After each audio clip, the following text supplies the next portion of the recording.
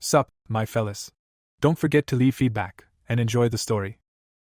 In this world, where chaos reigns, power and authority decide absolutely everything. After portals appeared all over the world, people began to awaken as hunters, and the weakest F ranks stopped being considered anyone important. That is exactly the rank RMC, Han Yujin, got, a guy who barely survived in the simplest dungeons. But fate seemed to be mocking him, because his younger brother turned out to be a real genius, and soon became one of the strongest S-rank hunters in Korea. While the whole world admired his brother, Yujin could not shake the feeling that he was only dragging him down. And at some point, those thoughts became reality. During one raid, his brother sacrificed his own life to save Yujin. Then he took his brother's power, charged at the dragon and took it down, not leaving it a single chance. And then a system notification appeared before his eyes. The dragon is slain. Next to it, a wish stone, cold and heavy, just like the moment when he lost his brother.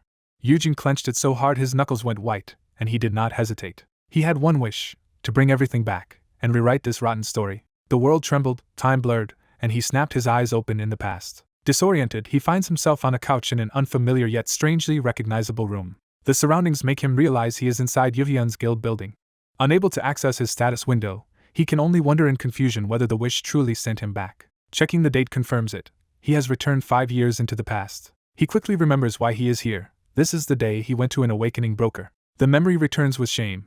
He had been lured in by a scam because he wanted to awaken and become like his brother. That realization leads him to a new thought about what must happen next in this room.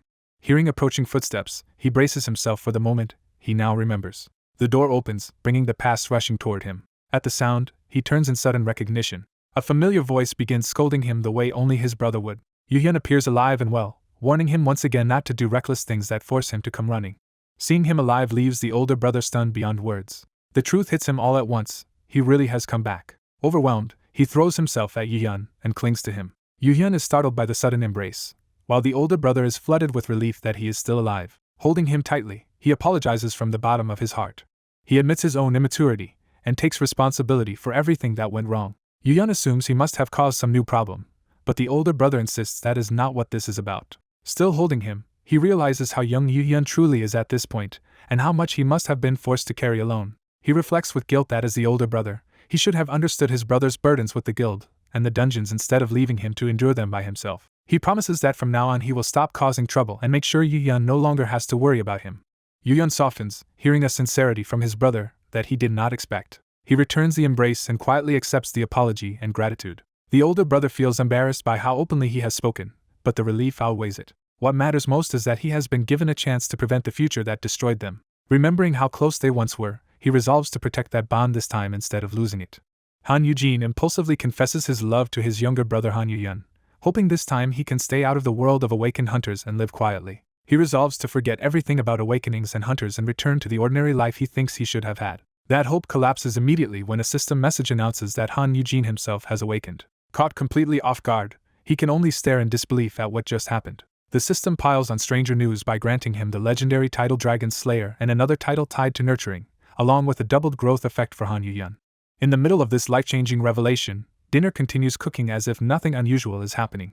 Yuhyun calmly keeps making the meal and reassures Eugene to wait, while Eugene awkwardly agrees. The brothers sit in an uneasy silence, both aware that this reunion has not settled into anything normal yet. Eugene reflects that before turning back time, this same day ended in another fight and his running away once again. Now, seeing Yuhyun peacefully cooking instead, he realizes the timeline has already changed.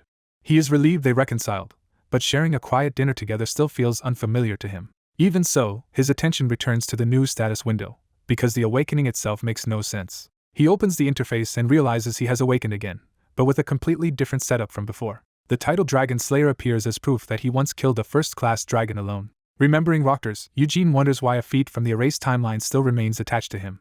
When he sees the title as L rank, he understands it is beyond even S rank and starts grasping how abnormal this is. More icons appear around him, revealing that the title also granted 4 additional skills. The sheer scale of the reward leaves him momentarily stunned. As he reads the details, he realizes he now has L-rank resistance to poison, curses, and fear, plus a special advantage against Roktors' dragon type. That absurd combination makes him wonder if he has just stumbled into a path toward becoming overwhelmingly powerful. For a moment, he imagines himself returning as the strongest person in the world. His thoughts jump back to the desperate battle against the dragon that earned this title in the first place. He remembers how everyone had been overwhelmed and convinced they were about to die. The dragon's poisonous attack had pushed the situation to the brink, forcing everyone else to retreat. In that crisis, Eugene had stepped forward and shielded the others despite the flames and poison. When Yuhyun called out in shock, Eugene had answered with reckless confidence and asked only about the poison. He had even brushed off the danger like a veteran hunter, leaving Yuhyun awestruck. Remembering that admiration, Eugene briefly indulges in a fantasy of becoming a legendary hunter and basking in praise. He excitedly wonders whether this could lead him to S rank, or even make him the first L rank. Then he checks his actual base stats and discovers they are pitifully low. The fantasy crashes at once as he realizes the system still rates him as only F rank. He slumps in despair, recognizing that a weak body cannot make proper use of all these incredible skills. Accepting that he is still physically insignificant, he looks for some practical value in what he has gained. He notices that some passive abilities have raised his dexterity and mentality from F to E, much like the support skills he used to have. He also confirms that the nurturing title itself has been elevated all the way to L rank. That title, too, comes with 4 more skills, so he starts examining them one by one. The first names strike him as embarrassingly childish, and one skill in particular sounds so awkward that he hesitates to use it at all. Still, he reads the effect and learns that My Kid is the best boost the target's growth rate for 3 days when activated with a keyword. Recognizing it as an upgraded version of his old nurturing ability, he immediately checks how strong the boost is. Yuhyun overhears enough to react when Eugene realizes the answer is a full 2-fold increase. Eugene instantly understands that this means Yuhyun could grow twice as fast as other hunters, and that combining it with his other support skills could be even more broken. He moves on to another skill, My Kid is so great, which strengthens a target when he cheers them on with the keyword in front of at least 5 intelligent witnesses. The effect scales with the number of observers and can increase stats and skill effects all the way up to double at the maximum. Eugene quickly calculates that 50 witnesses would mean a 50% boost, while 100 would push the effect to twice normal power. His ambition explodes outward as he imagines turning not only Yuhyun but every hunter in World's Edge into monsters growing twice as fast and twice as strong. From there, he starts dreaming of becoming the mastermind behind that rise and finally living in comfort off the glory of the hunters he raised. Then the system reveals the required keyword, and it is simply I love you. The absurdity of that condition sends Eugene crashing back into humiliation and disbelief. He realizes the keyword must have changed when he awakened, and now his support power is tied to openly declaring love to his brother. Faced with the thought of saying that phrase to people in public, Eugene can already see how unbearable and ridiculous his future is going to be. A young man's strange charm makes people around him blurt out love confessions, turning ordinary encounters into unwanted romantic chaos. The effect is so indiscriminate that even a baby becomes affected, proving the power is absurdly unusable in real life. He bitterly concludes that instead of helping him gain influence, this ability would only get him arrested. Although the skill promising Sprout seems powerful on paper, he realizes it is practically worthless for his situation. He wonders if this final Sprout means his awakening rank can still rise, or if people influenced by keywords awaken at their ideal potential. His thoughts are interrupted when Yuhyun calmly serves him a meal and checks whether the portion is enough. Grateful for the food, he accepts it, while Yuhyun modestly warns that he only cooked with whatever was available. The first bite catches him off guard. He admits the food is genuinely delicious, surprising even himself. Yuhyun is quietly pleased by the praise and offers him more if he wants it. As they eat, he learns Yuhyun became good at cooking while struggling to survive, and he asks why Yuhyun never relied on prepared food. He explains that in the past there were no detox or antidote items, so making food yourself was safer. That answer makes the danger of Yuhyun's past sink in, and he asks if people really tried to poison or curse his meals. Yuhyun confirms it with a dry, self-blaming explanation that he was a reckless kid living alone and often got punished for it. He goes on to describe how larger guilds allied with corporations, while he refused to join any guild and openly declared he would build his own. Looking back, Yuhyun admits life might have been easier if he had simply joined an ordinary guild. That confession enrages his listener, who grabs Yuhyun and demands to know why he kept all of this hidden. He softens enough to tell Yuhyun not to wear that defeated expression, insisting those hardships came from choices Yuhyun made, not from any lack of worth. But he also admits something has been bothering him all along. Their relationship itself was damaged by all this secrecy. He reveals that he constantly watched over Yuhyun from a distance, and deliberately kept him at arm's length so enemies would not discover their connection and target him. Hearing that, he protests that Yuhyun should have trusted him enough to say so, but Yuhyun confesses he feared becoming a burden and believed he would not understand. Yuhyun finally admits that judgment was wrong. Realizing his brother still worried about him despite everything, Yuhyun apologizes and openly says he loves him. He is shaken by the sincerity, while Yuhyun thanks him for caring even when Yuhyun himself had been stubborn. Unable to handle the emotional weight, he deflects by fussing over the meal and piling more food onto Yuhyun instead.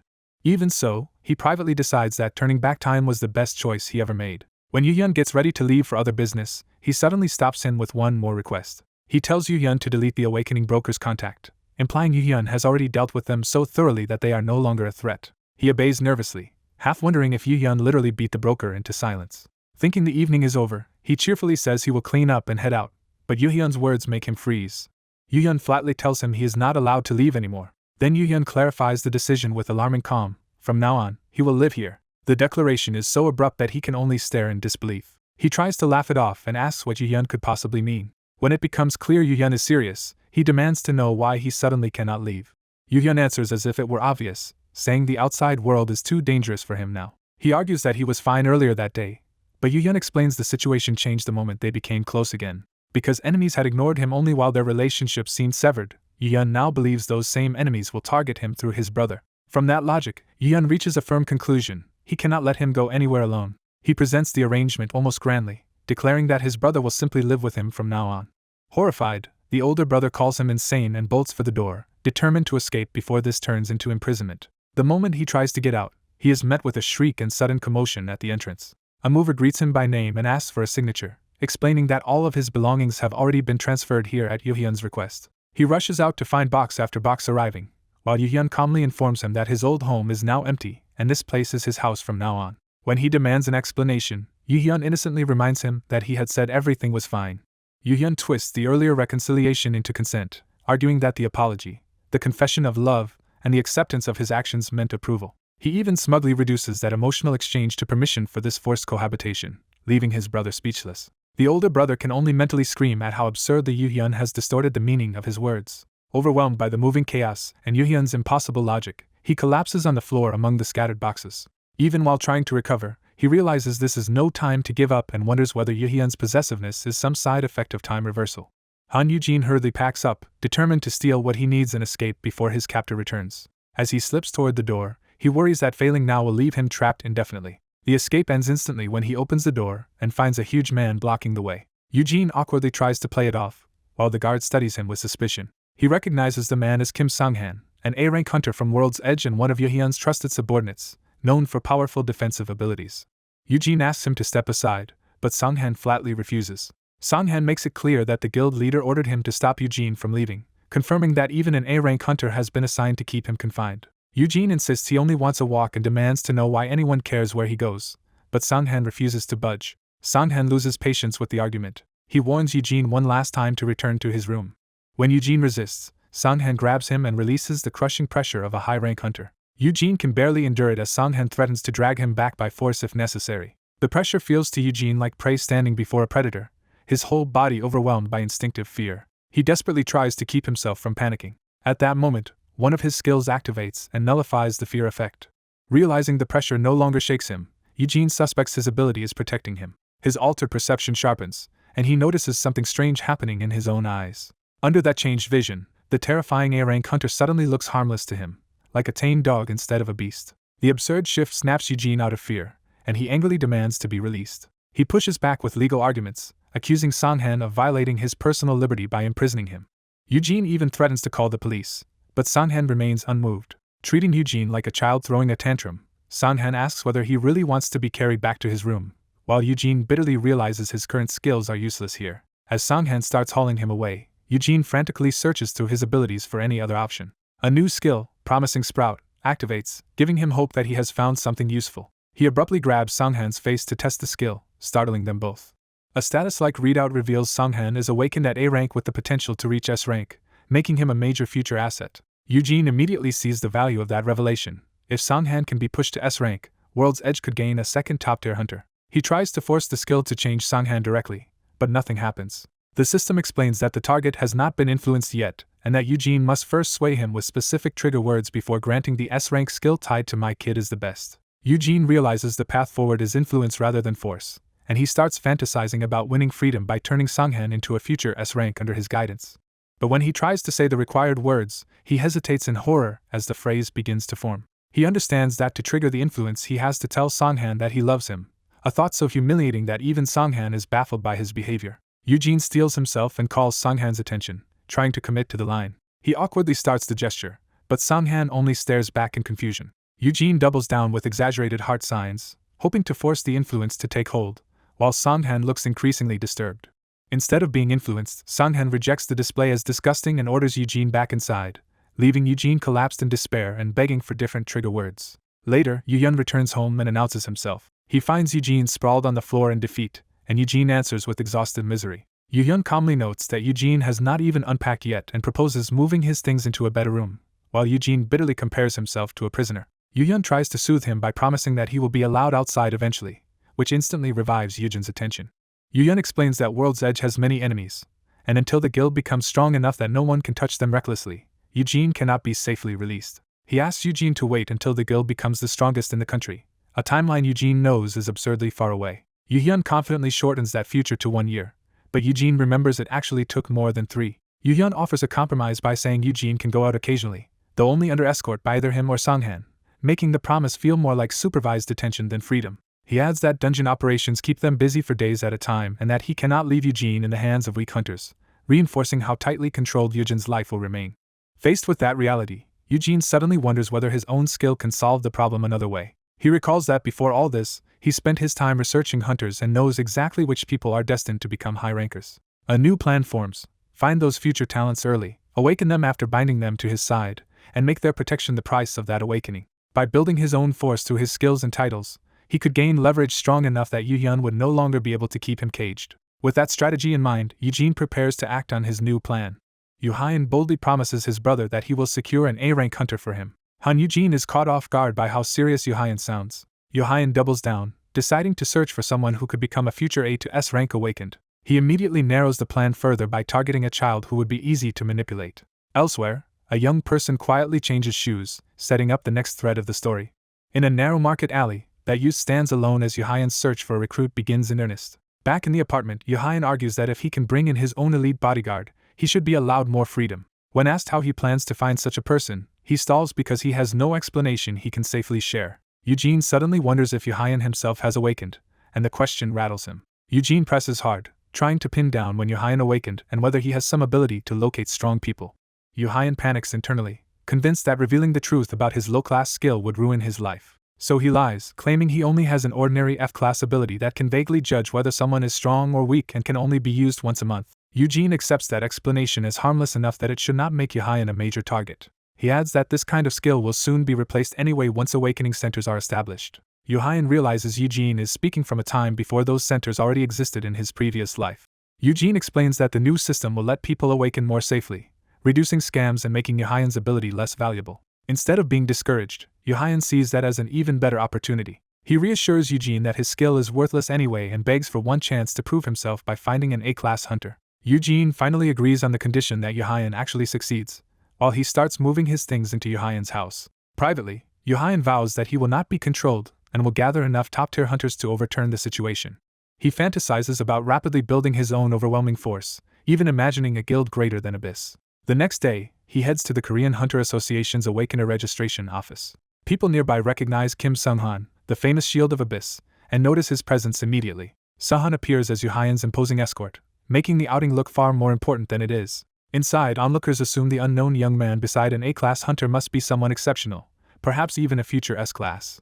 Those expectations collapse when Yu-hyun is officially registered as only an F-class awakener. The crowd quickly turns dismissive, mocking the gap between the grand escort and his disappointing rank. Yu-hyun brushes off their reaction, focuses on getting equipment, and is stunned to discover Eugene left him a huge amount of money. He heads straight to the hunter shopping floor to make practical use of it. Store staff eagerly welcome him and prepare to outfit him from head to toe.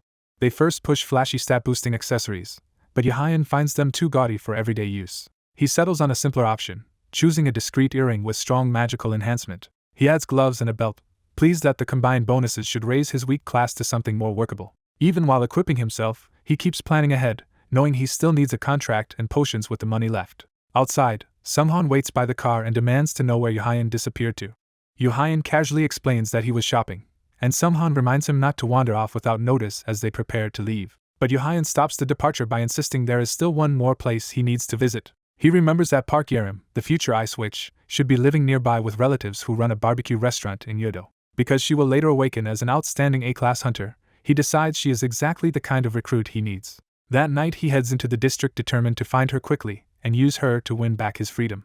He searches through the busy food alley where many barbecue shops crowd together. His first inquiries get him nowhere, as workers deny knowing anyone named Park Yerim. As the search drags on, Yu-hyun realizes there are far more barbecue places than he expected. The smell of grilling meat starts distracting him, but he refuses Sung-han's suggestion that they stop to eat. When Sunghan questions why they are even searching barbecue shops, Yoo-hyun covers by claiming he sensed a strong presence here. Sunghan dryly notes that Yoo-hyun sounds like a cult leader, and Yoo-hyun snaps back that he can hear the sarcasm. While debating whether to keep searching before or after dinner, Yoo-hyun overhears a girl nearby angrily blaming Park Soo-chun for everything. The name catches his attention at once, and he turns toward the shouting woman. He sees a furious young woman being thrown out during a heated argument, cursing the people inside and wishing death on them. Before he can process it, the enraged girl stumbles straight into him, abruptly bringing him face to face with the chaos he was searching for. A young man notices a purple-haired girl and immediately realizes she is the person he has been trying to find. The girl sprints away at remarkable speed, determined not to be caught. He hastily excuses himself from what he was doing and rushes after her. Before chasing her, he shoves his food onto Kim Sunghan so he can free himself to run. Even while surprised that an ordinary girl can move so fast, he equips an item that boosts his dexterity. With the item enhancing him, he accelerates hard enough to match her pace. He tears through the market in a burst of wind, startling bystanders while marveling that his gear works perfectly. The chase barrels straight down the crowded shopping street. He tracks her route through the crowd and spots her again before she can disappear. Calling her by name, Park Yerim, he finally gets her attention. He asks for a quick talk, but Yerim immediately suspects he was sent by her uncle. Refusing to return, Yerim keeps running and dismisses him as just another old man trying to drag her back. As she heads into the street, he realizes a car is about to hit her and shouts a warning. Yerim turns and freezes in shock as the vehicle bears down on her. For a split second, she can only stare at the danger rushing toward her. A burst of power erupts as he launches himself into action. He reaches her in time, shielding her with his body as the car slams into him instead. The impact throws both of them violently away from the vehicle. The driver is left shaken, realizing he nearly killed them. The crowd gathers in alarm as the crash leaves everyone stunned. Yerim, now safe, anxiously checks whether the man who saved her is hurt. He brushes off the pain with a joke, more concerned with keeping the moment light than with his rough landing. As they lie tangled on the pavement, Yerim is bewildered that this reckless rescuer is supposed to be a hunter. Later, the tension gives way to a meal as they sit down at a barbecue restaurant together. He happily digs in, clearly using food to make the conversation easier. He encourages Yerim to eat as much as she wants, pleased that she is relaxing enough to enjoy herself. When he asks why they are not at her uncle's barbecue place, Yerim bluntly says her uncle's food is bad and not worth the money. Once she is more comfortable, she asks him directly about his connection to the World's Edge Guild leader. She cannot understand why someone like him would seek her out, and his playful answer only makes him sound more suspicious. Assuming he is trying to recruit her into something shady, Yerim gets up to leave despite thanking him for the meal.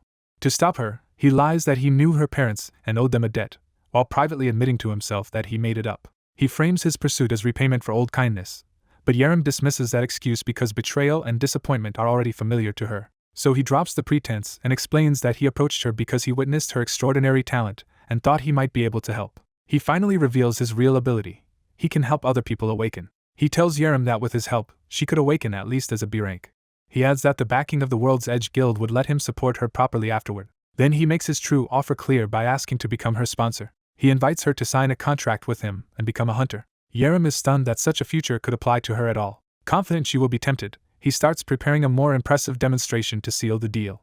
He activates a magical device, summoning a glowing contract into existence. Presenting the document dramatically, he urges her to read the contract. Yerim is amazed by the supernatural item, and he explains that awakened people can use such inventions and that this contract is made from dungeon byproducts. She takes the glowing contract, now treating the offer more seriously. As she reads, the terms reveal that she would join World's Edge while also being bound to keep Han Yujin's skills secret and protect him for a year.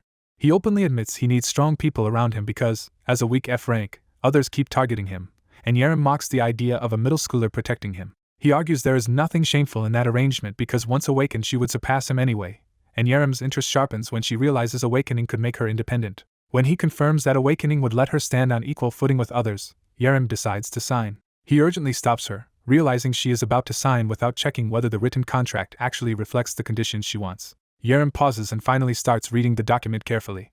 A young man stops Yerim from signing too quickly and warns her that a careless contract could easily be used against her. He explains that because she is still underage and new to this world, any deal should be reviewed fairly with a guardian present. Yerim bitterly asks what good that is if the very guardian meant to protect her is the one exploiting her. Her frustration spills out as she insists that talk of fairness is meaningless when everyone around her seems ready to prey on her. As she trembles with anger, the young man realizes her fear is rooted in something much worse than simple distrust. Their conversation is cut short when a man outside starts screaming for Yerim, instantly putting her on edge. Her uncle storms in, furious that she dared come to the restaurant at all, and she shrinks under his presence. The young man awkwardly tries to introduce himself, but the uncle ignores him and berates Yerim for disobeying him. The uncle grabs Yerim and tries to drag her away to punish her, while the young man steps in and begs him to calm down. Instead of backing off, the uncle turns his hostility on the young man and crudely accuses him of being involved with her. The young man pries the uncle off Yerim, surprising everyone with his strength, and Yerim is delighted to see someone finally resist him. Forced to release her, the uncle is left fuming while Yerim watches from behind the young man. When the uncle demands to know who he is to interfere, the young man finally understands that Yerim's earlier warning was true. Seeing Yerim standing there bruised and guarded makes the abuse impossible to dismiss.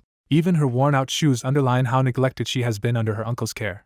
The young man recalls enough of her treatment to grasp that this cruelty has been ongoing for a long time. He quietly admits to Yerim that he now understands what she meant about her guardian. He asks directly whether she truly wants to be free of a guardian like this man. Yerim answers without hesitation that her uncle is exactly the kind of evil she wants to escape. She exposes him in front of everyone, accusing him of stealing the inheritance her parents left her and keeping all of it for himself.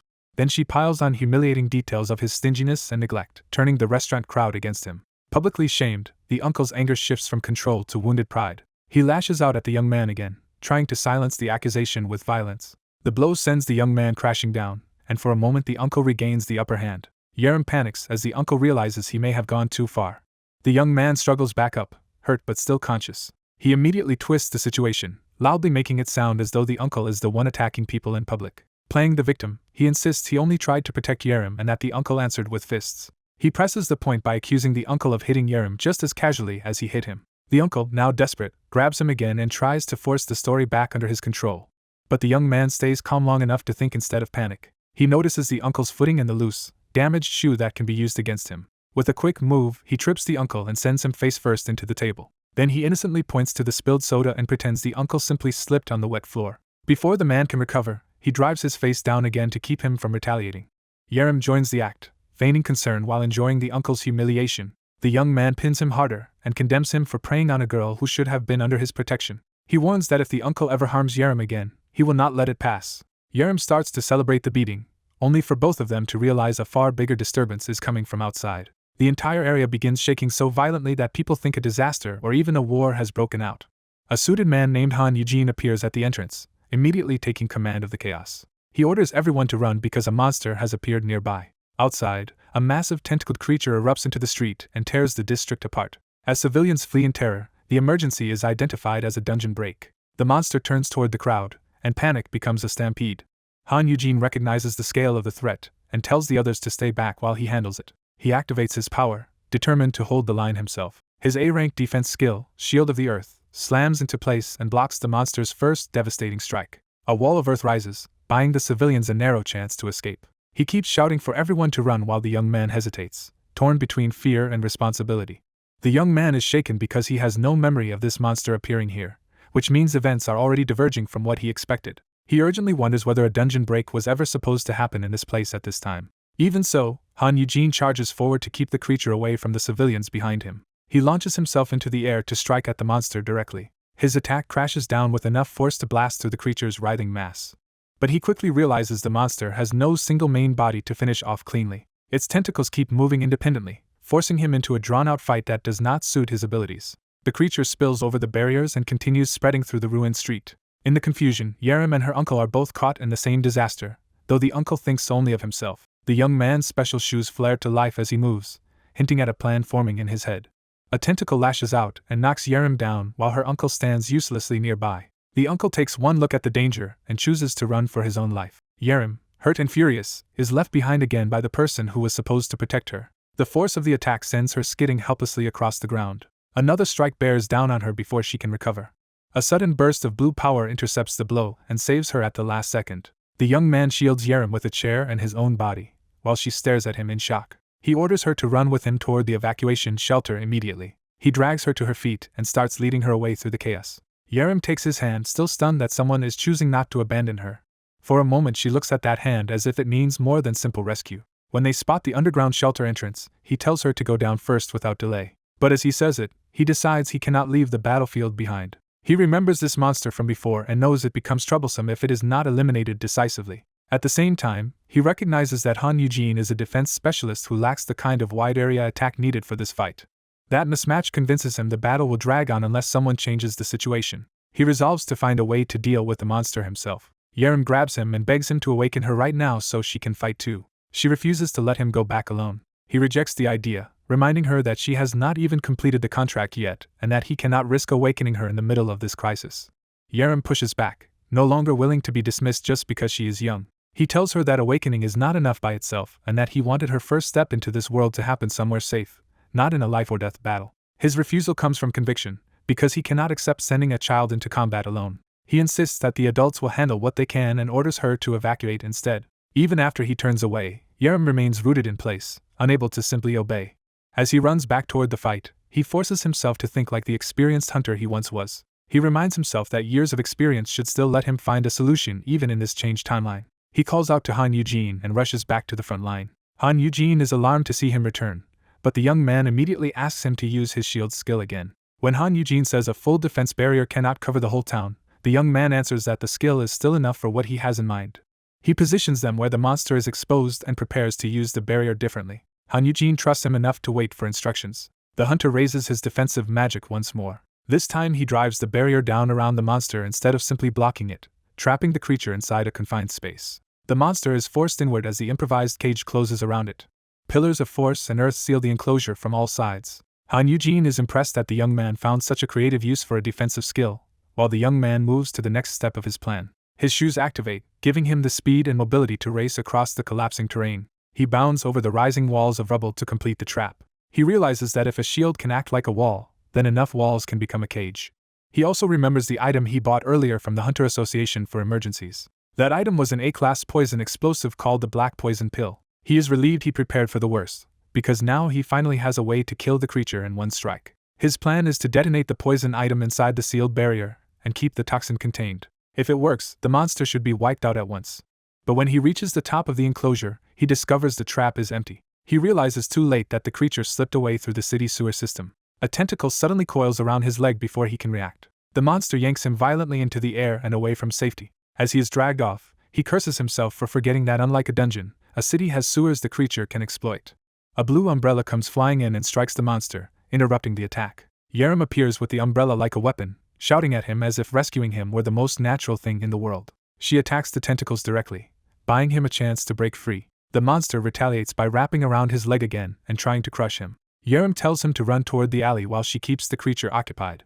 He protests that she is only a normal civilian, and she fires back that he is only an F-class himself. She mocks his earlier helplessness and refuses to let him act superior just because he is older. Then her anger turns serious as she admits that being young is exactly why she needs power so badly. She confesses that when he saved her earlier, she felt relieved because for once someone truly wanted to protect her. But that relief also enraged her, because it reminded her how powerless she was and how much she hated needing someone else to save her.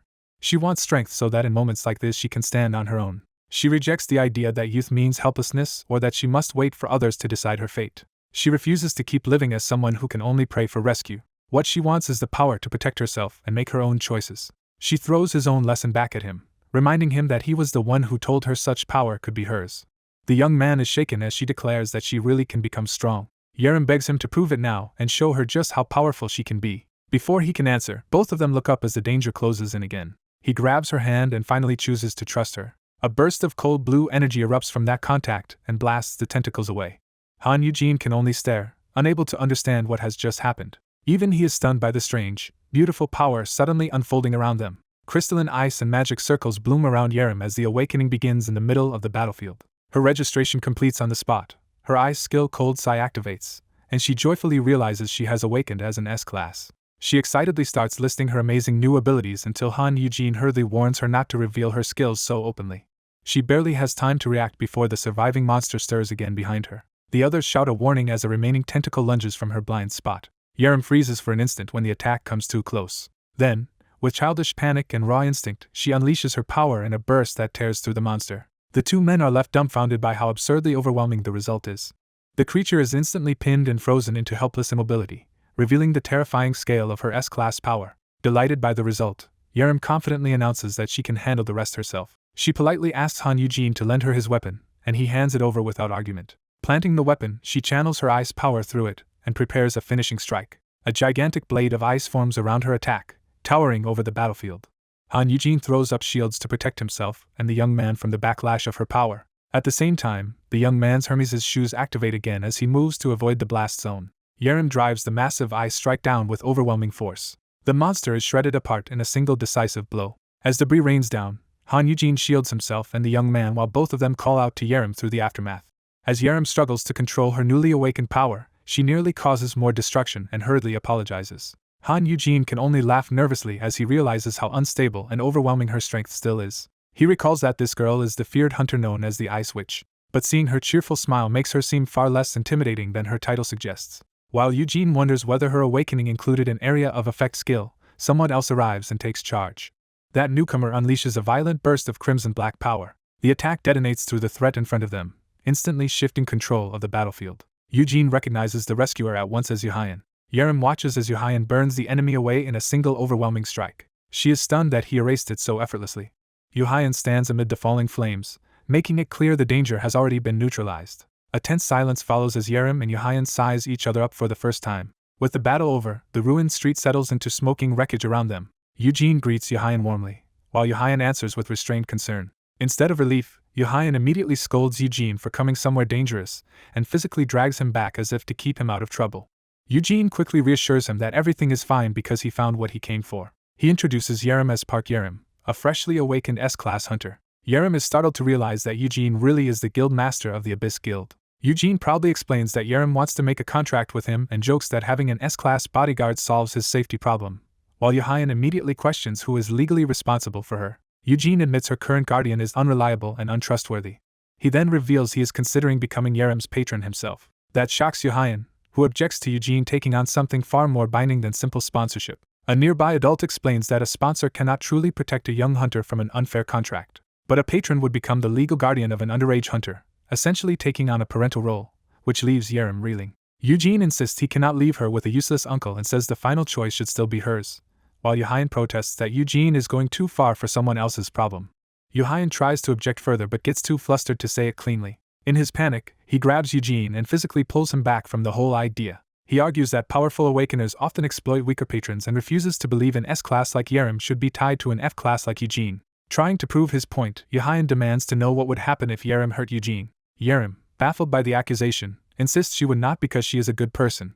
Yuhayan doubles down and claims it would still be safer for him to become her patron instead of Eugene. Yerim immediately rejects that and reminds him she already agreed to the older man's offer. The argument escalates into mutual suspicion, with each accusing the other of being the real danger to Eugene, until Eugene awkwardly tries to interrupt. When Yuhayan decides to leave with Eugene, Yerim grabs hold and demands that he hand Eugene over instead. Her uncontrolled strength turns that grab into a painful blow. Both Yerim and Yuhayan panic over Eugene at the same time, while Eugene snaps at them to stop piling onto him. Yerim anxiously offers healing or a potion, but Eugene cuts in and scolds Yuhayan for interfering in how he intends to handle Yerim's patron issue. He reminds Yuhayan that bringing in an S-Class should be a good thing for the guild master, even if Yuhayan still looks unconvinced. Eugene points out that official business is waiting and orders Yuhayan to go do his job instead of hovering over him. Reluctantly, Yuhayan backs off and promises they can talk later once he finishes. Left behind together, Eugene and Yerim stand in an awkward silence after the confrontation. Yerim admits Yuhayan acts nothing like his public image, and Eugene tells her to sit farther away so she does not accidentally hurt him again. She apologizes for still failing to control her strength, while Eugene brushes off his injury and treats it as a minor inconvenience. He picks up her shoe and gently helps her with it, recognizing that even ordinary movements are difficult for her right now. As he puts it on for her, he notices how worn out and ill-fitting it is and silently condemns the neglect she has been living under. He decides on the spot to buy her a proper new pair the next day. Yerim teasingly suggests this should be a heart-fluttering moment, but Eugene remains completely practical. She starts to explain that scenes like this usually feel romantic in dramas. Then she spots a fly near him and reflexively swats at it with far too much force. The blow leaves Eugene bloodied, while the tiny fly survives as proof that Yerim still has no control over her power. After accidentally startling him, Yerim apologizes while he tries to calm his racing heart. He admits he has been meddling in her life because she once asked why he was willing to go so far for her. He explains that he helped because he understood her pain, having struggled badly after losing his own parents. Remembering that hardship, he says he once wished someone dependable had been there to support them. Yerim quietly absorbs that confession as he awkwardly downplays how reliable he seems. She softly reassures him that, despite his self-doubt, she does see him as dependable. Her teasing makes the mood lighter, even as she points out the absurdity of an adult asking a middle schooler to protect him. Still smiling, she tells him to keep looking after her, and he agrees while fumbling through his feelings. They seal that understanding with a fist bump. He gathers himself, and says his love may not compare to what her parents gave her. Even so, in the middle of the ruined city, he plainly confesses that he loves Yerim. Yerim laughs off the sudden confession, but the words trigger her keyword and place her under his influence. Before they can process that change, Yerim's uncle comes running in and calls for her. He claims he had been desperately worried and is relieved to find her there. His concern quickly shifts to greed as he presses her to confirm whether she really awakened. The moment turns sour when it becomes obvious that money is the real issue still hanging over them. He keeps insisting he was worried because she disappeared, trying to justify himself. Yerim, unimpressed, asks him again whether awakening is all he really cares about. When she confirms she is an S rank, his excitement immediately turns into fantasies of profit. She cuts that off by announcing she is moving out under a contract with the young man beside her. Her uncle explodes at the idea, treating her independence as impossible and trying to reassert control. The young man calmly informs him that hunters can legally become independent from age 14. The uncle rejects that explanation outright and grows more aggressive. The young man reveals he has been recording everything, including the uncle's attempt to strike him. He adds that he will also secure CCTV footage, turning the uncle's intimidation into evidence. As the uncle falters, the young man exposes him further for abandoning Yerim earlier and failing as her guardian. He presses the point by accusing the uncle of seeing Yerim as a source of money rather than family, and the uncle can only shout back about providing for her. The young man warns him not to approach Yerim again. Instead, the uncle lunges at him in rage, accusing him of plotting this from the beginning. The young man meets that attack without flinching. As the uncle blusters about lawsuits and exposure, Yerim tightens her grip on her umbrella. She slams the umbrella down with awakened force, blasting the ground apart and stopping the confrontation cold. The impact leaves a crater, making it unmistakable that her power is real. Shaken, the uncle tries to reassure himself that an awakened person cannot harm a civilian. Yerim looks up with a sudden, unsettling clarity as if she has found a way around that limit. She sweetly scolds her uncle for relying on violence, pretending innocence while he and the others struggle to follow her shift in tone. Then she tears the umbrella apart, turning it into something far more dangerous. That display finally breaks the uncle's composure and leaves him openly terrified. Still smiling, Yerim acts as though she has no idea what he means. She calmly rewrites the incident for him, saying he attacked first and simply fell on his own. The uncle realizes with horror that the timid girl he knew is gone. Faced with her killing intent, he feels as though he is standing before a wild beast. Even the young man has to brace himself against the pressure of her S-rank presence, though he recognizes exactly what it means. Yerim steps toward her uncle and makes clear that he has done nothing to deserve gratitude. She crushes the ruined umbrella in her hands as if crushing the last pretense of restraint. She mocks his claim to guardianship by pointing out he never even bought her a proper umbrella. With cold sarcasm, she says this is how she would repay all he has done for her. Then she stops just short of real violence, and asks if he knows why she is sparing him. Leaning close, she answers that he is beneath her notice, and not worth caring about. Her empty, detached gaze shows that whatever fear once bound her to him is gone. A powerful woman warns Audrey that trying to control her or provoke her will mean nothing to her. Yerim defiantly refuses to leave him alone, making it clear she intends to stay involved. The confrontation ends with the man left overwhelmed amid the wreckage she caused. Proud of herself, Yerim asks Audrey if she handled things well, while he awkwardly realizes he should be a better influence around children. With that, Yerim becomes part of World's Edge, and Audrey reflects that although he escaped a life of confinement, a new problem is already beginning. That problem arrives the next morning when Yuhyun abruptly wakes him up. Still half asleep, he sees Yuhyun at the door acting unusually urgent. Confused by the early interruption, he asks what could be so important. Yuhyun immediately demands the item he bought the day before. Audrey first panics over the money he spent, only to learn Yuhyun is talking about the black poison fog orb. When he produces the orb, Yuhyun snatches it away at once. As Audrey wonders how Yuhyun even knew about it, Yuhyun gravely asks whether he is really that unreliable. Before Audrey can understand, Yuhyun suddenly pulls him into a tight embrace. Yuhyun accuses him of buying the orb because he had resolved to die. Convinced the orb was meant as a last resort against enemies, Yuhyun believes Audrey planned to endure being used as leverage rather than become a weakness. He pleads with him not to carry such thoughts alone or make plans like that again. Promising he will always come to save him, Yuhyun deepens the misunderstanding even as Audrey internally protests that he only bought the orb to survive poison in dungeons. Unable to clear it up, Audrey awkwardly plays along while realizing the misunderstanding is only getting worse. Soon after, the elevator descends toward the training area. On the way, Audrey asks whether Yerim's family problem has been settled, and Yuhyun says team leader Suk visited her house. Yuhyun explains that Yerim's uncle tried every trick to keep her and had already burned through millions from the inheritance meant for her business. In the end, the uncle signed an agreement to stay away from Yerim, and they even paid him off to make sure he would not return. When Audrey asks if Yerim will pursue the inheritance legally, Yuhyun says she wants nothing more to do with that family. He adds that Yerim can now earn that money herself and has already spent the whole night training to match her new status. The moment they arrive, they find the supposedly reinforced training room catastrophically destroyed.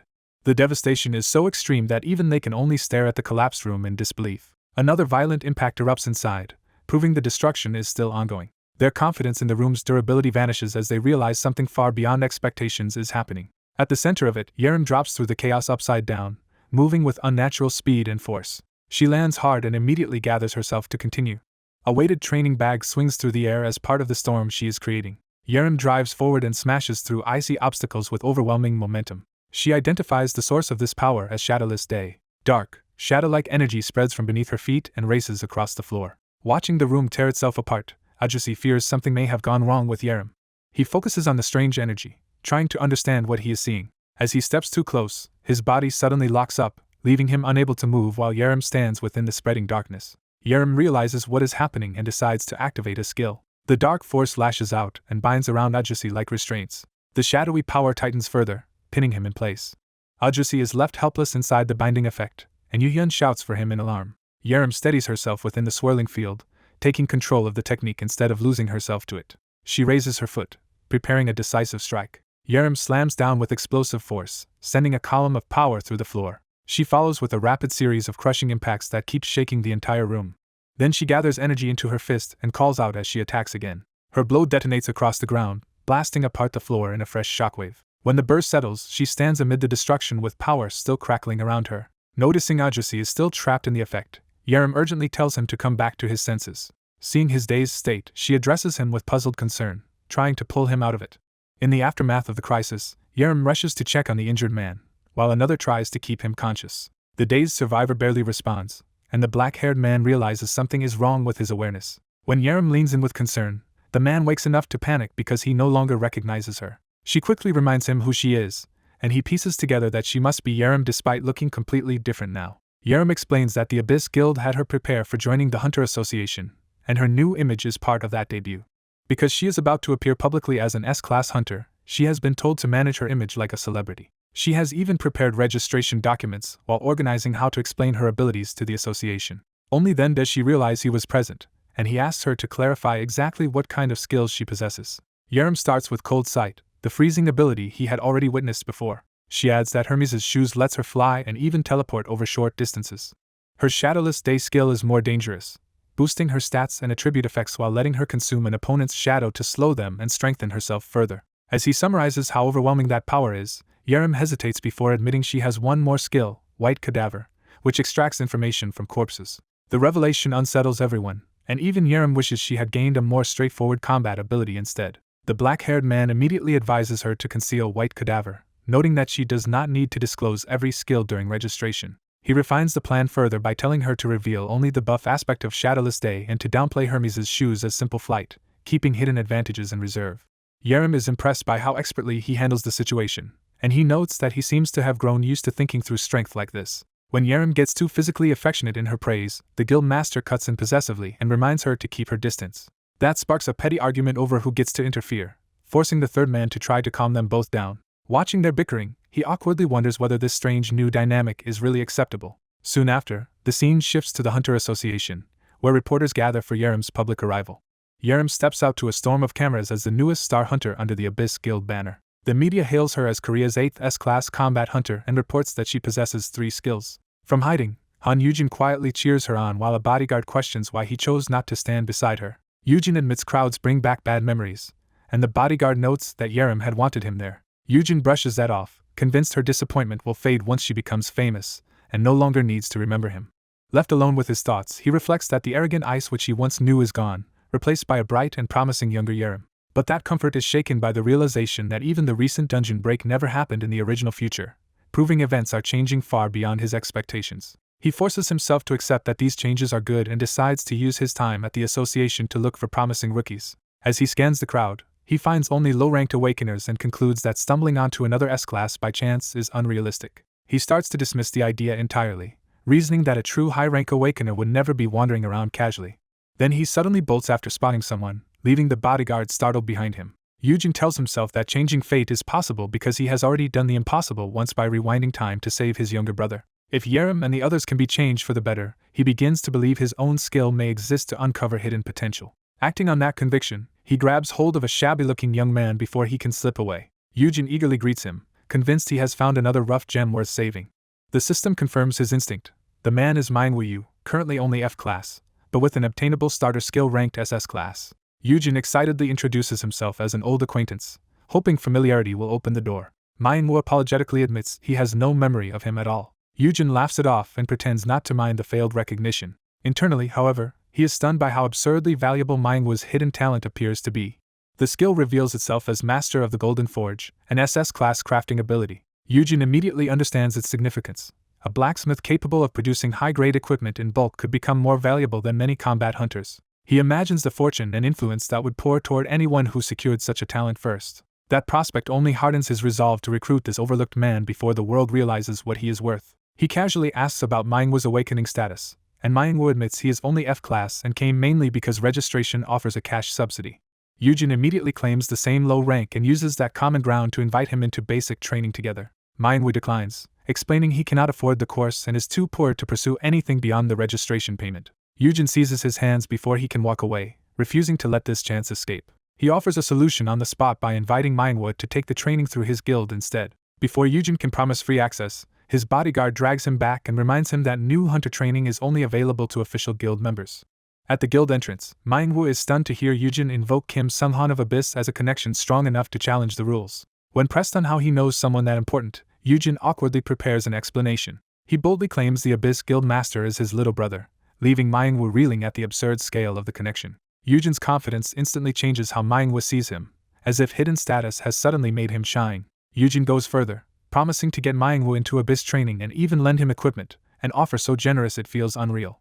Overwhelmed, Manhwa admits he cannot even remember who Yujin is, despite being offered life-changing help. Yujin takes his hand anyway and insists repayment or recognition do not matter because he simply wants to help a decent person. He reassures Manhwa that such kindness is deserved, speaking with easy sincerity. That simple affirmation hits Manhwa harder than the offer itself, making him question whether he could truly still have worth. The doubt breaks into tears as long-buried pain finally surfaces. Manhwa collapses into loud, uncontrollable sobbing, catching Yujin off guard with the force of his release. To settle him, Yujin quietly offers warm tea instead of more grand promises. As they sit together by the river at sunset, Yujin jokes that a fancy cafe would have been nicer, but Manhwa is grateful for even this small comfort. Once the crying eases, Yujin gently checks whether Manhwa has calmed down. Manhwa apologizes for breaking down and admits it has been a very long time since anyone spoke to him with that kind of care, and Yujin recognizes how hard that must have been. Manhwa begins explaining that he once had real talent with his hands and was praised for it when he was young, but as he grew older, people dismissed that talent as useless and pushed him towards studying instead. Because he had no gift for academics, his life steadily collapsed into failure, bad schools, and shrinking options. In the end, he was left with debt and the conviction that he had become a loser with nowhere to go. Yujin listens in silence, taking in the full weight of that confession. He finally admits he understands that despair better than Manhwa might expect. Even after the world changed, Yujin reflects, people still judge worth by rank, mocking the weak for stepping out of place. Support roles remained looked down on, while only obvious combat or healing abilities were treated as respectable. Anyone who failed to fit that narrow standard was branded inferior not just by hunters, but by society itself. Thinking of Manhwa's original fate, Yujin wonders how completely that pressure might have buried his talent. He decides that this time he can intervene before that happens and quietly resolves to change Manhwa's path. With that decision made, Yujin abruptly shifts the mood and urges them both to get moving. He tells Manhwa not to live crushed by other people's judgment, because waiting for recognition only keeps a person bent over. To make the point, he literally tells him to lift his head and stop carrying himself like someone already defeated. Then Yujin turns the lesson into a ridiculous self-affirmation routine, declaring that if others fail to see his worth, that only means they are wrong. He encourages Manhwa to adopt that shameless mindset and survive by stubbornly valuing himself first. Yujin even answers Manhwa's hesitant self-love with open friendship, making the encouragement personal instead of abstract. Manhwa is left stunned by how earnest and unguarded that acceptance is. As he thanks Yujin, a system message appears showing that the awakened Manhwa has been influenced by a keyword, suggesting Yujin's words have changed something fundamental. But when Yujin tries to turn goodwill into official help, Abyss's HR chief Suk Simyeong immediately rejects the request. Yujin still approaches the meeting with forced cheer, refusing to give up easily. He pleads for Manhwa to be allowed into guild newbie training despite not being a registered insider. Simyeong refuses on procedural grounds, arguing that the training certifies identity and that granting such a privilege to an unknown outsider would be impossible to justify. Yujin bristles at hearing Manhwa reduced to a nobody, while Simyeong coolly insists he is only stating how others would see it. Still, Yujin keeps defending Manhwa, insisting he is the real deal and worth trusting.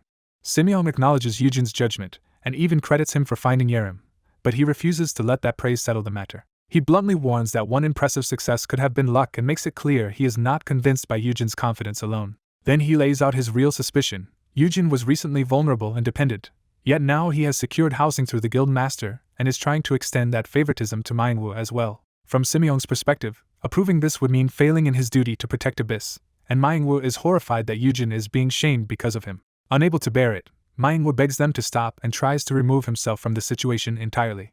Outside afterward, Eugen vents his fury at Simeon's cruelty, while Manhwa, though shaken, simply concludes that the man was terrifying. Eugen immediately tries to salvage things by offering to appeal directly to his little brother, but Manhwa stops him. He says Eugen has already given him enough by making him believe he has value. More than that, Manhwa admits Eugen's words restored his will to live, leaving Eugen momentarily speechless. Choosing not to sink back into despair, Manhwa decides to do what he can and mentions hearing of a place willing to hire F-classes like him, opening a new path forward. A van arrives to collect Manhwa, supposedly for work. The men inside call him over, making it clear they already know exactly who they came for. Manhwa is welcomed by dangerous-looking debt collectors who remind him that becoming a hunter means it is time to repay what he owes, while Eugen cheerfully decides to tag along. Eugen immediately realizes he may have stepped into something far more dangerous than he expected. Inside the van, one thug corners Manhwa and demands repayment now that he has received his subsidy, and Manhwa nervously hands over what little he has. The gang dismisses the payment as nowhere near enough, showing they never intended to settle for a small amount. When Eugen protests and asks if they are loan sharks taking Manhwa away, he openly inserts himself into the situation. The men snap back that it is none of his business, asserting control through intimidation. Trying to stay with Manhwa, Eugen blurts out that he wants to go along too. The van pulls away with both of them inside. Now trapped among the gang, Eugen sits in tense silence beside a frightened Manhwa. Eugen learns that Manhwa borrowed from terrifying people because ordinary banks would not lend to him, and Manhwa cannot understand why Eugen came despite having no debt himself. Manhwa is shaken by Eugen's loyalty, realizing his friend refused to let him face this alone. The gang notices Eugen knows Manhwa and asks whether he is an awakener too, and Eugen hastily admits he is only an F-class. To make himself seem harmless, Eugen explains that he and Manhwa are childhood friends and that curiosity about low-rank hunter work brought him here. Sensing an opportunity, the men offer Eugen a place in a dungeon mining job, noting that guilds normally do not bother with F-classes. They sweeten the offer by saying they will make an exception for Manhwa's friend, and Eugen eagerly accepts. Eugen praises them as kinder than they first seemed, and the gang laughs as if a deal has already been made. Behind his bright smile, Eugen recognizes the arrangement for what it is, a minor contract. He recalls from bitter experience that such contracts exploit weak hunters by sending unequipped F-classes to gather magic stones while real guild members hunt, and then taking most of the earnings as a protection fee. He also remembers that even under those terms, miners were still commonly injured or killed by monsters. Looking at Manhwa, Eugen wonders if this kind of abuse was what destroyed him in the future before his talent could ever shine. While the gang sells the job as easy money, Eugen inwardly condemns them as scum. As the van heads toward Myanmar, Eugen asks where the guild office is and learns they are not going far. They arrive at a shabby building that serves as the gang's so-called office. Eugen keeps up his naive act by admiring the place, while the thugs usher them inside. He continues pretending to be impressed as they climb the stairs, masking the tension of what is coming. Still playing the fool, Eugen chatters about the office as if he expects something respectable. The act ends abruptly when one of the men kicks him mid-sentence. Eugen is knocked hard to the floor. He lands in a filthy room full of gang members, revealing this was never a legitimate office at all. Even after being attacked, Eugen keeps up the harmless persona and asks why he was shoved. The gang immediately turns violent against Manhwa as well, kicking him down while Eugen calls out in alarm. One thug tells Eugen that coming here was his own mistake, making clear that innocence will not protect him now. The men spell out the trap. Eugen chose to enter, but leaving is no longer his choice. Manhwa breaks down in guilt, apologizing to Eugen for dragging him into a problem he thought he should have handled alone. Before Eugen can respond, the gang grabs him and drags him toward the contract table. They force him down onto a seat to make him sign. A contract is shoved in front of him, and he is ordered to stamp it with his thumb immediately. The boss presents the terms with a smile, claiming generosity by offering Eugen 20% of his earnings because he has no debt. Eugen recognizes the deeper threat.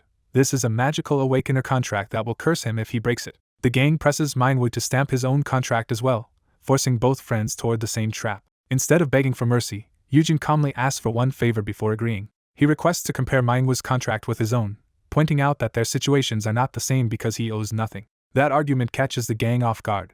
They burst into laughter, amused that the supposedly clueless boy noticed the discrepancy. Entertained, the boss hands over Manhwa's contract for Eugen to inspect. Eugen confirms that Manhwa receives only 10%, and even that share is diverted straight into debt repayment. He states the truth plainly. Manhwa's agreement is essentially a slave contract. Holding the glowing document, Yujin prepares to act on that realization. Yujin tears up the contract in defiance, refusing to let Manhwa be trapped by it. The thugs are stunned, realizing he has triggered the curse tied to destroying the agreement. A system notice confirms that a debuff curse activates when the contract is destroyed. But Yujin's curse resistance nullifies it immediately, stripping the gang of their leverage. With the threat gone, Yujin attacks first and drives a brutal kick into the guild master. As the men panic, the guild master realizes too late that Yujin is far stronger than an ordinary F-class. Yujin follows through by smashing him into the floor with overwhelming force. The guild master is left reeling and bloody from the impact. Yujin dryly insists he is still F-class, while the remaining men rush him in fury. He steps in front of the injured Manhwa and prepares to hold them off. When they mock him for reaching for his phone, Yujin stays calm instead of backing down. He reveals he is not calling the police at all, but someone far more useful, Kim Sunghan. Yujin announces that help has already been on the way, and Sunghan arrives by smashing into the room. The gang is thrown into confusion as the new arrival confronts them head-on. One thug assumes a single accomplice changes nothing, only for Sunghan to casually overpower his attack. Sunghan crushes the man with a single punch, instantly proving the gap in strength. He places himself between the criminals and the two victims, taking control of the room. Another thug is sent flying before he can even mount a real challenge. Sunghan turns to Yujin and states that he came specifically to retrieve him. Manhwa, shocked by the sudden rescue, struggles to understand how Yujin arranged all this.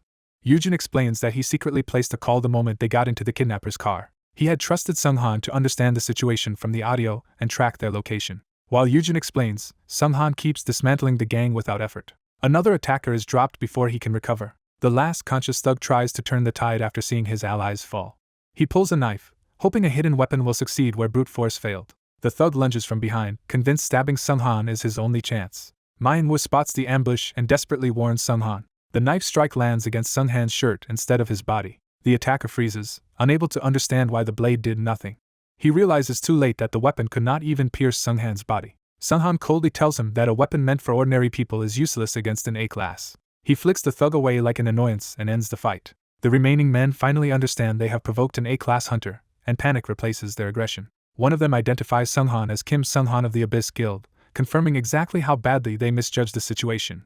Sunghan orders them to get down immediately, leaving no room for resistance. The gang obeys at once, and Sunghan checks whether Manhwa is seriously hurt. With the danger over, Sunghan asks Yujin how he wants the criminals handled. Yujin's answer takes the form of a new contract, showing he intends punishment on their own terms. He places an S-class contract in front of the guild master and orders him to sign it. The guild master reads it and realizes the terms are ruinous, demanding most of their profits for 50 years. Yujin cheerfully throws their own scam back at them, reminding them this was supposed to be easy money for exploiting weak hunters. The thugs protest in terror, recognizing that the contract would destroy their lives. The guild master refuses, calling it slavery now that he is the one being bound. Yujin buries him in the stack of contracts they had hidden away, forcing him to face the evidence of his crimes. He points out that these papers all came from the guildmaster's own cabinet. They are the contracts of more than 30 F-class hunters the gang lured in and exploited. When pressed about the victims, the guildmaster casually admits many were sent into dungeons and that not even half are still alive. That callous confession pushes Yujin past restraint, and he kicks the man in rage. He condemns them as scum for treating lives so cheaply. Yujin forces the truth into words. They decided F-class people were disposable because they were weak and plentiful. The realization of just how deeply this cruelty is normalized hits him hard. Manhwa, shaken and furious, agrees that class does not erase a person's humanity and calls them murderers. Yujin declares that the criminals should now suffer the same helplessness they forced on others, so they can understand their victims. He admits he would rather throw them into a deadly dungeon, and their bravado instantly collapses into begging. They plead for mercy, suddenly finding a 50-year contract unbearably cruel. Yujin accepts their repentance with a smile that only makes them more afraid. He pats one thug's head as if comforting him, while preparing to make the punishment unavoidable. Still smiling, he tells them that if they are truly repentant, they can accept their punishment properly. Later, the criminals are turned over to the Hunter Association as ordered. Sunghan reports that the money earned from their forced labor will be used to compensate the victims, and reflects on how chaotic the day was. Manhwa quietly thanks Yujin for saving him. Yujin brushes it off and jokes that he expects to profit once Manhwa awakens his skill. Manhwa admits through tears that Yujin has now saved him twice. Yujin awkwardly tries to calm him when the gratitude turns into another breakdown. Manhwa clings to him and openly declares Yujin his hero. Yujin protests the clinginess and redirects the thanks towards Sunghan, who only asks them to put on their seatbelts. After returning, Yujin immediately goes to secure housing through Suk Simyeong by leveraging his position as Yerim's patron. He throws a childish fit until he gets what he wants. The result is a luxurious dorm that looks more like a high-end apartment. Manhwa is amazed by the size and comfort, while Yujin checks the details. Manhwa is overwhelmed that he can stay somewhere like this during training, and Yujin turns the conversation to a practical idea. He asks Manhwa how capable he is with housework. Yujin explains that outsiders normally cannot live there, but live-in houseworkers are an exception, so Manhwa could stay by pretending to fill that role. He quickly clarifies that Manhwa would not actually have to do any work. The offer is meant to give Manhwa time and safety while he gets back on his feet, and it leaves him speechless. Manhwa bursts into grateful tears again and tackles Yujin with affection. Once the excitement fades, Manhwa falls asleep almost immediately from exhaustion. Yujin checks on him, notes how tired he must have been, and is baffled by the absurdly devoted things Manhwa mutters in his sleep. The next day, Yujin heads out to collect his belongings from Yohyan's place, expecting trouble once his move is discovered. Instead, he opens the door to find Kim Songhan waiting for him. Yujin immediately assumes Yohyan has sent Songhan to drag him back, but Songhan denies it. Songhan says he came for a different reason and insists Yujin follow him. He refuses to explain further, making Yujin even more uneasy. Songhan takes him to a trendy drinking spot crowded with young people. The staff greet them, but their attitude changes the moment they recognize Songhan. His presence alone makes the employees snap to attention. Songhan asks whether they know Kim Minui, invoking a name that clearly matters there. The staff confirm they received his call and rush to accommodate him.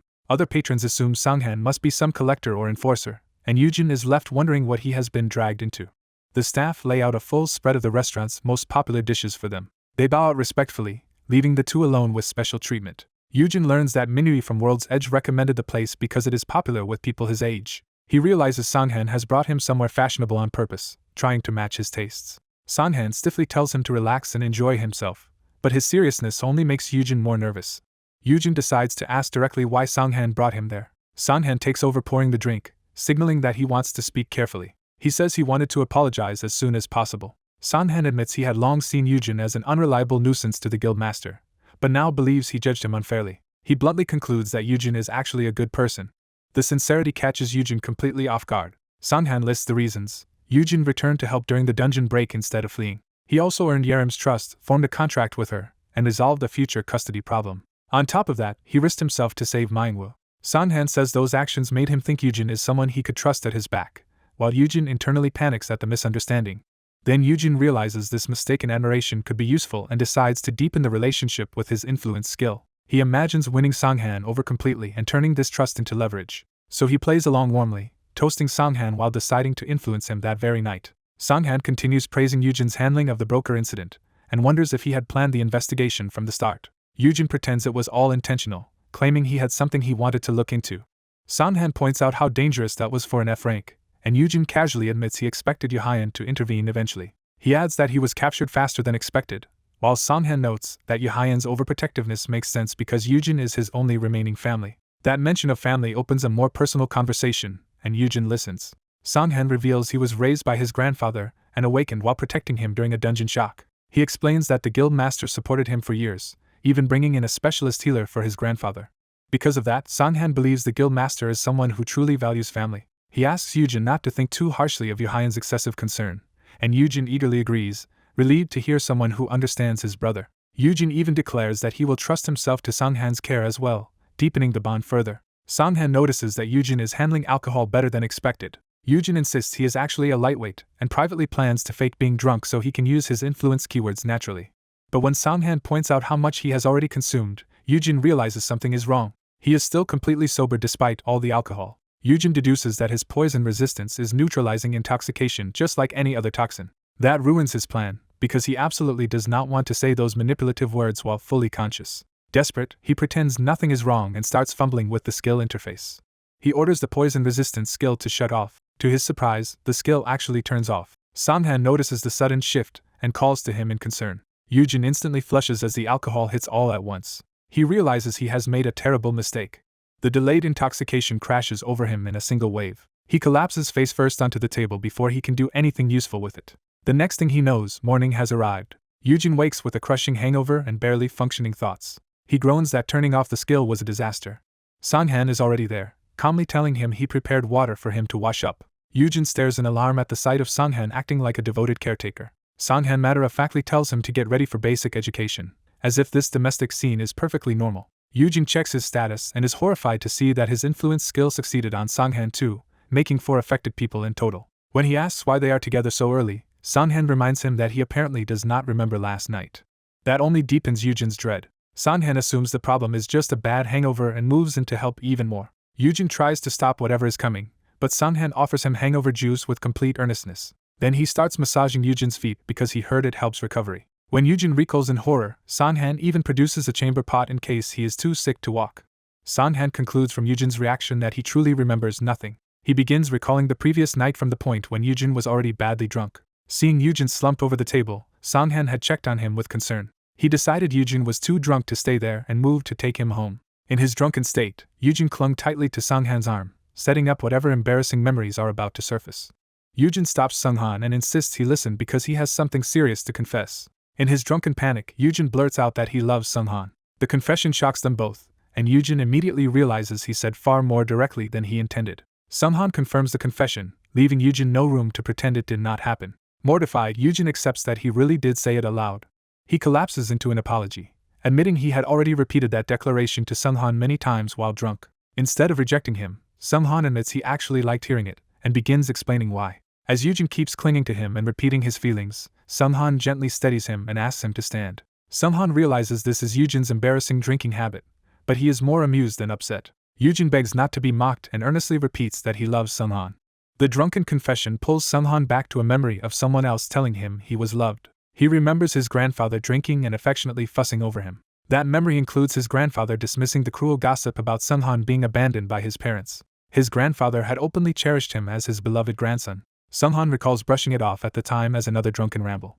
Even so, those words stayed with him as a rare moment of unconditional affection. Because of that, Eugen's drunken warmth made Sunghan feel as comforted as he once did beside his late grandfather. Back in the present, Eugen is startled to hear that he reminded Sunghan of his grandfather. He checks if Sunghan really means his actual grandfather, and Sunghan says yes. Eugen is baffled by the comparison, but Sunghan admits it sounds strange and clarifies that he does not mean it literally. Sunghan explains that Eugen's presence gave him a sense of safety he had not felt in a long time. That is why he feels compelled to look after Eugen, though he promises not to say anything awkward in front of others. He asks permission to keep checking on Eugen, wanting to repay the person who raised him by caring for someone who evokes that same feeling. Eugen catches on to the word raised and begins connecting Sunghan's explanation to his system-given role. He realizes Sunghan may be responding to him through the effect of perfect caregiver. Eugen concludes that Sunghan is seeing a caretaker in him rather than returning romantic feelings. That theory also explains why other people around him have become unusually attached, especially those he has cared for before. He starts reconsidering recent events through that new understanding. One example is Manhwa panicking and clinging to him after Sunghan suddenly showed up. Another is Yerim bursting in with no sense of boundaries the moment he heard Eugen had moved nearby. Eugen and Manhwa can only protest weakly as Yerim barges into their space like family. Eugen reflects that this skill has effectively turned him into a magnet for needy dependents. He privately questions what kind of absurd system would give him an ability like that. At least he has regained control of his poison resistance, giving him one practical advantage. Life settles into a domestic routine, and Manhwa's cooking improves so quickly that the table becomes lavish. Eugen is overwhelmed by the effort, but Manhwa and Yerim both insist contributing through food is only fair. Yerim keeps acting like a shameless freeloader while happily enjoying the meal until Eugen shuts him down. During breakfast, Eugen notices Sunghan has not visited and learns he is away clearing a dungeon with Yihyun. Eugen warns Yerim that once he starts entering dungeons and appearing on television, his life will change. Yerim answers with grand plans to get rich and have Eugen live with him instead.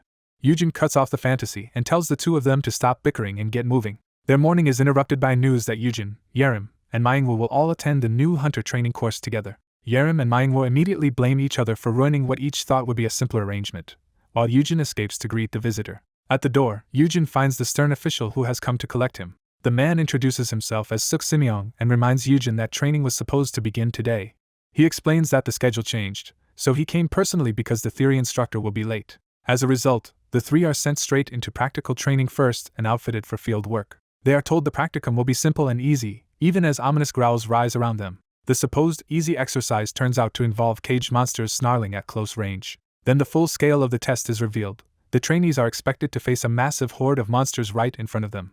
The basic monster practicum immediately turns chaotic when the trainees are confronted by a whole pack instead of a single target. The two ordinary trainees panic at the unfair setup, while Yerim treats the answer as simple extermination. Watching from above, the instructor casually insists this is the best way to get beginners used to monsters. His logic only makes the trainees more incredulous as the swarm closes in on them. Yerim steps forward with complete confidence and declares she will finish everything at once. She launches herself into the pack with overwhelming speed and power. Her attack tears through the monsters before they can properly react. A single blast wipes out nearly the entire group, leaving the others to realize she is enjoying herself. She even starts joking about cooking the monsters, treating the fight like a game rather than a test. Seeing her dominance, Yujin decides he should contribute somehow instead of leaving everything to her. Observers note that Yerim is clearly S-class material, absurdly powerful even as a newcomer. The suited examiner arrives and questions whether exposing beginners to that many monsters is reckless, but the instructor dismisses the concern. Yerim proudly turns the pile of defeated monsters into an icy display, but the instructor notices one target still remains. Beneath the frozen heap, the last monster is still alive and struggling free. As it breaks out, the trainees realize too late that Yerim did not actually finish the job. The surviving beast lunges straight at Manhwa, who freezes in terror. Yujin snaps him out of it and urgently tells him to raise his spear and strike. Instead, Manhwa loses his weapon at the worst possible moment. He bolts in panic and begs for help while the monster chases him. His fear completely overwhelms him, and he admits he cannot handle this. Convinced he is about to be caught, Manhwa runs blindly. Yujin tackles him out of the charge path and saves him from being mauled. Once they hit the ground, Yujin demands to know why Manhwa abandoned the one thing that could protect him. He explains that these fanged moles have terrible eyesight and can only rush in a straight line. That means a calm hunter can kill one simply by bracing a spear in its path. From the observation deck, the examiner tells them to get up because the monster is circling back, while privately watching Yujin with growing interest. He concludes that Yujin is acting far too experienced for a supposed beginner. As Yujin positions himself and tracks the monster, the examiner suspects he is deliberately hiding his true ability. Manhwa, shaken but impressed, praises Yujin as if he were a veteran hunter rather than a fellow novice. That praise makes Yujin realize ending the fight too cleanly would expose him. He decides to preserve his cover by pretending to be a frightened amateur instead. So rather than setting a perfect counter, he theatrically throws up his hands. Yujin lets the monster latch onto him while loudly claiming he is terrified too, turning the danger into an act. From above, the examiner starts to think he may have misjudged Yujin after all. The fight ends so abruptly that the examiner is left wondering if it was nothing special. Afterward, Yerim cheerfully boasts that she still got to show off, while Yujin helps the bitten and exhausted Manhwa walk. Manhwa apologizes for being a burden, and Yujin bluntly tells him he is hopeless in combat. Yerim immediately turns it into a competition and demands recognition for outperforming him. Yujin brushes off the comparison, and the instructor cuts in to praise the group for clearing the practicum safely. He formally confirms that all three passed the exercise. Then he singles out Yerim as exceptional and mercilessly tells the other two they were useless. Ignoring their protests, he moves on to announce that tomorrow's theory class will be taught by Professor Sukhayan. The new professor is introduced as a poised young academic with an impressive presence. The trainees are surprised by how young she is, but Yujin is stunned because he already knows her. Her reputation is explained. She is a world-famous dungeon scholar and a prodigy in dungeon creation theory. Yujin blurts out the name Dr. White, and Hyan reacts with amused recognition. She approaches him warmly, noting that very few people call her that, and Yujin realizes this must be before she became widely known by that title. Hyan tells him she has already heard about him from Simyeong, nearly revealing a family connection before correcting herself. That slip makes Yujin suddenly understand what she meant. He pieces together that Hyan is Simyeong's niece, making her the instructor's relative and leaving him awkwardly aware of the nepotism surrounding the class. A woman cheerfully tells the young man she will be away on research for a while, but promises they will still meet often because he will remain in her care. Her warmth makes him briefly imagine the start of an ideal youth, only for that hope to be undercut immediately. Reality snaps back with the sense that such a pleasant fantasy is not going to happen. The story shifts to a harsh memory of a battlefield scarred by fire and destruction. Hunters confirm that the monster has finally been brought down because its biometric signal has disappeared. As they recover from nearly dying, they note that the creature was a true monster and are relieved that ordinary fire failed to work on the guild master. One hunter turns to the guild master for a decision on what should be done with the body. The answer reveals the supposed monster was only an infant. That discovery leads into an explanation of how the world changed when dungeons first appeared. At first, humanity approached the new phenomenon with a mix of fear and fascination. People kept watching and studying dungeons instead of properly controlling them. That negligence let dungeons overload and burst open, releasing monsters into the world. The resulting simultaneous outbreaks became known as dungeon breaks and threw cities into chaos. Even in that crisis, many people awakened powers and began fighting back. Humanity also learned to use magic stones as a new energy source and adapted quickly to the transformed world. To manage awakeners, nations created hunter associations. Most hunters then came to work through associations or guilds, and the strongest S-class hunters were usually gathered by major corporations. Listening to this familiar history, the young man quietly reflects on it. The lecture moves on from history to the subject of awakeners themselves, and he finds the explanation unexpectedly refreshing. The instructor explains that an awakener's class is determined by both basic stats and individual skills. He recognizes that her teaching is clear, but something in the explanation feels off to him. When she defines skills as abilities formed to protect a person in moments of crisis, he notices the material still reflects outdated ideas from 5 years earlier. An example is given of someone whose environment shaped a plant-based ability, reinforcing that skills can arise from circumstances as much as danger. Sensing his doubt, the lecturer directly asks whether he thinks something is wrong. Caught off guard, he realizes she has noticed the same skeptical look his old professor used to draw out of him.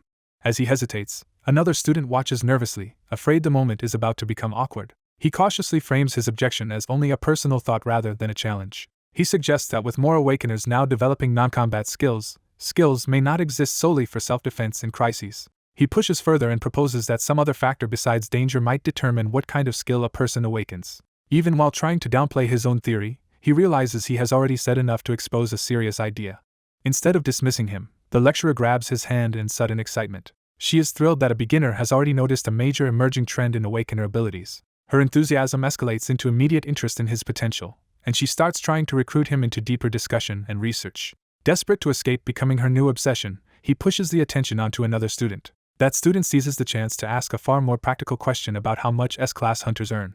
The lecturer approves the question as important, and prepares to answer with equal enthusiasm. She reveals that even the base annual salary for an S-class hunter starts at an enormous sum, stunning the class.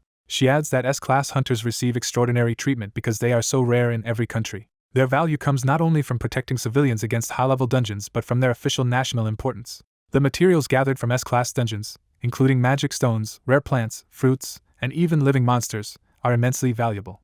That mention of living monsters brings the fire lion cub back into focus as it cries out. The young man learns that the cub was captured in an S-class dungeon and that its owner hoped to raise it into a beast mount. He is visibly shaken by the implications of that revelation. The creature is identified by its single horn, red mane, and fox-like tail. It is a horned fire lion, a Class 2 unicorn subspecies known for high stats, speed, and powerful fire abilities. The explanation makes clear that even S-class hunters struggle against the adult version of this monster, which makes the captured cub's presence all the more remarkable, even though it still refuses to be trained. When asked why taming hunters have not solved the problem, its owner explains they have already tried every standard method. He even used a master's token, an item meant to make a creature acknowledge its holder as master, but it failed to fully control the cub. Refusing to give up, he activates the token again and orders the cub to come down. A small horned fire lion suddenly realizes something is wrong and tenses in alarm. The two men confront it, and when Yohayan tests his authority over it, they wonder if the command might actually work. The beast answers with hostility instead of obedience, preparing to attack. It lunges straight at Yohayan, forcing him to treat it as a real threat rather than a manageable pet. Yohayan moves to intercept it before it can reach him, or his companion. He unleashes fire at point-blank range, trying to stop the charge with overwhelming force. The blast engulfs the creature, but the attack fails to put it down. His companion realizes too late that fire was the wrong choice against this monster. The horned fire lion bursts through the flames unharmed, revealing complete resistance to fire attacks. It punishes Yohayan immediately, smacking him hard across the face and knocking him back. As Yohayan falls away, his companion panics at how quickly the situation has turned. Yohayan recovers and grabs the beast by the scruff, ending its momentum through sheer composure and strength. Deciding it is too dangerous to leave loose, he throws it into the enclosed garden to keep it contained. Even trapped, the little monster remains openly aggressive, proving it has no intention of calming down. His companion worries because the beast is almost as valuable as Yohayan's master token, but the creature only answers with more hostility. Yohayan dismisses its value and says he may as well dispose of it. He clarifies that he means killing it, since letting another group claim it would create bigger problems. His companion reluctantly accepts the logic, though he clearly hates wasting something so rare. Reviewing its status, he sees just how exceptional the horned fire lion is and regrets that it cannot be tamed. Then his ability interface reveals a crucial clue: the beast is not currently affected by the keyword, implying that it might be influenced under the right conditions. That realization shocks him, because it means his influence skill may work on monsters too. He immediately connects the idea to Yohayan, imagining how powerful he would become with a beast mount. To confirm the possibility, he asks whether other guilds use beast mounts and learns that they do, though only with low-class monsters. That answer convinces him he may be looking at an unprecedented opportunity. He eagerly asks to try taming the horned fire lion himself, already sensing how important this could be. His thoughts turn to the broader reality that monsters are simply hostile entities people usually subdue or destroy. He recalls that in the past, humans mainly focused on suppressing such creatures rather than domesticating them. Still, a few people succeeded in taming them, proving that monsters could become assets instead of enemies. Those mounts became especially prized because they gave hunters a major advantage in dangerous dungeons. So he argues that giving up on this beast would be foolish, especially since its fire resistance makes it uniquely valuable. He presses the point by insisting the horned fire lion would be the perfect mount for Yuhayan. He also reminds Yuhayan that an ordinary mount would eventually be crippled by his fire abilities, while this one could endure them. Yuhayan recognizes the strategic value and the potential reward if they can tame such a rare high-class monster. The only remaining question is how to make a vicious fire lion accept a master. His companion confidently proposes starting with food, relying on his part-time experience and simple animal logic. He enthusiastically prepares a feeding setup, only to discover that a monster's diet is far more specialized than he expected. Yuhayan explains that the beast eats monster meat mixed with magic stones, making every meal expensive. The food is prepared like a luxury dish, with powdered magic stone added on top. When the cost is calculated, the taming attempt suddenly looks like a massive long-term financial burden, but he refuses to back down and promises to pay for the beast's meals himself. As the lion devours the food, he wonders whether his keyword ability could work through affection rather than commands, and considers using the meaning of love. Remembering that his skill responds to intent more than exact wording, he decides repeated care and affectionate feeding might make the message reach the monster. He begins the next step by approaching the beast directly, hoping to make it like him. The plan fails instantly when the lion attacks again instead of warming up to him. Thinking fast, he switches to play and dangles a belt like a toy to redirect the aggression. He insists this should work because animals enjoy tug-of-war, trusting his own experience over the obvious danger. The result is a brutal struggle that nearly gets him torn apart by the tiny monster. Battered but still determined, he reveals a glowing blue item and shifts to a more direct method. He presents the master token and declares himself the beast's new master, and for the first time the lion's hostility softens into curiosity. His title amplifies the token's effect, and the system confirms the breakthrough. The target now likes him. With its resistance gone, the horned fire lion finally curls up contentedly and accepts him. Yujin is delighted when the tiny fox monster suddenly glows in his hands, and Yuhayan admits even he has never seen it react like that before. Ignoring the danger, Yujin eagerly reaches to cuddle the baby monster while Yuhayan warns him not to forget it is still a real monster. The warning proves justified when the little creature bites Yuhayan hard enough to make Yujin panic. Yujin scolds the fox for attacking people, while the creature only answers innocently, and leaves him even more conflicted. Yuhayan brushes off the bite and says he is only relieved the monster is not hostile toward Yujin, urging him to raise it well so it can protect him someday. Moved by that trust, Yujin promises to do his best raising the little monster. He decides that guiding monsters would be far better than manipulating people, and starts taking the idea seriously. That thought quickly grows into a fantasy of gathering many baby monsters around himself as loyal companions. He even jokes to himself that he might become famous as a beast tamer, and the idea amuses him. When the matter of where to keep the fox comes up, Yujin says he will take it with him once everything is ready. He explains he will raise it in his own dorm instead of staying with Yuhayan, teasing that if he remained here he would just be confined again.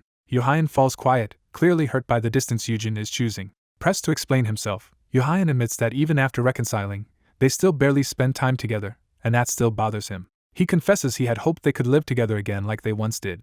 Yujin remembers being told that Yuhayan values family deeply and that his overprotectiveness comes from that place. Realizing that, Yujin softens and decides Yuhayan is not really to blame. He reassures him that he is not leaving for good, only splitting his time between both places, and blames the situation on his own skill and the state of the world. Trying to lighten the mood, Yujin promises to spend more time with him after his training course, and Yuhayan immediately asks to meet the next night. Yujin says he can make time, waiting to hear what Yuhayan wants. Yuhayan awkwardly invites him out for drinks after the dungeon practicum. Yujin accepts the idea warmly, touched that his younger brother wants to share an ordinary adult moment with him. He reflects that in a peaceful world, they would have done something this simple long ago while living together. With that thought, he agrees and looks forward to it. Their attention returns to the fox, and Yujin decides it needs a proper name. He names the little monster Peace, declaring that the world ought to be filled with love and peace. He keeps insisting there is nothing strange about two reconciled brothers getting along, and tries to convince himself as much as anyone else. The next day, a public dungeon practicum begins under heavy media attention. Yujin arrives acting far too relaxed for the occasion. Yuhayan appears just as calm, making the contrast with everyone else even stranger. Other trainees are baffled by the atmosphere around them and by how unusual the whole situation feels. Their shock deepens when they realize the Abyss Guild Master himself is joining the raid. Yuhayan casually tells Yujin to take good care of him, making the others even more suspicious.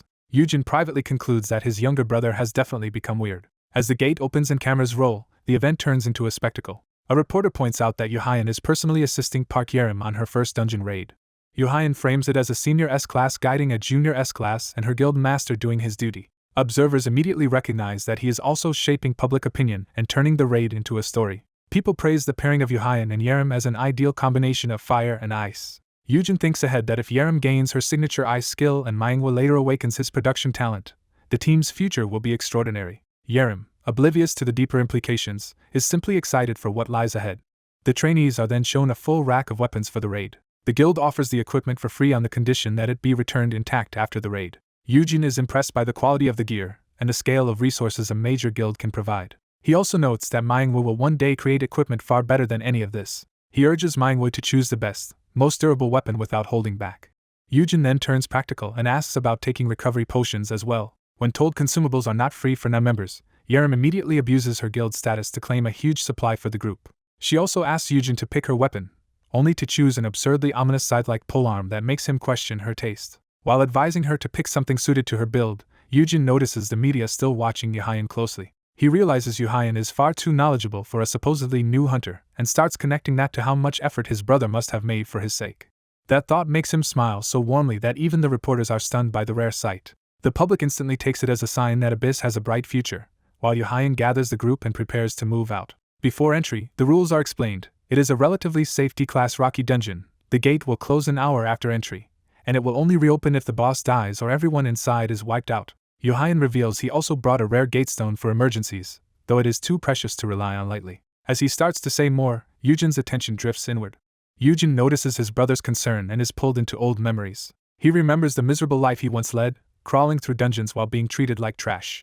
Now, by contrast, he is no longer drowning in debt or abuse, and he is entering a dungeon under completely different circumstances. For the first time, he has people welcoming him, and he is even going in alongside his younger brother. That new reality fills him with determination as he steps forward. He tells himself the old future no longer exists, and that this moment should have erased it. At least, that is what he believed then. Inside the gate, Yerim is thrilled by the experience while Manhwa is overwhelmed. The group arrives in a vast, beautiful landscape that feels like another world entirely. Yerim marvels at the scenery, but Yuhayan immediately reminds everyone that this is not a sightseeing trip and orders them to stay back.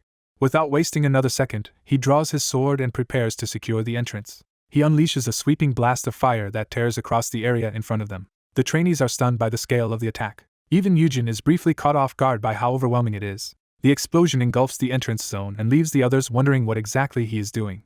Yerim protests that he just set the whole place on fire for no reason. Yuhayan tells her to look closer, revealing that monsters had been hiding in the grass near the entrance. He explains that the first priority in any dungeon is securing safety, because no one can know what is waiting just inside. Then he needles Yerim for missing something so basic in class. Embarrassed, Yerim insists she knew that and blames her lack of an area attack. Yujin comforts her by saying she will probably gain one as she levels, while Yuhayan dryly notes how little she paid attention in training. He goes on to explain that hunters usually gain a new skill every 10 levels through combat and leveling. Yujin adds that this practicum exists partly to help them reach that milestone, even if the exact skill cannot be predicted. Privately, however, he knows he can choose exactly what Yerim will get. Using his special ability, he selects Pale Rain, the future signature area attack of the Ice Witch Park Yerim, and applies that growth path to her.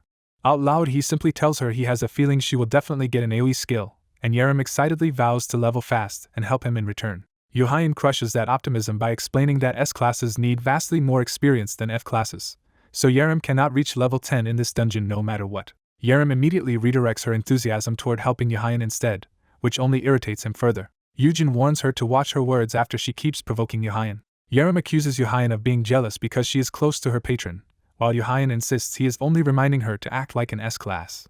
The argument escalates until Yujin physically drags both of them into line and orders them to stop fighting in the middle of a dungeon. Even then, each tries to blame the other for starting it. Manhwa finally snaps and tells them that if they are going to keep fighting over Yujin, they should both leave. Yujin immediately demands to know why Yuhayan really came, and Yuhayan answers that he is here as a practicum guide. He asks Yerim the same question, and she admits she came to hunt and level up.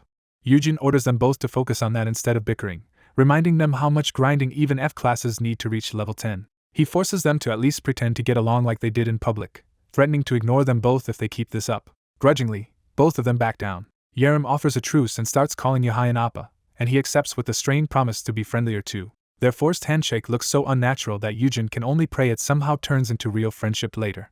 He reminds everyone to stay alert and help both Yerim and Manhwa reach level 10, but the moment is cut short by movement nearby. Yuhayan and Yerim both sense the incoming threat at once. They charge simultaneously, each insisting on being the one to help Yujin. Their combined fire and ice attack obliterates the monsters, and Yujin wonders whether this ideal partnership might truly become real. Elsewhere, mysterious beings in a strange realm notice that the one who turned back time has entered a dungeon. They identify him as the person who reversed time and realize he is finally within reach. One of them urgently orders the others to find him at once. They explain that they can only interfere with him while he is inside a dungeon.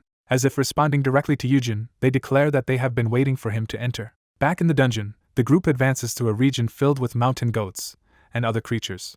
Winged beasts perch among the cliffs, hinting that stronger enemies are nearby. One of the horned monsters notices the party. Yerim attacks first and freezes the area in a burst of ice, instantly overwhelming the monsters. She is thrilled by how easy the fight feels. Already intoxicated by her power, she boasts that she will freeze the monsters into neat deliveries for Yujin. Yujin calmly asks whether Manhwa can actually pierce solid ice with his spear, forcing her to think tactically. Yuhayan follows by burning the monsters' hides so they will be easier for the others to finish off. He and Yerim order Yujin and Manhwa to land the final blows so they can gain the experience.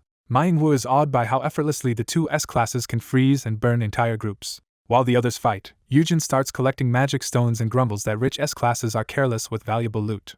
He then pushes Manhwa to stab the weakened monsters so he can level 2, but Manhwa hesitates. Manhwa nervously asks whether hard work will really let him gain a good skill as well. Yujin reassures him without hesitation that it will. Privately, he knows Manhwa is destined for an SS-class production skill the moment he reaches level 10. But when he checks the condition, he discovers the skill also requires forging 10,000 weapons, an absurd extra requirement.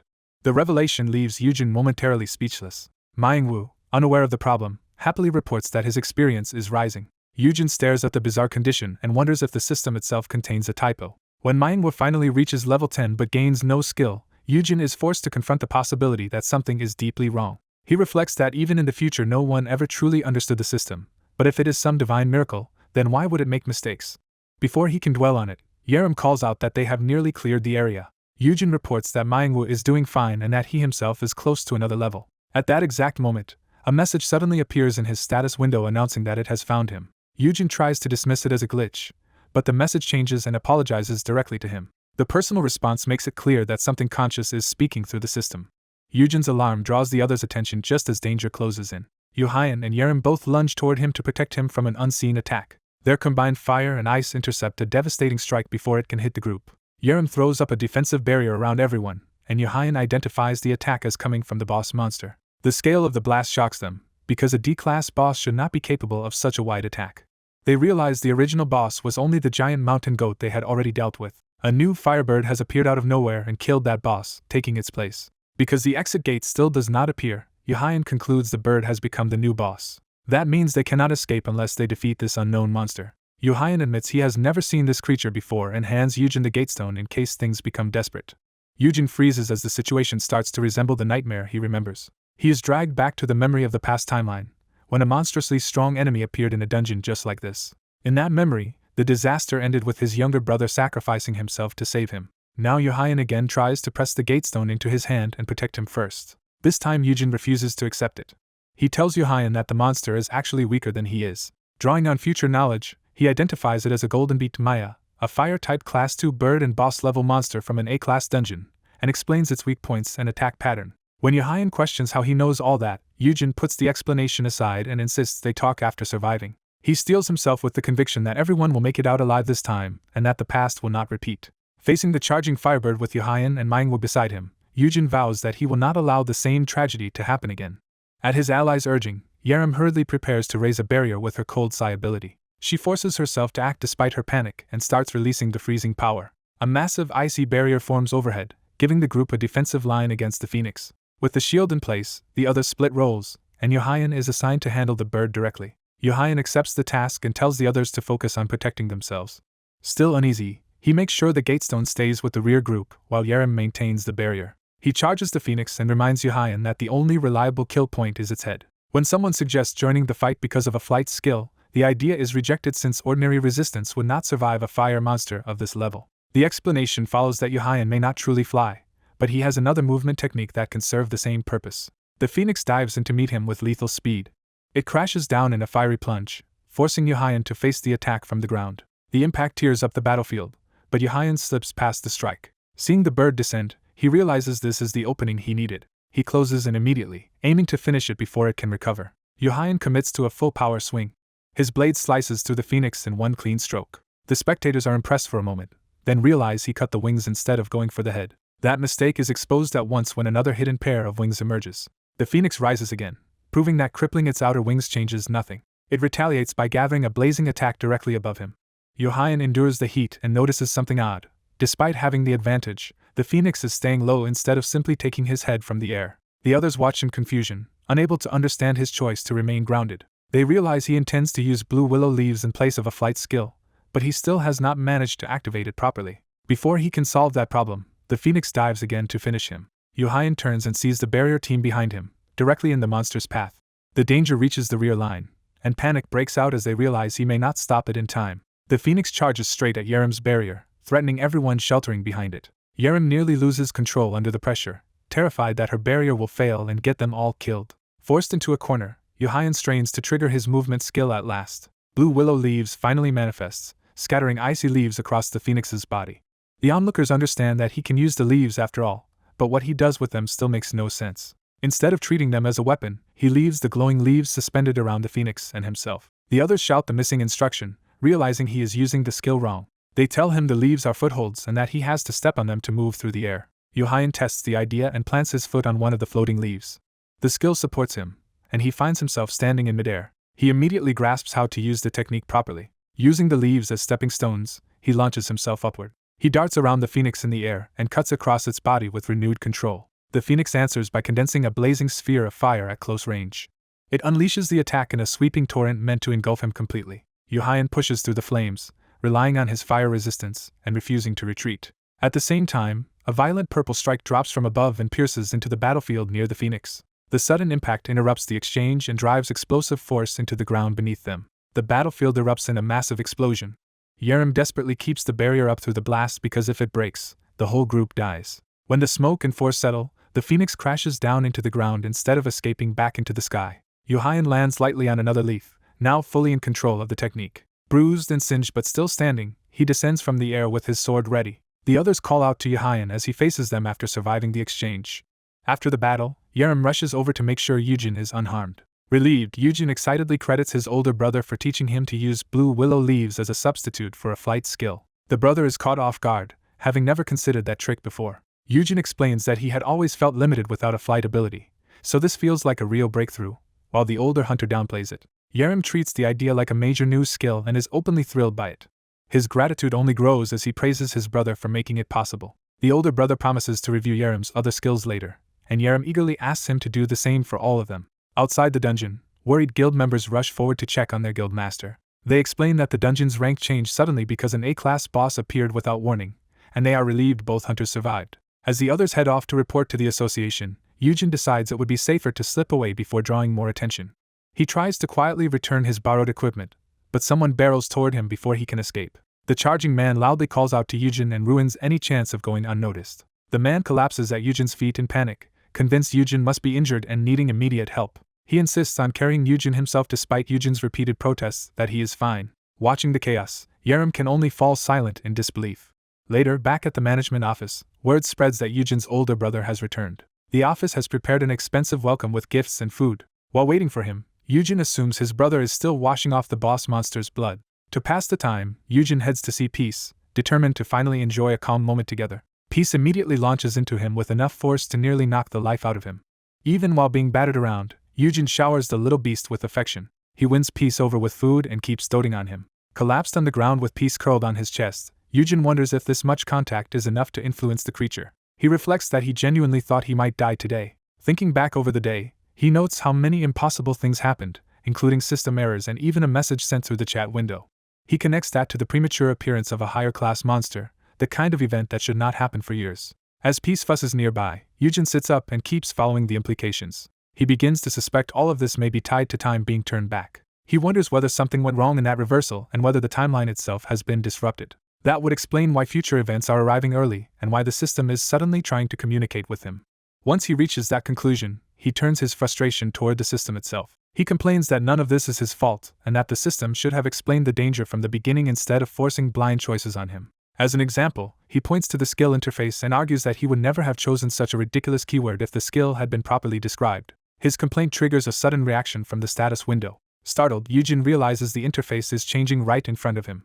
Elsewhere, unseen observers ask whether the information transfer finally went through correctly. They explain that they had almost no time to interfere, but a tunnel opening from Yujin's side let them send a brief explanation. Because of the rush, they could only package the message in a form he would instinctively understand. That form appears to Eugen as a childish album listing fully influenced targets, with S-class names displayed like collected stickers. Eugen stares at the absurd presentation and compares it to a kindergarten roll call. He can only wonder what kind of person designed a system like this. Still, he quickly grasps the meaning. The page only tracks S-classes, and some expected names are still missing. He also notices there are as many as 50 slots, implying he is somehow expected to gather an enormous number of top-rank hunters. Before he can process that, his brother finally emerges from the shower and apologizes for taking so long. Embarrassed to be caught kneeling over a magical sticker book interface, Eugen awkwardly tries to explain that the system seems to be demanding 50 S-classes. Their attention is suddenly pulled elsewhere by a vicious growl. A hostile creature lunges, and Peace instantly attacks back with lethal speed. A recording identifies Peace as a rank 2 unicorn subspecies and notes that his growth is abnormally fast, already doubling in size in just 2 days. Seeing that result, Eugen is briefly stunned by how dangerous Peace already is. Now suited up for measurement and observation, Eugen concludes that Peace's wild beast nature is no exaggeration. Eugen warmly praises Peace as if rewarding a pet, only for the young monster to answer with a sudden, brutal attack. Peace slams into his chest hard enough to make him cough blood, turning the training into a real test of how much the creature has grown. Even hurt, Eugen takes the hit with grim satisfaction because the result confirms what he wanted to prove. He reveals that by borrowing every bit of stamina and strength he could gather, he managed to raise Peace's stats significantly. Later, while drinking with his younger brother, he brings up the new skill he gained at level 10, Magic Beast Tamer. He explains that the skill appeared after reaching level 10, prompting his brother to ask what it actually does. Eugen hides the more dangerous truth about influence, and instead says the skill lets him strengthen monsters while they are tamed, even high-rank ones, because it is an S-rank ability. His brother is stunned that such a skill is S-rank at all. Realizing what that means in a world ruled by dangerous dungeons, the brother immediately sees how extraordinary and potentially game-changing Eugen's ability is. Eugen argues they should use the skill openly, since he can raise Peace into a mount, and eventually raise many more beasts the same way. He imagines the value of high-rank beast mounts, something even elite guilds would covet because they would transform large-scale dungeon travel. The more he thinks about it, the clearer it becomes that this skill could completely reshape dungeon clearing. Since Peace has already been influenced, Eugen starts testing and training the fox in earnest. He also decides that if the system truly expects him to influence 50 S ranks, controlling monsters would be far safer than trying to control people. That thought hardens into a practical rule for survival. Monsters are the better target for his power. The training quickly becomes exhausting enough to leave him collapsed on the gym floor with Peace sprawled on top of him. As he gasps that he had hoped to make easy money without this kind of suffering, Peace remains energetic and unbothered. Still, Eugen reminds himself that more beast mounts would reduce dungeon casualties and make the world safer over time. He insists he is not just fooling around, because his conscience will not let him ignore a chance to help. At that moment, applause interrupts him and a familiar voice praises his effort. The visitor is Suk Simyoung, who has come to see him and notes that Eugen's practical training period is over. Eugen nervously protests that Yuhyun allowed him to use the place, but Simyoung assures him he is not there to throw him out. Instead, Simyoung is impressed that the infant monster has grown so much after only a day under Eugen's skill. Peace's changed presence silently confirms that the growth is obvious even to an outsider. Then Simyoung unexpectedly bows, making Eugen recoil in confusion. Simyoung apologizes for having treated him disrespectfully before, saying he now recognizes both Eugen's insight and his new skill. He clings to Eugen and pleads with him, declaring that Eugen could change World's Edge and even the whole hunter industry. Eugen panics and denies having any such grand ability while Peace watches the absurd scene unfold. Inwardly, he rejects the praise completely, knowing his so-called insight is just memorized knowledge from the future and wanting nothing to do with Simyoung's old condescension. The memory of being repeatedly humiliated by Simyoung at World's Edge only deepens his refusal. But Simyoung persists and asks him to reconsider. He offers generous support in return, promising monster supply, food, taming fees, and practically anything else Eugen wants. Eugen suddenly realizes this version of Simyoung does not remember the ugly history between them, because none of it has happened yet. That realization flips his perspective, and he decides he no longer has to act like the weaker one in this relationship. So instead of rejecting the offer outright, he starts negotiating from a position of confidence, pointing out that Yuhyun is already covering his expenses. He casually adds that a formal contract is not impossible, especially since housing is available. Simyoung immediately tries to seal the deal on the spot by producing a contract. Eugen stops him and says he will not sign on as a hunter, only as a regular employee, because he plans to remain unaffiliated as a hunter. He explains that his real value lies in raising beast mounts for other guilds while earning heavily from that role, not in tying himself down as combat talent. Since even he understands how valuable beast mount taming is, he knows any guild that benefits from him would gain a huge edge in dungeon efficiency. That makes him think of himself as a rare prize that every major guild would want to monopolize. He also recognizes the danger of exclusivity, because people will attack what they cannot obtain, and an F rank like him would be easy to kill. To protect himself, he proposes staying unaffiliated while letting World's Edge employ him and raise his public value enough that harming him becomes costly. He asks World's Edge to make him an employee, protect him, and handle the troublesome negotiations with other guilds on his behalf. Then he pushes further, demanding proper pay, insurance, and incentives as part of the arrangement. Amused and impressed, Sim-young admits he cannot out-negotiate Eugene and agrees. With the terms settled, Sim-young asks to use the training footage for negotiation purposes, and Eugene allows it. Before the meeting ends, Eugene adds one final condition. He says that if World's Edge becomes the nation's top guild to the point that outside interference no longer matters, then they can ask again for an exclusive hunter contract. For now, he leaves that future possibility deliberately open rather than giving a firm promise. Han Eugene immediately catches the suited man secretly trying to record their meeting, exposing his lack of subtlety. The recruiter turns the conversation back on Eugene and asks what possible benefit there would be in trying to bring him in. Eugene answers with disarming confidence that his talent alone would be worth it, while warning that any regret after recruiting him would be the other man's responsibility. That bold answer amuses the recruiter instead of offending him. As he walks away, the recruiter repeats Eugene's claim to himself, clearly weighing what it really means. He reveals he had been recording after all and judges that Eugene is far less self-aware than he appears. Even so, he admits Eugene keeps surprising him, while Eugene remains preoccupied with the practical appeal of a salary and benefits. The recruiter reflects that people who gain rare powers often become careless because power blinds them to their surroundings. But he distinguishes Eugene from those cases, seeing him as calm, calculating, and skilled at steering negotiations to his own advantage despite his outward arrogance. Still, he knows there is more behind Eugene's behavior than simple confidence. He concludes that if Eugene joins a major guild, World's Edge would bear the political risk, but if Eugene stays independent, the entire hunter world will focus directly on him. In that case, Eugene himself would become the center of both opportunity and danger. The recruiter frames Eugene's future as a balance of enormous benefits and equally enormous threats. He wonders whether Eugene is underestimating that burden because he does not understand the world of top-ranked hunters, or whether Eugene is knowingly accepting it all for the sake of protecting his younger brother. Either way, he realizes every great guild and much of the world will soon be watching Han Eugene. News of Eugene and the fox-like beast reaches influential figures almost immediately. A powerful woman also takes notice after seeing the same footage. Far away, another major player receives the report in a luxurious setting. He finds the situation entertaining and decides he will visit World's Edge himself when his schedule allows. Unaware of how many eyes are turning toward him, Eugene quietly rests with peace, while others judge that he will soon learn his true value. Later, Eugene finishes preparing a den for Peace and proudly presents the new home. He tells Peace they will be living together from now on, and the creature responds with immediate affection. That domestic moment is interrupted when his siblings arrive, one delighted by the cute newcomer, and another alarmed that a monster is in the house. The excited sister tries to dote on Peace, but the beast growls at her, forcing Eugene to calm everyone down and remind them Peace is not prey. Before the family can settle, Eugene receives word from Yohayan and is asked whether he has time right now. Eugene senses from his brother's tone that the request is serious. He is stunned to learn that multiple guild masters are already on their way to meet him. Yohayan tells him he is free to refuse, but Eugene knows turning down such people outright is not realistic. Yohayan explains that these are S-class guild masters whom even low-ranked hunters struggle to approach, making the pressure of the meeting obvious.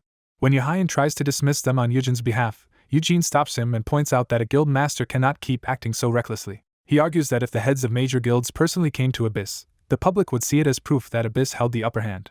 Although he insists he hates being put on display, he refuses to let Yohayan interrupt and keeps control of the decision. Eugene finally agrees to meet them, deciding that if a deal is to be made, he should judge the customers for himself. He enters the meeting room with Yohayan and Peace, immediately becoming the focus of every powerful person present. Several guild representatives study him closely, trying to measure the man who has suddenly become so important. Others remain silent and guarded, treating the encounter like a high-stakes negotiation. The pressure in the room is intense, but Eugene withstands it and introduces himself without faltering. One guild master asks to hold Eugene's hand, claiming he wants to appraise his abilities before negotiations begin. Eugene hesitates but starts to comply when he is told the appraisal is only for evaluation. The moment he realizes what that appraisal could expose, panic hits him. He jerks back and loudly rejects the contact, disguising his refusal as exaggerated modesty about hand-holding. Internally, he understands that an appraisal could reveal his hidden high-rank skills and expose that his real power is influence rather than taming. He scrambles for a way to stall, asking for a moment, while trying to explain himself. Before the appraiser can press further, Peace launches at him and attacks to stop the contact. The little beast lands between them, snarling protectively and making its loyalty unmistakable. Eugene quickly calms Peace and insists the man is not an enemy, while the room reacts with fresh interest. The guild leaders realize Peace sensed the skill being used on its owner, and they are astonished that a creature so young already shows power and perception far beyond its rank. Watching Peace defend Eugene so fiercely, one guild master decides there is no longer any need for a formal appraisal. Breaker Guild Master Moon Hyuna openly challenges the beast tamer to deny what everyone has just seen. Eugene is ushered into a high-level meeting and awkwardly takes a seat while holding the baby monster he brought with him. A striking guild leader immediately sizes him up and jokes that the famed Abyss Guild Master seems to have an unexpectedly ordinary older brother. As she studies him, Eugene privately wonders whether all S-class hunters mature into overwhelming monsters, then realizes the horned fox in his arms should not still be this small if it were normal. The baby beast remains calm in his hands, reinforcing that it is the center of everyone's attention. The negotiation begins with a blunt proposal that if Eugene has a young monster, he should hand it over. The offer is clarified. They will not take it for free, but they want to trade for a top-grade baby beast suitable as a mount with strong resistance to ice.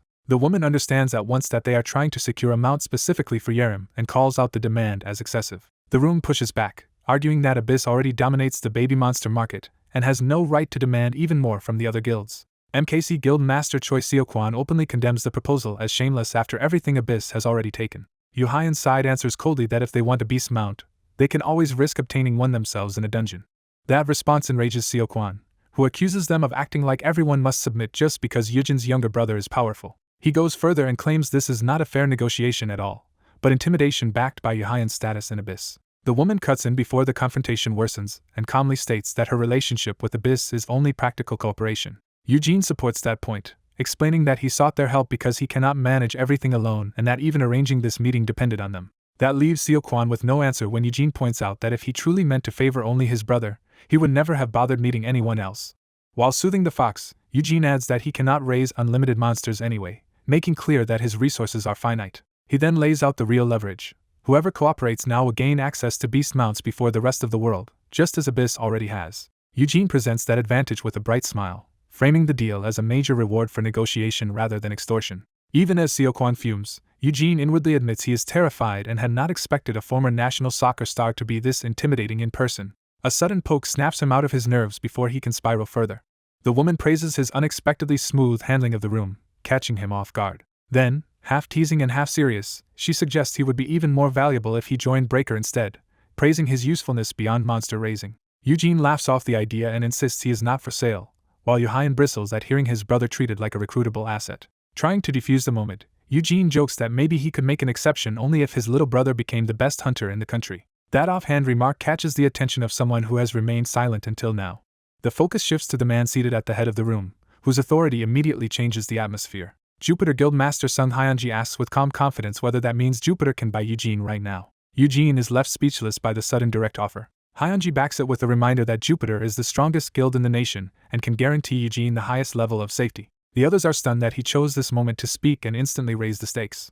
Panicking inside, Eugene hurriedly limits his earlier joke, saying that kind of promise applies only to his little brother, and that everyone else would need to become the best in the world first. That answer leaves the room staring at him in disbelief. The woman bursts into laughter and treats his absurdly bold refusal as proof of remarkable nerve. She compares his stubborn insistence on standing alone to Yu Hyan's, making Eugene wilt under the attention. Inside, Eugene feels as if the pressure in the room is so intense that only his resistance skill is keeping him from collapsing. He reflects that every person here is an S-class hunter, yet somehow they are all restraining one another enough to keep the meeting from exploding. That only makes him marvel at how Yu Hyan has survived among personalities this overwhelming. Another guild master remarks that Yu Hyan must have been unusually gentle with Eugene, since someone this green would normally be crushed in a room like this. Eugene answers with a smile that there is nothing wrong with his little brother being gentle. He goes further and declares that Yu Hyan is far more docile than he is and more docile than anyone else present, freezing the entire room. The guild leaders can only stare, unable to process what they just heard. Eugene finally senses that he may have said something strange, though he still does not understand why everyone is reacting so strongly. His thoughts drift to the younger Yu Hyan he remembers most clearly, an irreplaceable, kind little brother. He recalls Yu Hyan running to greet him at the door whenever he came home. He remembers the child proudly bringing him a handmade birthday gift, always eager to care for his older brother.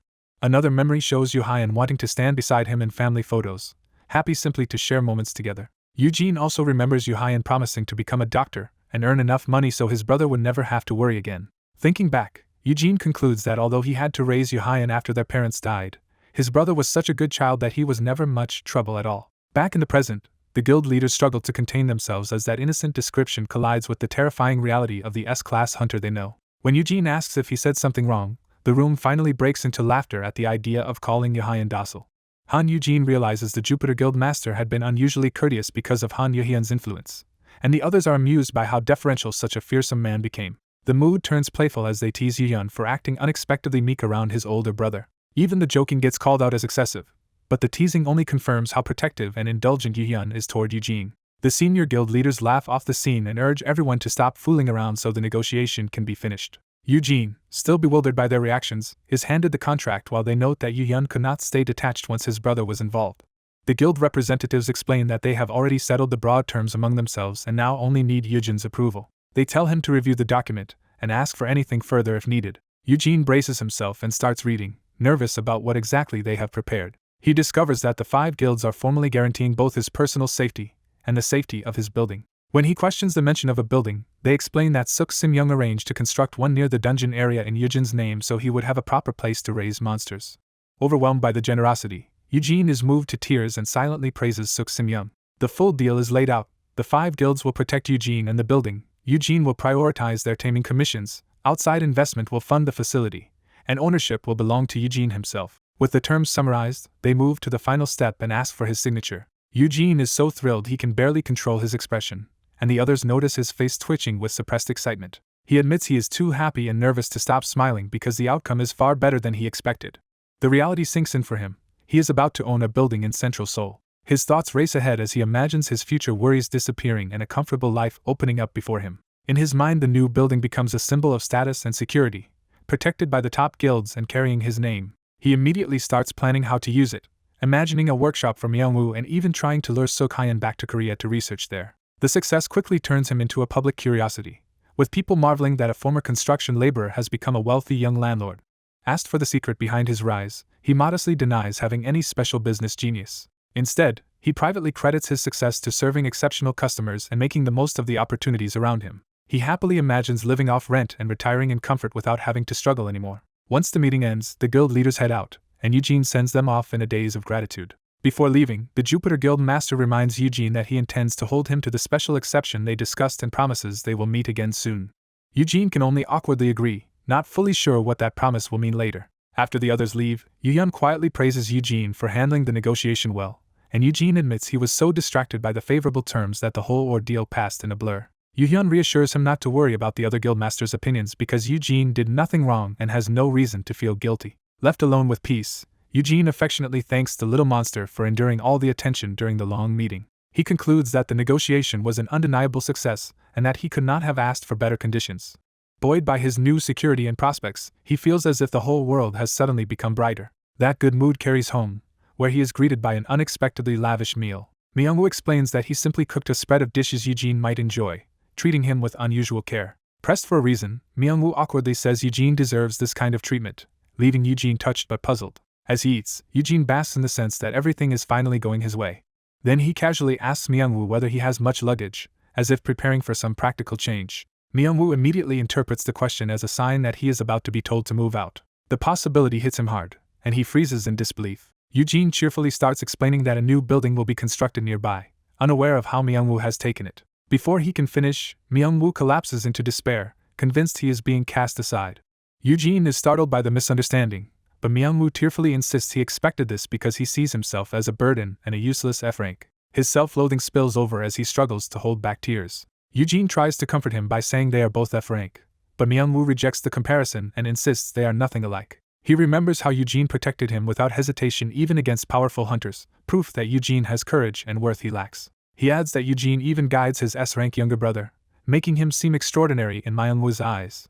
By contrast, Myungwoo fixates on his own failure to obtain even a level 10 skill and concludes that all his accomplishments were fraudulent shortcuts. Eugene tries to stop him from spiraling, but Myungwoo sinks deeper into the belief that he is fundamentally no good. Myungwoo decides he should leave before causing more trouble, thanking Eugene for everything, while Eugene panics and desperately tries to stop him. When Myungwoo actually starts to go, Eugene grabs him and refuses to let him walk away, insisting he has nowhere else to go and cannot just throw his life aside. Eugene finally blurts out the truth at full force. Myungwoo is not a waste of time. Eugene judges the long-haired awakened man as someone with a top-tier support talent that could secure his future if he can recruit him. Even while imagining how valuable that skill is, Eugene decides he cannot recklessly expose his own secret ability just to keep him close. As the man turns to leave, Eugene stops him with a sudden grab. He backs off from trying to force the man to stay, admitting he does not want to bind someone against his will. The awakened man, Yun, refuses to add to Yujin's burdens when Yujin already seems to be struggling enough.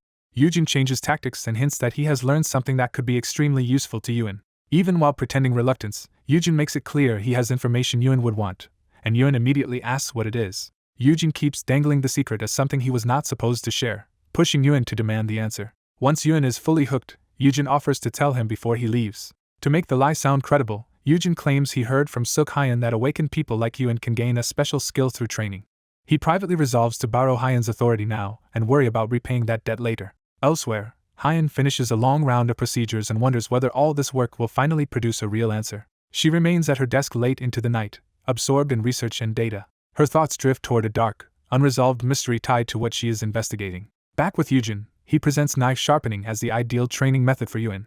Yun is confused by the pile of knives, but Yujin insists these are the materials they need and keeps Hyun's name out of it. Yujin explains that Yun's support skill is weapon-related, so repeatedly sharpening blades should help him develop it. Yun follows the instructions and begins sharpening. As Yujin watches, his system reacts, confirming that this kind of repetitive weapon work is being counted. The counter rises to 1, proving the method works.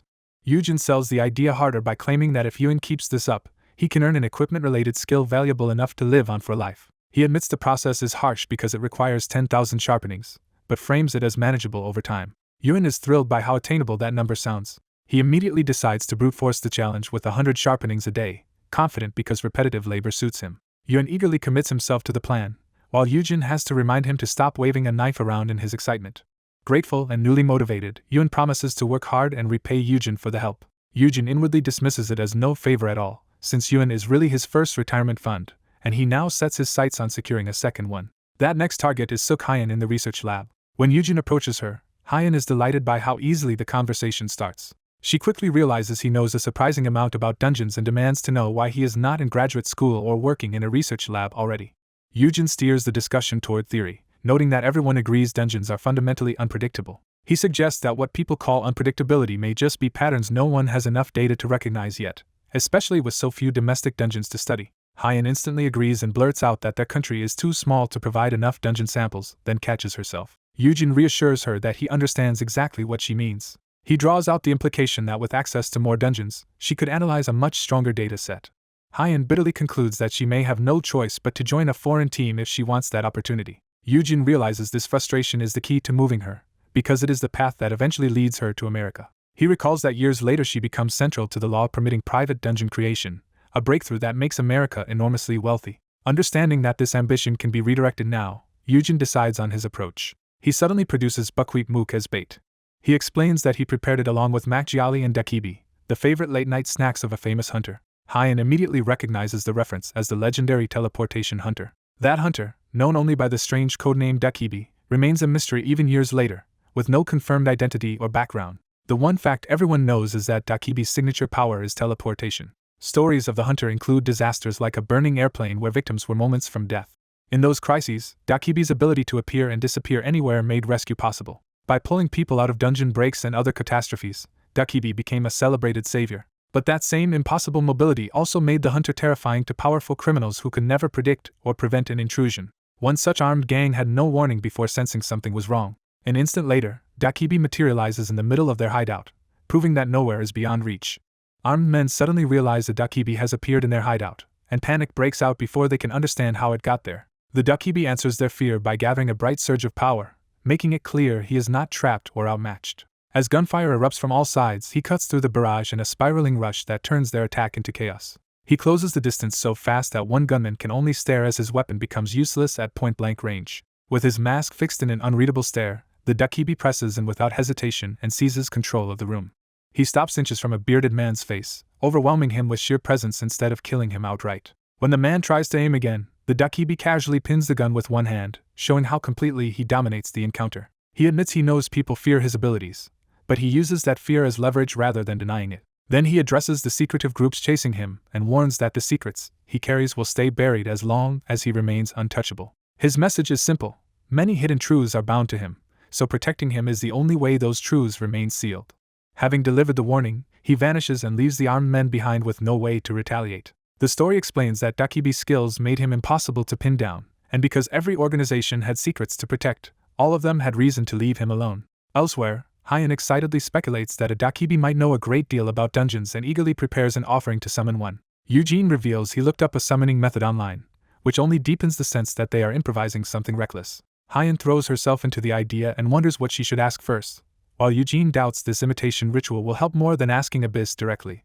Before they can settle the argument, the library suddenly falls silent and dark. The blackout makes Hyan think the power has failed, but the timing feels too abrupt to be ordinary. Eugene turns on his phone light, trying to stay practical as the darkness turns the failed summoning into something more unsettling. As he looks up from the screen, he senses that something in front of him is wrong. The light finds Hyan standing rigidly in the dark, as if she has seen something he has not.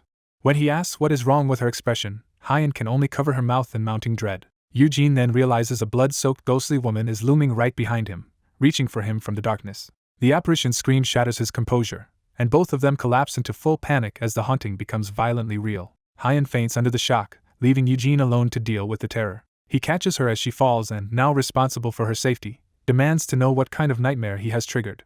A system effect activates to steady his mind, giving him just enough resistance to fear to think instead of breaking. Using that clarity, he convinces himself this must be an exaggerated prank rather than a real monster attack. So he calls out the culprit directly and orders the Dakibi to stop the act. The lights return at once, confirming that something intelligent was indeed staging the scare. The Dakibi drops into view amid the mess he caused, no longer hiding behind the darkness. He casually explains that he only came because Hyan wanted to meet him, treating the whole incident like a playful entrance. Seeing Hyan unconscious in Eugene's arms, he realizes he may have gone too far and insists he never expected her to faint.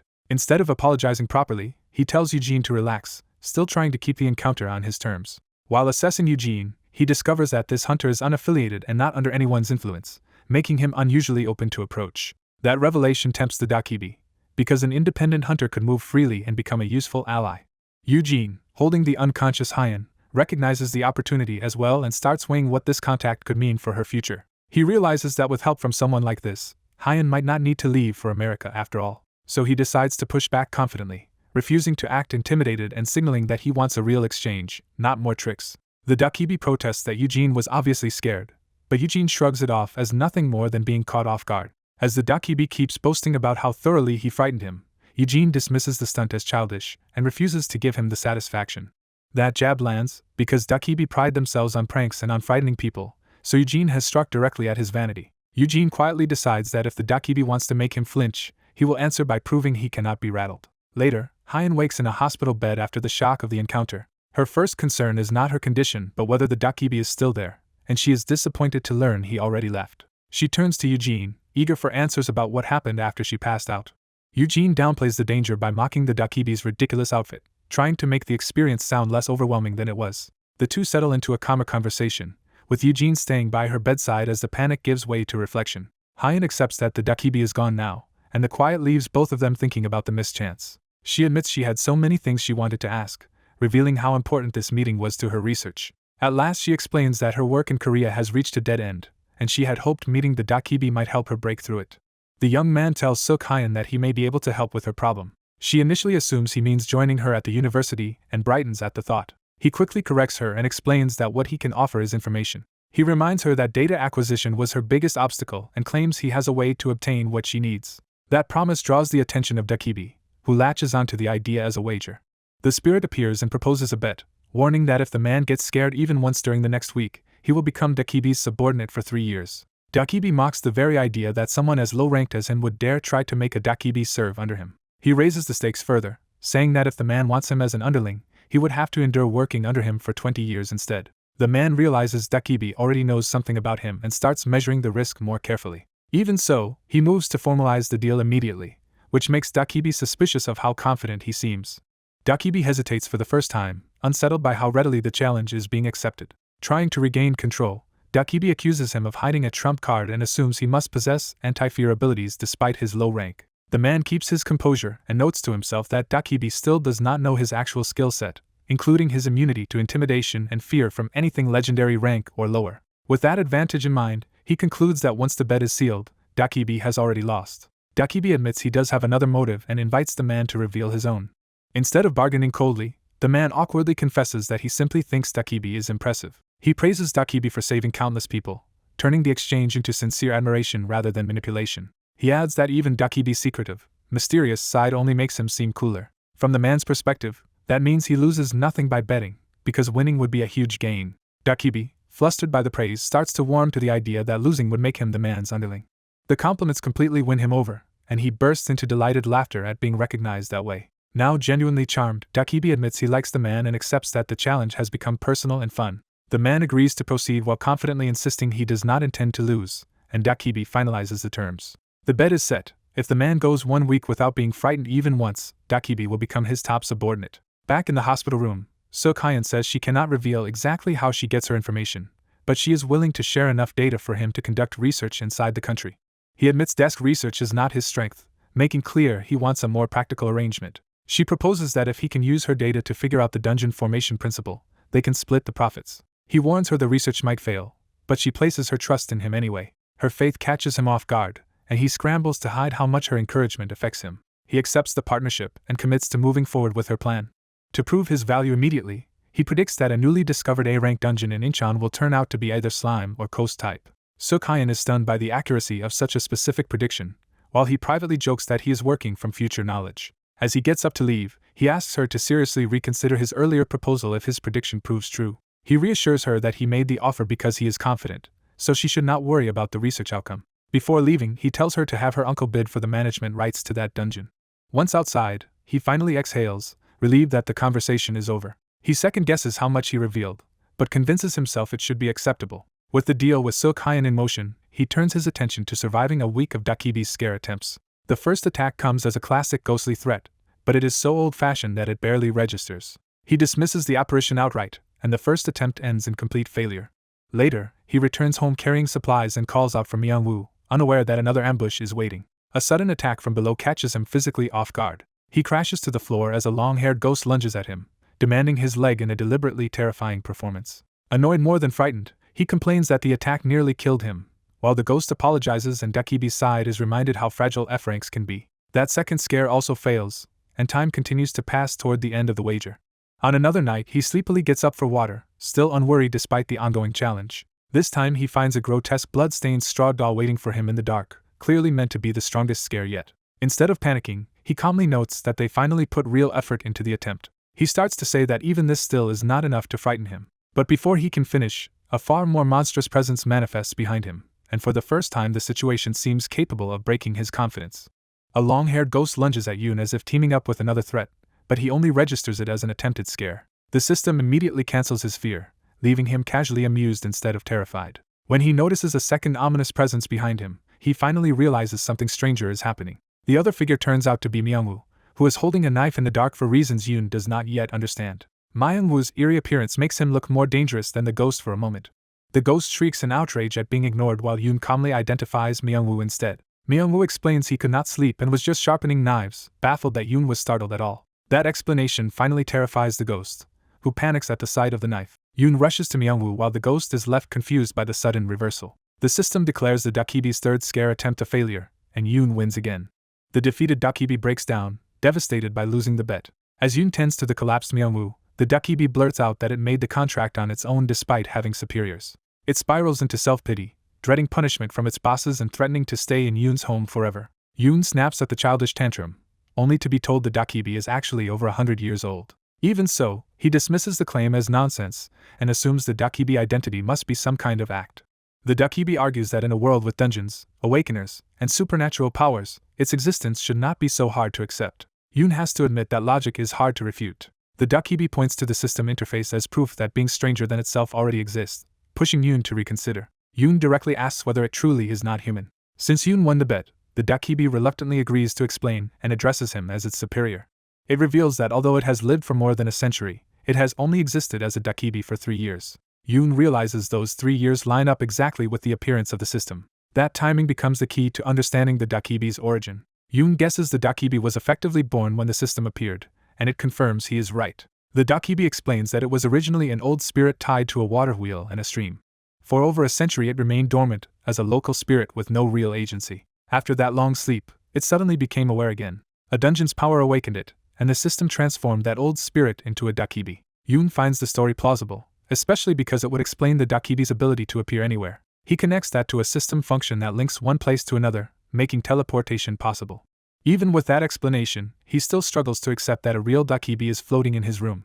Thinking it through, Yoon links the dakibi to his own family name and wonders if it once belonged to the Yoon household, which excites the creature. Yoon quickly shuts down the idea that he shares any supernatural heritage and returns to practical thinking. He picks up a tablet and decides to put his newly acquired subordinate to use. With a sly smile, Yoon formally assigns the dakibi a task.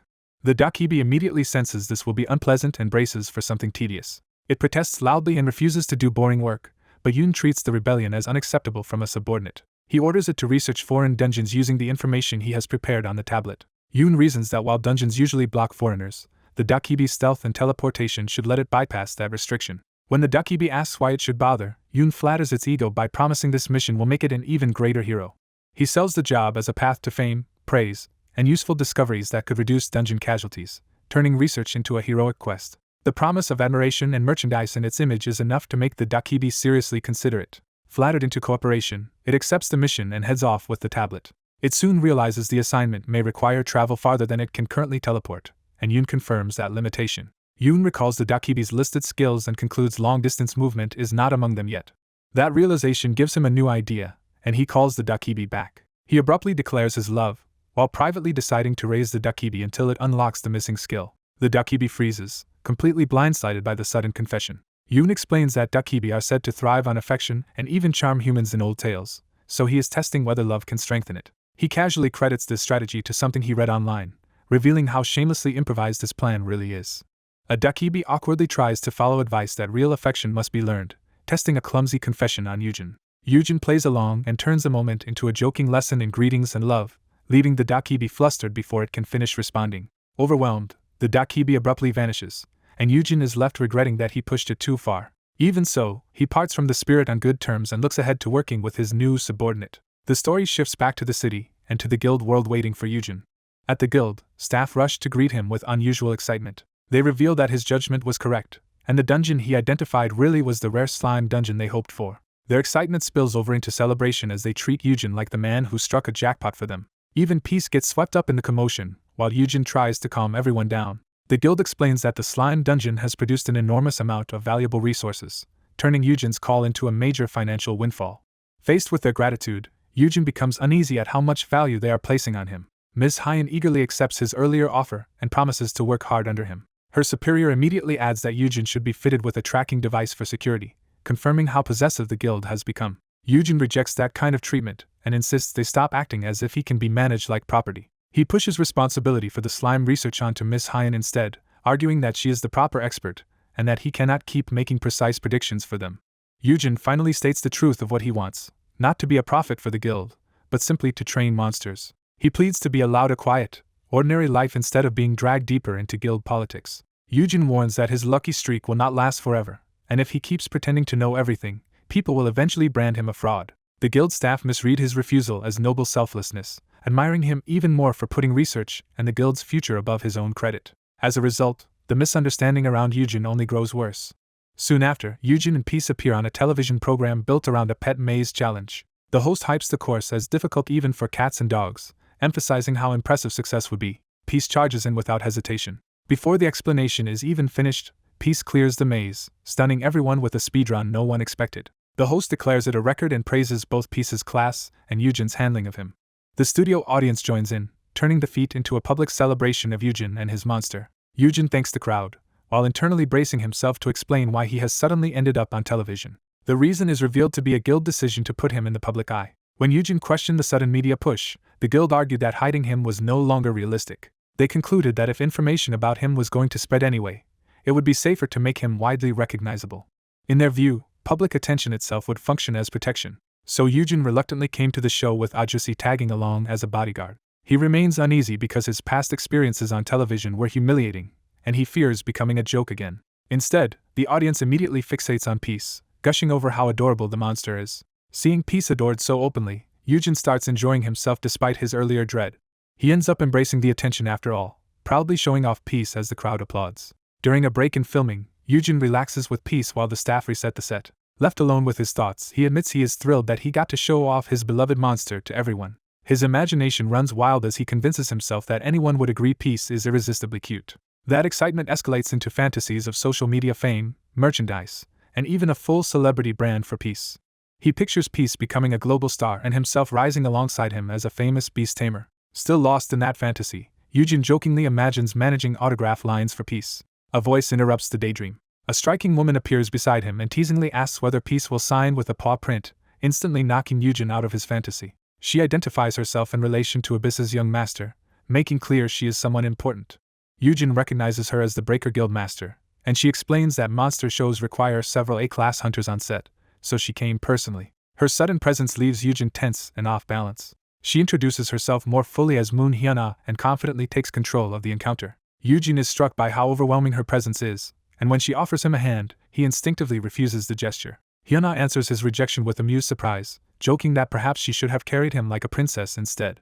A man tries to stop a woman from creating the wrong impression while others are watching. She brushes that off and loudly claims him as the man who will father her child, turning his concern into public embarrassment. Amused by his refusal to be flustered, she praises his nerve while he dryly insists she can talk that way only after earning the title of the world's best. He makes clear that powerful ranks do not intimidate him because, to him, they are still just people and his younger brother is also an S-class. Her smile shows she has taken a sharper interest in him after hearing that. She admits his attitude impresses her, but it also makes her uneasy enough to act. Before she can continue, a younger man arrives with drinks, unaware of the tension. The newcomer immediately senses something is wrong. He finds the pair sealed inside a swirling barrier, with the woman calmly keeping the older brother beside her. Alarmed, he demands to know why she has isolated them.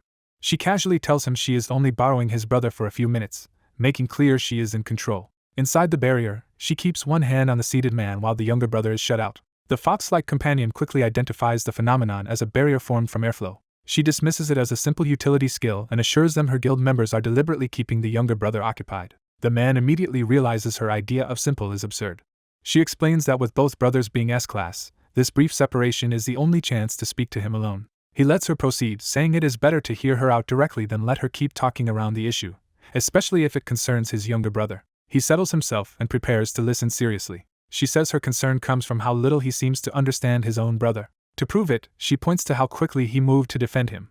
His protective reaction confirms her point before she has even made her case. When the fox bristles at her accusation, she calmly insists she means no harm. She says she is not trying to drive the brothers apart. Instead, she frames this as advice the older brother has a duty to hear. She tells him he needs to reflect more honestly on who his little brother really is.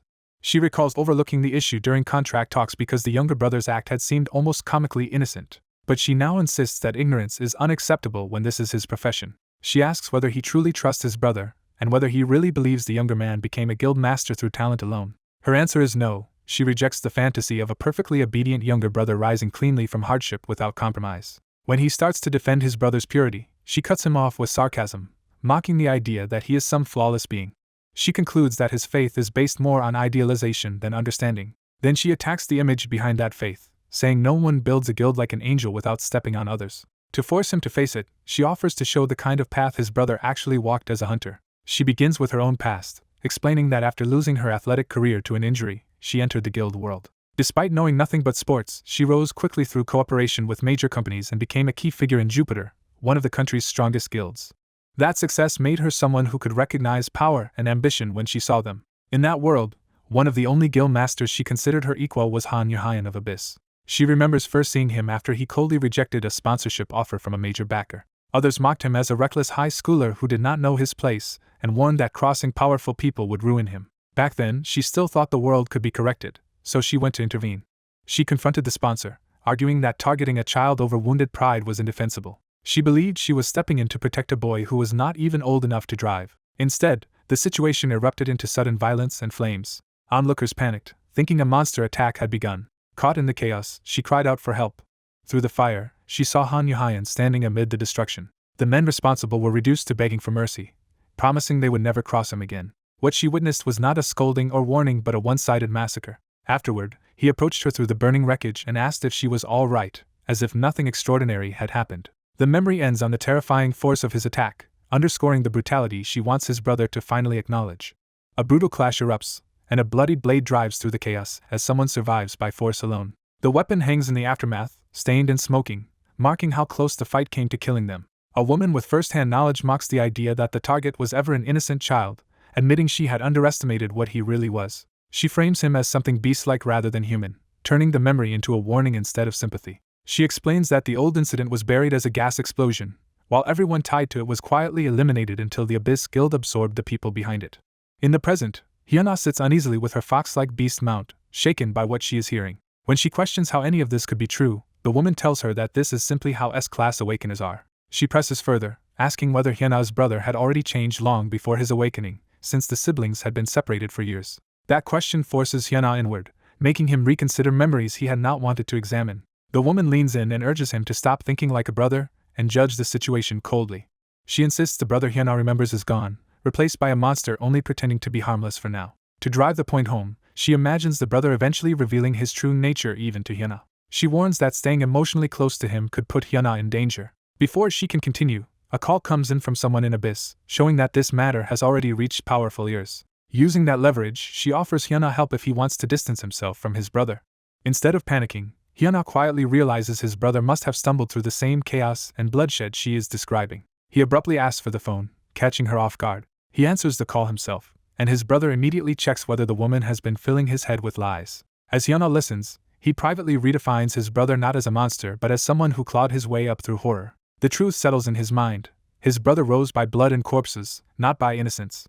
Even so, Hyuna dismisses the woman's warning and tells his brother she was just talking trash. The woman realizes too late that Hyuna is not horrified by blood on his brother's hands.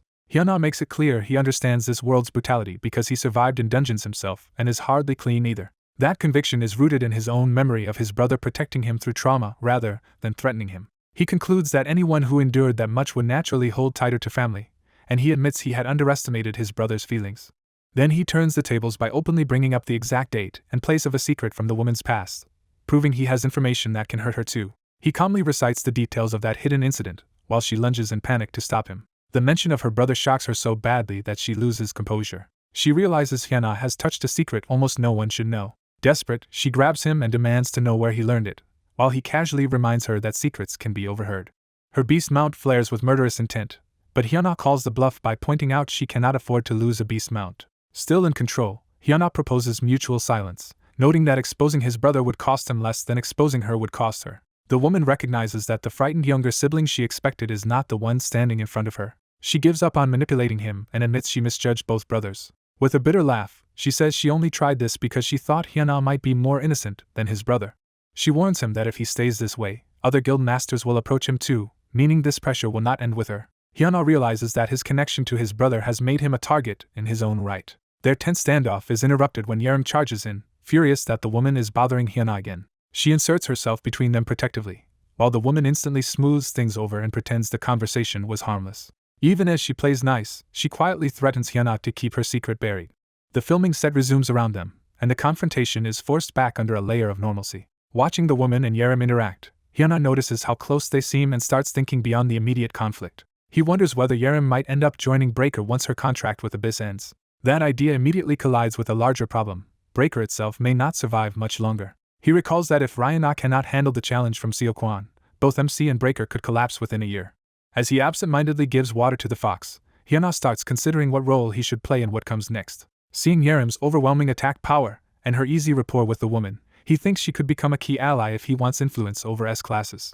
He decides that a female S-class mentor like Yerim might guide Hyuna better than the kind of male powerhouse others would push on him. That practical thought is instantly ruined when Yerim loudly misreads everything as a plan for family building, leaving Hyuna mortified. As filming resumes, her panicked whispering escalates into a ridiculous plea for Yerim to stay away from Hyuna before she somehow corrupts him. Han Yujin is introduced as the so-called monster dad, warmly seeing peace off and setting up his unusual but affectionate role. Yujin remembers how the public branded him a monster instead of a beast tamer, though those close to him treat the title lightly. He and Manhwa arrive at the equipment maintenance department after being allowed to use its workspace. Yujin explains that the permission came only because Manhwa had spent all night sharpening knives there, and even frightened one of the workers. He encourages Manhwa to get along with the maintenance staff, since this place could become part of his future as a blacksmith. Manhwa hopes so, admitting he wants out of dungeon raids, and Yujin bluntly agrees that combat was never his strength. Yujin reassures him that if he is truly destined to become an SS-class blacksmith, workshops like this will matter more than battlefields. They enter the equipment maintenance department, where Manhwa's possible future starts to feel real. As the door opens, heat and light spill out from inside. The blast of heat hits them immediately, making both realize they are stepping into a far harsher environment than expected. Inside, they find a full industrial forge in operation, and Yujin recognizes this as the true domain of equipment maintenance. Molten metal pours and sparks fly, showing that this department is closer to a smithy than a simple repair room. Yujin notes that the workers here are all serious professionals, many of them awakened and at least E-class. Manhwa notices a glowing crystal and wonders if even the materials here are magical. His curiosity nearly gets him in trouble when he reaches for it, and is sharply stopped by a worker. Yujin quickly smooths things over by explaining they were expected and that Manhwa was supposed to be given a place to work. The worker recognizes the arrangement and relaxes. He confirms he has heard of Manhwa's whetstone skill, while Yujin privately wonders whether someone so physically unimpressive can really become a blacksmith. The worker leads them deeper in and checks whether Manhwa at least knows how to use a sharpening machine, and Manhwa admits he only tried one as a child. Manhwa is impressed by a specialized grinder that can sharpen blades automatically. He is tempted by the machine's convenience, but the worker makes clear that equipment is reserved for department use and that another space has been prepared for him. A separate room is opened for them. They discover that Manhwa's assigned workspace is a neglected storage-like corner filled with scrap and discarded parts. Instead of the advanced machinery outside, he is given only a manual grinder. The worker leaves as if this is sufficient, despite Yujin trying to stop him. Yujin protests that dumping Manhwa in a dingy side room is unfair and insulting. Manhwa hurriedly tries to stop Yujin from escalating the situation. The worker's cold reaction makes it clear that arguing further would only worsen their standing. Nearby workers quietly dismiss Manhwa as an unqualified outsider benefiting from connections, resenting that an F-class was brought in at all. Manhwa accepts the hostility as natural, knowing they see him as someone who got lucky rather than earned his place. Rather than complain, he decides to treat even this meager chance as a blessing and resolves to work hard. Left alone with the manual setup, he still feels guilty that Yujin had to bring him here and awkwardly prepares to begin. Yujin worries because Manhwa has not used this kind of tool in a long time, but Manhwa chooses to try anyway. He starts the grinder by foot, committing himself to the old-fashioned method. As the stone begins to turn, the work finally becomes real to both of them.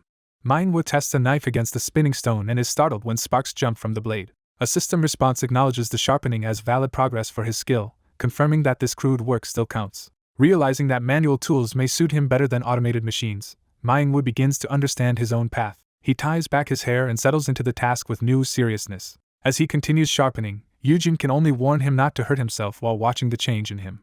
Yujin falls silent, sensing something unfamiliar in Manhwa's focus. The quality of the sharpening suddenly becomes striking enough to shock him. One by one, the finished knives emerge with a clean, gleaming edge that looks unmistakably refined. Yujin is startled not just by the result, but by the expression on Manhwa's face as he works. Manhwa now handles the grinder with steady concentration, looking completely at home in the craft. Yujin compares this to the Manhwa he knew before and realizes the difference is profound. He remembers a man who used to flee in fear from danger. He also remembers someone habitually timid and weighed down, never at ease. Watching him now, Yujin realizes he has never seen Manhwa this calm before. At last Yujin quietly leaves to take peace to training, while Manhwa remains behind, absorbed in sharpening as if he has finally found where he belongs. Manhwa realizes his visitor is still there, embarrassed that he has been so absorbed in his work that time slipped by. The younger man declines being escorted and casually says they will meet again at home, revealing a familiarity that catches Manhwa off guard. As he leaves, the younger man decides he wants to keep watching Manhwa longer. To him, Manhwa looks like someone barely surviving in harsh conditions who has finally been returned to the environment where he naturally belongs. He concludes that even without any special eye for talent, Manhwa's gift is obvious enough that he should have no trouble thriving on his own. But the very next day, that intense effort catches up with Manhwa. After only one day of sharpening, he is left bedridden with severe muscle pain, making him feel pathetically weak. When he fails to show up, people at the workshop immediately notice his absence. The workers identify him as the newcomer who had been using their grinder and mock him as a product of favoritism. Learning he called in sick after a single day only deepens their suspicion that he was pretending all along. They assume he quit because he could not handle the work, until someone points out evidence that contradicts that judgment. The others turn to see what he means, still not understanding. What he shows them is a batch of 1,000 sharpened knives. The scale of it stuns them. Manhwa really sharpened 1,000 knives in one day. While he lies at home recovering, the toll of that effort is written plainly across his exhausted body. About a week later, the workshop has settled into a new rhythm. The workers are startled by what they find when they look in on the sharpening area. Manhwa is back at work, pushing himself with grim concentration despite the strain. His output has climbed dramatically, reaching 5,600 knives sharpened out of a 10,000 target. At home, that same dedication has transformed the dinner table into an unexpectedly lavish meal. His housemates are amazed that his knife skills seem to be elevating his cooking too, and they are overwhelmed by how good the food is. One bite is enough to make Yerim jokingly pledge herself to him, showing just how completely the meal wins her over. As she devours the food, she remembers she still has to return to the dungeon and regrets leaving such a feast behind. Yerim admits she has been frustrated lately because her current dungeon runs are too limited to be exciting. As a miner, she is restricted to lower rank dungeons, so she is eager to level up, gain new skills, and make real money. She starts considering non-stop dungeon grinding to speed up her growth, but Manhwa immediately objects. He warns that low mana is harder to notice than low health, and collapsing mid-fight from overuse could get her killed. When he asks about her mana, Yerim reveals a value of 102. That number throws his own situation into perspective, because his mana is absurdly low even after equipment boosts. Still distracted by how unfair that difference is, he is pulled back when Yerim asks whether he plans to stop going into dungeons himself. Instead, she argues that with cooking this good, he could make a fortune without risking himself as a hunter. She presses the point further, saying his talents are valuable enough that he does not need that dangerous profession at all. Manhwa counters by worrying that he is the one overworking himself, but the older man insists he keeps doing both jobs simply because he enjoys it. Wanting to help anyway, Manhwa offers him his expensive gloves to ease the strain. The older man protests because the gloves are a rare A-class item, but Manhwa insists he is not using them much and lends them until the sharpening is done. The gift hits him hard, and he is moved almost to tears by the trust and generosity behind it. He clings to the gloves with comic devotion, while the others laugh and tell him not to get carried away. With that support, Manhwa keeps working steadily, preparing enough blades to last through the afternoon. He hauls heavy bins through the workshop himself, still carrying a punishing workload. As the heat bears down on him, he reasons that the furnace-driven workshop would naturally be unbearable. Then someone tosses him a blue cloth and tells him to use it. He learns it is a towel made with magic stones that stays cool, a practical kindness the workers use to endure the heat. Realizing they are looking out for him because the place is so hot, he gratefully accepts, and the work begins to feel more manageable. Even so, the accumulated strain leaves him sore enough that he has to stop and stretch. When he checks the time, he is shocked to realize how late it has gotten. He opens the door expecting activity, only to find the workshop gone quiet. Seeing the place empty, he wonders if everyone has already gone home. That is when he notices a strange crystal still glowing in the darkened room. Drawn in by the self-illuminating crystal, he leans closer with innocent curiosity. The moment he reaches toward it, someone urgently warns him not to touch it, and the sudden shout makes him recoil. A young worker nervously insists he did not tamper with the glowing crystal under inspection. The senior craftsman explains that the crystal is an S-class magic stone worth at least $1 million, making the discovery astonishing. He adds that a preserved stone of that size is extremely rare, and they have left it untouched because no one knows how to refine it properly. That limitation becomes an indictment of the guild itself, since even a major group like Abyss lacks anyone capable of processing such a treasure. The younger man is reminded how far beyond an F-class hunter this kind of opportunity should be. The older man bluntly acknowledges that the young worker is probably being mocked as someone who only got in through nepotism. He clarifies that their workplace values skill above all else, but admits that life sometimes demands exceptions for people overlooked by the usual system. He shifts from criticism into a broader reflection on how talent can remain hidden if no one gives it room to surface. In that spirit, he suggests that some people deserve a special chance because they were buried before anyone recognized their worth. He points to proof that the young man has already been useful, having heard that he sharpened equipment for the staff the day before. After checking that work himself and finding it nearly restored to new condition, the craftsman becomes convinced of the young man's potential. He tells him that if he wants to keep working there, he must prove through persistence that he is more than a product of favoritism. The young man accepts that he can compensate for weak stats by supporting others through equipment, and he resolves to work hard. For a while, that new path seems to be settling into place smoothly. That calm ends the moment an urgent knock interrupts everything. Someone arrives asking for Hunter Manhwa, pulling him away from his routine. A tense woman in a suit confirms his identity, making it clear this is official business. She orders him to come with them at once, while the others in the workshop realize something serious is happening. The reason emerges when she invokes Hunter Han Yujin's name and places a hand on Manhwa's shoulder. She reveals that Han Yujin has gone missing, so Manhwa is now being investigated in connection with it. The news leaves him stunned, unable to process what could have happened to Yujin. He protests that Yujin was supposed to spend the whole day at World's Edge, so this disappearance makes no sense to him. When he insists Yujin had not been acting strangely, the implication grows darker that this may not have been a voluntary disappearance, and another worried acquaintance rushes in asking about Ajusi. That newcomer explains he was on his way to a dungeon, but turned back immediately after hearing the news. The officials begin moving everyone along, saying the guild master has returned and they need to regroup around the unfolding situation. When the newcomer asks if he can help, he is told to stay put because he would only be safer out of the way and cannot do anything useful right now. Manhwa is left shaken, caught between fear for Yujin and helplessness. A few hours earlier, Yujin had been enjoying a quiet moment in his building, unaware of the trouble about to spread around him. He relaxes on the couch, pleased that things finally feel peaceful. He reassures himself that Yuyun and Yerim are doing well, and that he has even secured Han Manhwa a temporary place under a guild master until his abilities awaken. The only flaw in that calm is Peace, whose energetic scratching is tearing up the couch. Rather than getting angry, Yujin indulges the little creature and recognizes that it is simply restless from being stuck inside. He decides to take Peace downstairs to train and burn off that excess energy. On the way out, he is stopped at the elevator while carrying Peace and politely explains that he is heading down. The bodyguard questions him, and Yujin finds the constant supervision mildly annoying. He reflects that the major guilds have arranged rotating bodyguards for him, a compromise that protects both his safety and his identity. Once the guard confirms he is going to the second basement training room, Yujin answers casually while Peace squirms in his arms. Then Peace shocks him by pressing the B2 elevator button on its own. Yujin drops into delighted praise, thrilled that Peace has shown unexpected intelligence. He proudly fusses over the creature, while the bodyguard watches with a more restrained reaction. Yujin remembers that the previous bodyguard adored Peace, and realizes not everyone is going to be equally charmed. The elevator doors open before the awkward silence can linger. A group of workers with large luggage asks to enter, forcing Yujin and the guard to make room. They apologize for the bulky cargo, and Yujin readily welcomes them in without suspicion. As they step inside, Yujin quietly studies them more carefully. Their visible ranks tell him they are not members of World's Edge, immediately marking them as outsiders. When he asks, one of them explains that they belong to Bricks, a guild affiliated under World's Edge. They say the luggage contains armor and other gear from a low-grade dungeon, and that they occasionally borrowed the training room to test such items. They laugh off any concern by insisting the equipment has already been inspected, while Yujin plays along and praises their hard work. The elevator continues down toward B2, carrying Yujin, Peace, his guard, and the suspicious visitors into the basement together. As suspicious workers will luggage away, the young man leaves with Peace in his arms under the watch of a bodyguard. Once they are alone, he admits to himself that the men who just left seemed deeply suspicious. Even in the middle of that tension, he gets briefly hung up on the petty fact that none of them found Peace adorable. He quickly scolds himself, and tries to dismiss that thought as irrelevant. Reaching the gym, he sets Peace down and cheerfully lets the fox explore. Peace immediately grabs a rope toy and growls, focused only on play. The young man starts getting ready to train, still treating the moment as harmless. But as he turns, something suddenly feels wrong. A red cloud flashes into view, and he realizes too late that an attack has already begun. The suspicious men reveal themselves and use powder on Peace, catching him off guard.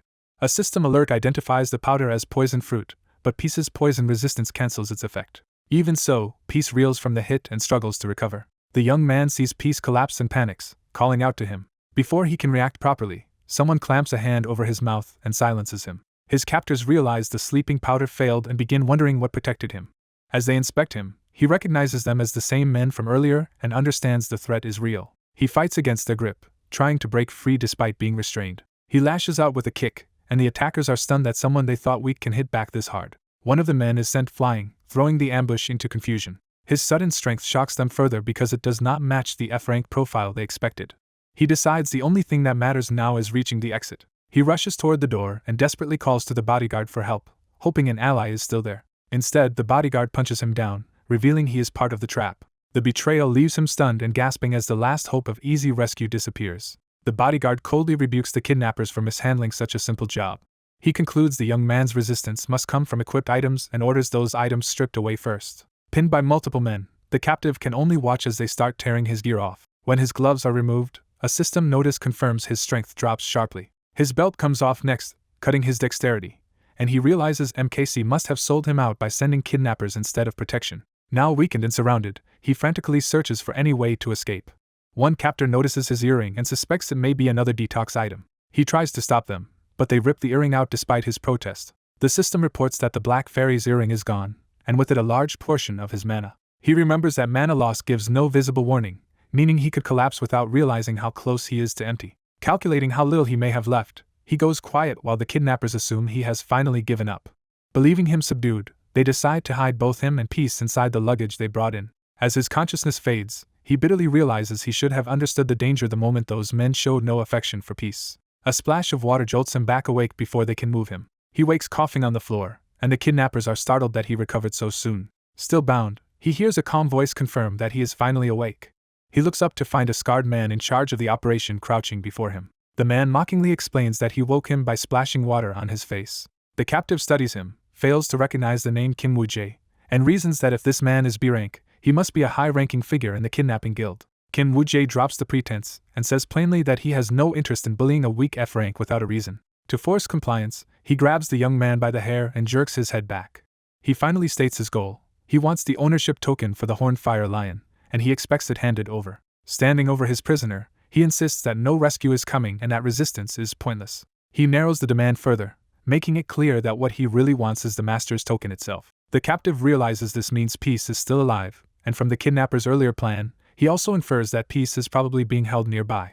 Kim Woo-jae warns that the 5 major guilds and the association will all turn on the captive if he keeps interfering, then casually starts a countdown, making it clear he intends to force the token out of him soon.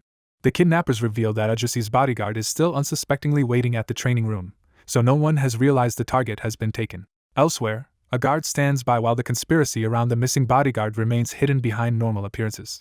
The lead kidnapper mocks any hope of rescue, convinced that even if the disappearance is discovered, no one will be able to trace their hideout. He explains that they are at a dock packed with containers and that the victim will already be out of Japan before anyone can search the right place. When the captive reacts to Japan's involvement, the kidnapper makes clear that the buyer's identity matters less than the auction site, and that selling him there would bring a fortune. The captive quickly pieces together the logic of the abduction and starts calculating his chances instead of panicking. He realizes they isolated him by replacing the assigned bodyguard and moving him overseas, then wonders whether he can survive long enough for help to arrive. His hope rests on the guilds and the association launching a search before the ship reaches international waters, where recovery would become far harder. Determined to stall for time, he listens as the kidnapper smugly demands the master's token. Instead of yielding, the captive suddenly laughs at how much his captor has already exposed. He points out that a man who just admitted his price tag and value should not expect him to hand over anything out of fear. He presses the advantage, reasoning that they cannot afford to damage him too badly if they want to sell him. Growing bolder, he insults the kidnapper's intelligence and openly treats him as too incompetent to make proper use of the token anyway. As he keeps taunting him, he secretly reaches for something on the floor, trying to turn the situation to his advantage. He commits to the bluff, still talking as if he controls the exchange. The kidnapper snaps and violently slams him down, ending the captive's attempt to dominate the conversation. Standing over him, the kidnapper reminds him that he is still powerless here. Even while coughing on the floor, the captive refuses to submit, and insists he knows exactly where he stands. He declares that he is smarter and more capable than a disposable B-rank thug, and that numbers alone will never make them his equals. That defiance provokes the kidnapper into escalating from threats to outright torture.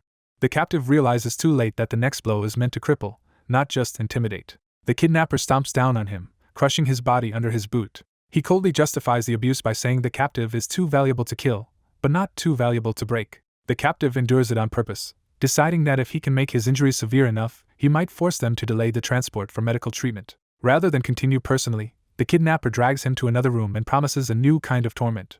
He is thrown into a barred enclosure with no way to defend himself. The kidnapper reveals they have been raising a monster and leaves the captive to face it alone. The captive's composure finally cracks when a venomous tentacle brushes against him from the darkness. Seeing real fear at last, the kidnapper takes satisfaction in having broken through his resistance. The monster is identified as a C-rank dungeon creature whose poison tentacles cause intense pain for half an hour before the victim's body starts shutting down. Its predatory stare makes clear that this is no bluff but a controlled execution tool. The kidnapper leaves him with the beast, eager to watch a prized captive beg before the poison does its work. He grants 30 minutes and shuts the door, trapping the captive with the monster and its writhing tentacles. At that moment, Yerim arrives elsewhere in the building, alerted by the emergency around Ajasi's disappearance. She finds Hyung in the corridor, already waiting with information. Hyung confirms that MKC contacted him, and Yerim immediately closes in for answers. She grabs him by the shirt, too angry to keep her composure. Yerim demands that he stop being vague and explain how this could have happened. A staff member protests that Abyss Guild security was supposed to be airtight and that Ajasi should never have been vulnerable inside it. Hyung admits the kidnapping should have been impossible under normal circumstances, which only deepens the alarm. He compares the situation to a wolf pack that should obey its alpha, implying that the bodyguard system only works if the chain of command remains intact. He explains that Hyung's bodyguards were restricted to direct subordinates of the guild masters, so Yerim demands to know how Ajasi was taken anyway. The answer is that the assigned bodyguard was secretly swapped before the incident. Hyung concludes that someone inside MKC itself arranged the substitution. He traces the motive to MKC's sponsor conflict, where rival backers and split loyalties among hunter factions created the opening for betrayal. He had already suspected that sponsor pressure was pushing Choi Seo-kwan out and that the two factions would eventually clash. What he failed to anticipate was that one of their sub-guilds would join hands with the enemy and exploit low-class hunters as tools. Yerim cuts through the politics and asks the only thing that matters now, what MKC knows about Ajasi's current location. Hyung admits they still do not know where he is, and reveals that this uncertainty is exactly why he summoned her. He asks Yerim to use White Cadaver, turning the conversation from explanation to the first concrete step toward finding the captive. A blue-haired man narrows his eyes as he focuses on the danger ahead. Realizing the smell of blood came from nearby, he agrees to read the memories of the bodyguard hidden in the room while being asked to find where Hyung is being held. As the door opens, the dark-haired man reveals he has already arranged for MKC to deal with the bodyguard afterward. Inside, the bodyguard is already dead, making it clear that killing him was considered a more reliable way to get answers than forcing a confession. The dark-haired man orders that Hyung must never learn this, and the blue-haired man quietly accepts the secrecy. Elsewhere, a phone shows 7:42 as a watcher notices something is wrong. A scarred thug realizes he is not receiving the routine signal he expected and starts to suspect trouble. He wonders if their operation has already been exposed. Even so, he decides the mission can still pay off as long as he secures the token, even if everything else collapses. Confident, he bursts into the room expecting to mock his captive. Instead, he finds Inky sprawled on the floor and is caught off guard by the strange scene. Believing the curse should have kept Inky conscious but helpless, he steps on him and demands he get up. When Inky barely responds, the thug taunts him for being too weak to move, then notices something odd. A monstrous purple-black creature rises behind him as Inky quietly calls to it. The thug hears Inky speaking and turns in confusion, not understanding what is happening.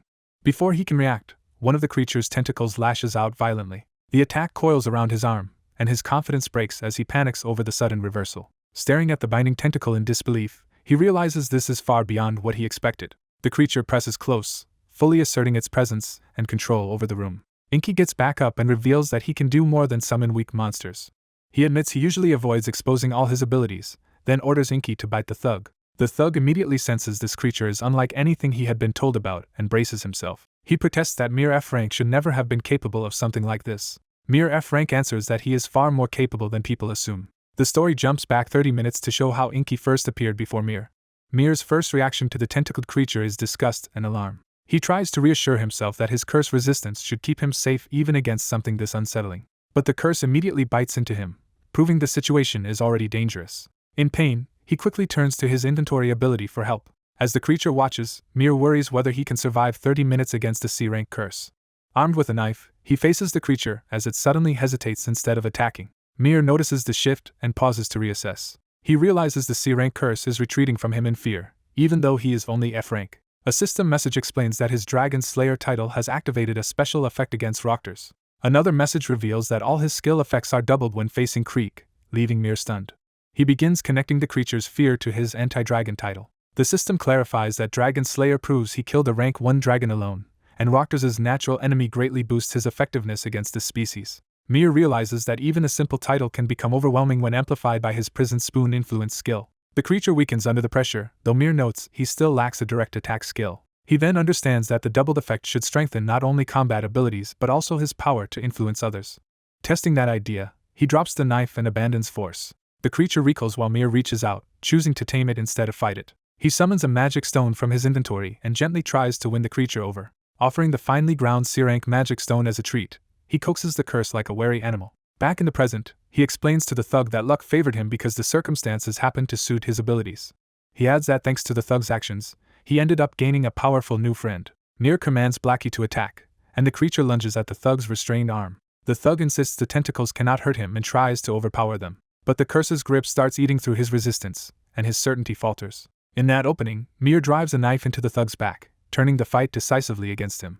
As the scarred man tries to force the situation, the younger man panics and is called out for making a reckless move. Despite being weakened by poison, the younger man drives a knife into him and turns the fight around. Realizing the poison has lowered his opponent enough for a blade to matter, he takes grim satisfaction in finally hurting a B rank. The wounded man is enraged that someone he considers beneath him managed to injure him at all. In retaliation, he summons Blackie again, betting everything on his contracted monster.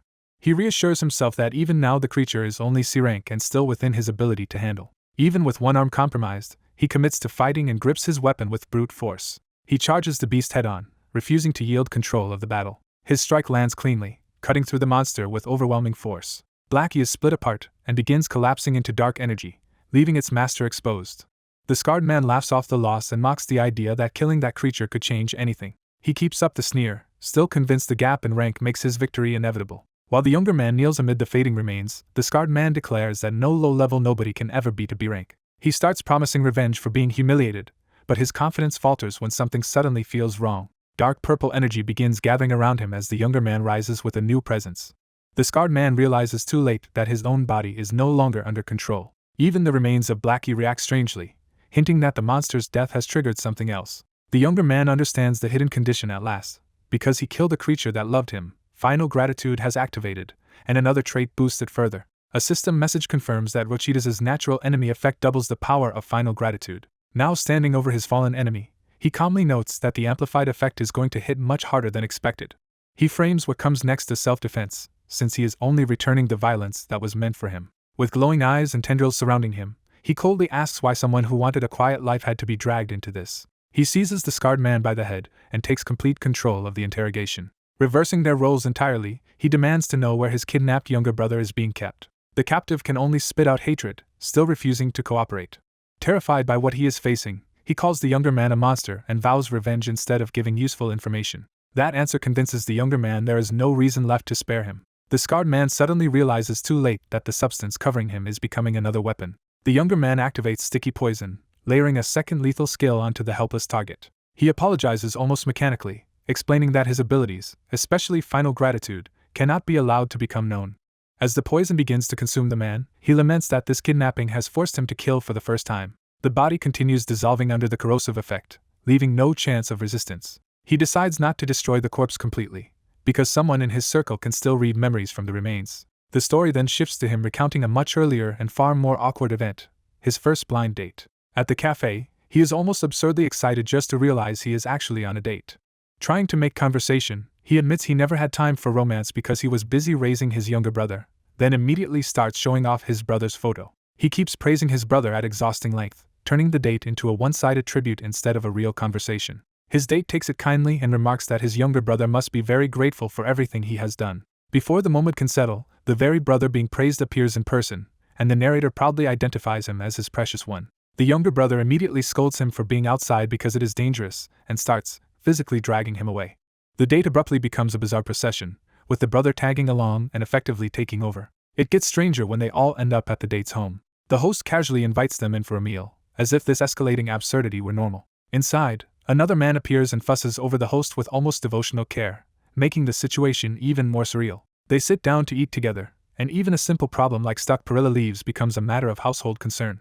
Both the younger brother and the devoted middle-aged man instantly compete over who gets to separate the leaves for him. The meal devolves into a ridiculous clash of overprotective affection, while everyone else watches the chaos unfold. The bewildered date can only stare as bits of food and debris fly through the air around him. The narrator sums up the disaster by asking who could possibly accept a boyfriend whose life already comes with an obsessed younger brother, a clingy middle schooler next door, a personal chef friend, and a pious middle-aged attendant all fighting over him. The memory ends on the reveal of a bent metal restraint, implying just how forcefully the younger brother had intervened that day.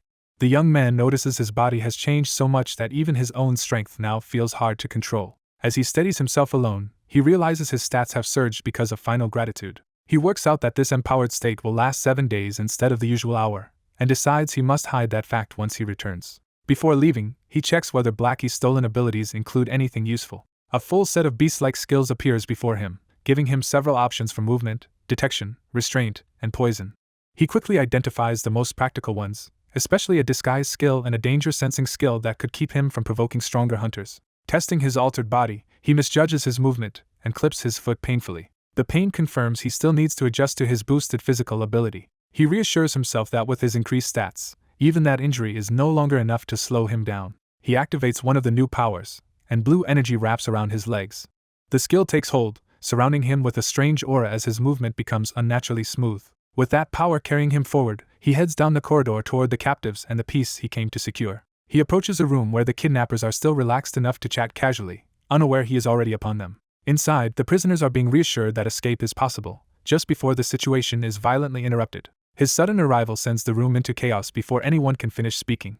He slips through the corridor with overwhelming speed, leaving guards and captors too stunned to understand what is happening. Calmly wrapped in the blue aura, he advances as if none of them can truly stop him. In another room, a man lounging comfortably is jolted by the disturbance. The intruder reveals himself to that man as the hostage he had abducted. The kidnapper is shaken that his victim not only escaped but tracked him down.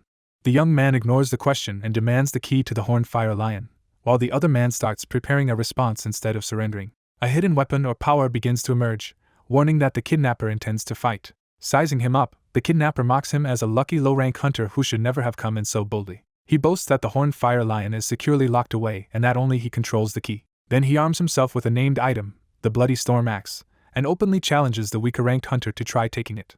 He never gets to finish the threat, because the young man strikes first and smashes him across the face. As the man reels in confusion, the young hunter repeats his demand for the key and the beast's location. Another invisible blow lands before the kidnapper can understand the skill being used against him. Realizing too late that his opponent had been hiding an item or ability, the kidnapper starts to panic. Bleeding and cornered, he accuses the young man of getting captured on purpose to set this up. The young hunter refuses to explain anything and coldly demands the key again. With the man collapsed and choking on pain, the young hunter makes it clear he would rather end this quickly than keep tormenting him. He takes hold of the fallen axe, preparing to use the man's own weapon to force compliance. Then he remembers he has another option and decides to use a different skill instead of simple violence. A dark purple poison begins to gather in his hand. When the venom splashes down with a corrosive menace, the sight alone terrifies the captive kidnapper. That fear breaks him, and he blurts out where the cage is while offering the key as long as the threat stops. Even then, he tries to protect himself by demanding a contract before he hands anything over. He begs for a written guarantee of his safety, promising the key in exchange for a pledge that he will not be attacked. The young hunter agrees, but adds his own condition that the man must also keep silent about him. Relieved, the kidnapper accepts at once, believing he has secured his survival. With the key now in hand, the young hunter turns his attention back to rescuing Peace. But before he can leave, the supposedly cowed man's expression hardens with a new plan. He suddenly lunges, his arm transformed into a red beast-like claw, aiming to exploit the contract's limits. The ambush succeeds enough for him to seize the young hunter by the throat.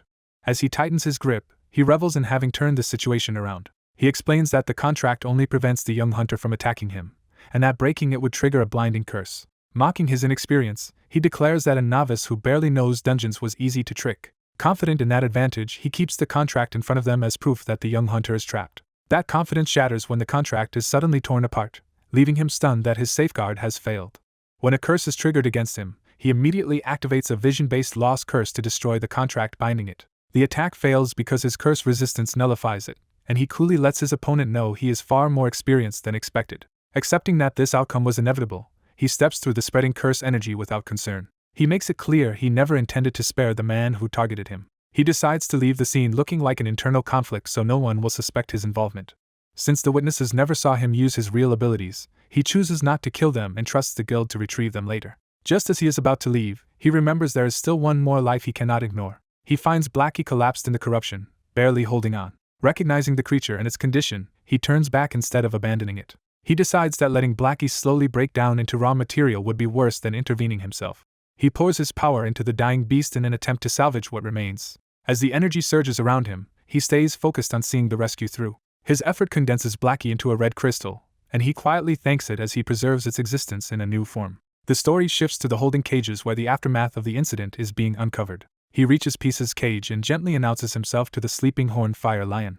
Entering the enclosure, he checks on Peace and confirms the creature is still unconscious. He wants to take Peace out immediately, but realizes doing so before the others arrive would only raise suspicion. So he decides to stay beside Peace and wait for the rescue team to find them together. Cradling the sleeping animal, he reassures it that he will be there when help comes. For a brief moment, the danger gives way to quiet relief as he watches Peace rest safely in his arms. Even so, he worries that Peace might die before he can fully protect it. Soon the sound of rushing footsteps signals that the search party has finally arrived. The rescuers locate him and announce the discovery with urgency. They report that Hunter Han Eugene and the horned fire lion have been found in the first wing. Seeing him collapse with Peace in his arms, they order the cage opened and the guild master summoned at once. An alert confirms that an S-class awakener is rapidly approaching the scene. Half-conscious, he senses the familiar overwhelming presence, and realizes Yohyan must be the one coming. Yohyan bursts in, calling for his brother in panic. As Eugene wakes, his first thought is that Yohyan has come to save him. The rest of the group crowds in behind him, all of them anxious to know how badly Eugene was hurt. Leaning on their support while still holding Peace, Eugene dryly notes that he has somehow become the center of everyone's concern. When he tries to move on his own, pain overtakes him and Yohyan catches him immediately. The others erupt in outrage and worry, ready to call a healer and hunt down whoever did this. Eugene downplays his condition and insists he can still walk. Yohyan ignores that claim and simply carries him out himself, making it obvious he will not let his brother strain any further. As orders are given for a healer, Eugene is touched by Yohyan's protectiveness even while feeling slightly embarrassed by it. They quickly load him into a car and leave the scene behind. A guild member promises to finish the investigation and clean up, while telling Eugene to go home and rest. On the ride, Eugene reflects that making a child handle a scene involving white cadaver use is harsh, while Yohyan insists they stop at a hospital first. That suggestion jolts Eugene, because a full examination could expose things he needs hidden. He protests that he has already been treated, but Yohyan pushes for a complete checkup anyway. Internally, Eugene panics that medical testing might reveal his inflated stats from the last reward. So he cautiously asks if they can skip the hospital altogether. He frames the refusal as discomfort with hospitals, strangers, and the risk of being subjected to more tests. Yohayan immediately relents, apologizes for pushing him, and orders the car turned around so they can go straight home. Even after agreeing, Yohayan keeps fussing over him and demanding reassurance that he is truly unhurt. Then Yohayan suddenly notices a strange reptilian scent on Eugene, making Eugene realize he may have brought back evidence of his hidden actions. To avoid further suspicion, Eugene quietly activates Lizard on the wall and decides he can simply wash away the smell once he gets home. With that, the exhausting chain of crises finally comes to an end for the day. In the aftermath, MKC is temporarily stripped of security duties, an outcome presented as entirely predictable. The guild tightened visitor screening and had guards personally verify anyone coming in, showing how seriously they were responding to recent threats. That reminder leads into another memory surfacing from the past. The memory returns to a bleak, confined place where someone had been trapped behind bars.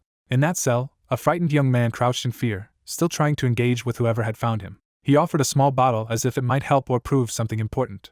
Inside were blue crystal fragments, the detail that fixed the memory in place. Before anything could come of it, a long-haired man was already standing over the collapsed captive. He sensed danger too late, and turned just as the attack came. A monstrous assailant burst in violently, and the scene turned into sudden slaughter. The witness could only stare in shock as the bloodshed unfolded in front of him. He jolted awake from the nightmare, dragged out of the memory by sheer panic. Breathing hard in bed, he tried to tell himself it had only been a dream. The sleeping fox nearby grounded the room in the present, but not his thoughts. He realized the vision had not been random at all but a memory carried over from Inky through the skill he still possessed. The weight of that borrowed memory left him hunched over, shaken and unable to brush it off. He went to drink water, recalling that these episodes used to happen often before he had forgotten them. As he drank from the refrigerator, he noted that not much time had passed since he rewound time. That thought pulled him toward an old fear. Low-rank hunters died so often that he had once expected death as routine. He remembered a period when he had shut himself in, drinking for days after an incident, until people likely sent by Yohayan forced him to a hospital. He tried to reassure himself that things were different now, yet worry remained because Manhwa was still out there. When he noticed the room was too quiet, his concern sharpened. He realized Manhwa was gone again instead of resting where he should have been. Following the noise, he found signs that Manhwa had slipped away to work. Manhwa had returned to his workshop, throwing himself back into forging despite everything that had happened. He kept grinding and shaping metal with obsessive focus, as if effort alone could make up for his helplessness. Sweating and exhausted, he pushed on with the desperation of someone trying to outrun his own thoughts. He drove the blade down again and again, forcing progress through raw repetition. Counting his attempts, he marked another failure in a long string that had reached 9,980. Even while drained, he clung to the work because it was the only thing keeping him moving. At last his strength gave out, and he slammed his fist down in frustration.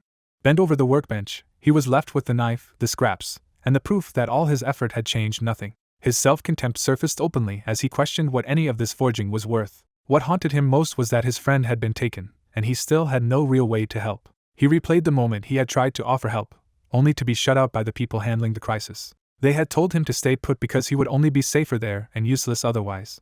Worse, they had investigated him and made clear that despite his long connection to Eugene, he had no meaningful ties to Han Eugene now. He could not even argue convincingly, because from the outside he really did look like a stranger to the situation. That was the deepest wound. Not only was there nothing he knew how to do, he had no recognized place beside the person in danger. Alone in the workshop, he concluded bitterly that all he truly had was this futile labor. Then his phone rang, interrupting the spiral with a call from his older brother.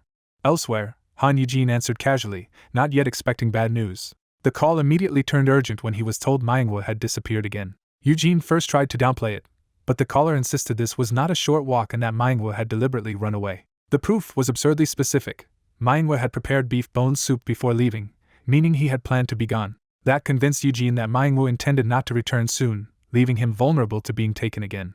Meanwhile, Manhwa wandered the city alone, carrying his guilt with nowhere clear to go. He admitted to himself that he was too ashamed to face Eugene after failing him so completely. The rejection he had heard earlier kept echoing back, reinforcing that he had been no help during the kidnapping and was not even truly Eugene's friend anymore. With that belief crushing him, he drifted through the streets thinking he had nowhere else to belong. Lost in thought, he finally noticed a trivial problem at his feet, a loose shoelace, just as his wandering pause began.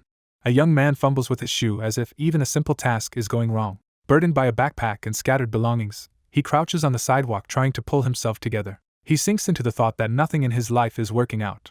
Two children notice something among his dropped things and call his attention to it. What they found is a pass card identifying him as Yu Myungwoo of the World's Edge Guild. The children immediately assume he is a hunter and swarm him with excitement and admiration. Their questions pile up, and the sudden attention leaves him overwhelmed and unable to live up to what they imagine. He blurts out that he is not a hunter at all, only a housekeeper in the World's Edge dorm. When they press further, he admits he is awakened but only has a Class F weapon-type skill. That confession drags him back into the cruel judgment he has heard before, that someone like him has no worth. The children repeat the common prejudice that Class F hunters are useless because they cannot enter dungeons or make money. He silently relives how everyone dismissed him, even though he had hoped awakening would finally change his life. Instead, the skill he received was officially branded garbage skill, a useless Class F ability. He remembers people, including someone named Eugene, treating his awakening as proof that he was doomed to be worthless. Even the apology he got was only another insult, making clear no one expected anything from him.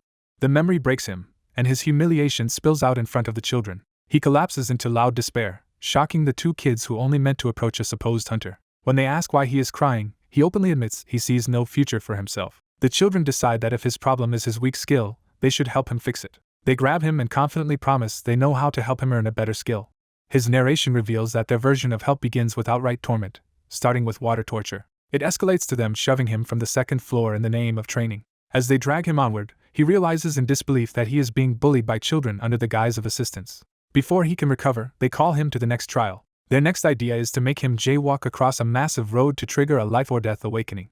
He panics and tries to stop them before they can demonstrate something fatal. After the near disaster, he demands to know why their help consists only of reckless danger. The girl insists they are helping because skills are supposed to appear when someone's life is threatened. The boy argues that if they keep putting him in danger, a good combat skill should eventually emerge. That logic reminds Myungwoo of the desperate conditions under which his own awakening happened. He starts to see why they believe this, and the children take his hesitation as proof they are right. Still, he feels they have taken the idea far too far. The children look up at him, waiting for his answer without any sense that what they are doing is abnormal. He realizes with alarm that they treat this kind of daily danger as normal preparation for becoming hunters. He tries to steer them back towards studying and away from risking their lives. They reject that advice, convinced ordinary study leads nowhere and that hunting is the only path that matters. Their words make him recognize how deeply the obsession with combat hunters has shaped this generation. He bitterly concludes that society has simply shifted its pressure from academics to hunting, without changing at all. Before the conversation can go further, a sudden disturbance shakes the city around them. All three freeze as they realize something serious is happening nearby.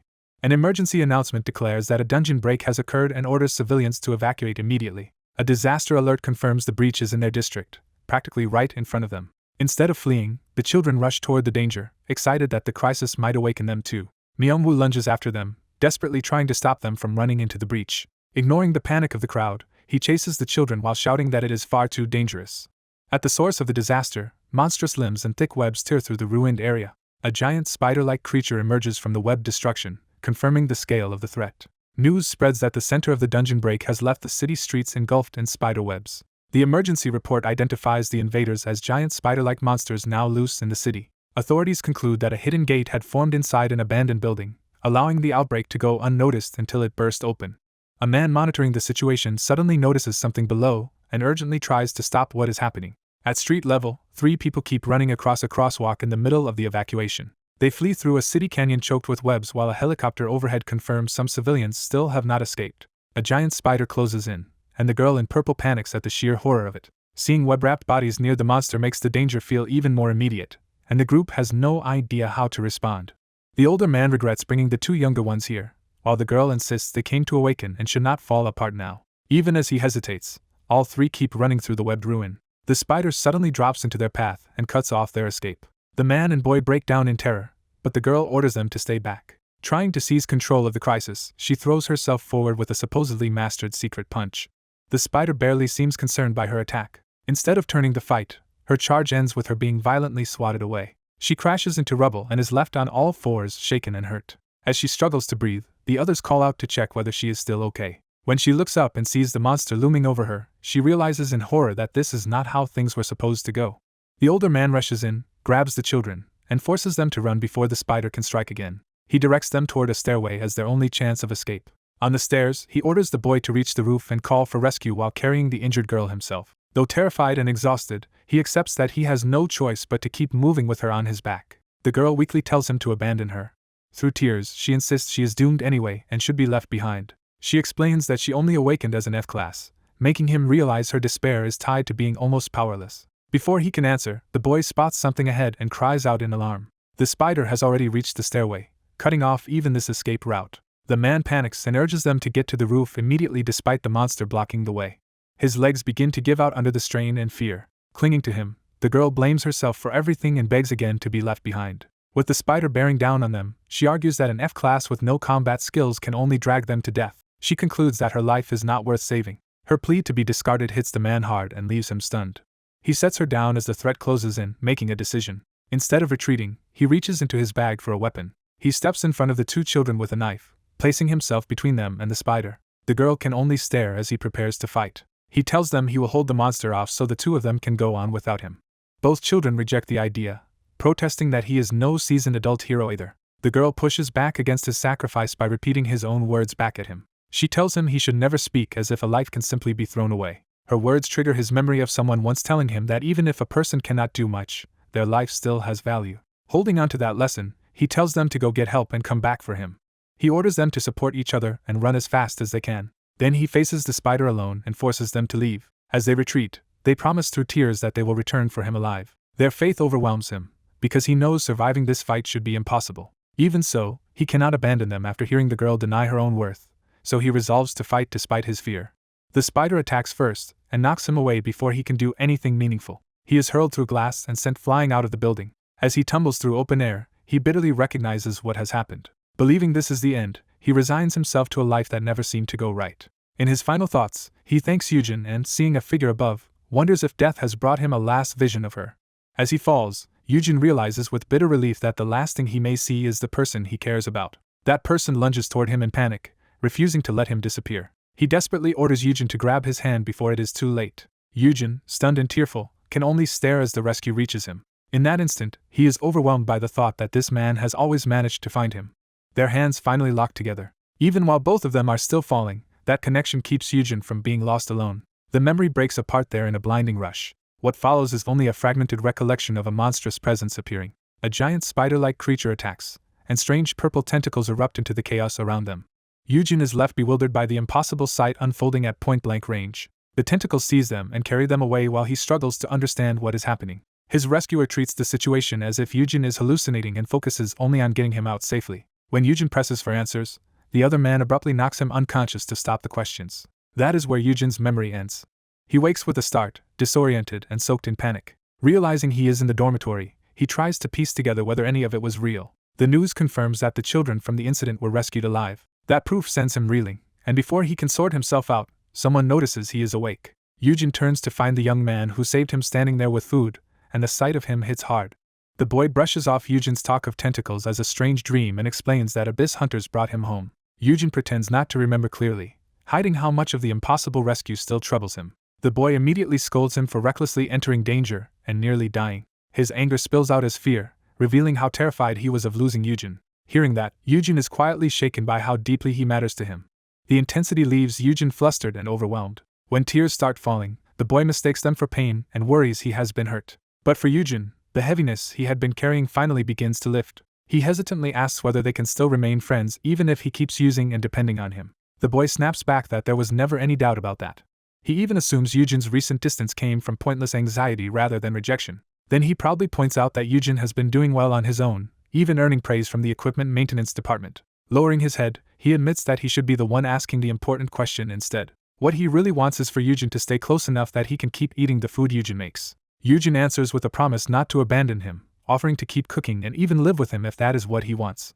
That simple request fills Yujin with genuine happiness. He finally understands that he never needed to fear being unwanted by this person. With that realization, his thoughts drift back to the lonely place where his despair had once begun. He remembers the workshop and the ordinary workbench that became his refuge. Back then, he tied up his hair and prepared himself to work through another bleak day.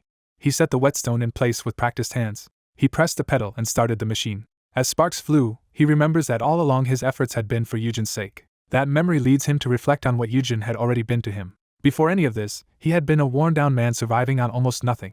Then his awakening came at last, registering him as an awakened with the E-class skill whetstone. He had awakened alone in a tiny, pitch-black apartment, with no triumph in the moment. In fact, it happened on the very day he had been trying to kill himself. Even after that, the system offered only a small hunter registration subsidy. When officials dismissed his ability as useless, and told him to find another path. His life did not improve just because he had awakened. A withdrawn young man steps outside after a long time indoors, already weighed down by exhaustion and isolation. Counting the little money he has, he realizes it will barely cover rent and debt, leaving him with nothing to hope for. He reflects that he never expected much from life in the first place, and was never treated as someone important. Seeing a crowd gathered for some newly awakened elite hunter, he instinctively tries to avoid attention and slip away unnoticed. In his own mind, he has always been a side character, someone whose life leaves no mark. That belief has left him drifting through a hollow existence, alive but with no purpose, no support, and no idea what to do. Even surviving a failed awakening feels meaningless to him, and he reaches the point of wanting life to end. Before he can sink any further, someone grabs hold of him and stops him. A bright, earnest young man named Eugene reaches him in time and pulls him back from that edge. He remembers that meeting as the moment his life began to change. At first, he could hardly trust the kindness being offered to him. He felt undeserving of any help, as if accepting it would be wrong. Still, while others around him had obvious talent and direction, he remained anxious because he had neither confidence nor a clear role. Even after spending endless time sharpening knives, he still could not imagine himself gaining a powerful or glamorous ability. His despair ran so deep that he once tried to push away anyone who wanted to save him. But hearing his own hopelessness spoken aloud forced him to confront how broken he had become. That was when he understood he had been wrong about his own worth. Thinking back on it now, he realizes Eugene had seen the truth from the very beginning. Eugene never looked down on him or treated him as lesser. He also never forced him into combat, or into becoming someone he was not suited to be. Instead, Eugene simply kept giving him chances to keep working, so he could devote himself to the one craft he truly could improve. Over time, that steady support turned his labor into a real path forward. He comes to understand that Eugene had been encouraging him all along. Because someone believed in him when he could not believe in himself, his fear finally begins to loosen. For the first time, he no longer feels trapped by anxiety and failure. He sees a future in the skill he has honed with his own hands. With that conviction, he decides he wants to become stronger for Eugene's sake and in his own field. He does not aim to match the fighters around him, only to excel at what he alone can do. That determination pushes him to the brink of a breakthrough. At the final moment, his forging reaches completion and his work transforms into something extraordinary.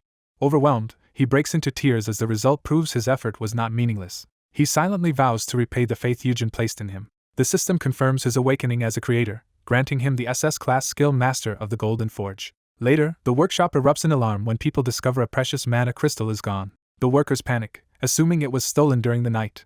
What they do not realize is that the crystal has already been consumed in the creation of a new weapon. Someone calmly explains that the crystal was not stolen at all but has found its rightful master, and the world will hear about it soon. The finished weapon reveals itself as a radiant ice spear infused with immense power. When Yerim takes it in hand, she immediately senses that it is far beyond an ordinary S-class weapon. Recognizing it as Manhwa's handmade Farm Mini Ice Tree Spear, she prepares to test its strength.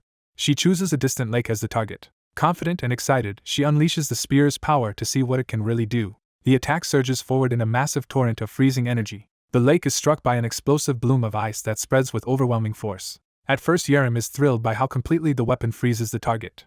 Then she realizes the result is far beyond even her expectations. The frozen eruption towers across the landscape, proving that her skill has been amplified to a terrifying degree. Observers identify the effect clearly as an S-class ice attribute upgrade produced by the weapon. The creation is unveiled publicly as the 16th domestically made S-class weapon, drawing national attention. At the presentation, officials certify it as an S-class weapon and formally recognize Manhwa as the Korean Hunter Association's first S-class blacksmith. At a press event, a reporter presses him to reveal the highest grade of weapon he can make. He answers with confidence that his crafting has no upper limit in theory. The room is stunned when he adds that anything beyond SS class depends on his own proficiency, turning him into a global sensation. As the crowd buzzes, someone notes that Manhwa may now need protection, while another insists he already seems dependable enough. The speaker agrees that Manhwa looks far healthier and stronger than when they first met. It is explained that Manhwa's stats rise through crafting, and that he has already reached C-class, which sounds impossible to hear. The idea of stats increasing from crafting alone is treated as unheard of, reinforcing that Manhwa is becoming exceptional in multiple ways. That realization leads into a memory of how extraordinary his skill really is. A few hours earlier, Manhwa had reacted in disbelief to what he had just learned. He was told that the powerful weapon had been made almost immediately after gaining the skill, thanks to rare materials that happened to be available. To prove it, the crafter casually summoned the skill's power. He revealed that the skill came with a private dimension filled with S-class and SS-class crafting materials. He explained that he had used those built-in resources, including an ice branch and a mana crystal from the equipment room, leaving Manhwa overwhelmed. The skill had even provided a crafting encyclopedia, making the process easier and making Manhwa feel cheated by comparison. While Manhwa bitterly compared it to his own miserable skill, the crafter invited him to see the forge itself. Manhwa, still lying down, could only repeat the word forge in confusion. The crafter activated the golden forge and opened the way to the place tied to his skill. He explained that only people he personally permits can enter this hidden space. As Manhwa reached for him, he joked that in a story this kind of secret realm would make Manhwa the true protagonist. Their hands met, and the permission took effect. Manhwa's joking thought about being the protagonist was cut off by the transition. He arrived inside the forge and had to shield his eyes from the sudden brilliance, while his guide watched with quiet satisfaction. As his vision adjusted, Manhwa realized he was seeing something far beyond an ordinary workshop. The immense, radiant interior left him openly awestruck. He fixated on the giant tree-like structure around the forge, and worried that it should have burned away long ago. Instead, he discovered the fire burned endlessly without fuel, which even the crafter had not fully understood. That uncertainty turned serious when the flames suddenly began to react on their own. A massive face formed inside the fire, revealing a living presence within the forge. The crafter instinctively moved to protect Manhwa, only for Manhwa to remind him that he was physically tougher now. The being was identified as a fire elemental, making the situation even more unbelievable. The elemental introduced itself as Ismuar, welcomed its new master, and explained that it had been born from the forge's final breath at the moment of creation. Manhwa was thrilled to meet a real elemental, while the crafter explained that Ismuar had helped him make the weapon and that the previous master had prepared it to teach him crafting basics. That mention of a previous master raised a new mystery about who had owned the forge before. The crafter admitted he knew almost nothing beyond what had been left behind, including a bouquet and a written message. The bouquet itself looked like another deliberate gift from whoever had arranged this inheritance. Because the writing used an unknown script, he asked Manhwa to read it, and Manhwa found that he somehow could. The message welcomed the successor and offered a blessing tied to embers and molten metal. That led Manhwa to recall theories that dungeon ruins are traces of another civilization from a different world. He connected the forge's inheritance to those theories and began to suspect its previous master may have come from that other world. In his mind, he imagined a craftsman from that lost civilization working at a forge like this one. He also imagined that the elemental and forge had been intentionally left behind for the next worthy inheritor of the skill. Returning to the present, he concluded that the system itself might be tied to that hidden legacy, while the crafter offered him the bouquet. Manhwa was caught off guard by the gesture. The crafter told him sincerely that everything he had gained started with Manhwa's help. Manhwa accepted the flowers and promised to support whatever path came next, whether the crafter entered a guild, stayed independent, or remained in the abyss. Holding the bouquet, he was moved by how much of this had only happened because of him. Elsewhere, another schemer celebrated in advance, pleased that both Hyan and Manhwa seemed to be joining and already dreaming of the money to come. Back in the forge, Manhwa quietly tried to stop the crafter from making such a heartfelt gesture. The crafter froze, bouquet in hand, unsure what Manhwa meant. Embarrassed, Manhwa clarified that he did not need to be looked after so carefully, then admitted there was something important he had been keeping to himself.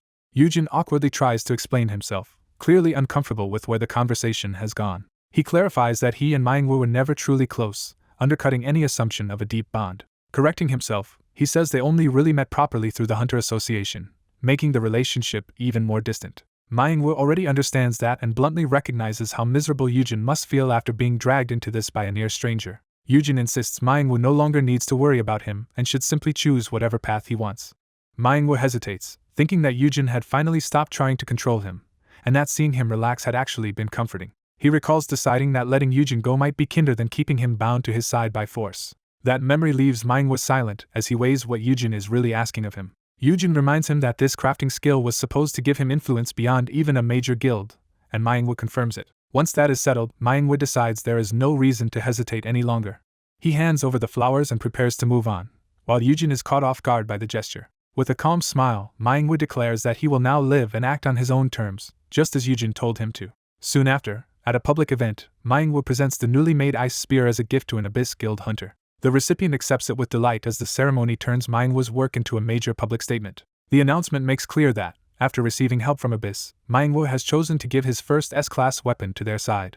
Watching this unfold, Yujin is hit with regret and realizes he may have just thrown away an enormous opportunity. Even so, he tells himself that if Manhwa is now in the spotlight, at least life might become easier for him. Beside him, another observer notes that Manhwa has truly made it and no longer needs protection. That leads to the obvious question of whether Manhwa will now leave Yujin and stand on his own. The answer seems self-evident.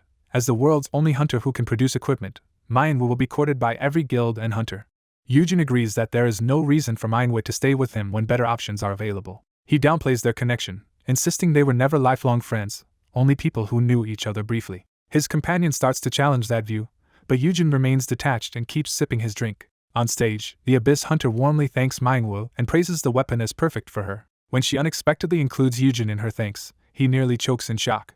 Manhwa then openly credits Hunter Eugene for everything, making Yujin the center of attention whether he likes it or not. In front of the crowd, Manhwa says that words are not enough to describe what Yujin has done for him. Hearing that, Yujin's companion realizes Yujin had no idea how deeply Manhwa valued him. He tells Yujin that, to them, he means far more than he has been willing to admit. The public declaration goes further, making it clear that Manhwa intends to remain at Yujin's side rather than leave him.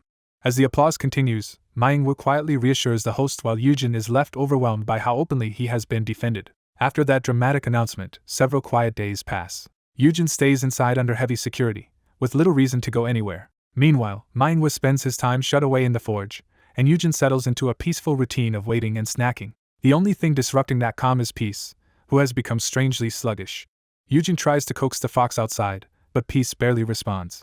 Concerned, Yujin picks the creature up and wonders why it is so lethargic despite not being injured. As he carries Peace out, he gently asks whether the earlier kidnapping frightened it more than he realized. A blonde woman intercepts them and assumes he is heading to the training room, offering to accompany him. She introduces herself with cheerful familiarity, and immediately takes charge of guiding him.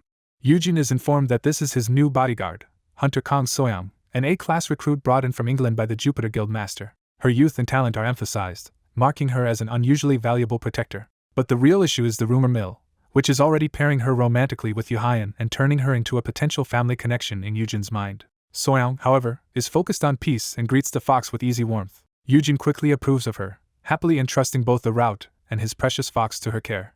As they ride the elevator, she brings up how shaken she was by news of the kidnapping. She says she is relieved he survived because he is her only hope, leaving Yujin baffled. Soyoung reveals the reason: she possesses an SS-class beast mount skill called Dragon Rider. That revelation instantly gets Yujin's full attention. She explains the problem at the heart of it: dragons are the most difficult monsters of all to tame. A woman reflects that taming a high-class dragon should be impossible for an ordinary hunter, but she believes her rare dragon-related skill gives her a real chance. Back in the present, she vents her frustration that she has the ability yet still cannot use it. She explains that dragon nests have begun appearing in Jupiter-managed dungeons, and if the eggs can be incubated safely, she may finally get a dragon of her own. The prospect thrills her so much that she already imagines raising the hatchling like her own child. Yuhayan, watching her enthusiasm, can only awkwardly admire how earnest she is. She doubles down by telling him she needs him to do his best, since everyone already treats him as the one who will help raise her future dragon. That phrasing leaves Yuhayan mortified, while she remains oblivious to why it sounds so intimate. He realizes the embarrassing rumor started because Hyuna kept repeating it, and silently blames the guild master for this mess. Their attention shifts when Peace seems distressed in the pet area, prompting them to check on him. Peace is still shaken and miserable, unable to settle down after what happened. Yuhayan worries because Peace refuses to let go of him, and the woman concludes the recent kidnapping must have badly frightened the creature. Trying to help, Yuhayan gets dragged into Peace's frantic clinging while she watches and notes that the fox-like monster still has enough spirit to play. She decides a walk might calm him, but hesitates because taking a monster outside would normally be impossible. Yuhayan immediately offers a solution, saying he knows a place where Peace can go safely. He reveals that Jupiter has a rooftop garden they can use, and she quickly contacts the guild master to ask permission. On the other end, the guild master agrees without hesitation and sends a car for them. He makes it clear that Yuhayan is welcome there whenever he wants.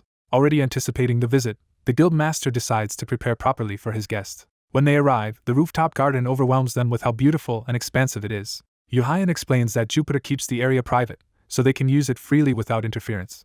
Peace, seeing open sky and butterflies, is introduced to a world completely unlike the confined spaces he has known. Yuhayan gently reassures him that this place is safe. He also assures Peace that the woman can be trusted, trying to ease any lingering fear around her. She immediately proves how little she respects boundaries by leaning all over Yuhayan while trying to charm Peace. Yuhayan internally panics at her acting like an affectionate in-law, while she crouches down and promises Peace he can play as much as he wants. Peace remains wary, worrying that her casual behavior could affect Abyss's future, and resenting how lightly she treats everything. Then Peace seems to understand her intent, and both humans are relieved when he finally responds positively. His attention is caught by the hydrangeas, and she happily asks whether he likes the unfamiliar flowers. Peace bursts into excited play among the blossoms, scattering petals and energy everywhere as the two scramble to keep up. She laughs off the mess, pleased that Peace is enjoying himself, and turns the conversation back to the dragon egg she is waiting to hatch.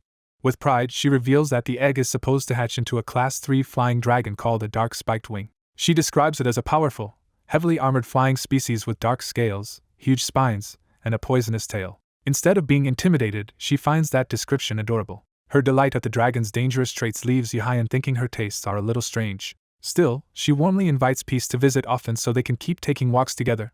Yuhayan agrees, seeing that this arrangement would be good for Peace. As they walk beneath the open sky, he realizes how long it has been since he enjoyed something this ordinary and peaceful. He begins to think this hidden garden may become one of the few places he can still come to freely. When Peace brings him a flower, the moment feels unexpectedly tender, though Yuhayan remains uneasy that they are inside the guildmaster's territory. That calm is interrupted by a system warning that an S-class awakener is approaching, triggered by Peace's instinctive fear of the strong.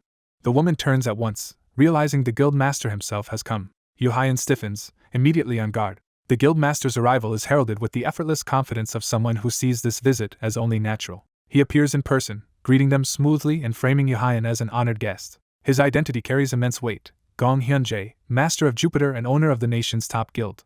His fame and influence extend beyond Korea, and his overwhelming power has made him one of the world's most formidable hunters. Yet instead of a confrontation, what he has prepared is an extravagant tea service laid out in the garden. The sheer luxury of this spread leaves Yuhayan stunned and suspicious. The woman cheerfully abandons him to the situation, telling him to enjoy himself. Yuhayan is left facing the guildmaster alone as the man calmly pours him tea, making the encounter feel even more deliberate and unsettling. While sharing tea outdoors, the dark-haired man is handed a gift meant for his horned fire lion companion, and he privately wonders why the blonde man seems so appealing even in such a simple moment. The gift turns out to be a dragon wing bone, a rare item chosen specifically to please a powerful carnivorous monster. The blonde man explains that high-grade predators are especially fond of this kind of bone, making it a calculated offering rather than a random present. The little fire lion immediately adores the gift, and its delighted reaction makes the dark-haired man see the gesture as unexpectedly thoughtful. As he eats the sweets set out for tea, he starts reconsidering the blonde man and admits to himself that he may have judged him too harshly. Even while enjoying the food, he insists inwardly that he still dislikes sweets and refuses to give the blonde man too much credit, while the blonde man gently notes how relieved he is to see him healthy again. The dark-haired man responds warmly, apologizing for not checking in sooner and revealing that he had genuinely worried after the kidnapping. The blonde man brushes that aside with teasing affection, saying the visit matters because the dark-haired man is important to his future, which leaves the other man flustered and silently vowing payback. He reinforces that his concern is sincere, not polite small talk, and underscores it by reaching across and taking the other man's hand. From there, his tone shifts into open praise as he tells the dark-haired man that, among all current hunters, no one rivals his unique ability to raise top-class monsters. He adds that aside from one foolish decision by MKC, the major guilds are all eager for a chance to approach him. The blonde man makes the scale of that influence clear, saying any group the dark-haired man contacts would likely bend to his wishes. He even offers to prove it, but the dark-haired man hesitates, realizing this admiration is also a pressure tactic. Trying to stay casual, he declines the test and recognizes that the blonde man is deliberately flattering him to steer the negotiation. When he jokes that he is too fragile to move safely without protection, the blonde man immediately turns that into a proposal. He should keep another top-class monster at his side for security. The dark-haired man is caught off guard by how directly the conversation turns toward giving him another monster. The blonde man is surprised he has not already heard this from his younger brother, implying the idea has been discussed elsewhere. He explains that MKC is paying compensation because their role in the kidnapping nearly got everyone involved killed. That omission makes him question why the younger brother kept such important information from the dark-haired man, especially given how protective he usually is. The dark-haired man covers for his brother and says it is fine, though the gap in communication clearly unsettles him. He reflects that his brother has indeed been withholding details about the kidnapping's aftermath, and he imagines how helpless he would have been if he had remained weak and uninformed. Admitting his confusion, he says he no longer understands his brother's recent behavior. The blonde man then broadens the discussion, pointing out that the dark-haired man now has enough influence to build a faction comparable to the major guilds. He argues that with the foundation already laid and more monsters under his command, that faction could grow into a dedicated monster squad. The dark-haired man objects that raising so many monsters would never be legally allowed, but the blonde man treats that as only a temporary obstacle. He argues that laws only hold while society remains stable, and that the current system is already straining under dangerous dungeons and monsters. As he elaborates, he warns that the number and difficulty of dungeons are increasing too quickly for the present order to last much longer. In his view, the world will soon become desperate for any source of combat power, whether that comes from beasts, monsters, or something even less acceptable today. Under those conditions, he says, the dark-haired man would become an irreplaceable figure unlike anyone else. He defines that future value plainly. Someone who can reliably raise A-class and S-class monsters would hold extraordinary power. He advises the dark-haired man to speak honestly with his brother, suggesting the brother knows this already and is hiding him from others because of it. The dark-haired man senses that beneath the praise, the blonde man is carefully measuring him and testing how much he understands. Elsewhere, the focus shifts to the brother as someone confronts him about what was just said regarding his older sibling. The brother admits that something about the situation has been bothering him, enough to revisit an old memory. He recalls using white cadaver in the past and reading the memories of a Bricks Guild member involved in that earlier incident. That memory showed him the moment he was being targeted, giving him a clue about what really happened. In the recollection, the kidnappers were confused that a supposedly instant sleep powder failed to knock him out, and guessed he might have used an antitoxin item. The brother rejects that explanation because Ajusi should not have possessed any antitoxin items at all. That inconsistency convinces him that his older brother is hiding something significant. Back in the present, the dark-haired man remembers that Jupiter had promised to assign him a bodyguard stronger than an A-class hunter. The answer arrives in absurdly direct form when the blonde man personally drives him home, effectively appointing himself as that bodyguard. The dark-haired man is baffled that an S-class hunter has so much free time and is using it to escort him around so casually. Still, he makes clear that gratitude will not soften his stance in their negotiation. The blonde man suddenly leans in close, startling him before doing anything more intimate. Instead of flirting, he simply reaches over and fastens the seatbelt the dark-haired man forgot to wear. Embarrassed, the dark-haired man accepts the correction, while the blonde man remains amused by how easily he rattled him. The blonde man then frames the ride as a small apology for not being able to help much during the kidnapping incident. The dark-haired man laughs it off, though he admits to himself that the sudden closeness genuinely shook him. As they continue driving, he blames MKC for causing the whole chain of events in the first place. The blonde man agrees, but lightly points out that MKC's mistake is also what brought the dark-haired man to visit him. During the drive, the blonde hunter calmly reports that MKC has become corrupt enough to be cut off soon. He delivers that judgment with easy confidence, showing he already sees the guild's downfall as a practical matter. Yujin is caught off guard by how casually such a dangerous conclusion is being discussed. As the city passes outside, Yujin wonders whether MKC is collapsing earlier than it did before his regression and suspects his earlier intervention may have changed the timeline. He turns to the window and tries to think through what this altered future means while clutching the bouquet meant for the visit. His attention sharpens as he weighs the risks of being alone with someone this unreadable. The blonde man admits that before the rewind he knew little about this hunter beyond his reputation. What he does know is unsettling. The man's past before awakening is obscure. He rose to fame quickly after becoming an S-class, and his powers are tied to plants and vines. Unsure how much danger he is in, Yujin considers secretly using his sprout skill to gather more information. He decides to test it carefully by pretending to read a sign outside so his gaze won't give him away.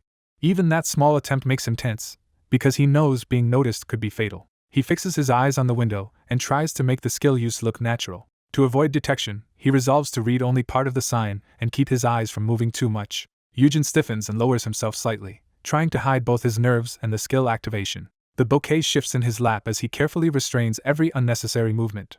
The car continues forward, but the pressure in the cabin makes every second feel dangerous. Bracing himself, Yujin hunches down with the fox in his arms and prepares for the worst. Instead of the sprout skill, his fear resistance activates under the blonde man's overwhelming presence, confirming just how oppressive that power is. Yujin realizes with dread that he may have underestimated the danger completely. He understands that if the man beside him applies even a little force, he could be killed before he can react.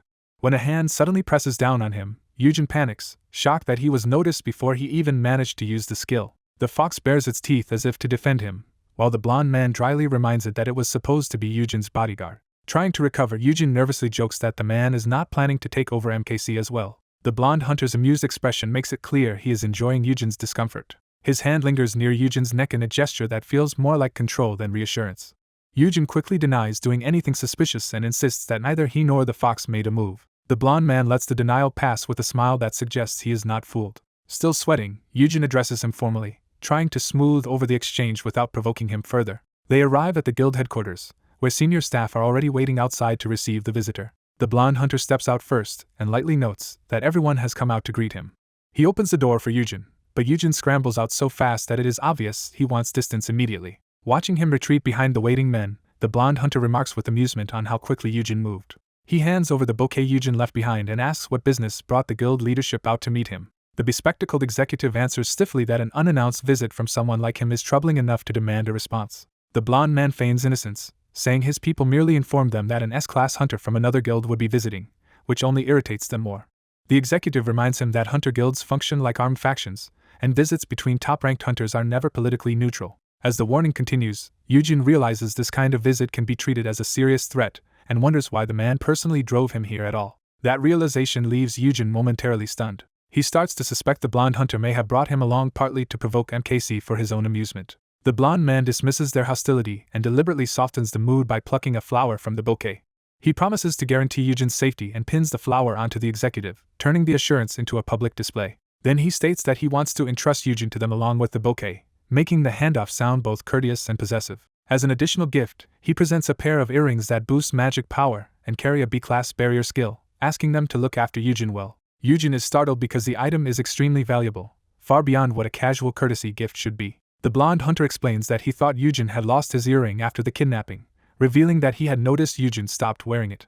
When Yujin protests that the present is too much, the man coolly admits it needs to look excessive to have the intended effect. Before leaving, he says he hopes this marks the beginning of a closer relationship between them. Later, in the bathroom, the encounter lingers in Yujin's mind as the day's tension finally catches up with him. The expensive earring set sits open nearby, a concrete reminder that the visit was calculated rather than generous. Touching his own ear, Yujin realizes the man had been paying far closer attention to him than he ever expected. The young man calls Peace over and has the little fire creature launch itself at him as a test. Peace slams into a glowing barrier around him and bounces off, proving the defensive skill activates properly. Relieved, he confirms the barrier works and scoops up the dazed creature. Up close, he realizes Peace reeks and decides the creature needs a bath after whatever happened earlier. He carries Peace straight to the bathroom despite the creature's resistance. Peace endures an undignified scrubbing under running water and soap. While washing him, the young man happily reports that Peace seems to have recovered and that his own trip earned him mana equipment. Even so, he privately dreads ever returning to Jupiter, remembering how dangerous that guild master was. A suited man had warned him that if that guild master ever met another volatile figure, the fallout could be disastrous. The warning went further, suggesting no one could predict what would happen if those two powerful people crossed paths, and that even his own guild master had once been detained after visiting another guild.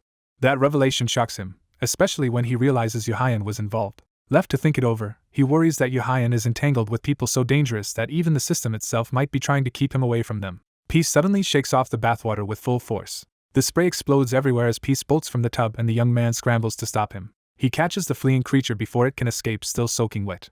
But as he tries to dry Peace, he notices something is wrong. Peace has somehow turned into a plush doll, leaving him stunned by the transformation. As he tries to make sense of it, Dakibi abruptly returns and proudly announces himself. The masked spirit reappears in high spirits, treating the scene like a triumphant comeback. When shown the doll, Dakibi casually explains that Japan has been selling Peace merchandise as cute lion dolls.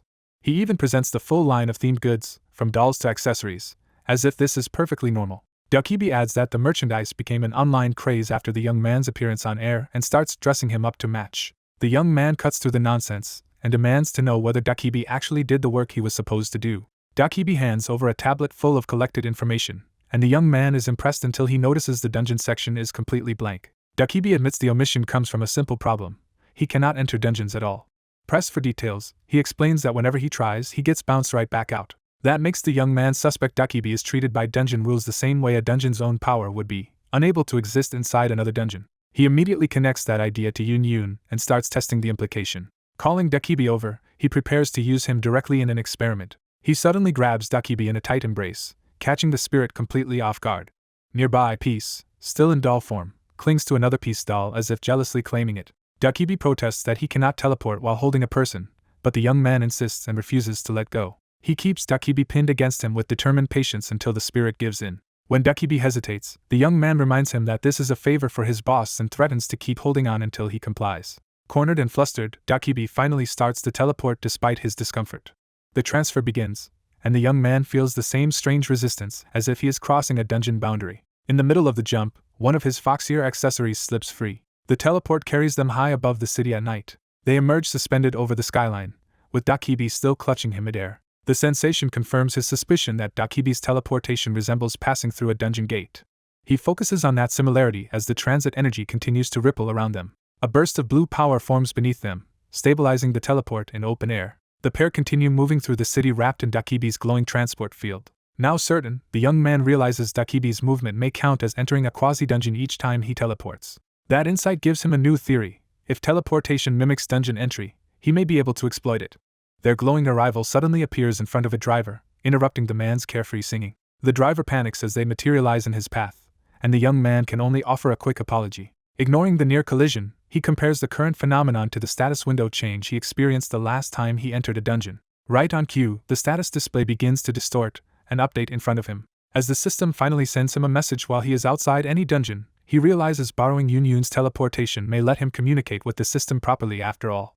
Yun keeps carrying the Dakibi through the night while urging him to endure just a little longer. The Dakibi, drenched in sweat and clearly overwhelmed, admits he cannot hold on much longer. As Yun supports him, the Dakibi realizes that close contact is triggering a dangerous impulse in him. That urge explodes into action, and he violently throws Yun away before he can lose control completely. He immediately regrets it, confessing that he failed to restrain himself, and jokingly accepts that he really is a troublesome Dakibi.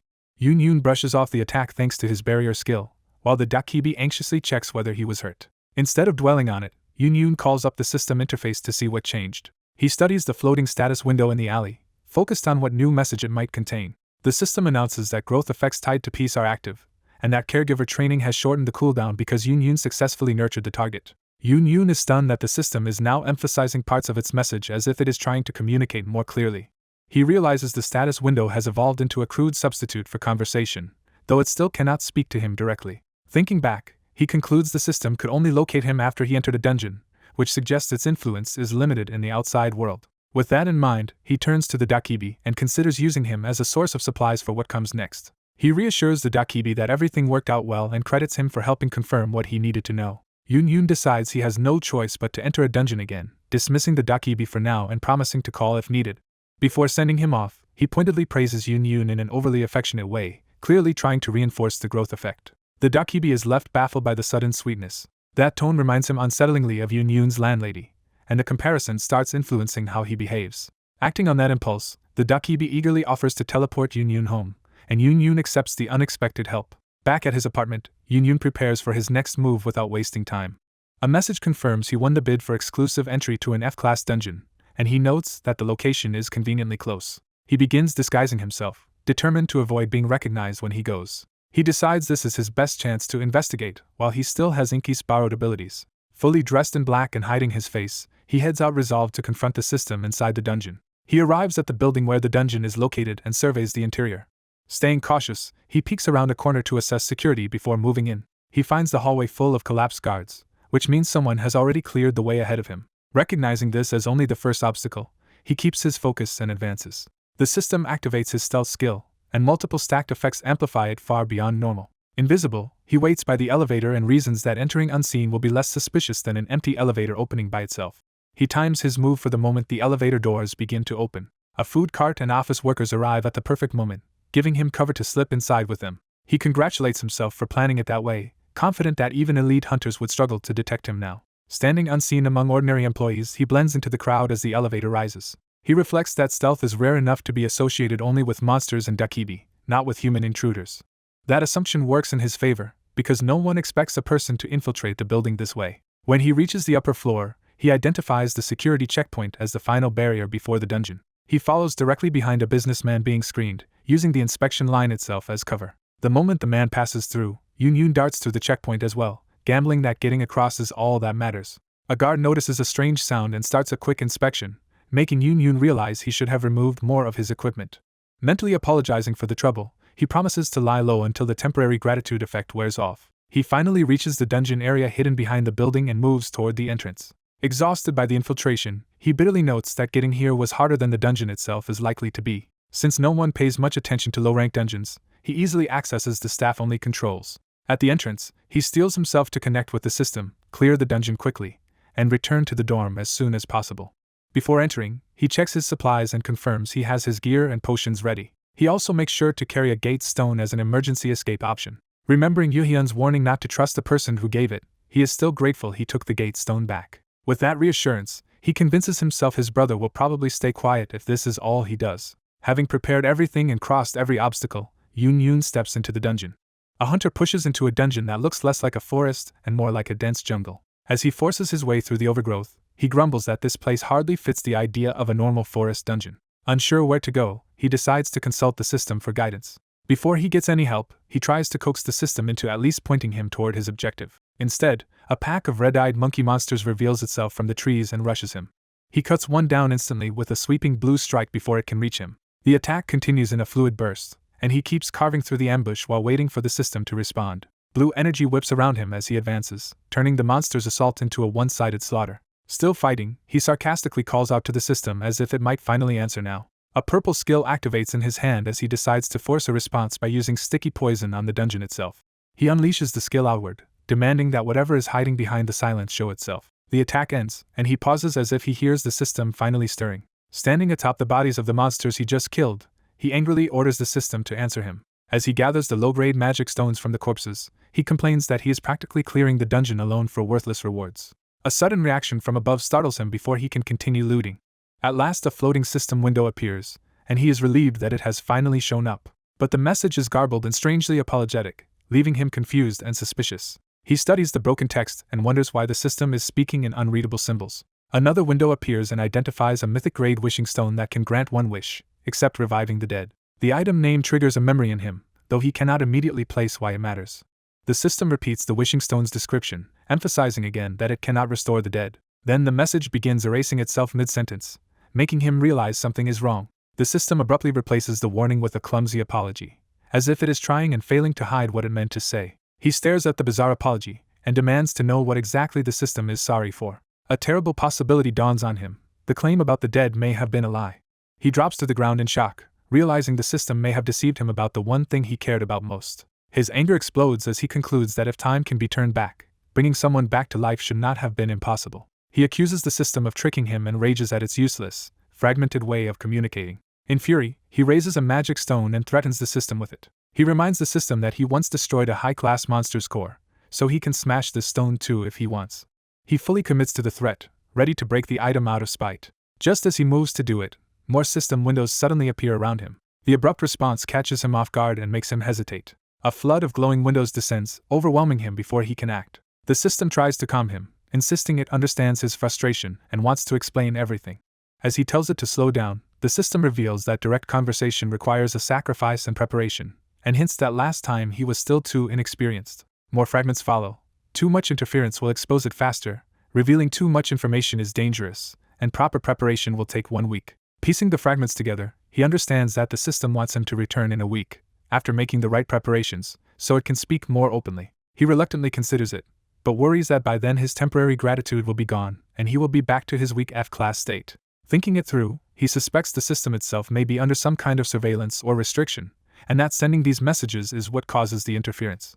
He concludes that the more the system tries to tell him, the more danger it draws to itself. That realization is cut short when the space around him begins to crack under mounting pressure. A violent surge of blue energy erupts from the distortion, forcing him to shield himself. As the phenomenon tears open further, he realizes the promised week is no longer possible and that he is in immediate trouble. He guesses the backlash is happening because the system forced out too many messages at once.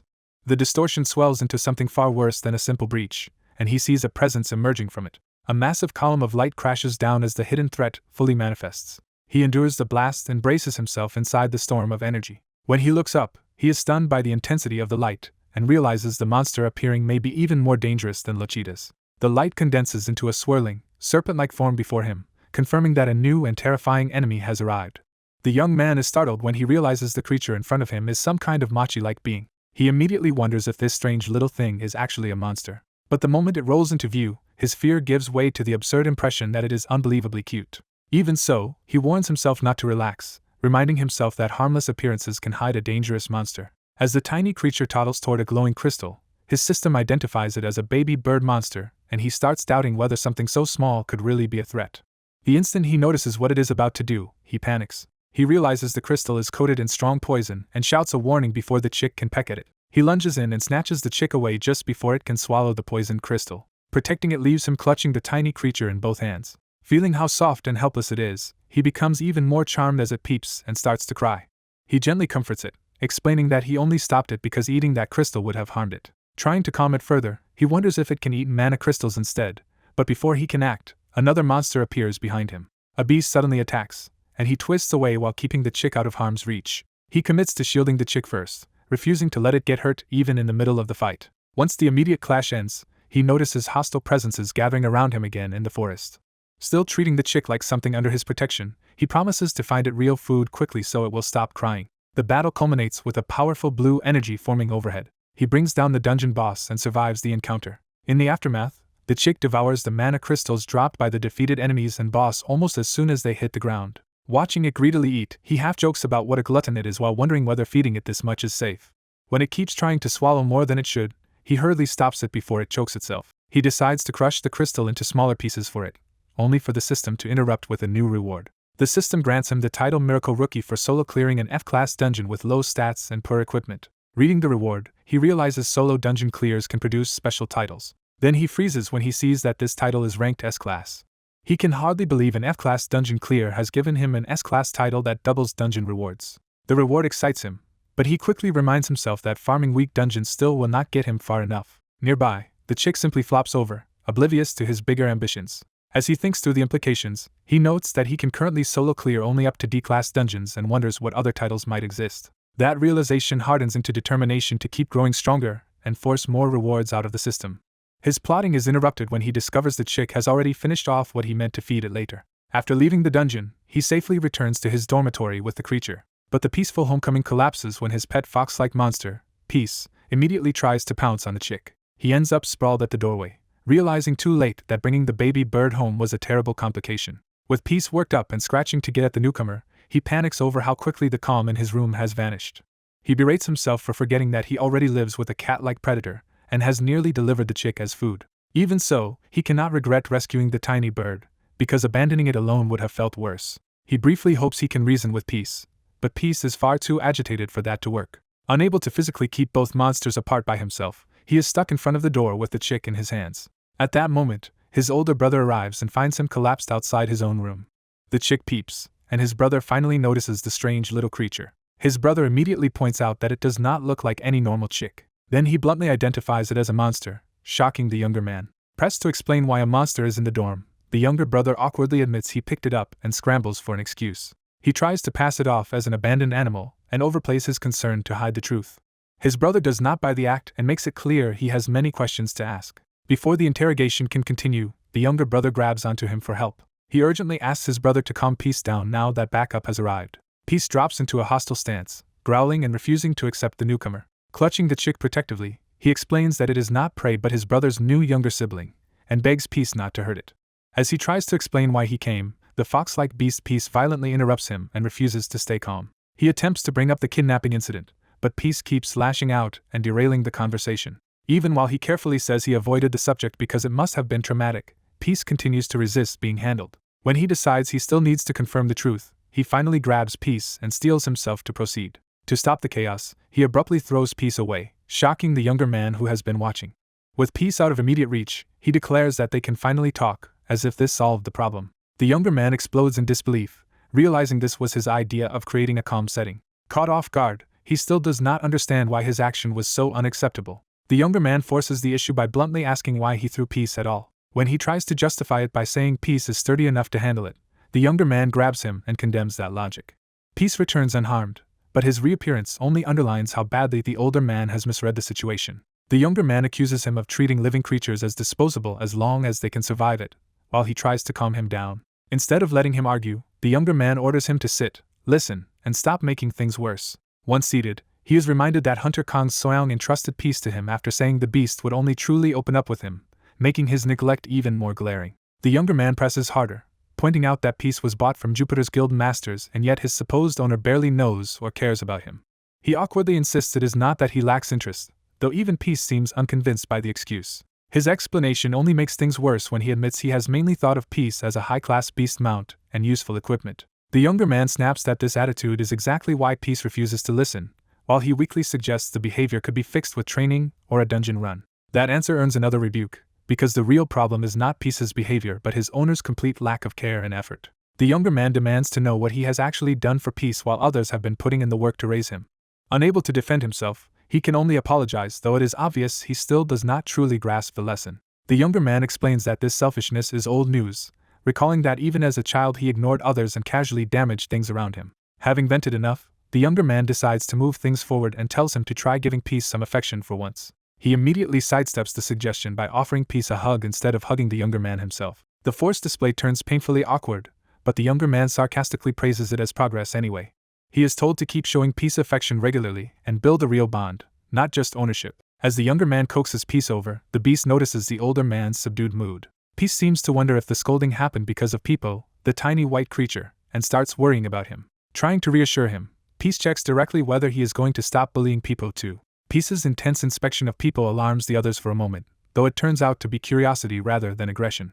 Satisfied, the younger man praises Peace for understanding and pets him, while the older man watches in silence. The younger man decides the two creatures may need separate spaces, then remembers the older man still needs a medical checkup and offers to arrange it. He suddenly shifts the topic and asks whether the older man is free next week. He proposes going into a dungeon together so he can evaluate the older man's skills, and also use the trip to help him and Peace grow closer. After considering it, the older man agrees and says he will make preparations. Peepo immediately senses that this calm acceptance is hiding something and silently calls out the obvious lie. Even as the younger man chats happily with Peace, the question lingers over what the older man is concealing. Later, he enters more dungeons on his own, including an E-class subterranean cave, continuing his secret preparations. He also clears a D-class lake dungeon, pushing himself through increasingly dangerous environments. Each time he enters a dungeon, the system appears before him as if monitoring his progress.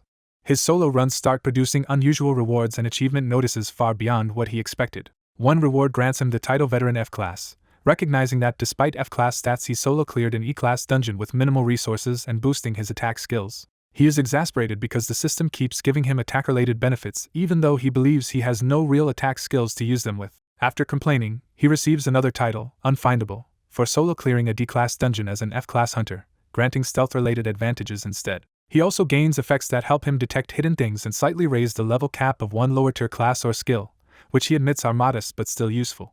Back home, he thinks through how these rewards might support Yuhaian's keyword or his attack skills, but he keeps the information to himself because he fears being exposed in combat. At the same time, he notices more odd behavior from Peepo, who is strangely fascinated by a jar of sparkling material and does not behave like an ordinary creature. Those suspicions deepen when even Yuhaian's taming skill fails to work on Peepo, and no one can properly identify the little creature's condition. Since Peepo still seems affected by his keyword somehow, he decides the only option is to keep watching and wait for more clues. That quiet observation ends when Peace suddenly focuses on something unseen, as if he has sensed a new threat or revelation approaching. A tiny white creature clings to the orange monster's back, creating an unexpectedly adorable sight. Yun quickly realizes the moment is perfect and rushes to photograph the little pair before they move. The photo captures Peepa sitting proudly atop the larger monster's head, turning the baby into the center of attention. The pose immediately falls apart when the tiny creature slips sideways and ruins the dignified image. A moment later Peepa tumbles to the floor, ending the impromptu photo shoot in a harmless flop.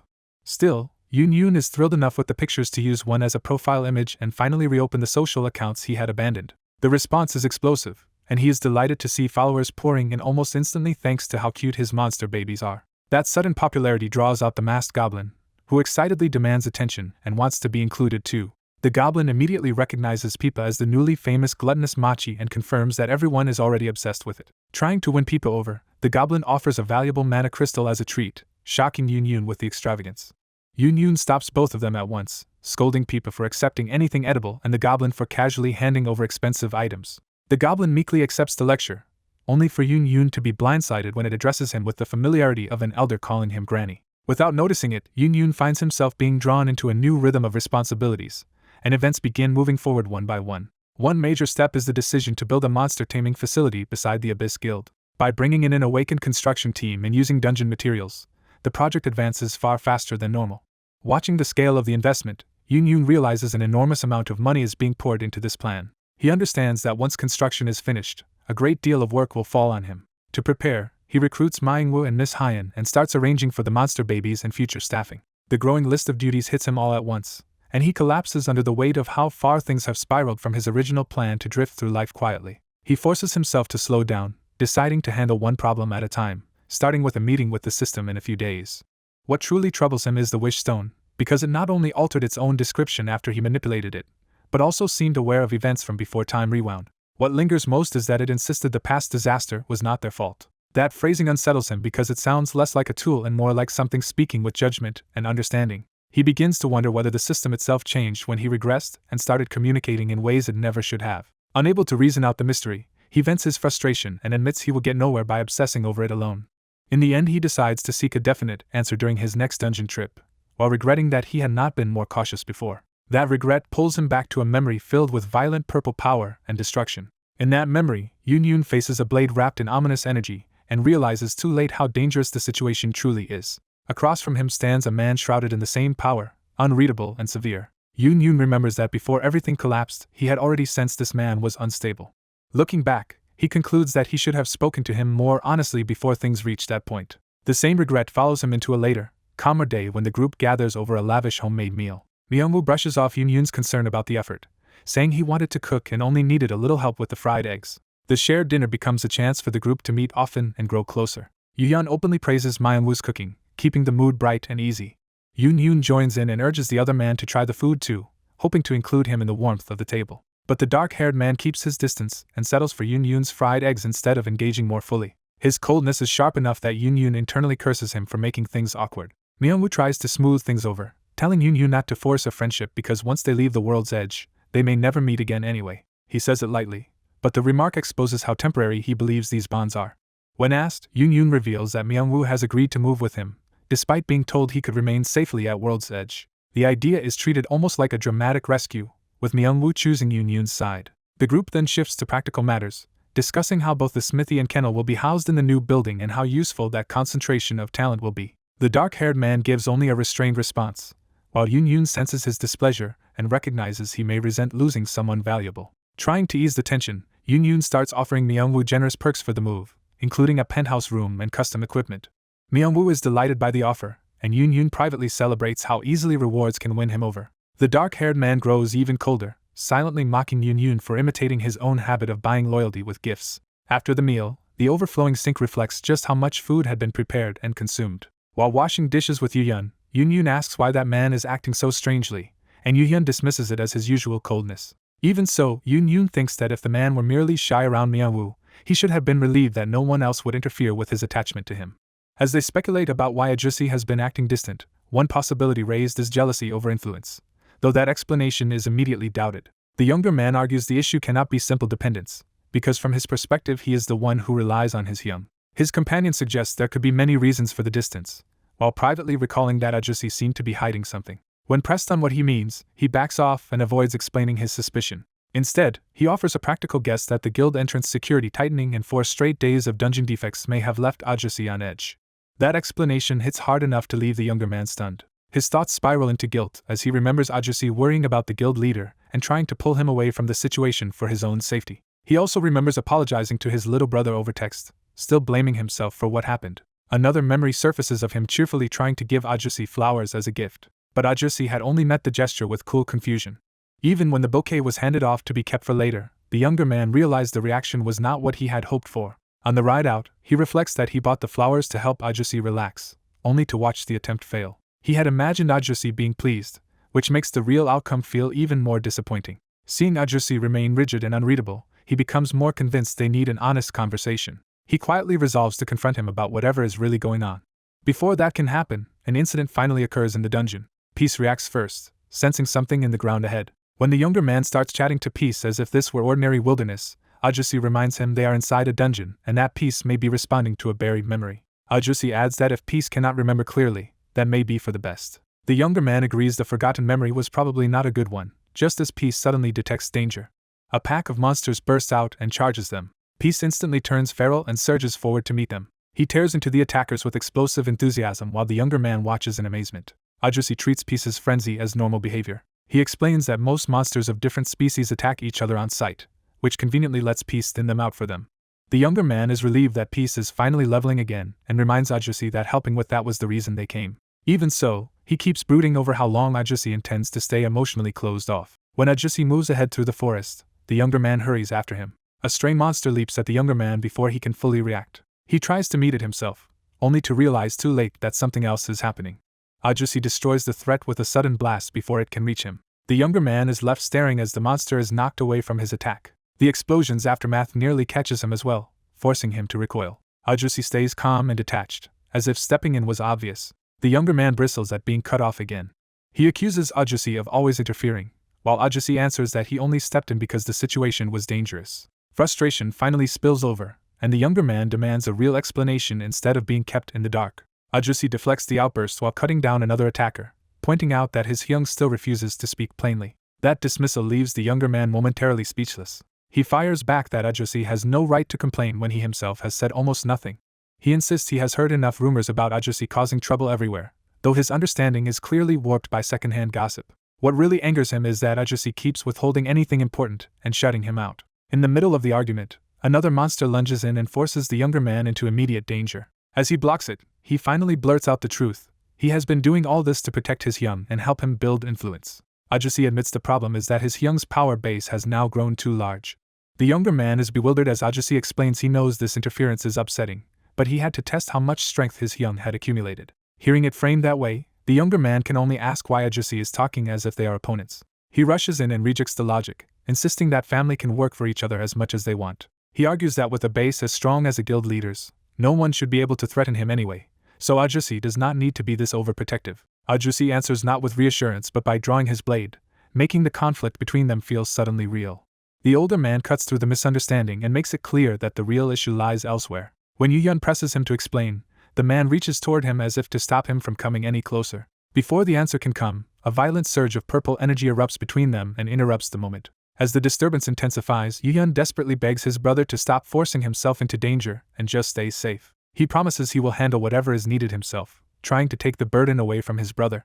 The older man refuses to explain further, only demanding trust and pleading one last time that Yu-yeon stay out of dungeons. Yu-yeon is left stunned by the seriousness of that warning. The plea echoes in his mind like a painful memory he still cannot let go of. A system message abruptly appears, pushing him to finally confront what he has been avoiding. The prompt jolts him into attention as he realizes something is activating around him.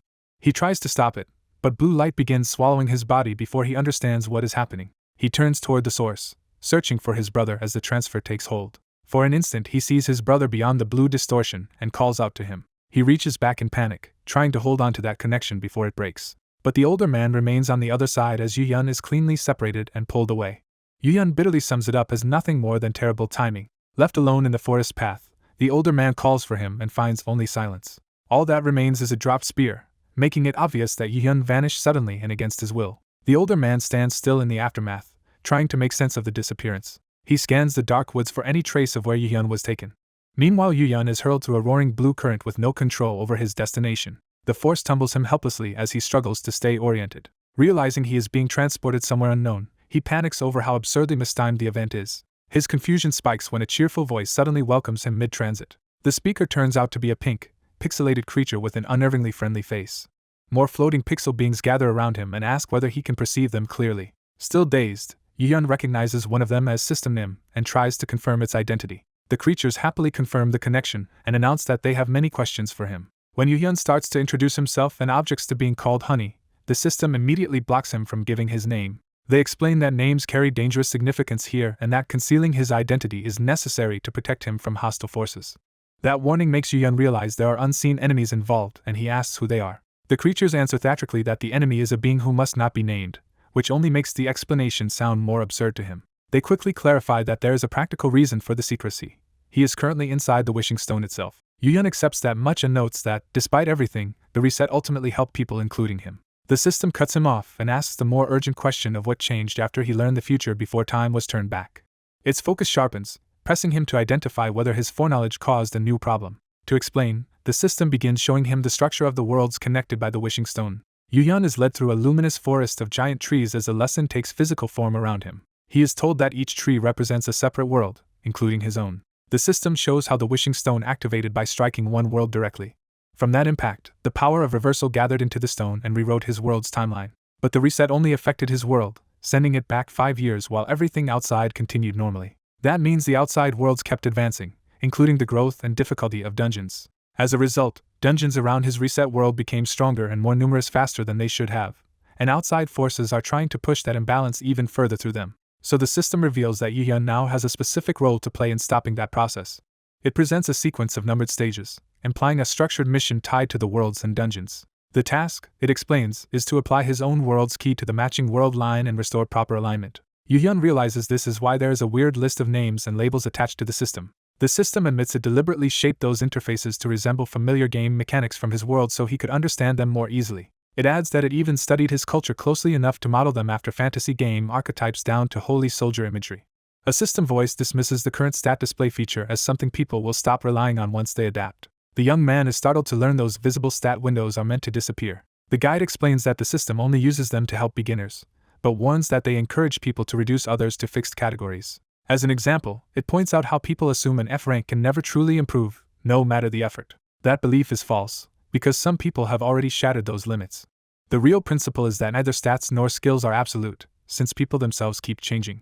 Hearing that, he hesitates as a new possibility begins to form in his mind. He grabs the floating guide and urgently tries to redirect the conversation toward the keyword tied to his mission. Frustrated, he argues that if he was being assigned a mission, the keyword should not have been something so misleading and obscene. He keeps protesting while the guide tries to calm him down.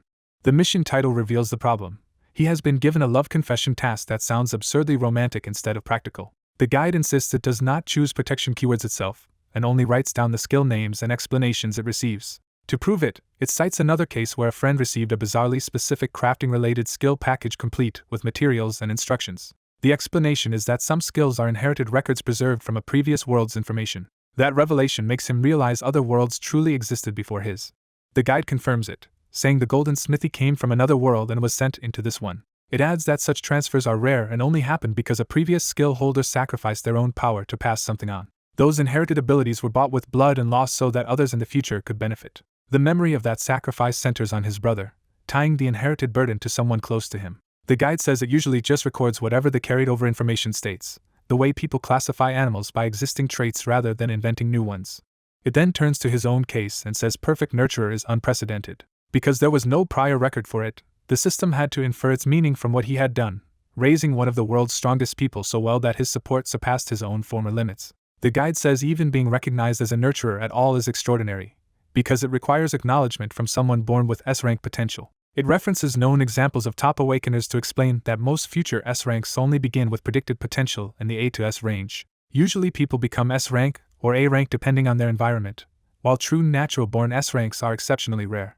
Those born as genuine S-ranks are irregular beings who exceed ordinary standards from the start. Their instincts make them hard to live with, and even family members often feel uneasy around them. That is why nurturer titles are so uncommon, and he quietly realizes he never felt that fear toward his own brother. The guide warns that nurturers also tend to die young, because they often become targets for powerful people and can be crushed by the imbalance between them. Even so, the system asks him to gather all the S ranks safely.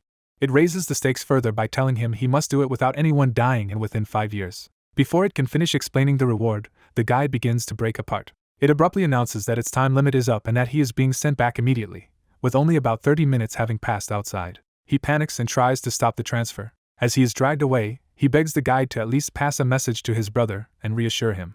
He also hurriedly asks whether the dungeon creation rules are still functioning in the world he is returning to. Before he can finish asking about monsters, the pull grows stronger. The guide refuses to explain everything now, saying he will understand when the time comes. He crashes back into reality, dazed from the sudden return. The first thing he does is call out for Yu-Yun, desperate to know what happened while he was gone.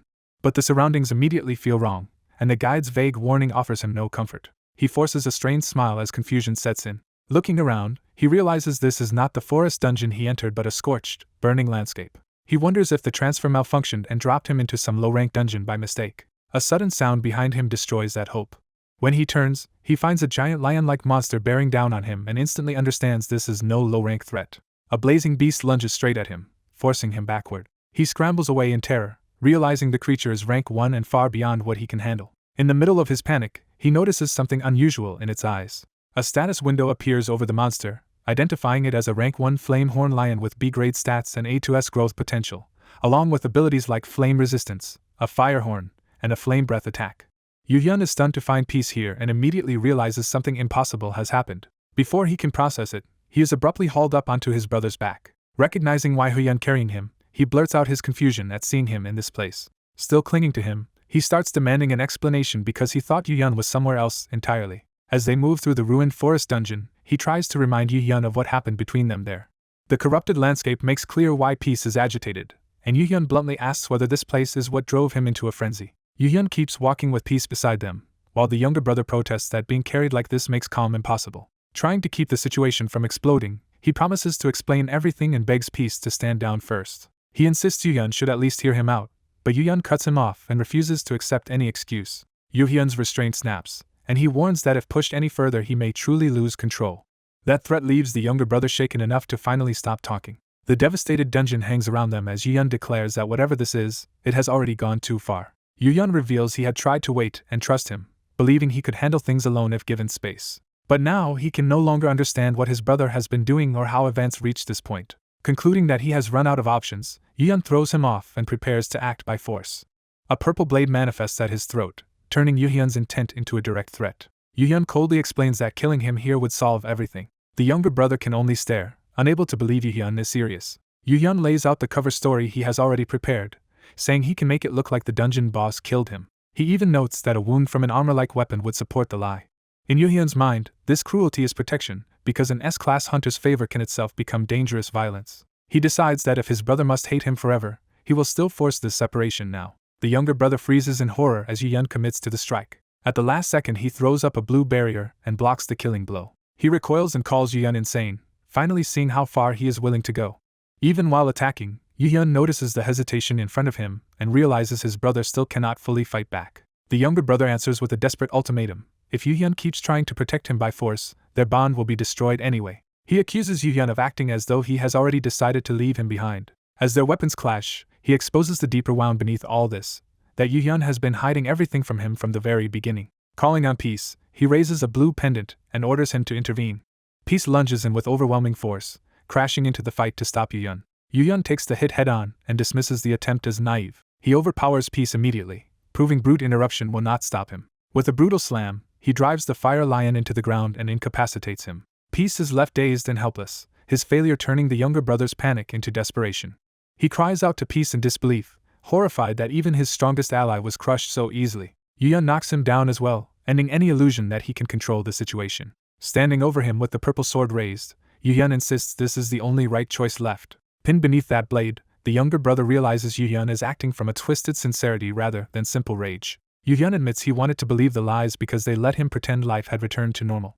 But the evidence has piled up too high, from impossible taming feats to powers no level 10 hunter should possess. He lists one anomaly after another, making clear that every mystery around his brother has been impossible to ignore. What truly torments him is that every dungeon only widens the gap between them and leaves him shut out again. Yu Hyun finally voices the real pain beneath his violence. He cannot protect someone who keeps vanishing beyond his reach. He asks how he is supposed to bear all of this uncertainty when he is always the one left behind. The younger brother answers softly that even so, he cannot stand seeing Yu Hyun hurt for his sake. Yu Hyun drives the sword down toward his own arm, intent on forcing a wound if that is what it takes to sever them. The younger brother instinctively offers to heal him at once, exposing that his concern overrides even his fear. That contradiction pushes him to the edge, and he silently rages at the system for trapping him in this impossible charade. At that breaking point, a surge of blue power erupts between them and violently interrupts Yu Hyun's attack. Hyun stares at a glowing system window in shock, realizing something impossible has appeared before him. Seeing the message while holding his weapon, he struggles to understand what this new development means. His brother abruptly crashes into the scene and insists he can finally explain everything. The brother admits Hyun's suspicion was right.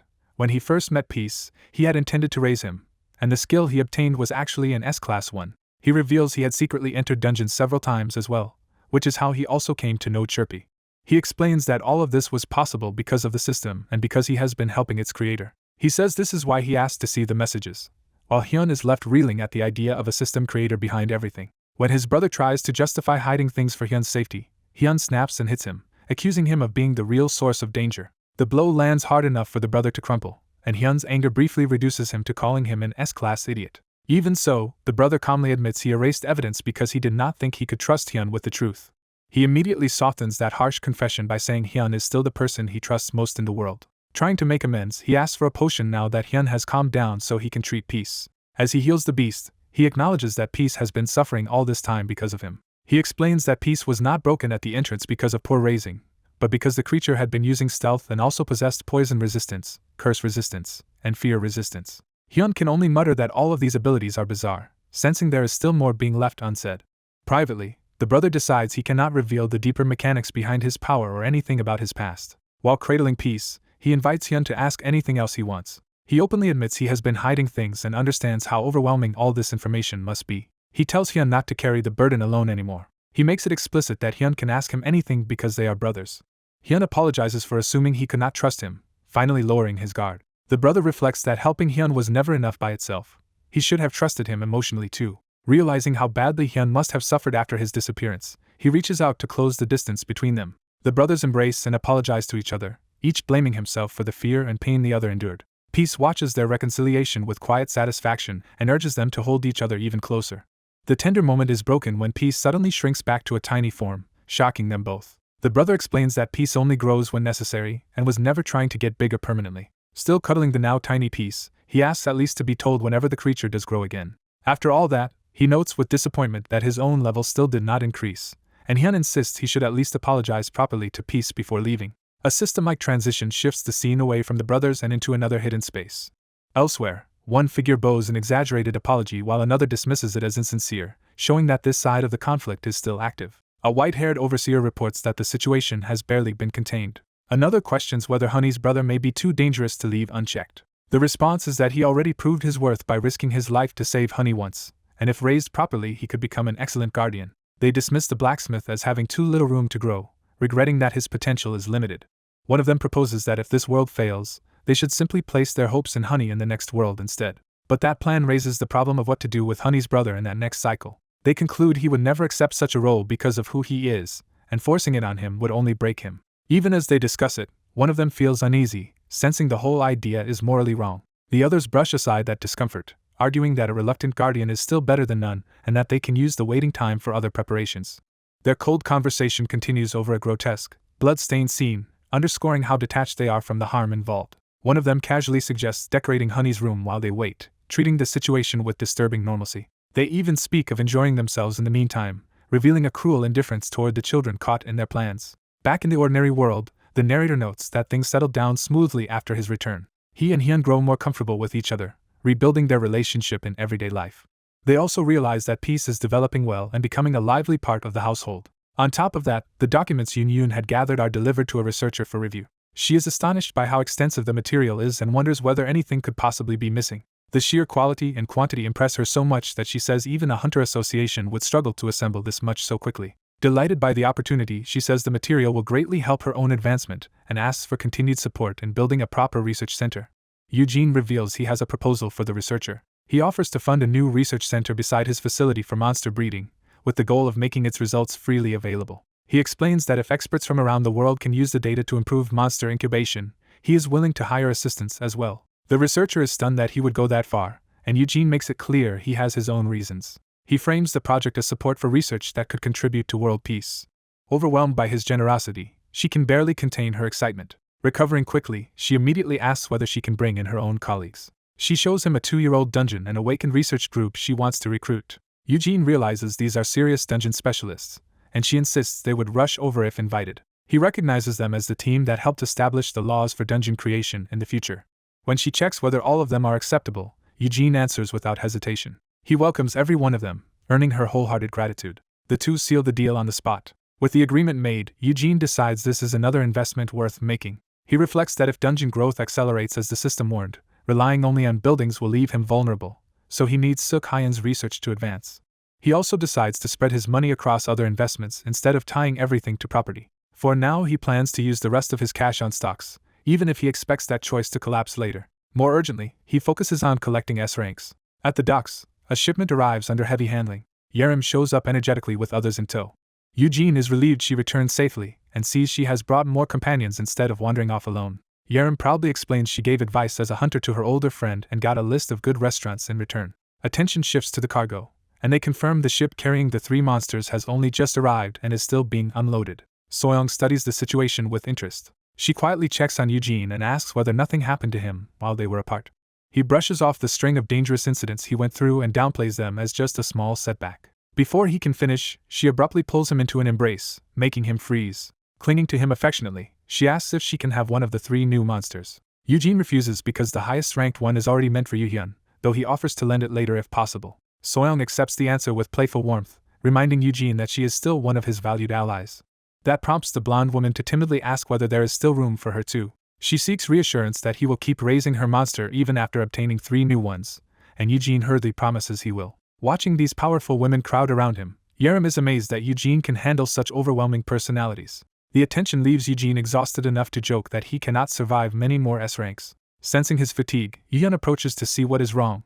He offers Eugene a pendant. Yuhyun explains it is a translation item that will help once the breeding facility opens and foreign staff begin arriving. He tells Eugene not to force himself to endure everything alone, and reminds him that he matters more than anything else. The sincerity of that concern deeply moves Eugene. Encouraged by Yuhyun's support, he steels himself to keep going just as workers announce the monster cages are ready. Eugene heads over at once, determined to build a future where he and his brother can live well together. The containers holding the monsters are opened. As the cargo is revealed, Eugene's resolve hardens around protecting that shared future. Inside one cage, ominous signs show that something has already gone wrong. A worker nervously presents the master's tokens needed to control the monsters. While the unloading continues, the workers mention the trip here was chaotic, and the group gathers around the operation. The warning comes too late, because the unrest during transport was a sign of a bigger problem. A violent burst erupts from the container as one of the monsters breaks free. The escape unleashes a swirling force that throws the dock into panic. From within the chaos, the freed creature reveals itself with a threatening growl. A griffin suddenly descends into the area, turning an ordinary moment into a dangerous encounter. The group recognizes the creature at once, and their surprise gives way to alarm. They recall that a griffin is a legendary beast with the body of a lion and the wings of an eagle, something that should not exist in reality. As the griffin circles overhead, the bystanders are more excited than afraid, treating it like a dream monster come to life. The creature fixes its gaze on Eugen, singling him out. A system message reveals why. Eugen's perfect caregiver title amplifies the effect of his master's token. Another notice confirms that the griffin is favorably inclined toward him, and it dives straight at him. Eugen panics as the gems in his hands spill, caught off guard by the sudden charge. His companion lunges in and shields him from the impact before the griffin can hit him directly. The others rush in to check on Eugen, while the griffin ends up sprawled on the ground, more confused than threatening. Someone hurries over with a potion, while the griffin remains stunned nearby. The moment it recovers, the griffin perks up and cries out brightly instead of acting hostile. It immediately takes off again, forcing everyone to realize the chase is starting over. An S-class hunter tries to pin it down with magic, determined not to let it escape. But the griffin slips past her restraint and breaks free.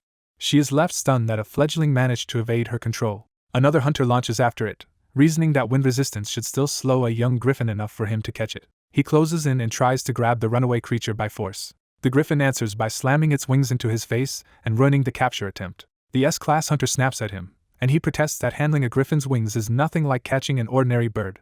They consider freezing it, but reject the idea because they do not want to damage such a rare creature right after obtaining it. Soyoung instead proposes using a special fabric made from dungeon materials to trap it safely. They throw the cloth over the griffin and finally bring the chaos under control. Wrapped up, the griffin settles instantly and even seems delighted by the attention. The group catches their breath, relieved that they have finally secured it. Even so, they admit this was far harder than hunting monsters, because taming one is another matter entirely. Eugen reflects that he had underestimated how difficult it would be to make a dangerous creature submit. He recognizes the deeper problem. After dungeons opened, humans and monsters have only known each other as enemies, so asking one to suppress its instincts and become a partner sounds almost impossible. His companion argues that since the griffin already attacked Eugen, killing it now might be the safer choice. Eugen, still hurting, stops him before he can act. He insists the griffin was not acting out of malice and reveals that he can now understand its status because he has encountered it directly. The status window identifies it as a golden griffin chick, a wind-aligned ruler-type monster with a growth condition tied to being fed a certain amount of fire mana, and notes that it still lacks the strength to know how to control itself against a hunter. Eugen asks Soyoung to hand the griffin over for a moment, and tells the others to let him handle it despite their concern. He explains that he intends to teach the creature how humans and monsters can coexist. Then he adds that he will do it by showing the griffin what it means to be the weaker one.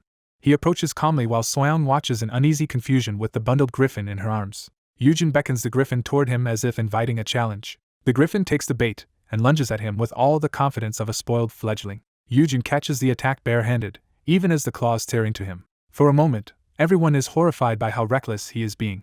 Blood spills as the griffin keeps struggling, and the onlookers cry out in shock. Eugen endures the pain and mocks the griffin's idea of strength, forcing it to confront how little damage it can truly do. He heals himself and calls the griffin in again, refusing to let the lesson end. As the griffin attacks repeatedly, he keeps belittling its power until its aggression starts to falter. With blood on him and a fierce grin, Eugen drives the point home by making the creature feel genuine weakness for the first time. The others can only stare, unsettled by how naturally he turns this brutal display into a training method. At last the griffin's claws lose their force, clinging without real resistance. Eugen softens immediately, praising it for calming down and showing it the gentleness that follows obedience. The griffin responds at once, nuzzling into him and accepting his approval. With the creature now docile in his arms, Eugen cheerfully asks Yerim to help hold and cover the griffin's eyes, as if the crisis has already become routine. As they discuss whether the griffin can be safely kept if it goes wild again, they decide the real issue was that it had been isolated from other creatures. That thought leads them to check the enclosure where the newly brought monsters are being kept. Inside, they discover 2 unicorns together, including a rare shadow unicorn. The group realizes these are the companions brought in for the griffin, and one of them explains that griffins calm down when they can share space with horse-type monsters like unicorns. A system notice confirms the griffin's growth depends on consuming a certain amount of horse monsters. Rather than panic, Uni casually offers horse monster meat from her guild's dungeon so the griffin can be fed without harming the unicorns, and Hyun accepts immediately. The others praise her practical solution, while also recognizing how unusual this whole setup is. Even though Hyun is supposedly a powerless F-class, he steps in to reassure the nervous unicorns and approaches them without fear. His caregiver title takes effect, making both unicorns respond favorably to him. What no one else could manage becomes simple for Hyun as he wins the unicorn's trust with gentle handling. Watching this, Uni decides Hyun may be more capable than his rank suggests, and starts trusting him with the monsters. Hyun settles into the role by deciding to move the unicorns to training and give them names. His first naming attempt is mocked as embarrassingly bad, even if the names themselves are accepted. The scene abruptly shifts away from the peaceful stable to a wrecked, violent setting. In the ruins, a masked man lifts another by the throat and begins interrogating him. The victim is pressed about a contract connected to bricks, but he can barely breathe under the grip. The masked man lays out the problem. A high-class curse of blindness had been attached to the contract, yet someone tore through it with ease, ruining his newly opened operation. The captive insists he knows nothing about who wrote the contract, or who destroyed it. Desperate to survive, he adds that even the guild master tied to the incident died, so he has no answers to give. The interrogator shows no sympathy and treats the excuse as unconvincing. When the man begs to be spared, the masked figure answers with immediate brutality. He kills the captive on the spot, deciding there is no reason to keep alive someone who knows nothing. Afterward, he examines the blood-stained contract papers left behind. From the evidence, he concludes the buyer of the contract is dead and no one in the kidnapper guild understands what really happened. That leaves him with one likely explanation. The person who was meant to be kidnapped may have taken the contract instead. Back at home, the monsters quickly adapt, and the unicorns are formally introduced with their revised names, Sally and Pepper. Their names had to be toned down after Yerim got annoyed with Hyun's original choices. The Griffin, Blue, is introduced as the troublemaker who caused chaos on the first day. Blue immediately proves it by crashing onto the dinner table despite being forbidden from doing so. Hyun ends up cleaning the mess himself, and laments how much work the Griffin creates. A fox monster suddenly flares with a terrifying aura, startling everyone into thinking another disaster is starting. But the threat passes quickly, and Hyun notes that things are already somewhat more manageable now that order has been established. That order was enforced on day one when the fox decisively put Blue in its place. With the hierarchy settled, the three monsters begin living together in relative peace. Hyun finally gets a moment to breathe, feeling the strain of caring for them all. As he heads off exhausted, he reflects that raising monsters feels a lot like raising children. He collapses onto his bed, overwhelmed by the thought that he still has dozens more monsters to collect. The room falls quiet as he tries to rest. While mentally reviewing the monsters already in his care, a system alert suddenly detects a cursed poison dragon, Dio Valskesis. The warning jolts him fully awake.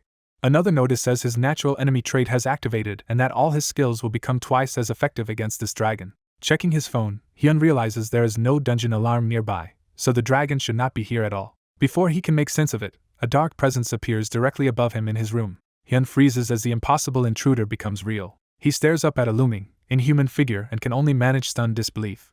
The intruder lands effortlessly in the room, speaking in a foreign language while Hyun recoils in panic. The stranger realizes Hyun noticed him and remarks that Hyun seems to be hiding some kind of special power. When Hyun cannot understand him, the stranger realizes his translation necklace is off, while Hyun frantically wonders why a human-looking foreigner would be mistaken for a cursed poison dragon. The intruder activates the glowing necklace to make himself understood. Now translated, he greets Hyun with unsettling familiarity and is identified by the system as the Awakened Riet, an S-Class possible awakening stat user. While checking records on future-born S-Class hunters, he realizes one name is completely unfamiliar and starts worrying about what that means. The unease sharpens as he understands he may have found information he was never supposed to know. Before he can process it, the woman he was reading about appears at his bedside and catches him in the act. She immediately pins him down, taking control before he can even try to escape. Noticing his eyes moving as if he had been reading about her, she confirms her suspicion and forces him to face her. With a calm, dangerous smile, she asks whether the file contained information about her, and he realizes she already knows he found something. He remembers that top-tier curse users can sense this kind of thing instantly, and her effortless breach of security proves she is far beyond him. He restrains himself, knowing any reckless move against her would be fatal. As her grip tightens, he concludes that resisting her now would only get him killed. She tells him he should have invited her in instead of making her force the issue, while he panics and blurts out her name. Her amused expression makes it clear she is enjoying how helpless he is. She explains that every guild connected to him had become an obstacle, so she removed them from the equation and came directly to him. She adds that his brother had also been spreading warnings, which only confirms to him that this trouble was inevitable. To test him further, she presses a finger to his forehead as he braces for something lethal. She says she only intended to ask what she needed and leave, but his behavior has made her doubt he is as harmless as he claims. Deciding he does not act like an ordinary F-class at all, she prepares to verify it herself while he breaks down in fear. He becomes convinced this is the moment his brief improvement in life is about to end. Instead of killing him outright, she flicks his forehead with a curse skill. When he feels nothing, she is surprised and immediately questions why her curse had no effect. To investigate, she yanks open his shirt and checks his body directly, leaving him stunned and defenseless. She concludes he does not seem to possess any normal poison or curse resistance, which deepens the mystery. Then she identifies the real clue. He must be the one who tore up her contract earlier. She reveals she has recently been doing illegal contract work through her curse skill and confronts him over interfering with it. He freezes as the mention of the contract connects to something he already knows. She explains that the contract carried a blindness curse meant to punish anyone who tried to destroy it, and he recognizes it as the same contract from before.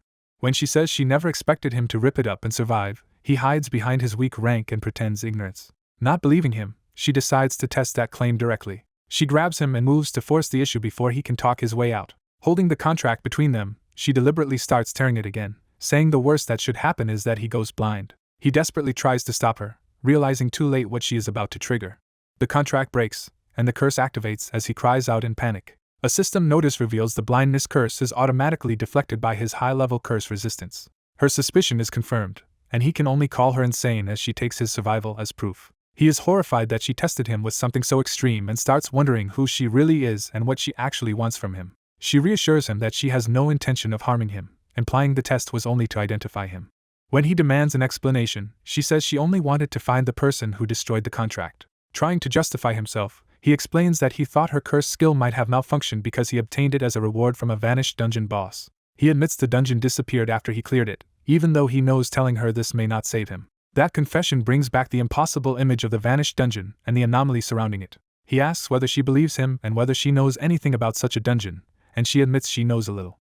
She explains that the dungeon should not have appeared yet and identifies it as one that belongs 5 years in the future. From that, he realizes her poison and curse abilities must also come from the future, meaning she too was altered by time turning back. He pieces together that killing a poison and curse dungeon boss was the price for obtaining those abilities, and the boss's identity clicks into place. He names the boss as the cursed poison dragon Dio Valskesis, shocking her with knowledge he should not possess. He recalls the future information tied to that dragon, an SS-class title, a condition involving killing it while blinded, and the fact that her brother was meant to be the one to achieve it. The realization leaves him momentarily speechless as the implications settle in. She confirms she earned her title by killing a cursed poison dragon and becoming a half-dragon hunter who inherited its powers. He concludes that time reversal created irregularities affecting not only her but also her brother, and she grows suspicious of how much he knows. Closing in again, she says he feels strangely similar to her, almost like another kind of dragon, while he weakly insists he is only human. She rejects that denial, saying his scent matches a natural enemy of dragons rather than a human, and he panics as she physically tests that revelation. Eugene realizes Riette may be targeting him because his title makes him a natural enemy of cursed poison dragons, and because he once killed their final boss. He is rattled that Riette should not have known that much, just as she closes in on him without warning. Riette pins him down and bluntly reveals that, despite not being interested in ordinary humans, she finds him intriguing. While Eugene panics, she decides he is exactly the kind of rare being she has been searching for. Trying to keep control of the situation, Eugene calls her name, but she only leans in with growing interest. When he demands to know what she is doing, Riette makes clear she intends to get much more personally involved with him. She presses even closer and admits she has not desired anyone like this in a long time, leaving Eugene overwhelmed. Eugene finally blurts out the one boundary that matters most to him. She cannot climb onto his bed with her shoes on. That absurdly practical objection stops the moment cold and reminds Riette she is dealing with Korean norms. She backs off with amused disbelief, while Eugene accuses her of crossing an unforgivable line. When he tells her to leave now that she has gotten what she wanted, Riette reveals she still has another request. With shameless cheer, she asks him to raise her child, and Eugene explodes at how outrageous she is being. Riette clarifies that she wants to leave him a monster baby. Eugene immediately objects that he is already bound by contracts to care for other beings. Riette says she knows that already and came in secret for exactly that reason, even holding a knife as she corners him into listening. Though alarmed, Eugene has to admit to himself that her proposal is not entirely unreasonable. Riette argues that an S-class from birth with an SS-class title is too valuable and dangerous to abandon. She concludes that entrusting the child to him is the safest way to get involved with the baby at all. Eugene understands her logic and sees that if something goes wrong, Riette herself would become the bigger problem. By the next morning, the night's chaos gives way to an ordinary start to the day.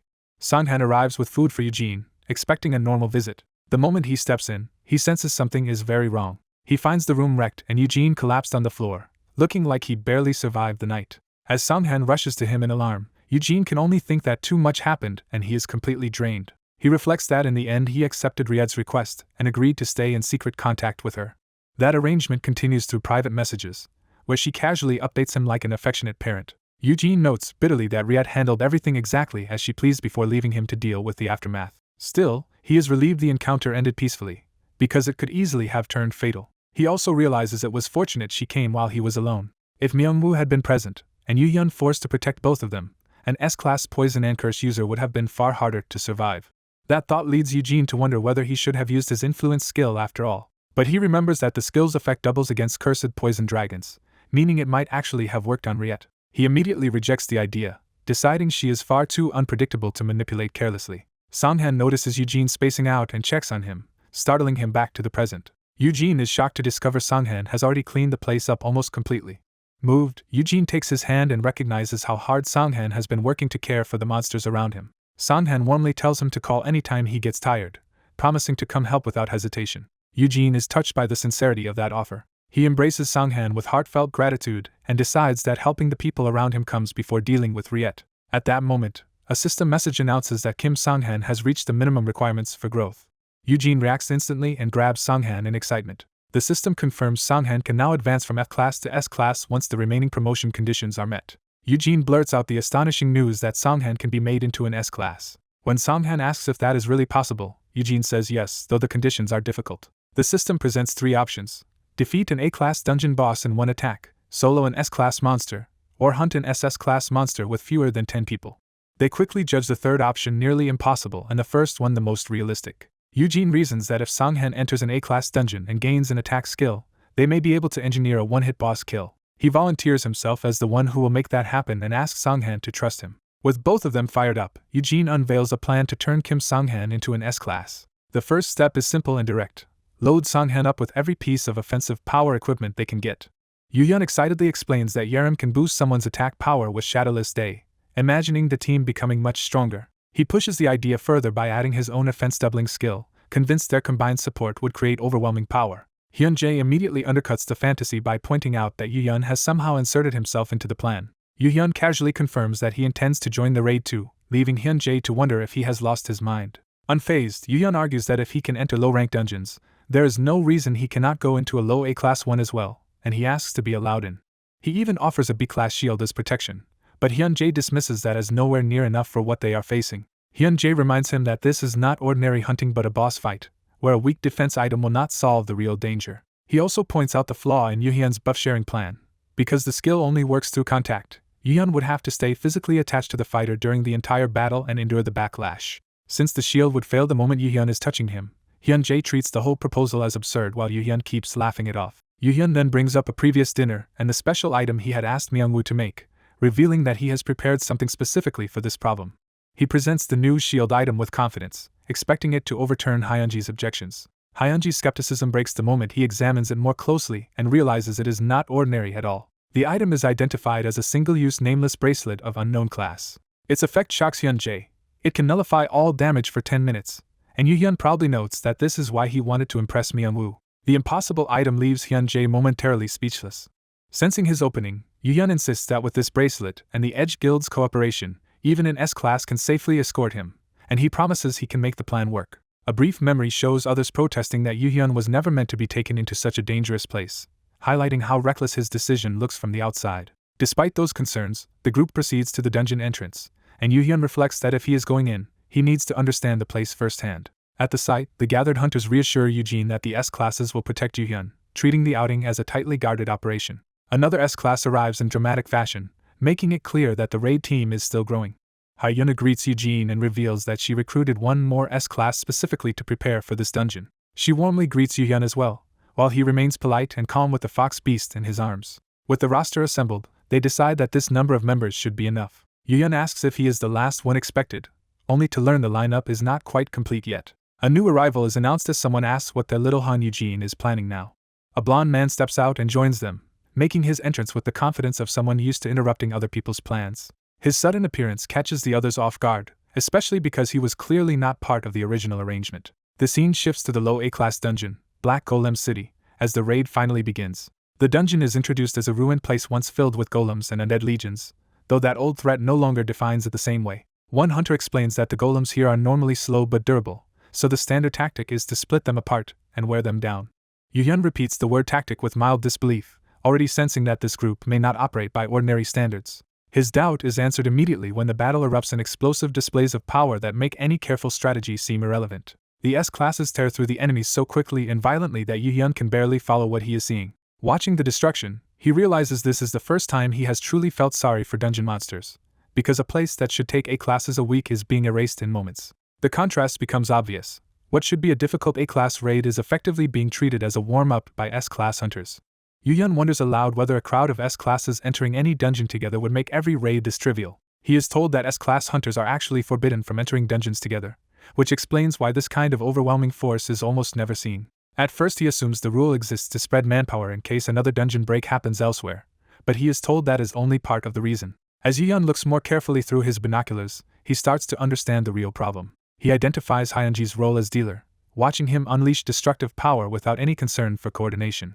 Hyuna is the same, another dealer fighting entirely on her own momentum. The third S-class also proves to be a dealer, confirming that every one of them is built for offense rather than teamwork. Yu-hyun realizes they are all competing to kill the monsters faster than the others, and one of them even treats the raid as a chance to show off a newly learned skill. That skill, Pale Rain, blankets the battlefield in ice and wipes out enemies on a massive scale. At the same time, another S-class floods the area with destructive energy of his own, causing the attacks to overlap chaotically.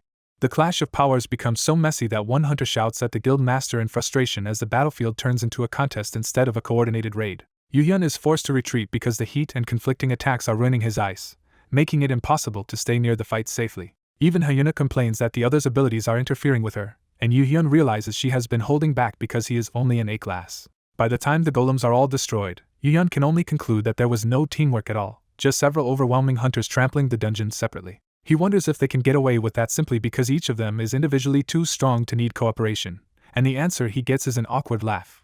The observer identifies the most capable person present as a man named Sun Hyun-jae. He realizes Jupiter's guild master has come in person, which immediately raises suspicion about why someone so important would join this raid. Studying Hyunji's extravagant gear, he concludes the man is flaunting rare top-tier equipment and likely has some ulterior motive. His resentment deepens when he recognizes Hyunji's coat as a prized SSS-class item and broods over how much his own brother would benefit from it. He bitterly recalls that without that coat, Hyun-jae would have lost a past-ranking battle to Yu-hyun.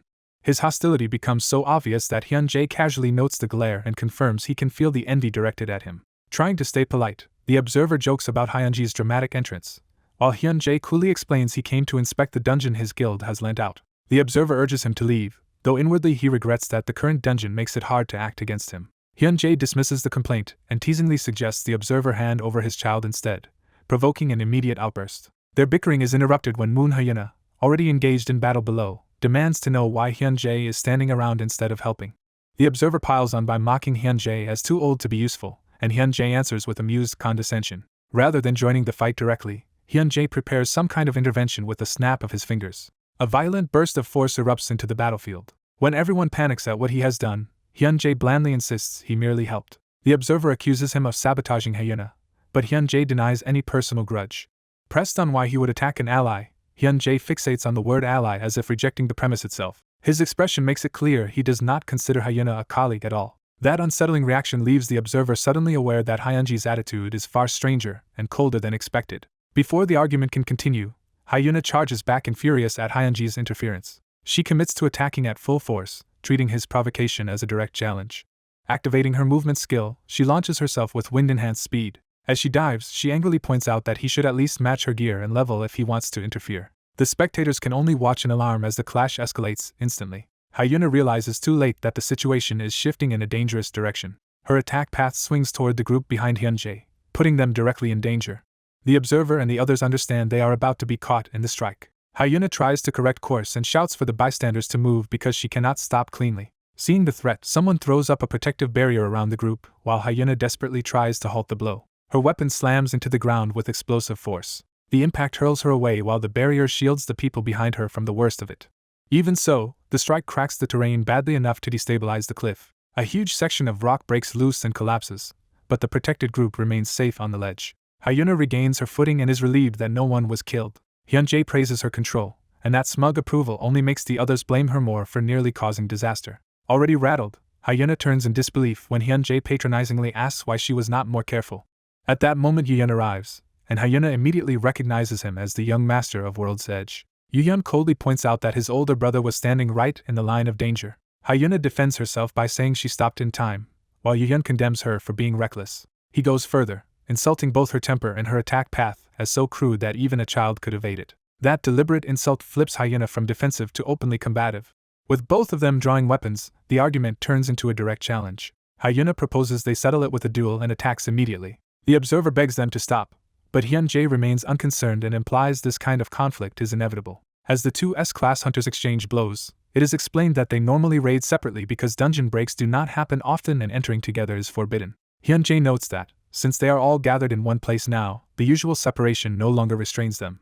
He calmly concludes that this makes it the perfect chance for them to go for each other's throats. That blunt admission shocks the observer, who had not grasped how deep the hostility ran. While fighting, Hyuna reveals she had assumed the guildmaster's public friendliness was just political theater, but now understands why S-class hunters are kept apart. Elsewhere in the ruined dungeon, another hunter excitedly discovers a large magic stone among the remains. Delighted by the find, he claims the stone as his reward and starts planning to sell it to fund better equipment. Eugene watches a violent blast erupt and realizes the hunters have stopped focusing on the dungeon itself. Instead of hunting monsters, the two S-classes turn their power on each other, escalating the situation for no useful reason. The woman in red answers that challenge by gathering another attack, clearly intent on continuing the fight. From the sidelines, Eugene panics that the clash is getting out of control while the others warn that stepping in would be dangerous. The woman dismisses any attempt to restrain her, and takes Eugene's departure as proof that she can act however she likes.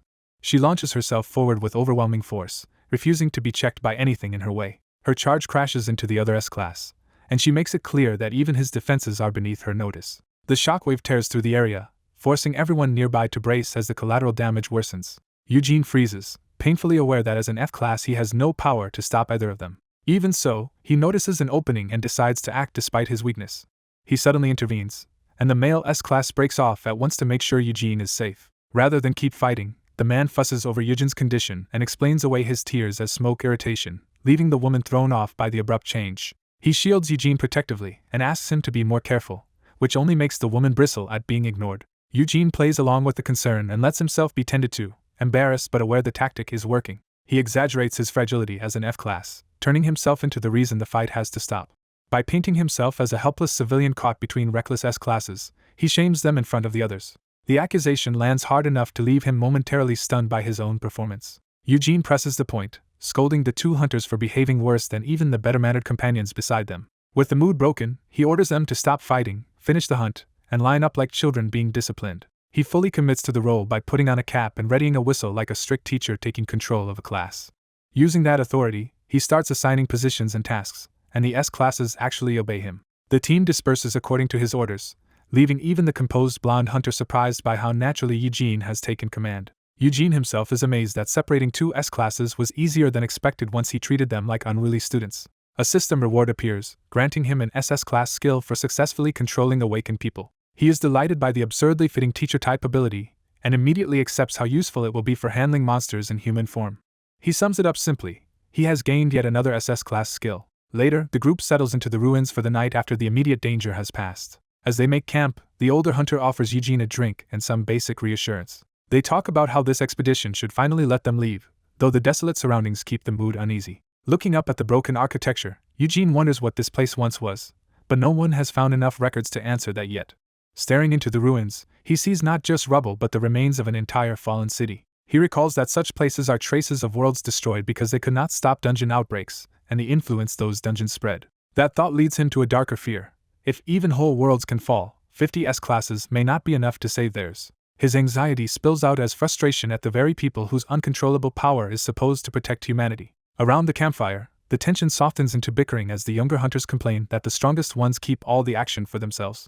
Eugene cuts through the whining by bluntly telling Yerim that her problem is lack of skill and experience, not bad luck. The woman in red teases the boy for hoarding magic stones and dreaming of getting rich enough to beat everyone later. The teasing continues when she points out that his greed has literally singed his hair, drawing the others into the joke. She worries that the guild elders will nag her again, while the boy complains that she is the real nuisance for causing trouble inside a dungeon. She shrugs it off, admitting that maintaining a polished image is just part of the job because sponsors and backers expect it. She mockingly frames that burden as preserving the grace of a female S-class, baffling the younger listener but revealing how performative her role can be. Then she laughs it away and tells Yerem to grow up free of that kind of pressure, even as the others nearly choke on the chaos around her. Resting against Yerem, she admits that dungeons can feel more comfortable than the world outside. Her complaint turns serious as she confesses how much she resents the controlling old men behind the guild system, while the blonde hunter quietly notes that independence would have been possible if she had chosen it. He adds that no one has to remain leashed forever, suggesting her situation is less fixed than she pretends.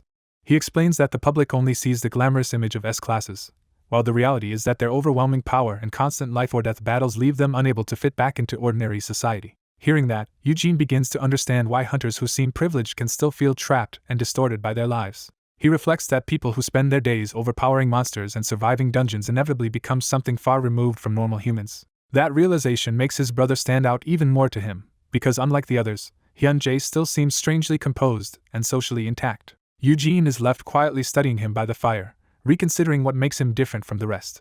Eugene quietly realizes that Yoo-hyun has been bottling everything up. He concludes that Yoo-hyun is not enduring the burden simply out of brotherly kindness, but because he feels responsible for him. Before he can dwell on it, Eugene notices his older companion and checks on him. The others immediately fuss over the tired man and insist he should stop pushing himself. They eagerly decide to bundle him into a sleeping bag and put him to bed despite his weak protests. The group reassures him that, as lower-ranked hunters, they can handle the night watch by rotating in pairs. Eugene is touched by how warmly everyone is trying to take care of him. That warmth turns awkward when he bluntly asks whether they are all trying to seduce one another. Yerem deflects the accusation by pretending her suspicious stash is only because she is hungry. Eugene points out the obvious signs that she came prepared for flirting, leaving the others embarrassed at being found out. He lays down strict rules. They are here only to hunt monsters, and if they keep fighting over him, he will report them to Yu Myung-woo. One of them objects that the sleeping bag is all he has, but Eugene coldly suggests that if they cannot behave, they should simply stay out of fights. As he settles down, Eugene worries that even managing 4 troublesome S-classes is already too much, let alone gathering 50 like them. Still, he forces himself to trust the system for now and hopes that solving one small problem at a time might eventually let him save the world. That hope is immediately shattered when he is jolted awake by a new crisis. The hunters stare ahead in alarm as an enormous monster appears before them. Eugene's mind jumps absurdly to another disaster, imagining Kim Sung-han's promotion to S-class throwing Abyss into chaos. In that imagined scene, Eugene tries to congratulate Sung-han and smooth things over with a bouquet. Sung-han violently rejects the gesture before Eugene can even finish. He declares that he is quitting Abyss on the spot and has no need for companions now that he is S-class. The fantasy escalates as another S-class sees this as the perfect excuse to challenge the guild master, while Yoo-hyun calmly agrees. Soon the rest of the unruly S-classes jump in as well, eager to join the fight. The imagined conflict spirals into a full S-class brawl that threatens to bring the entire building down. Eugene screams for everyone to stop. He wakes to find himself still cocooned in the sleeping bag beside his companions and realizes it was only a nightmare. Shaken, he grabs Sung-han and desperately makes him promise not to become another independent S-class troublemaker. Sung-han, baffled, assures him he still intends to remain Abyss's shield and asks what brought this on. Embarrassed, Eugene laughs it off as a dream about everyone fighting and collapsing a building. A flash of lightning interrupts them, and Eugene notices that something is wrong with the surroundings. As he looks around, he realizes the castle they were in has vanished, and he cannot tell when it disappeared. A sudden blast confirms that a real battle is already underway nearby. They discover 2 S-classes fighting again, and Eugene is horrified that his nightmare is becoming reality. One combatant lands lightly amid the ruins, making it clear she has no intention of stopping. Yerem complains that this is not the place for what she wants to do. While activating a glowing item on her arm, she presses the blonde man about why he tagged along and whether his interest is really tied to Abyss's older brother.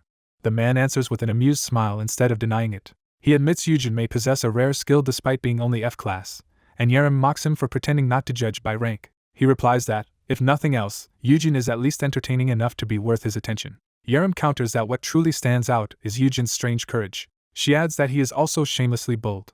As she lets the bottle drop, she says those traits remind her of something. She attacks first, driving her spear down with explosive force. The blonde man effortlessly intercepts the strike with crackling chains of lightning. Wrapped in that power, he remains calm and untouched in the middle of her assault. Yerem warns him not to toy with Eugene, hinting that provoking the older brother could awaken something dangerous. She follows through with another fierce upward strike, trying to break through his defense. Even while evading, he keeps taunting her and jokes about her interest in Eugene. Their clash intensifies as Eugene yells at them to stop talking nonsense and stop fighting. Another hunter charges in to interrupt, demanding at least enough time to summon his beast mount before the battle gets any worse. The blonde man dismisses the protest with a cool smile, insisting that too many people have already been ruined. A violent clash erupts with such force that the battlefield is blasted apart. Watching from nearby, The guild staff can no longer track the fighters and desperately tries to call them back. One of the onlookers freezes as the danger suddenly feels far worse than expected. The combatants collide again in a burst of overwhelming power that sends shockwaves through the area. He realizes in alarm that this is the pressure of two S-class fighters going at each other. The force is so intense that he cannot even make himself heard or get close enough to intervene. The arrival of another man abruptly cuts through the chaos. He loudly announces that he has brought news of people using a dungeon as a sparring ground. Recognizing the woman as someone he helped raise, he scolds her for fighting again despite being old enough to know better. He keeps berating her, even pointing out that the fight has already ruined her clothes. His lecture broadens into a warning that reckless infighting could get children killed, making clear how seriously he takes their safety. Others note that his fearless habit of lecturing guild masters and stronger hunters alike is exactly what makes him unusual. Mid-rant, he suddenly senses something wrong. A strange blue system-like light appears, drawing everyone's attention. The message warns that space itself is being disrupted and urges them to run.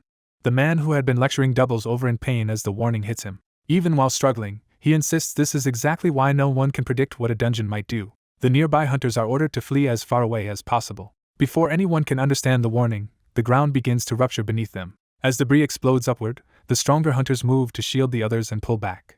The young man activates fear resistance and worries about the two still closest to the danger. Someone shouts for them to get away immediately as the disturbance intensifies. A sharper-eyed hunter realizes this is not an earthquake at all. The earth splits open in a widening circle, revealing that something huge is forcing its way up from below. Everyone finally breaks into a full retreat as the eruption chases them. While running, they try to understand what kind of thing could be emerging. The answer comes when an enormous shape rises from the broken ground like a living mountain. What emerges is a colossal toad-like monster covered in stone and moss. The group is stunned because no known creature of that kind should exist there, and its sheer size makes it even harder to believe. The young man confirms grimly that it is indeed a monster. His system identifies it as the first-class giant toad mountain eater boar, an SS to SSS-ranked monster. That revelation makes the situation even more absurd, because such a creature should never appear in an A-class dungeon. One observer realizes the blonde man had sensed that something was wrong before the monster even surfaced. That raises a new suspicion that his awareness and abilities may be hiding more than he lets on. Elsewhere, a winged pet named Blue is caught making a mess with a towel. Its caretaker chases after it in exasperation, treating the little monster like a troublesome child. A small round bird-like creature nearby watches and reflects that caring for monsters looks exhausting. When the tiny creature starts acting distressed, the caretaker assumes it simply wants its owner and tries to comfort it. She promises the owner will be back soon, but Blue causes another commotion as she runs after it. Left alone, the little creature droops and quietly cries.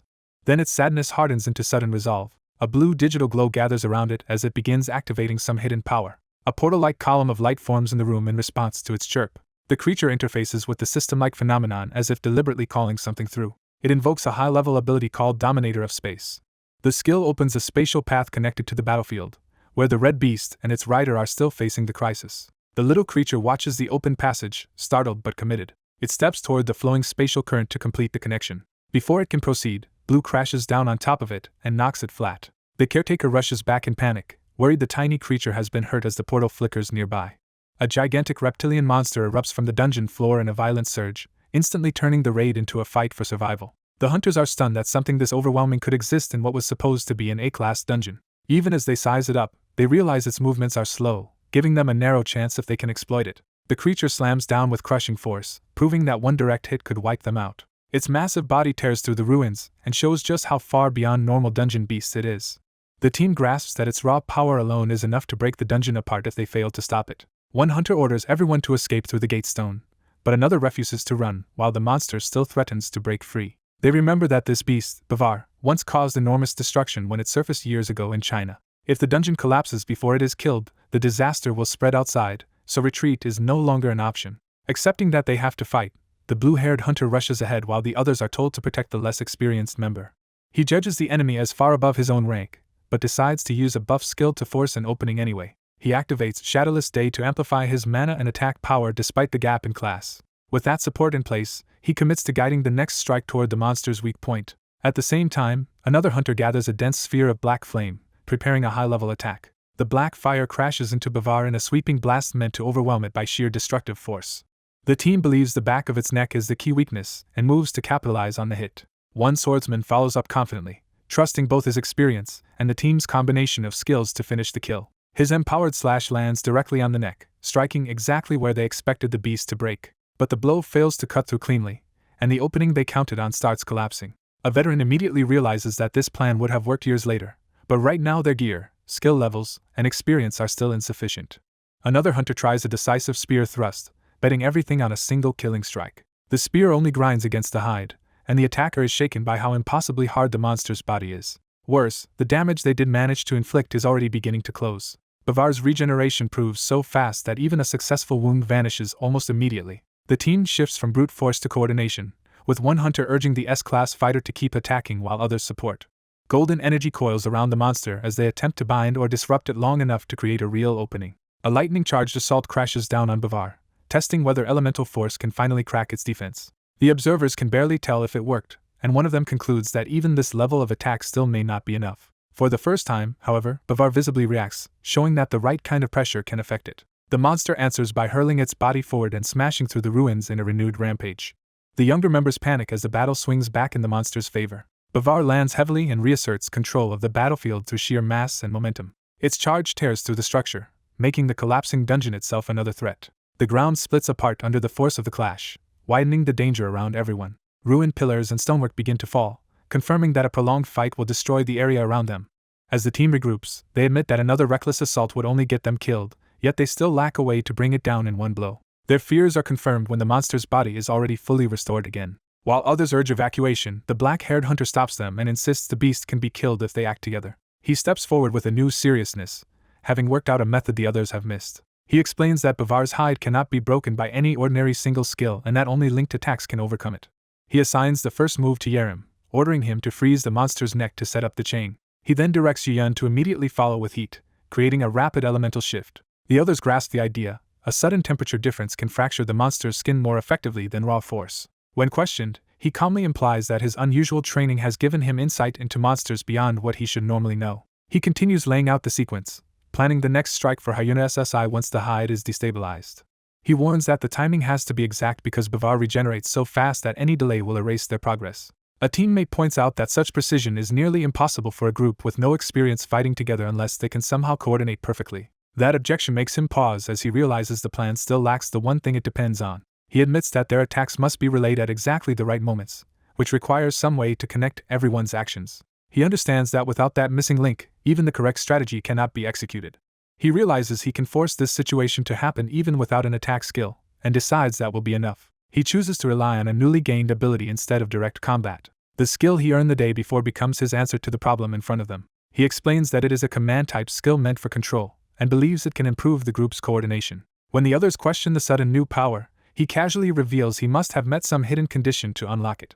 As he checks the skill details, he notes with relief that this one is finally explained clearly. The ability, Scary Chick Class Teacher, lets him link multiple people and place himself at the center of their shared harmony. The first condition is mental mana, so he immediately prepares by drinking mana potions. He positions Yuyun beside Yerim and warns them that rejecting the link can affect the person being targeted. Even so, he starts the skill and tells Yuyun not to resist it.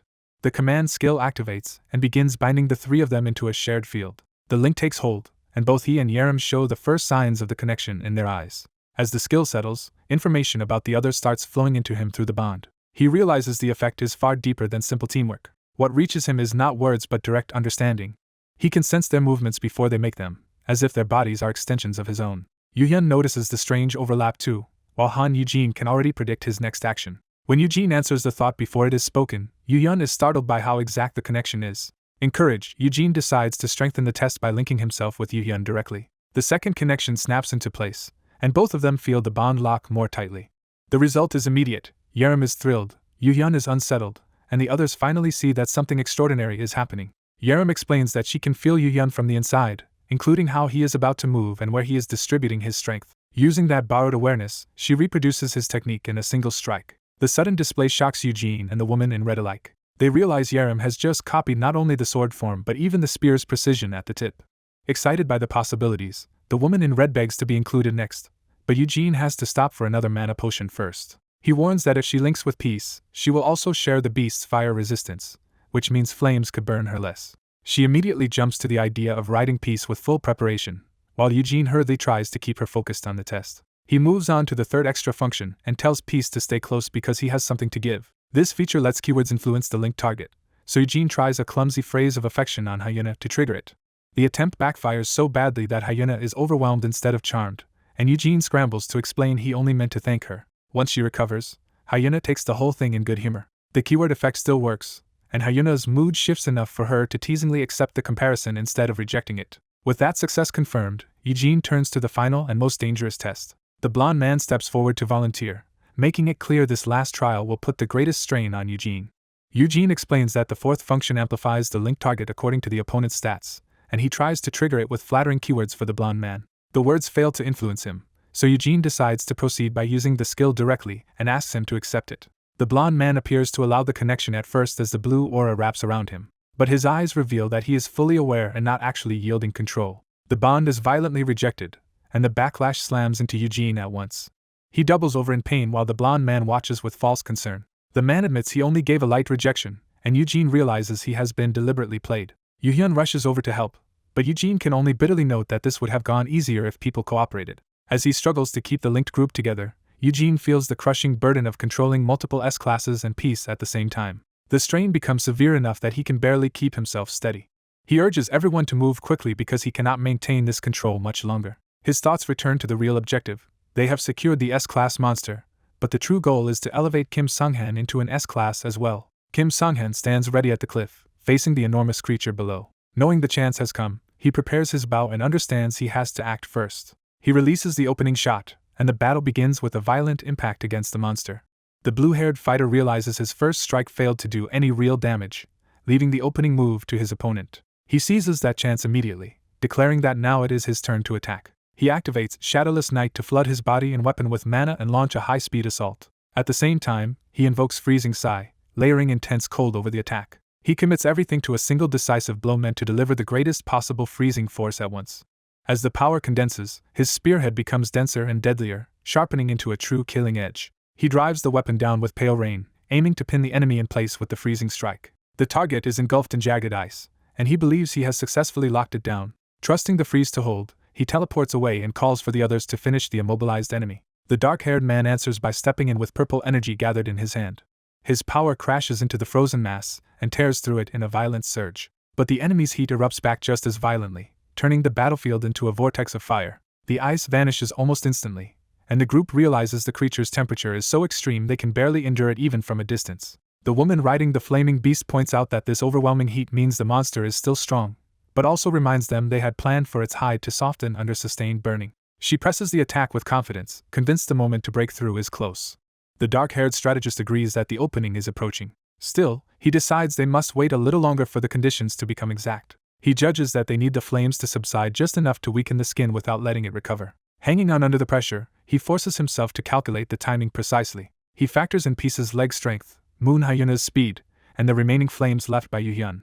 He also predicts the exact instant Sung Hyun-jae will enter the exchange. The strain makes him cough blood, showing how much this calculation is costing him. Even so, he keeps physical contact with Sung Hyun-jae to maintain the skill link between them. Sung Hyun-jae notices the blood and demands to know what is wrong. The strategist brushes it aside, urges him to stay focused on Moon Hyuna, and reminds him they will have to move soon.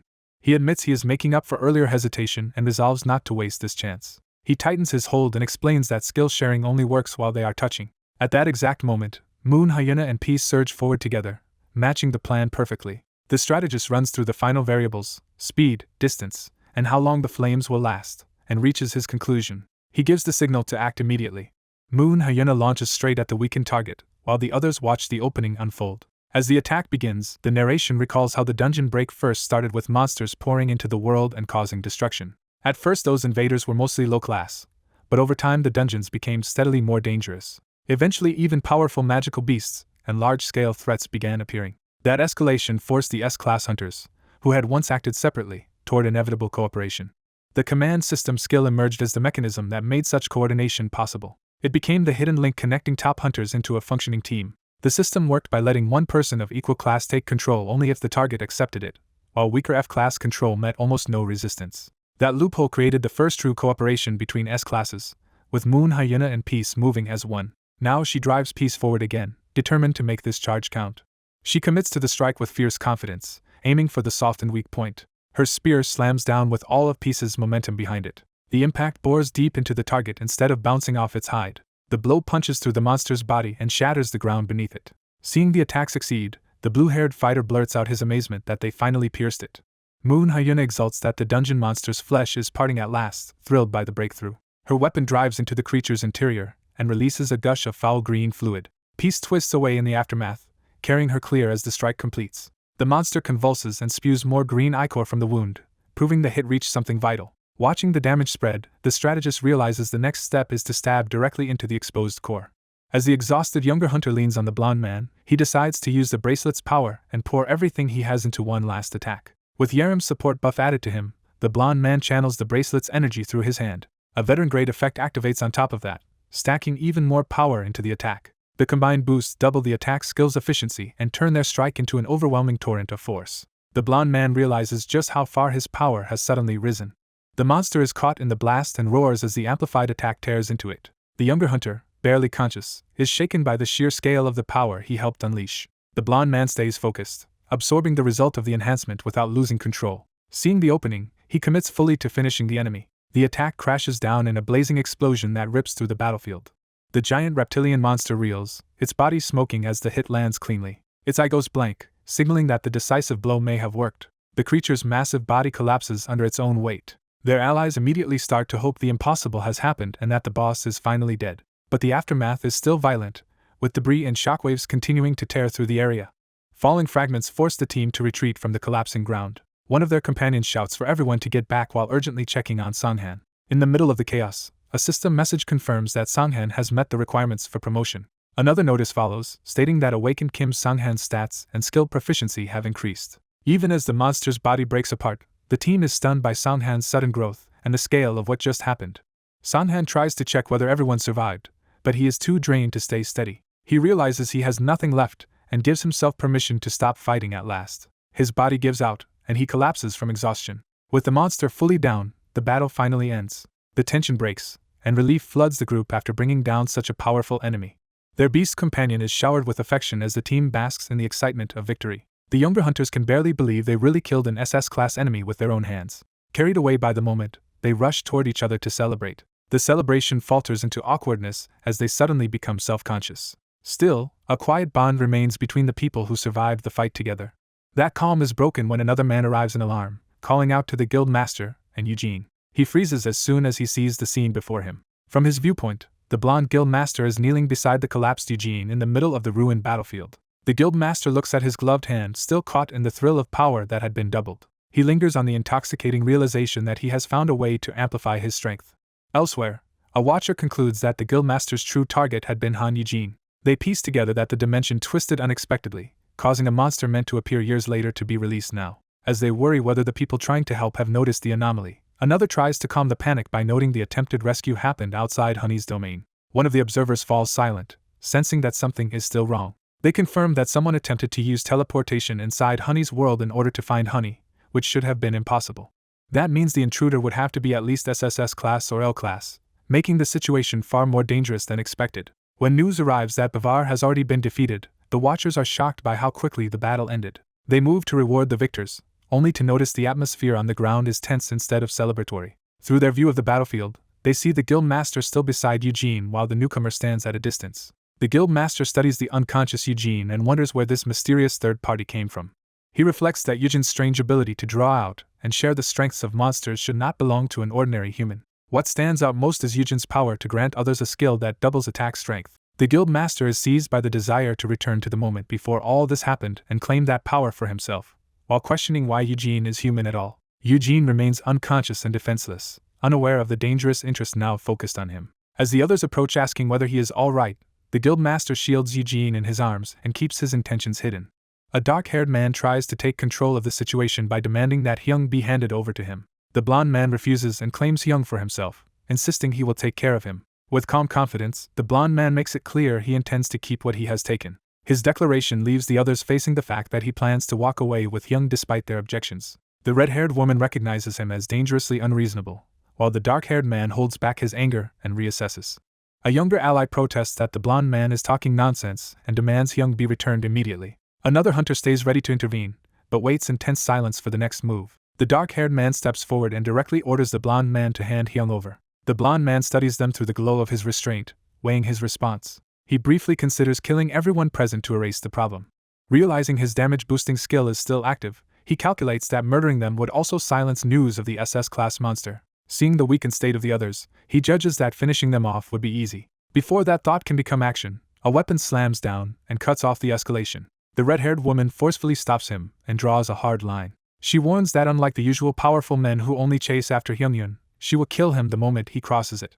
She presses him to listen, making clear they were already done here and do not intend to let him dictate terms. The blonde man pauses, no longer treating the confrontation as entirely one-sided. At that moment, they notice the bracelet restraining him has broken. Freed from that limit, the blonde man admits he no longer has any reason to keep being accommodating. He decides that his earlier restraint has ended. The dark-haired man attacks first, rushing in with his blade before the blonde man can act. The blonde man blocks the strike and coldly points out that he already returned Hyung, yet is still being attacked. The attacker answers with open hostility, mocking the blonde man's lack of fire resistance, and revealing he understands why the brother wanted that equipment. He follows up by unleashing a violent burst of purple power straight at the blonde man. The two powers collide head-on as either side yields.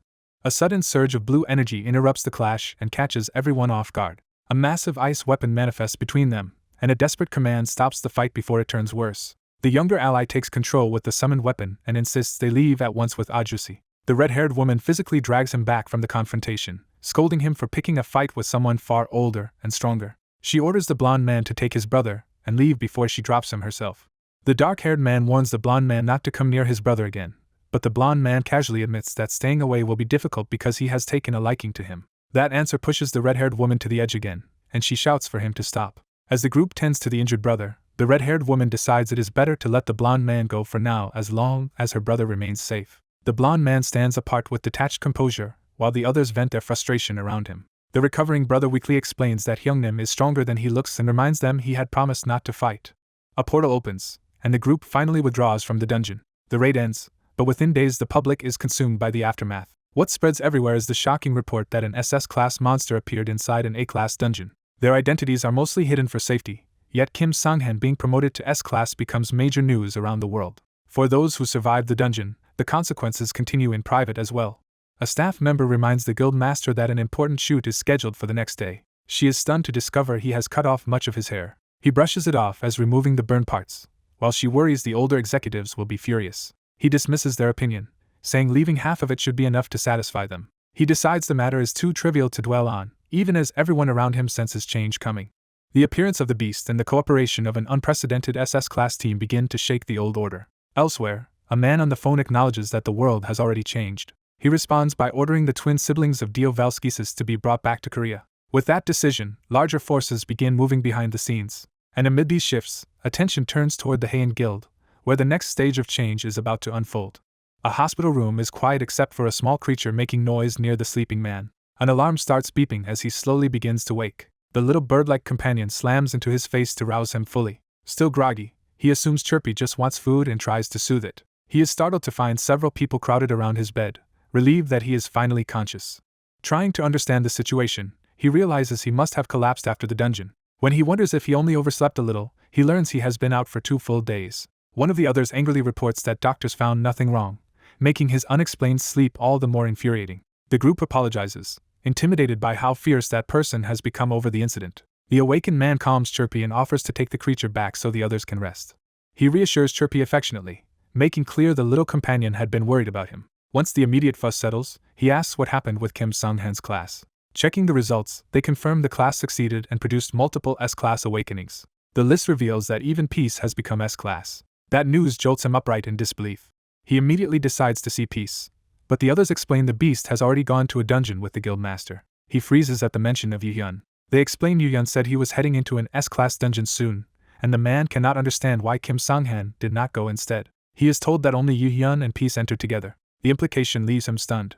Earlier, before entering the dungeon, Yu-hyun had been preparing to go in with Peace. At that moment Peace suddenly transformed into a massive blazing beast, shocking everyone nearby. The onlookers struggle to process the change as Yu-hyun calmly takes in Peace's new form. He recognizes at once that Peace has grown. Peace now radiates overwhelming power, no longer resembling the smaller companion they knew. Yu-hyun studies the beast with quiet focus and quickly makes a decision. He releases his own power, asserting control over the scene and preparing to move. The guild master and the others are caught off guard by the sudden surge. Yu-hyun orders everyone else to stay back because only he and Peace are entering the dungeon. Back in the present, the patient can barely contain his frustration at hearing this. The others admit they could not contact him because he was unconscious and impossible to wake. A brief recollection shows just how badly he had panicked and lashed out when he first heard Yu-hyun had gone in alone with Peace. He had nearly caused a full scene before the others restrained and calmed him. They remind him that an S-class dungeon raid can take around 10 days, so there is no reason to assume disaster yet. Trying to redirect him, they add that the dungeon itself seemed manageable and ask about the rewards he received. That finally catches his attention. Yerim proudly shows off her reward from Bavar, a pair of S-class earrings. The item is identified as Mermaid Queen Changlang's earrings, which greatly boost mana and mental strength, remove movement restrictions underwater, and improve water and ice abilities there. He congratulates her, and she excitedly plans to clear more dungeons quickly now that she has such strong gear. Yerim basks in the moment, thrilled by her new power-up. But her excitement dims when she admits she still needs ice-resistant equipment for her team, and cannot easily afford or borrow the right attribute gear. Even so, the others note that Yerim is steadily maturing as an S-class hunter. The group reflects that her growth has been unusually healthy thanks to the support around her, unlike many newly awakened S-classes. The patient is satisfied that he has at least helped guide her in the right direction. Attention turns to his own reward, and he opens the system to check what he obtained. He finds that he, too, received an SS-class item. The reveal shocks the others as the reward materializes in a burst of blue light. The item is named Nameless Demon King's Old Water Wheel. Examining the strange object, he can only describe it as an old water wheel once used by a demon king. The others stare at it in confusion and joke that if a demon king owned a water wheel, maybe he had an unexpectedly domestic hobby. While recovering in the hospital, Kim Sang-han lets his companions test a strange gear-like dungeon reward on him, but none of them can figure out how it is supposed to be used. Sang-han reasons that the system must have given him the item for a purpose and suspects he may need to ask about it inside another dungeon. His odd fixation on the item makes the others realize he is mentally drifting back toward dungeons even while bedridden, leaving them uneasy. The mood shifts when an outburst outside the room announces another visitor and breaks the tension. Sang-han sits by the window in the fading light, still lost in thought until the door opens. Kim Sang-han's guardian-like companion, Sang-han SSI, checks whether he is awake and catches him staring blankly ahead. When questioned, Sang-han brushes it off as using his skill to confirm that his body is recovering properly. He quickly reassures him that this is not a relapse or dementia, just sleeplessness, and turns on the television to distract himself. The news reveals that Kim Sang-han is about to be appointed Vice Guildmaster of World's Edge within the month. The announcement shocks Sang-han SSI, but Sang-han calmly confirms it, and explains that Park Yerim is too young, while another candidate is still in school. The reality of the promotion finally hits Sang-han, and he lights up with excitement. He eagerly congratulates Sang-han SSI and immediately starts talking about celebrating the promotion. Sang-han SSI downplays the fuss, saying plenty of people have already congratulated him, including a bouquet from Hanshin Guild. That detail catches Sang-han's attention at once. Sang-han SSI explains that Hanshin's guild master, Park Mingyu, once worked at Hanshin Group and that old ties likely explain the gesture. He recalls that Hanshin Guild belongs to the Hanshin conglomerate, and that he and Park Mingyu used to be co-workers before awakening. Back then the company tried to bind him to the family by arranging a marriage with the chairman's daughter. Everything changed when Park Mingyu awakened as an S-class, instantly becoming the more valuable match. Mingyu met the daughter in his place, married her, and rose to become Hanshin Guild's guild master instead. Since then, Sang-han SSI says, their relationship has remained awkward, and Sang-han is stunned by how melodramatic the story sounds. In Sang-han's imagination, the situation turns into a full-blown in-law rivalry, making the whole revelation feel absurdly dramatic. He jokes that Park Mingyu might be afraid of losing his place as the family's favorite son-in-law. Sang-han SSI counters with a more practical memory. After he remained only A-class, he received a polite letter urging him to stay in World's Edge for a long time. The message was so possessive that it effectively declared him Hanshin's in-law forever. Sang-han triumphantly decides his theory was right, while Sang-han SSI insists the important part is that World's Edge is more stable now. That remark makes Sang-han pause and take the matter more seriously. Sang-han SSI explains that Park Mingyu now sees him as a threat because World's Edge has 3 S-classes, and Mingyu dislikes anything that could make a rival guild stronger. Even so, he refuses to resent it, accepting that some people let personal feelings shape their decisions while he prefers the current state of things. He admits he never wanted to be guild master anyway, and sees himself more as support than as a leader. Instead, he resolves to back the guild master as much as he can, which deeply moves Sang-han.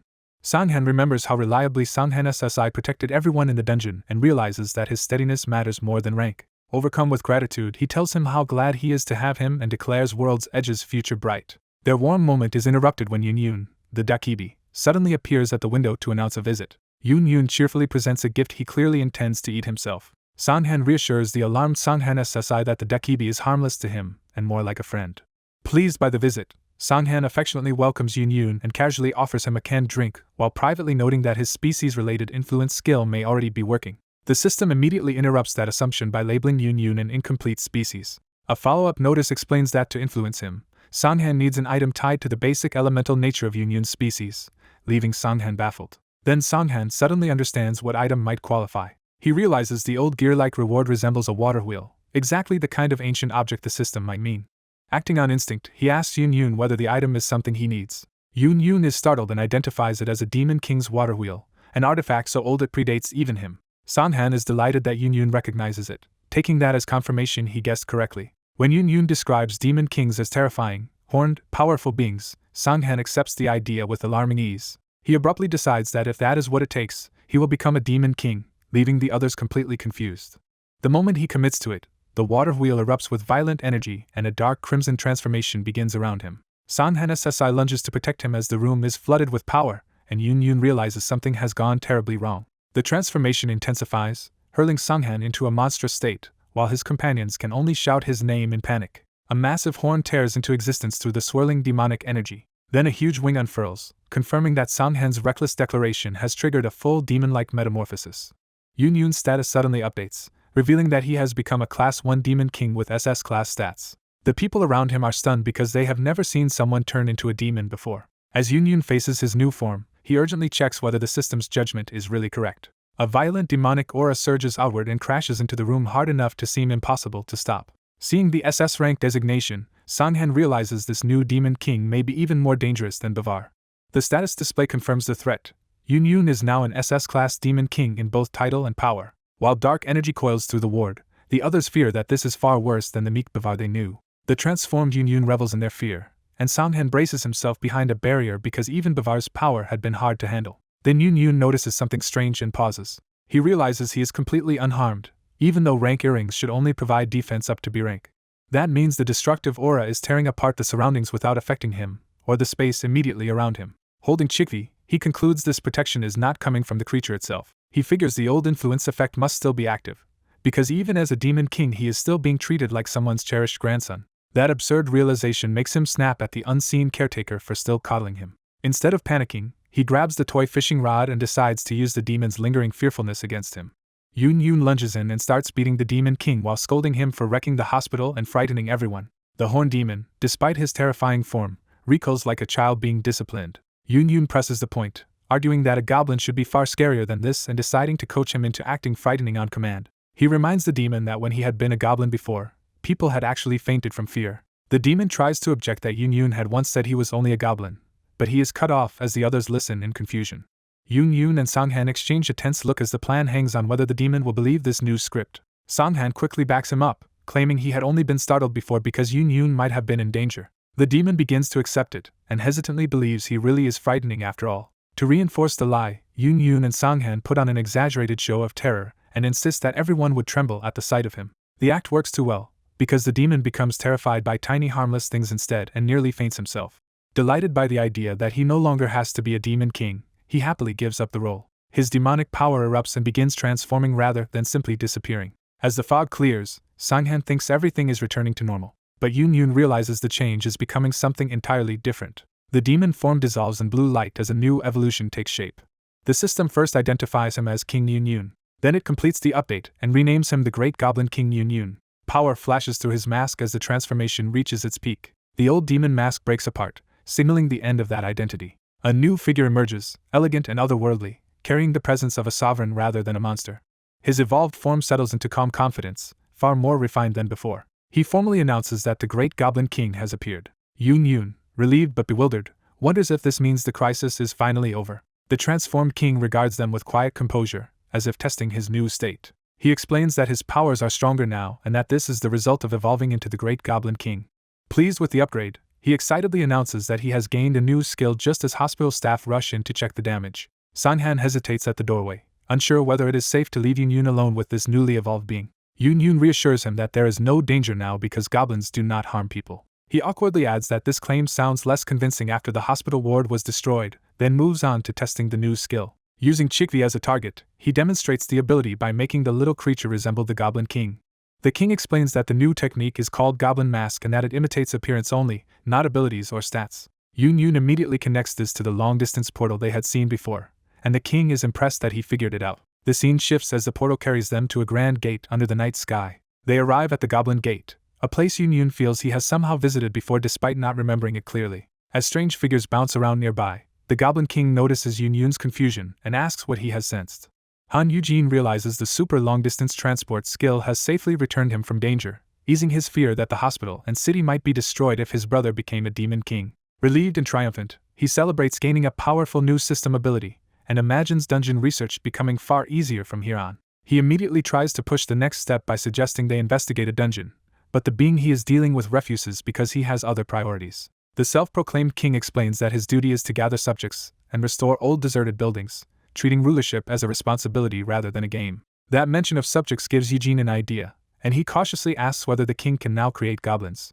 The answer is yes, with the king insisting that producing subordinates is exactly what a king is supposed to do. Before Eugene can control the situation, the king eagerly departs to search for followers, leaving Eugene scrambling to stop him. Afraid this will spiral into a disaster under dungeon creation rules, Eugene hurriedly redirects him toward finding subordinates somewhere safer and farther away, like China. He also makes sure to remind the king not to abandon the promise to investigate dungeons, trying to keep some leverage over him. Satisfied with that compromise, the king agrees and vanishes to begin recruiting subjects.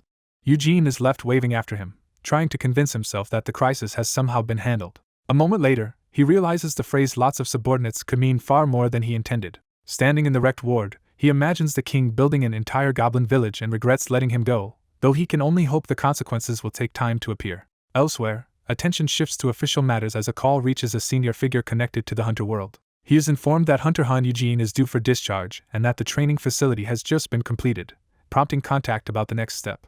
The man is caught off guard by what he hears next and asks for clarification. The reply makes clear that the situation is urgent enough to jolt him into immediate action. He erupts in alarm, demanding to know how something serious involving Han Eugene could happen while the guild master is away. When a subordinate notes that the association plans to send a representative, she assumes a public official would be safer than another guild master. He rejects that assumption at once, warning that this particular representative is more dangerous in an entirely different way. The story turns to a government building, signaling the arrival of that feared official. A sign identifies the office involved as Awaken Management, under a chief officer. The man approaching is recognized as the chief officer of Awaken Management, someone whose reputation alone inspires dread. Back at the hospital, the aftermath of the night's chaos hangs over the scene. Yuhan is stunned to learn that the destruction happened overnight, and struggles to process it. Seeing the ruined special ward, he panics over how badly it has been wrecked, while Eugene downplays everything and insists he is fine. Eugene immediately sees through that act, pointing out Yuhan's exhausted face and dark circles and revealing that he came because he had to confirm his brother was still alive. Yuhan, flustered and defensive, demands to know why Eugene came on a weekday instead of going to school. Eugene casually explains that he was dismissed early and can account for what happened, while nearby staff confirm the early dismissal. He jokes about being a juvenile delinquent hunter, only to be scolded for sounding proud of it. As they walk together, Eugene turns serious and explains that awakened people can easily slip past ordinary legal restrictions. That warning carries weight as the conversation moves toward the larger power structure around hunters. Eugene adds that this is especially true for high-ranking hunters, and even more so for S ranks. He explains that such people are not truly constrained by society's rules or by normal force, and that powerful guilds can rival governments in authority. In some countries, he says, those guilds have gone even further and effectively overtaken the state, leaving nations paralyzed. Korea, he implies, still functions only because of one exceptional person who keeps that balance intact. He then tells Yuhan to head home because someone is coming to pick him up, prompting Yuhan to ask who it is. Eugene explains that the association is sending someone and that he is also supposed to be shown the newly renovated training facilities. He identifies the visitor as the nation's only S rank who still belongs to the state. This man remained a public servant even after awakening and became a major supporter of the Hunter Association against the big guilds. More than that, he is known as a former police officer who will arrest even S-rank hunters the moment they break the law. Yuhan realizes this must be the famous chief song that Yian often talks about. The official arrives and directly calls for Hunter Han Eugene. He formally introduces himself as Song Tuan, chief officer of Awaken Management and Public Administration Security. His imposing size alone overwhelms both brothers, making the introduction feel even more intimidating. Despite that presence, Song speaks politely, saying he will return after parking and asking Eugene to wait. Watching him fold himself into a small red car, Eugene can only think that the man looks absurdly like a giant squeezed into a toy vehicle. Yuhan wonders why someone so formidable carries himself that way, and Eugene answers that it is because Song still thinks like a public servant. Yuhan remains baffled that an S-rank hunter would drive such an ordinary car at all. That confusion is cut short when another black car suddenly rushes in, signaling that someone else has arrived. A violent crash erupts without warning, throwing the scene into chaos. The red car's side mirror shatters apart as nearby onlookers recoil in shock. One witness grimly jokes that meeting this man has immediately turned into a funeral-level disaster. From the wrecked car, a composed man in a suit steps out, making it clear the driver is no ordinary civilian. He casually wonders who would dare damage Song Tae-won's car, while claiming the collision was just an accident caused by his bad habit of pressing the accelerator around expensive vehicles. The blonde man presents himself with effortless confidence, treating the crash like a minor social mishap instead of a serious offense. The suited officer recognizes him as Hunter Sung Hyun-jae, immediately understanding how dangerous this encounter could become. The bystanders panic and tried to keep one loose-tongued companion from making the situation worse. They realize that if the man really is Sung Hyun-jae, then provoking him could create a massive problem because of his influence and value to the major guilds. The two powerful men face each other, and the tension between them becomes unmistakable. Sung Hyun-jae lightly offers to pay for the repairs, but his manner suggests he is testing how far he can push the officer. When he even extends a card as if to settle things privately, it becomes clear he expects the matter to be smoothed over. Song Tae-won refuses to be bought, deciding that accepting anything beyond proper procedure would amount to bribery. He steps away to contact his insurance company, choosing formal accountability over personal compromise. The witnesses are stunned that an S-rank hunter is not escalating the conflict, and they note that if the officer had been weaker, the hospital itself might already have been destroyed. Instead of retaliating, Song Tae-won quietly starts cleaning up the broken debris himself, reinforcing his reputation through action. His calm report of the traffic accident only deepens the contrast between his rank and his disciplined restraint, impressing the onlookers. Watching this, Sung Hyun-jae becomes even more interested in him. His warm smile has an immediate and unsettling effect on one of the younger witnesses. Sung Hyun-jae smoothly shifts the conversation, checking on Han Yoo-hyun's condition and approaching the group as if they are already acquainted. He offers sweets as comfort, using a gift to lower their guard. Yerim rejects the gesture and bluntly reminds him that his visits are unwelcome because he has already been denied access. Yoo-hyun, trying to keep up, wonders what happened while he was asleep and asks why Sung Hyun-jae has come. Sung Hyun-jae reveals his real purpose. He came to collect the newly awakened female thorn-winged dragon intended to become Soyoung's beast mount. He adds that Hunter Khan Soyoung is already at the training facility, and invites them to come along so they can see the completed site as well. Song Tae-won formally introduces himself as the person assigned to guide them through the training facility. Sung Hyun-jae immediately turns that into another jab by asking whether the officer plans to escort them in the wrecked car. He keeps mocking the damaged vehicle and blaming its quality, while others point out that he is the one who crashed into it. Beneath the teasing, Sung Hyun-jae pointedly questions whether Song Tae-won intends to endanger someone with an important skill. He sharpens the accusation by implying that a public servant who should protect the weak is failing that duty. Rather than argue, Song Tae-won accepts the criticism and apologizes for his short-sightedness. Yoo-hyun hurriedly tries to defuse the situation, begging the officer not to be bullied and insisting they can simply call another car. Sung Hyun-jae theatrically laments being rejected again, turning the refusal into playful emotional pressure. He pushes further by claiming he thought they had grown closer, framing his persistence as sincere effort. Yoo-hyun nearly starts to believe the act, but Yerim warns him not to fall for Sung Hyun-jae's manipulative charm and snacks.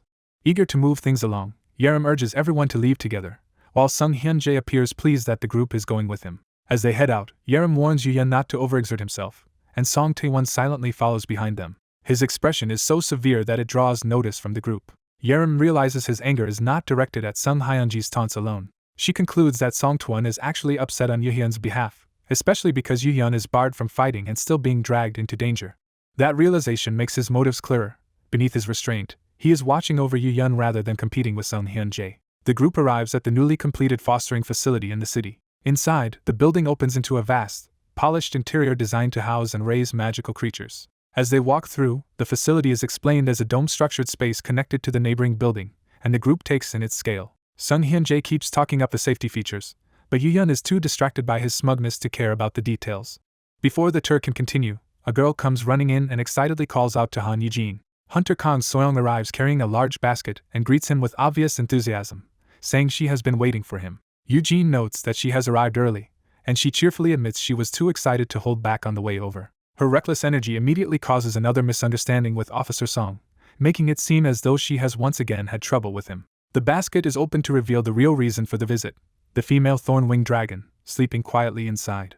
The group excitedly welcomes a newly named baby beast, Comet, and celebrates the decision to treat her as one of their own. They note that she is a small beast mount for now but expect her to grow quickly, already charmed by how alert and pretty she looks. Comet's status reveals unusual potential, with a current low rank but a possible rise all the way to the top tiers once she matures. When Eugene introduces himself properly, Comet immediately pays attention to the token he carries. His nurturing title strengthens the effect of that token, making Comet respond even more favorably to him.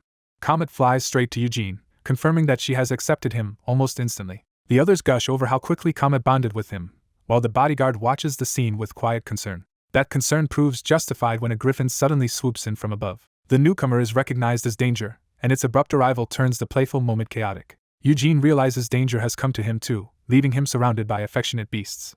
He tries to formally introduce Comet to Danger as a new sibling in the household. Danger appears friendly enough, but the sheer force of its enthusiasm makes the situation unstable. In its excitement, Danger launches Comet away and barrels after her, turning a greeting into a disaster. Eugene panics for Comet, while the guard dryly notes that this kind of destruction is practically routine around Eugene. As property damage is pointed out, Eugene refuses to waste time on explanations and focuses on fixing the immediate problem.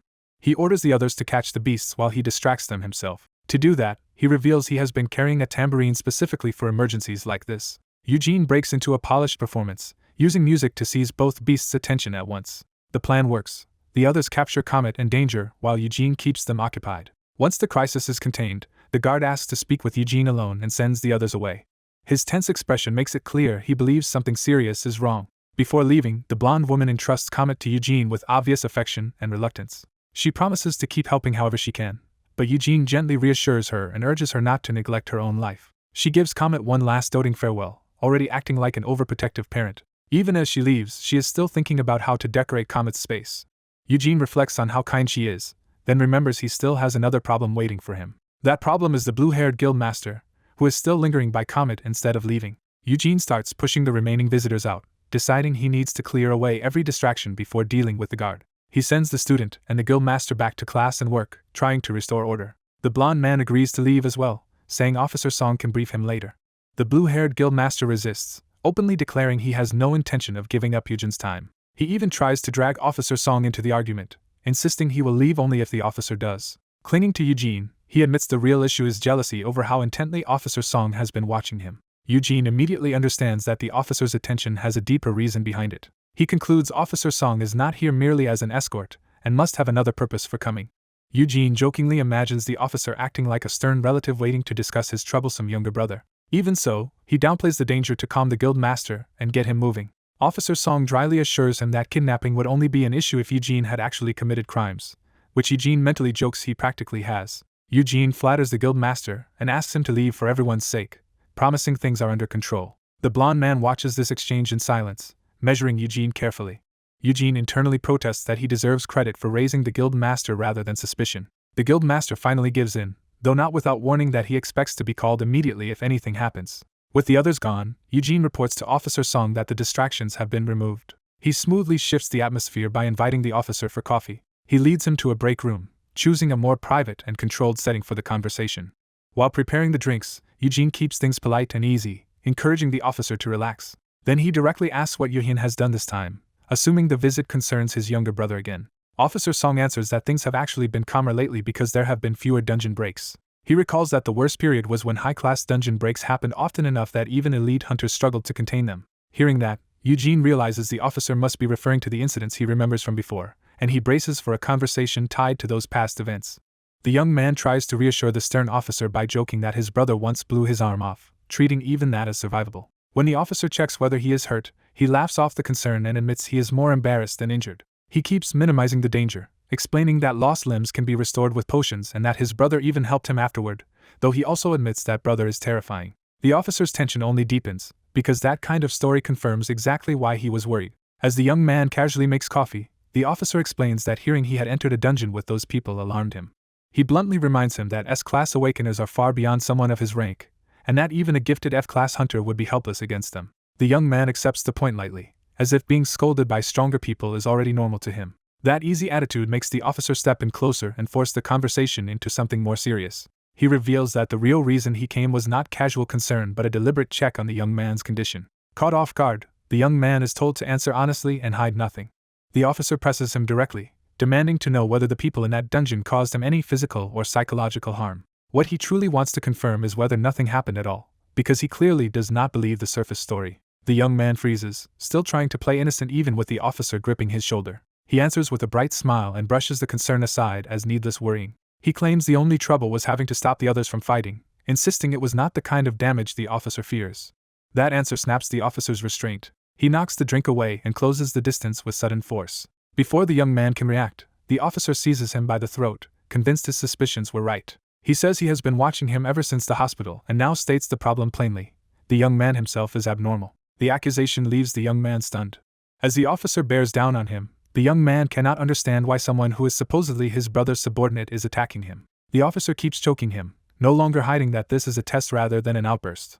Struggling for air, the young man wonders whether he should resist, but the senselessness of the attack traps him in hesitation. The officer's expression makes it clear he is still evaluating him even now. The confrontation is interrupted when a bag drops and spills its contents at the doorway.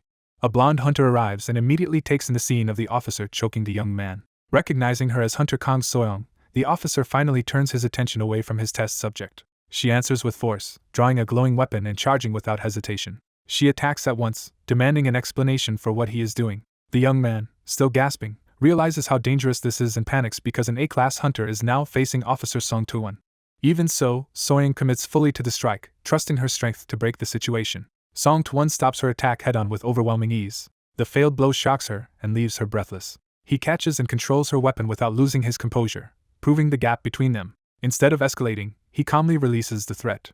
He steps back and addresses her with formal politeness, as if the violence a moment ago were merely an inconvenience. Then he produces a potion and offers it for the young man's injured neck, returning to controlled civility. The young man reflexively accepts, still too dazed to process the shift. Soyoung smashes the potion away, furious that he would attack first and offer treatment afterward. She openly calls out the hypocrisy, while the young man can only wilt under the absurdity of the situation.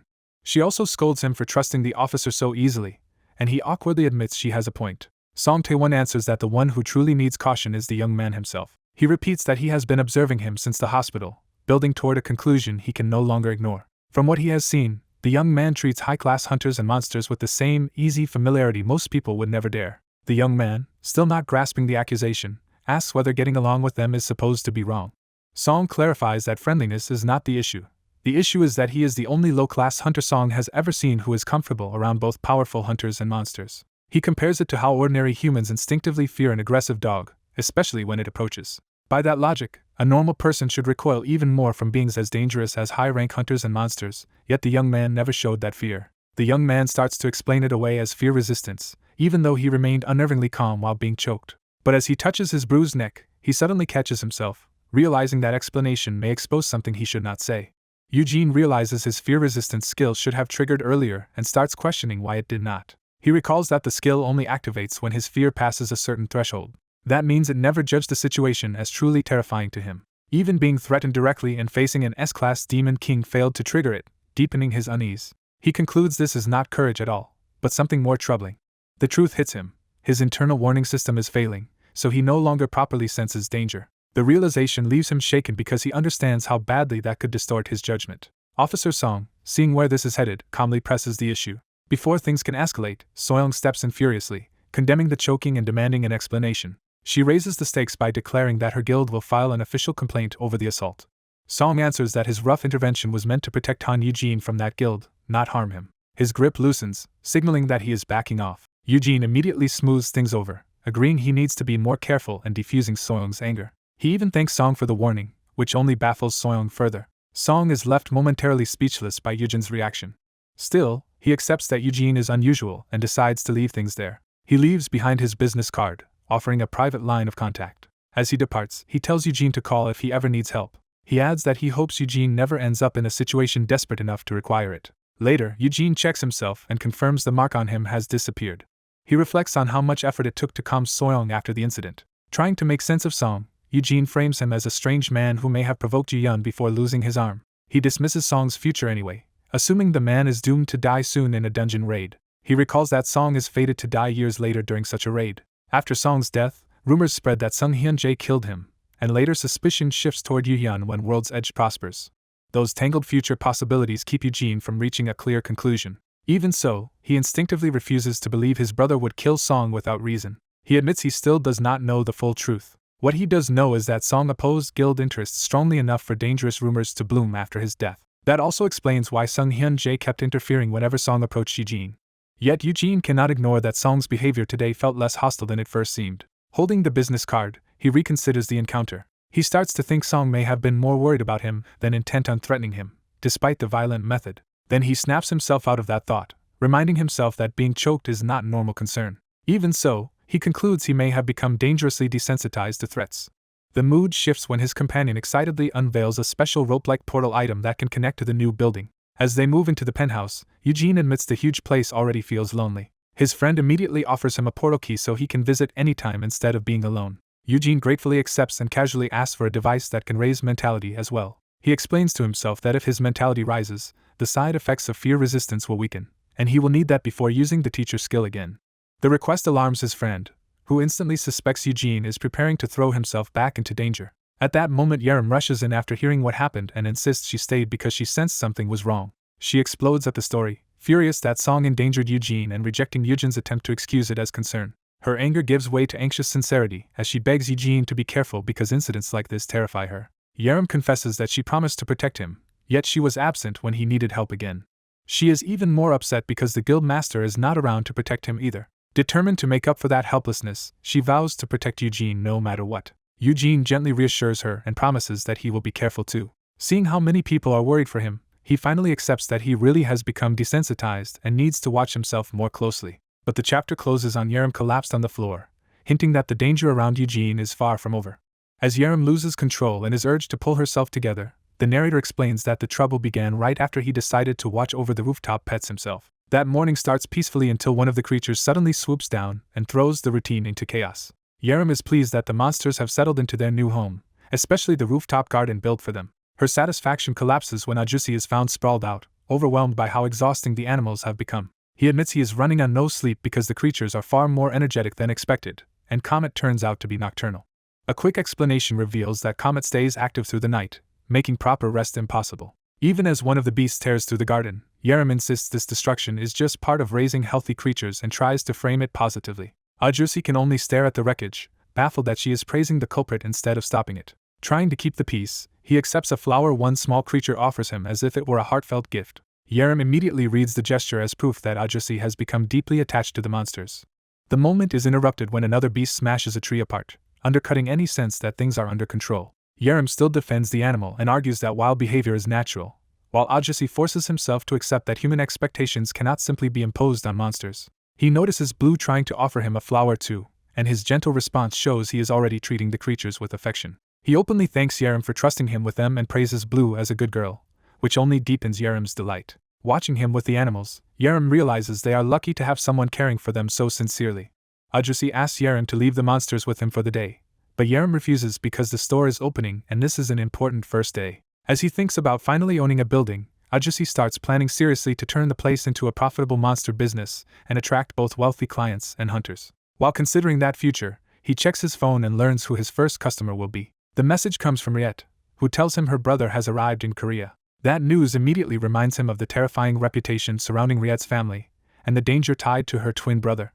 He recalls that after taking care of Riet's magic beast, he asked to be introduced to her brother in return. When he asked whether the brother was also S-class, Riet confirmed it and spoke of him with possessive pride. She boasted that her brother's support skill, natural enemy, becomes devastating against targets she marks, and claimed she had personally shaped him into perfection. Remembering that obsessive explanation leaves Ajusi deeply uneasy about what kind of person he is about to meet. His anxiety spikes as he imagines an even more dangerous version of Riet waiting for him.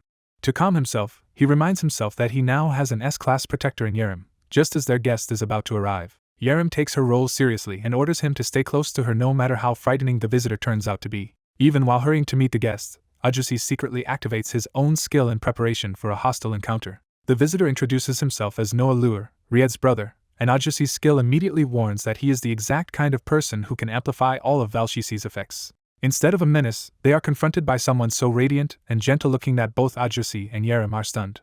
Once seated together, Noah politely thanks them for the invitation and begins by apologizing for his sister's rude behavior. He admits he does not know every detail but makes it clear that he believes Riet acted recklessly. Ajusi is struck by how completely Noah differs from his sister, not just in appearance but in temperament. Yerim, still suspicious, presses Ajusi to explain how he even came to know this foreign S-class hunter. When Ajusi says he met Riet through social media, Yerim is incredulous, while Noah calmly adds that he also runs a guild in France. That revelation shocks them both, because Noah looks far too young to already be a guild master. Noah explains that he is only 19, which leaves Ajusi comparing him to his own much older guild master in disbelief. Ajusi enthusiastically suggests they should become friends, but Noah modestly downplays his guild as too small to compare with major powers. Noah explains that his guild, Arc, specializes in support abilities and only recently gained enough offensive strength to start expanding. Ajusi then asks whether Noah works together with his sister, expecting the obvious answer to be yes. Instead, Noah says he operates alone because Riette is too carefree and only contacts him when she wants help cleaning up her problems. Hearing that, Ajusi suddenly believes he understands the true dynamic between the siblings. In his mind, Noah becomes a kind support specialist trapped under the demands of an overbearing S-class sister. That interpretation makes Ajusi sympathize with Noah and see him as a hardworking, gentle hunter who deserves support. He quickly decides that if he can influence Noah and build a friendship, Noah might eventually soften Riette as well. From there, Ajusi starts wondering whether he can influence Riette herself through Noah. Convinced this approach will work, he warmly offers Noah help and assumes he must have been dragged to Korea by his sister. Noah gently corrects him, saying he actually came to Korea on unrelated business of his own. Even so, Ajusi and Yerem eagerly offer local help and hospitality, while Noah thanks them for being so considerate. Ajusi resolves to win Noah over gradually and naturally, certain this new connection can be turned to his advantage. Noah warmly tells the man that as a client he already likes him, making the encounter seem like a promising first success. At that moment, a hidden skill activates, amplifying the effect of a keyword and mentally influencing the awakened Noah. The blonde man is recognized as Noah's first successful target, confirming that the business approach has worked on him. Yerem, pleased by the strong start, still warns the salesman not to throw around affection so casually since he says it to everyone. The salesman downplays the intimacy and insists it is only a business tactic. He awkwardly explains that such language is just a Western-style greeting, but Noah does not respond normally. Noah falls silent, his mood turning dark as the influence takes hold more deeply. When they call to him, he gives only a blank pause, showing that something is seriously wrong. The others rise in alarm and ask whether they have upset him, trying to understand the sudden change. Instead of answering, Noah moves with violent force, signaling that the situation has turned hostile. The salesman is caught completely off guard as Noah's attack erupts at point-blank range. A blast of power tears through the area, shattering the ground and blowing the peaceful meeting apart. The salesman is hurled away by the shockwave, sent tumbling across the pavement. Dazed and injured, he can only panic at the impossible attack. As the dust clears, Noah stands at the center of the destruction wrapped in unstable purple energy, transformed into a threat. Yerem is knocked down in the chaos, and the salesman immediately worries about his condition. The source of the danger becomes clear when Noah's hand mutates into a clawed, monstrous form. Yerem stares up at Noah in disbelief as the corruption spreads through him. Noah himself seems confused, as if part of him does not understand what is happening to his body. The transformed Noah launches upward and attacks again, while the salesman realizes this is the same awakened man he had manipulated earlier. Another explosive strike crashes into the surroundings, escalating the destruction. The salesman realizes Noah is targeting him specifically and cannot understand why the aggression is focused on him. Noah roars in pain and fury, no longer in control of himself. Yerem forces himself up and prepares an ice attack, stepping in to stop Noah before he kills someone. Furious, Yerem commits to the fight and treats Noah as an immediate threat.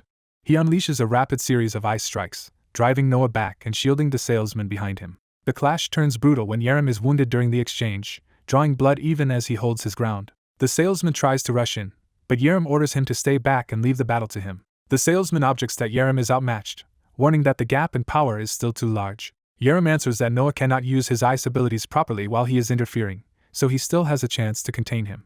That claim shakes Yerem when he senses something unexpected about Noah's condition. He looks up to find Noah standing there in a more human posture, as if the attack pattern has shifted again. The salesman realizes the earlier wound is poisoned and that the corruption is rapidly worsening Yerem's state. Seeing Noah about to strike again, he understands Yerem may not survive if this continues. He desperately tries to stop Noah before the next blow lands.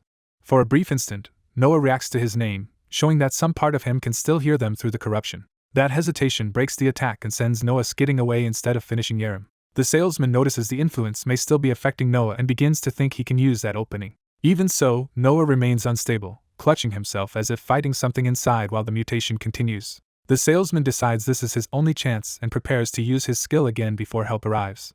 He plans to stall by relying on hearing-based attacks, believing he can evade them long enough to survive. Noah's glowing eyes and reaching claws show that the monster is still hunting despite that plan. Using his skill, the salesman reads the attack direction and shouts a warning to himself in time to react. He narrowly avoids the strike, but the force still slams him hard into the ground. Bleeding and shaken, he realizes this is far from easy and that one mistake would have killed him.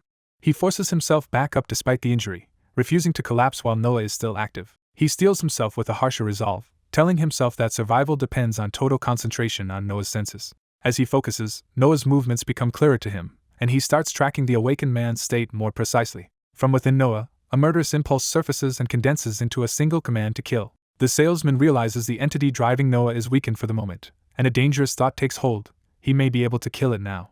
Eugene is jolted when Noah suddenly radiates murderous intent and fixates on killing someone. Noah's eyes flare as the impulse takes hold, showing he is no longer fully in control of himself. Eugene realizes Noah is seeing him as someone else through a distorted perception. He identifies the mistaken target as Noah's surrogate parent, Riet. That realization leaves Eugene stunned, because it explains the hostility aimed at him.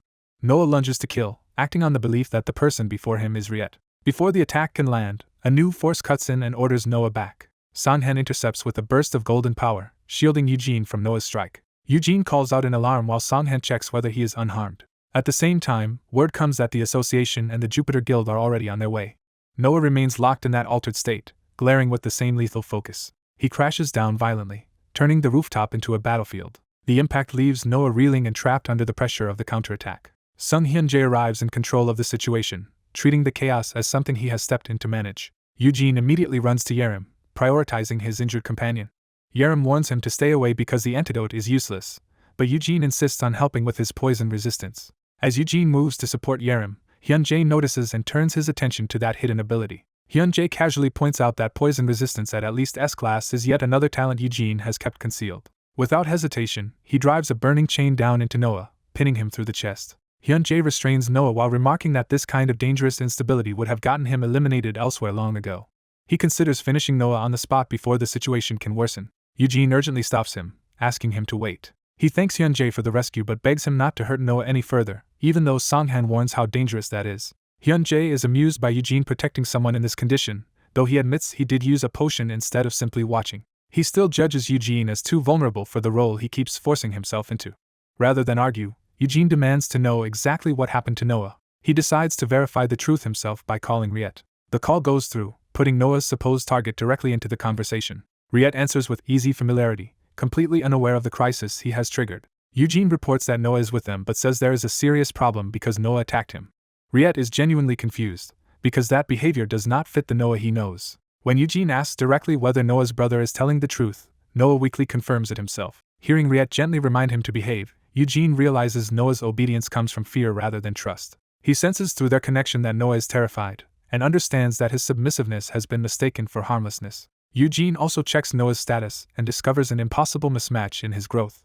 Noah is already functioning as an S-class even though his natural awakening potential was only A-class. Eugene knows unusual growth can happen, but normally even rare jumps still follow a believable progression. With Noah, someone has forcibly pushed his body beyond its original limit and made him bear power he should not have had. That conclusion lands like a crack in the system itself, exposing how unnatural Noah's condition is. Eugene connects it to Noah's own words about being lacking and needing his sister's help, seeing that his development was artificially accelerated.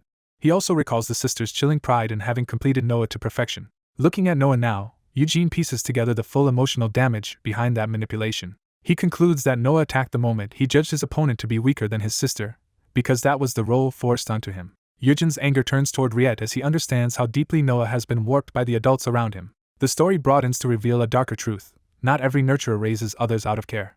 Instead, some create monsters by feeding violence and treating destruction as success. One such figure exults over the carnage, celebrating the arrival of an age where monsters like this can thrive. Bloodied and ecstatic, he embraces that future as a new beginning. His mania makes clear that this cruelty is not accidental but a deliberate creed. In the aftermath, another young man uses healing power on the wounded and looks up in alarm, sensing that his little brother has become entangled in something far worse. A bloodied woman approaches the survivors and checks whether the orange-haired young man has awakened. When she assumes he must be an S-class hunter, he nervously admits he is only A-class and only useful for healing. She closes in on him with unsettling familiarity, treating his weakness as something she already owns. Without warning, she violently drives him to the ground. As he chokes in pain, she condemns him for failing her yet again. She openly despises his low rank and mocks the idea that someone like him could survive in this world. Dragging him by the collar, she insists that even if others protect him, he should have learned to stand on his own. She twists the abuse into affection, asking why her beloved brother is crying while he trembles in terror. Seeing his tears, she reduces him to a frail, breakable thing and decides to force him into becoming useful. Her threat takes on the shape of a nightmare, making clear that she intends to mold him through cruelty. The brother's mind falls back into old trauma, where her constant accusations taught him that he could never do anything right. In the present, Another man on the phone realizes this is the same Noah who had once met Eugene in Korea, and the caller identifies the attacker as Riet. The caller warns that Riet is dangerously unstable and notices that Eugene's feelings toward Noah are unusually protective. Eugene looks over and sees Noah collapsed and cowering amid the rubble. He immediately understands he misjudged the situation and that not every nurturer is kind, while Noah is shaken by the idea that someone claims to have raised him. Riet boasts that she kept Noah instead of discarding him, while Eugene points out that Noah should have awakened as B-class and insists he is not defective but his brother. Eugene can tell from Noah's condition alone that something is deeply wrong. The truth becomes obvious. Riet claims she worked hard to make Noah S-class, but her methods nearly killed him whenever she pushed him. What she calls training has left Noah with fear, panic, and abuse so severe it cannot be hidden. Even now, her grip and words make him relive the belief that every mistake proves his worthlessness.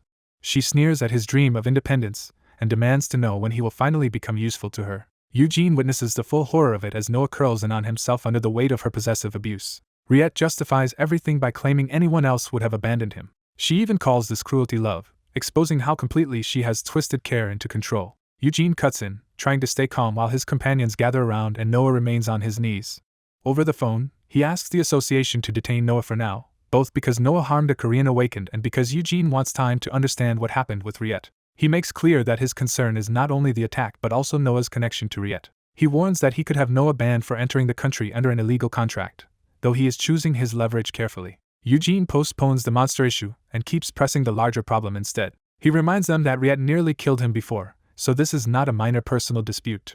He continues the conversation with deliberate restraint, trying not to escalate too fast. That restraint breaks when the person on the other end starts defending Riet and dismissing the abuse. Noah, still in tears, hears the argument and freezes between shame and disbelief. Eugene explodes, demanding how anyone can call this love when Noah is clearly terrified of his sister. His outrage shocks the others, but he refuses to let Noah's condition be minimized.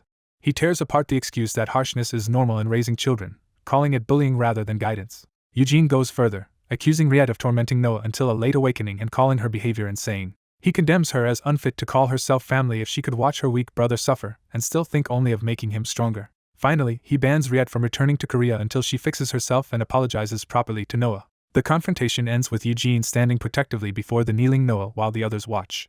As missed calls pile up, Eugene realizes he may have just created a major problem for himself. Even so, he decides it is worth it if it means standing up to Riet and dealing with the monster she has become. Noah, stunned, can only think of the sister who always dominated him. Eugene reflects that unlike Noah, his own sister would never have been able to answer such abuse, which hardens his resolve. Soon afterward, Noah is escorted to the association. An official notes that Riet will not change overnight, but Noah is still far too helpless to be left alone with her. The association decides to transfer Noah to a detention cell for hunters and warns that if he harms another non-awakened person before settlement, formal penalties will follow. When offered the option of immediate deportation, Eugene instead asks them not to expel Noah from the country until the matter is resolved. He proposes banning Riet's entry instead, both to keep the siblings apart and to protect himself. With that accepted, Eugene reassures Noah that his sister will no longer be able to come see him. The blonde hunter awkwardly postpones a deeper conversation until things calm down. Left alone with his thoughts, he decides he has relied too much on speaking and will keep his distance for a while. A healer from the Jupiter Guild arrives and explains that the rest of his injuries have already been treated. Watching the healer work, he envies that ability and briefly imagines recruiting him if circumstances allow. The healer asks to see any remaining wounds so he can finish the treatment.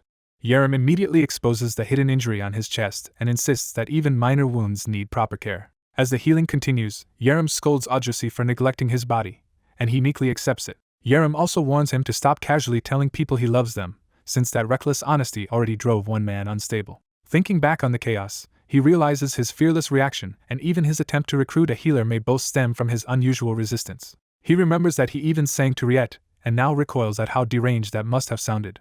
Mortified, he swears off dealing with S-classes again, then sincerely thanks Yerem for saving the situation. Yerem quietly accepts the gratitude, and the moment turns more earnest as he is told things could have gone far worse without him. Trying to lighten the mood, Yerem jokes that he was ready to stay by his side to the bitter end, while the hunter notes the antidote should have cured even an A-class poison. He concludes that Noah SSI's poison skill must actually be S-class, which explains why the antidote was insufficient. That leads him to ask about Yerem's own poison resistance, and Yerem realizes exactly where the conversation is headed. After a hesitant pause, Yerem confides that his poison resistance is L-class and asks him to keep it secret. The revelation shocks him, but it also makes him question how the Jupiter Guild Master knew Yerem's resistance rank in advance. He recalls the Guild Master identifying Yerem's resistance as at least S-class, and starts wondering whether the man also knew Noah's true poison rank. By sunset at the Hunter Detention Center, his suspicions have expanded into a larger question about how much that guild master really knows. A door opens on a far more hostile scene inside the detention center. A blond man in a suit confronts a bound prisoner, accusing him of ruining things almost as soon as he became useful. The prisoner, handcuffed and bloodied, is reminded that he still owes payment on a promise. Recognizing his visitor, the prisoner braces himself for the reckoning. The interrogation begins with a direct demand to explain why he acted as he did. The suited man makes clear that the prisoner's outburst has only made his own position worse.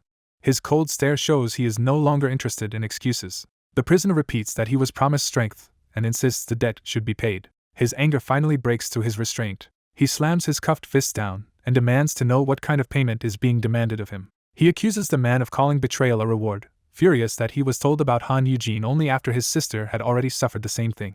The answer is ruthless. He was informed only because he needed to work with her to clear the raid, and the promise was merely to make him strong, not stronger than Riet. That clarification enrages him even more, and he demands to know why Han Eugene was targeted at all. His outburst explodes into violence. The room is wrecked as he is hurled aside with enough force to smash furniture and crack the wall. Even after putting him down, the interrogator dismisses the destruction and repeats the unanswered question.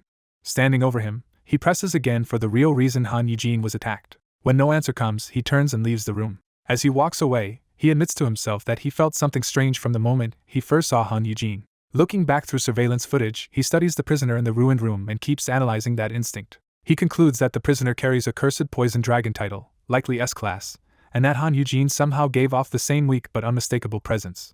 Elsewhere, Yerm reaches the same line of thought and wonders whether Han Eugene has a related title, which would explain his unusually high poison resistance. He compares that possibility to Valchessi's higher class title overriding low base stats and realizes titles can distort a hunter's apparent limits. Even so, the blonde investigator remains puzzled because Han Eugene shows no real attack skills. His thoughts are interrupted when Officer Song Tuan approaches him in the corridor. Song bluntly states that he expected this situation to lead back to him. The blonde man denies involvement and frames himself as someone trying to resolve the incident, while warning Song not to endanger Han Eugene. He claims he stopped the earlier crisis by bringing in a healer, and says he had already anticipated most of what happened. With a mocking calm, he argues that Riet is capable of deciding for herself, unlike an F-class hunter who is no different from an ordinary civilian. Song's silence hardens into open distrust. The blonde man answers that if Han Eugene is dragged into needless danger and exploited, there will be consequences. A pale-haired man stops the black-haired guild master and asserts control over the conversation with a hand on his shoulder. He mocks the guild master for being so protective of someone else that it almost sounds admirable. As the guild master walks away, the man needles him further by implying he might as well eliminate that person too. Left alone by the window, the pale-haired man rejects the idea that the guild master is merely using Han Yuyan. When he receives word that the World's Edge guild master has come out, he immediately senses the situation is about to become more interesting. Watching the city lights, he concludes that Han Eugene is the one truly being dragged into this conflict, not the other way around. Outside the dungeon building, a live broadcast turns the aftermath into a public spectacle. A reporter announces that the hunter cleared the dungeon in under a week even though it should have taken more than 10 days. Speculation spreads that either a record has been set or some shortcut was used, while onlookers nervously wonder how much damage was done. Because no one knows what state the hunter is in after the fight, the media keeps its distance. The uncertainty is blamed on the possibility that he emerged in a dangerous post-battle state that even security cameras could not safely approach. When Kim Songhan and the World's Edge Guild Master's brother rush inside, the reporter realizes an F-class civilian has entered a potentially lethal scene. Han Eugene pushes forward anyway, too alarmed to care about the danger. He runs deeper into the building with Songhan close behind. Songhan warns Eugene not to get ahead of him because he cannot protect him if he does. Inside, they find Han Yuhyun standing amid the aftermath with a blazing beast at his side, proving he has survived the dungeon. Eugene is overwhelmed with relief and calls out to his brother, while Songhan realizes the dungeon clear was real. Yuhyun greets Eugene casually, but Eugene charges at him in anger and relief instead of accepting the calm act. He grabs his brother and demands to know what happened to all the potions and why he recklessly pushed himself this far. Songhan explains that Eugene wanted to work with Yuhyun now that he is grown, then notices Yuhyun seems stable enough to talk. That calm assessment immediately starts to feel uncertain. A darker shift passes over Yuhyun, hinting that his condition is not as safe as it first appeared. Songhan urgently warns that approaching him now is dangerous because he has seen this kind of instability in other dungeon survivors. He cannot understand why Eugene is still able to get so close. To him, the scene looks impossible. A volatile S-class and his summoned beast are allowing Eugene near them as if he belongs there.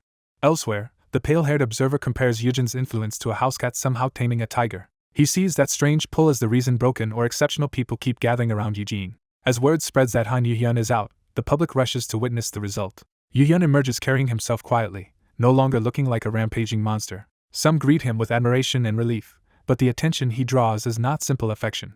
Others keep their distance in fear, unsure whether it is even safe to stand near him or whether he truly succeeded. Yu-hyun brushes off the need to report immediately, showing how exhausted and detached he has become. Eugene steps in protectively, carrying the fox-like creature and insisting that Yu-hyun has been overworking himself and needs rest, treating him less like an untouchable S-class than like family. That tenderness contrasts with the memory of the pale-haired man sitting alone in confinement, crushed by isolation. In that memory, he blames himself for ruining everything.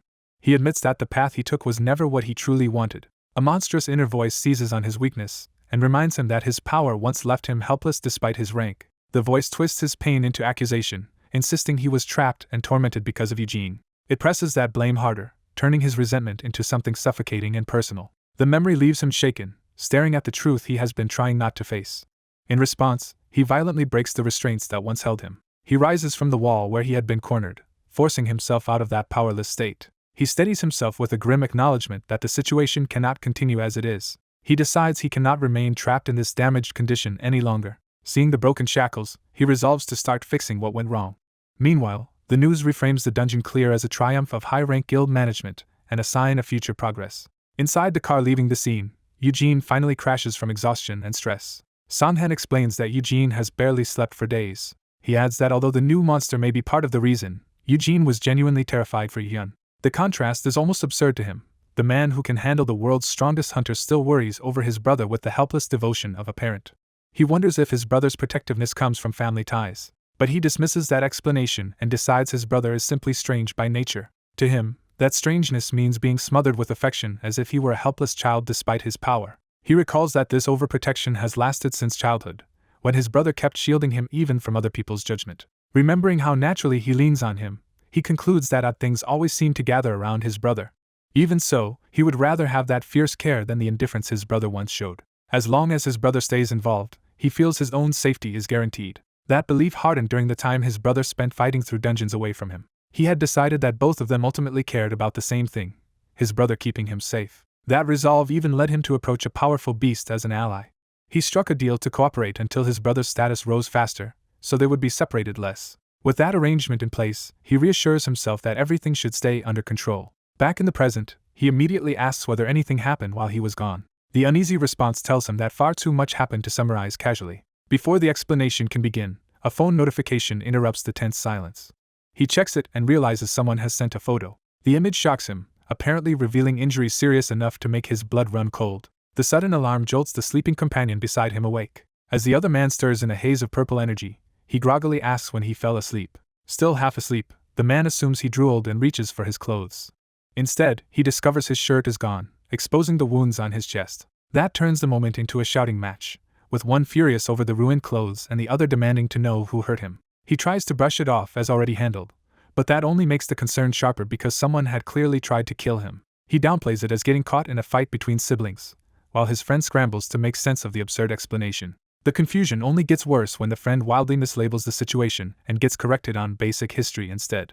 Once the joking dies down, he finally names the attacker as Noah, the Arc Guild Master. His brother's anger spikes immediately, because this was no minor incident if another guild master and a healer had to intervene. He lashes out over the fact that he was gone less than a week and his brother still ended up injured. In frustration, he questions whether there is any point in his brother entering dungeons at all if this keeps happening. The injured man can only guess that this is why the two overprotective men forced themselves into the dungeon with him. He tries to calm things by reminding him that Yerim and Songhan had protected him. Then he nervously asks whether Noah survived, and is stunned to learn Noah is alive and merely under arrest. His brother immediately infers that the Jupiter Guild Master must have been involved, only to be met with disbelief at how quickly he jumped there. He then decides to verify things himself and asks about the mark on his brother's neck, revealing he already knows more than expected. Outside, the injured man explains that the neck mark came from Noah trying to teach him a lesson, and his brother accepts that answer without visible protest. That calm reaction unsettles him, because he has heard this same officer once cut off Noah's arm and fears what he might do now. Instead of exploding, his brother quietly says he understands. He reasons that Noah acted out of helplessness and tried to scare him into learning caution. He adds that with so many people targeting him, Noah may have thought fear was the only way to make him more careful. The injured man is caught off guard by such a measured interpretation. That leads him to ask whether there are still more enemies after him, while privately deciding he cannot rely only on his own people anymore and circling back to the earlier talk of cults. His imagination immediately turns that cult idea into ridiculous images of old scholars acting like fanatics. As they reach home, he invites his brother inside and starts to revisit the cult question just as a call comes in. The call is from Officer Song, who first confirms that they have arrived at the residence. His brother answers yes, sensing from the tone that something is wrong. The officer warns them not to leave, then delivers the real news. Noah Luher has vanished. He explains that even World's Edge has been contacted, but Noah still has not been found. Almost immediately after that warning, Noah appears before them in person. The sight of him free instead of detained makes them realize a high-class awakened should never have escaped ordinary custody so easily. Before anyone can settle the question of why he came, Noah drops to the ground in front of them. Noah forces himself to approach and apologize, startling the others by showing up at all. Riet realizes in disbelief that he escaped detention just to say he was sorry. Noah admits he has no right to ask forgiveness, but he still wants to apologize and accept punishment for hurting Yerem and taking in his sister's monster. The newcomer is recognized at once, and one of the men moves to keep his companion from getting involved. Seeing Noah's sincerity, the younger man softens and offers to speak to Riet for him, assuring Noah he is not angry. Noah is caught off guard again when he is told to return later and apologize to Yerem properly as well. When Noah asks who the intimidating man is, he learns that the guild master beside him is actually the younger man's older brother. The absurd mismatch makes Noah think the younger brother must be getting bullied, even as the brother hurriedly denies it. The black-clad man introduces himself as Han Yu-hyun, guild master of the World's Edge Guild, and confirms he knows about the recent incident. Noah is shaken that someone so overwhelming could be family, and he wonders how his brother can stand beside him without fear. The younger brother senses Noah's unease while Yu-hyun's presence alone feels oppressive enough to freeze the air. Noah's fear turns inward as he reflects that having only one S-class sibling can ruin a life, just as it did his. He tries to reassure himself that Yu-hyun is still human, but his own trauma keeps that thought from settling. The younger brother notices Noah's fear and warns Yu-hyun to keep his distance because Noah is unstable. Yu-hyun reaches toward his brother and begins to say that weakness is exactly what makes him vulnerable. That touch and those words trigger Noah's buried memory of his own brother's cruelty. The past crashes over him so hard that he loses his grip on the present. In panic, Noah lashes out to stop Yu-hyun from putting a hand on his brother. He launches himself forward in a violent burst before anyone can calm him down. Yu-hyun reacts instantly, turning to intercept the attack while his brother can only shout in alarm. Their clash slams into the newly built structure with enough force to tear through it. As the ground gives way, the younger brother retreats with his beast companion to avoid being caught in the collapse. Yu-hyun pins Noah down and realizes this is no simple outburst but something dangerously wrong with his state of mind. The younger brother tries to stop the fight, but Noah is already snarling like an animal under Yu-hyun's grip. Yu-hyun, still thinking like a guild master, recalls the dealer attack and wonders if Noah is the same arm-mutated hunter who injured Park Yerem. He strikes to break Noah's momentum before the transformation can fully overtake him. The blow lands hard, blasting Noah back across the wreckage. As his brother calls out, Yu-hyun sees Noah's arm changing under a dark, unstable energy. The mutation spreads grotesquely, and the younger brother realizes Noah has developed a tail as well. Noah rises in a half-transformed state, his body overtaken by poison-like corruption and draconic features. The younger brother warns that the corruption is poisonous, but Yu-hyun dismisses the danger and prepares to cut it out before it spreads. Before he can finish, Noah's tail whips out with explosive force. The younger brother hurriedly calls Officer Song for help, making it clear the situation is spiraling beyond control. While Noah crouches in pain beside a discarded weapon, Yu-hyun calmly readies himself to end the threat. Noah's body convulses as the transformation violently accelerates beyond partial mutation. His face and flesh distort completely, leaving almost nothing human behind. A full dragon erupts into the open space with a scream, completing the monstrous change. The younger brother is stunned that Noah has reached complete transformation at all. Even so, he judges that the dragon is physically disadvantaged in the enclosed area and cannot maneuver freely. Yu-hyun accepts that Noah is no longer acting as a person and decides to kill the monster before it can do more harm. He unleashes blue willow leaves, flooding the space with a storm of blue energy blades. The attack tears into the dragon's body and drives it back. The barrage hurls the dragon through the air and batters it against the structure. Yu-hyun presses the advantage, noting that the creature has no room to fly and is trapped in his range. The dragon counters with a violent burst of poison-tainted force that crashes into him at close range. Its maw opens around a surge of lethal energy, trying to overwhelm him before he can strike again. Yu-hyun identifies the attack as poison and answers with purple fire, explaining that he cannot neutralize it but can burn it away. He drives that fire and his blade into the dragon in a brutal close-quarters counterattack. With killing intent rising, Yu-hyun declares this strike repayment for what was done to his brother. The dragon freezes in shock as it realizes Yu-hyun truly means to finish it. As blood drips from a clawed hand, someone realizes in horror that he too has become a monster. The young hunter steels himself instead of breaking under that revelation. He immediately triggers Healing Hand, forcing his damaged body to recover. Power surges around him as he recognizes that he has finally reached S-Class. The transformation hardens his resolve rather than calming him. He throws himself back into the fight and clashes head-on with the dragon. Refusing to lose after coming this far, he drives his attack through with desperation. He clings to the fact that he finally achieved the rank he wanted. He tells himself he gave everything he had as the dragon reels before him. The battle continues at close range, his glowing strike pressing the dragon back. But in the middle of the fight, his thoughts drift to his sister. That memory immediately triggers the cruel words she used to belittle him. Her voice in his head reduces all his effort to weakness, shaking his focus. That lapse ends in a violent impact that abruptly breaks the momentum of the fight. When the dust settles, the dragon is down, and the black-haired hunter coolly notes that he could have finished it faster with a skill.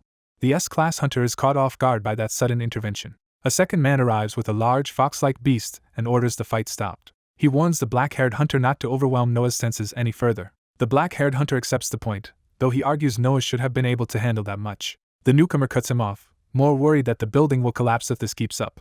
They turn to the blond man on the ground, checking whether Noah is conscious while warning the others not to crowd him. Noah wakes disoriented, and the newcomer notes that he and Yoonhyuk really are unusually close. As Noah struggles upright, the newcomer panics over the fact that Noah has no clothes. Still dazed and exposed, Noah can only ask why any of this is happening. He bitterly wonders why someone from a lower rank is the one saving him.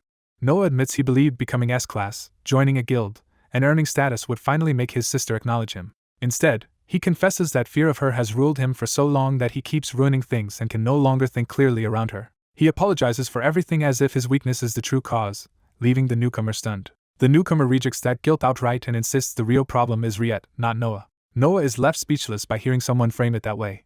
Even when Noah points to the destruction around them as proof of his failure, the newcomer treats it as mistakes, not a personal flaw. He asks the black-haired hunter to bring something to cover Noah first. A cloth is tossed over to restore Noah a little dignity. While wrapping him up, the newcomer admits he does not know them well but can clearly tell that Riet's treatment of Noah is wrong. He names it for what it is, abuse, and says anyone would be terrified living under someone that powerful and cruel.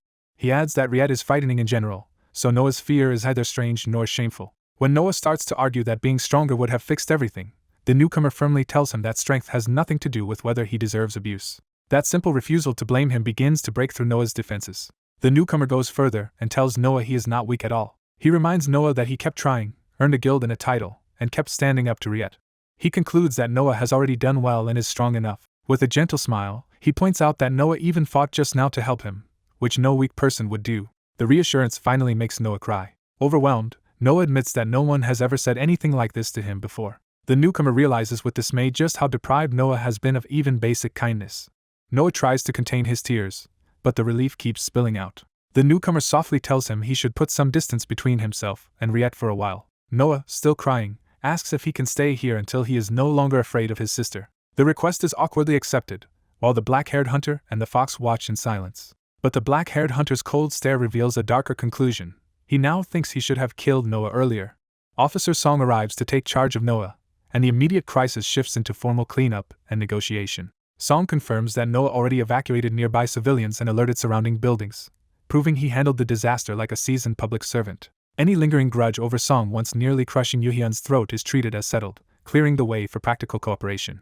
It is decided that Noah will work for Bit as a security guard, turning punishment into employment. The deal is strikingly favorable for Bit, since they are effectively gaining an S-class guard as compensation for the damage. Yerim accepts the arrangement far more easily than expected because she enjoyed the fight and holds no resentment. Her eagerness to spar again reminds everyone how reckless S-classes are, even when they are getting along. Noah volunteers to finish the remaining paperwork, and the others prepare to leave him to it. Before going, the narrator checks whether Yerim is truly comfortable with bringing Noah in after he attacked her almost immediately. He points out that Noah's sister is another unstable S-class, and jokes that taking in people like this suggests a total lack of fear. When Yerim bristles, he teases her further by acting like he is testing whether she has been mentally manipulated, only to admit that provoking people is simply his habit. He explains that he pities Noah because Noah is young too, and to him helping each other feels natural. Yerim argues that this is exactly what makes the narrator unusual, since most people are intimidated by S-classes on sight. She reveals that she deliberately suppresses her own presence at school so her classmates will not be frightened of her. That is why his sympathy for a dangerous S-class feels absurd to her, like a tiny animal worrying about a beast. He shrugs off the criticism and says Yerim does not feel like a stranger to him, which is why helping her or Noah does not seem strange. Yerim then notices that the same attitude extends to his younger brother, and presses him on why he talks as if he raised him himself. He answers without hesitation that he really did raise his brother. He explains that he has cared for Eugene since preschool, even handling the kinds of parental duties a child normally would not. When Yerim asks whether their parents were absent or estranged, he says that was not the case at all. Their parents got along well and preferred doing everything together, but they also died together on a trip, leaving the boys behind. Yerim finds that family history unsettling, while he admits he has never known whether it was strange or not. To him, what mattered was simply that his parents loved each other, and he accepted the rest without much question. That memory leads into a darker comparison. Like a cuckoo laying its egg in another bird's nest, something that looks ordinary from the outside can still be foreign within. The metaphor sharpens as the cuckoo chick is described as a different creature entirely, one that displaces the rightful young in the nest. As a child, he quietly drew at home, unaware that his parents were beginning to fear the difference they sensed in him. While he worked on a family picture, the idea took hold that he was being fed and raised by people who did not truly recognize him as their own. Even then, the truth of that comparison felt viscerally disturbing. From outside the room, he overheard his parents worrying that although doctors found nothing wrong, he never cried or laughed like a normal child. His mother confided that he felt fundamentally different from Yuhyun, despite being her own son. Listening in, the child could only absorb that his mother no longer felt he belonged to her. He quietly moved closer, drawn to words he did not fully understand but could not ignore. He heard his mother fearfully suggest that one day he might become something dangerous. From the doorway, he watched his sleeping baby brother, and realized those fears were being spoken in the same home that was supposed to be his. He could not understand why his parents were calling him strange when he had done nothing wrong. Lying in bed with his toy, he remained silent and unreadable, exactly the stillness that had made them afraid. Yet his older brother looked at him with simple affection, seeing only that Yuhyun was gentle and lovable. As they grew older, the parents repeatedly invited Eugene out with them while treating Yuhyun as someone separate. Even when both boys were present, their attention kept centering on Eugene, and Yuhyun was left as an afterthought. What tormented the parents most was that Eugene stayed perfectly at ease around his brother, untouched by the unease consuming them.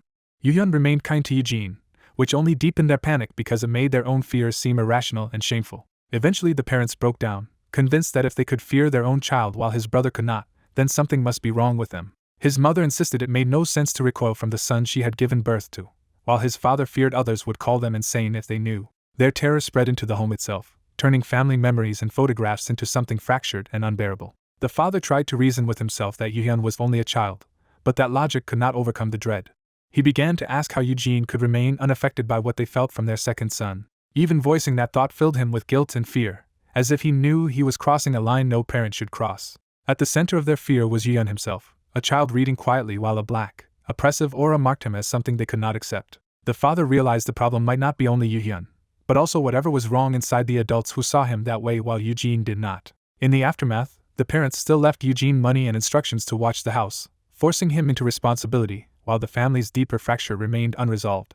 A warm Christmas outing begins under festive lights as a child walks with his older brother through a crowded street. The younger boy reflects that their parents are unusually close, making this rare trip alone with his brother feel special. His brother tries to make the day sound exciting by suggesting they can celebrate the birthday together, just the two of them. He adds that having a birthday on Christmas makes everything feel brighter, trying to cheer the boy up with the holiday atmosphere. Still holding his brother's hand, the child wonders whether anyone even sells birthday cake on Christmas Day.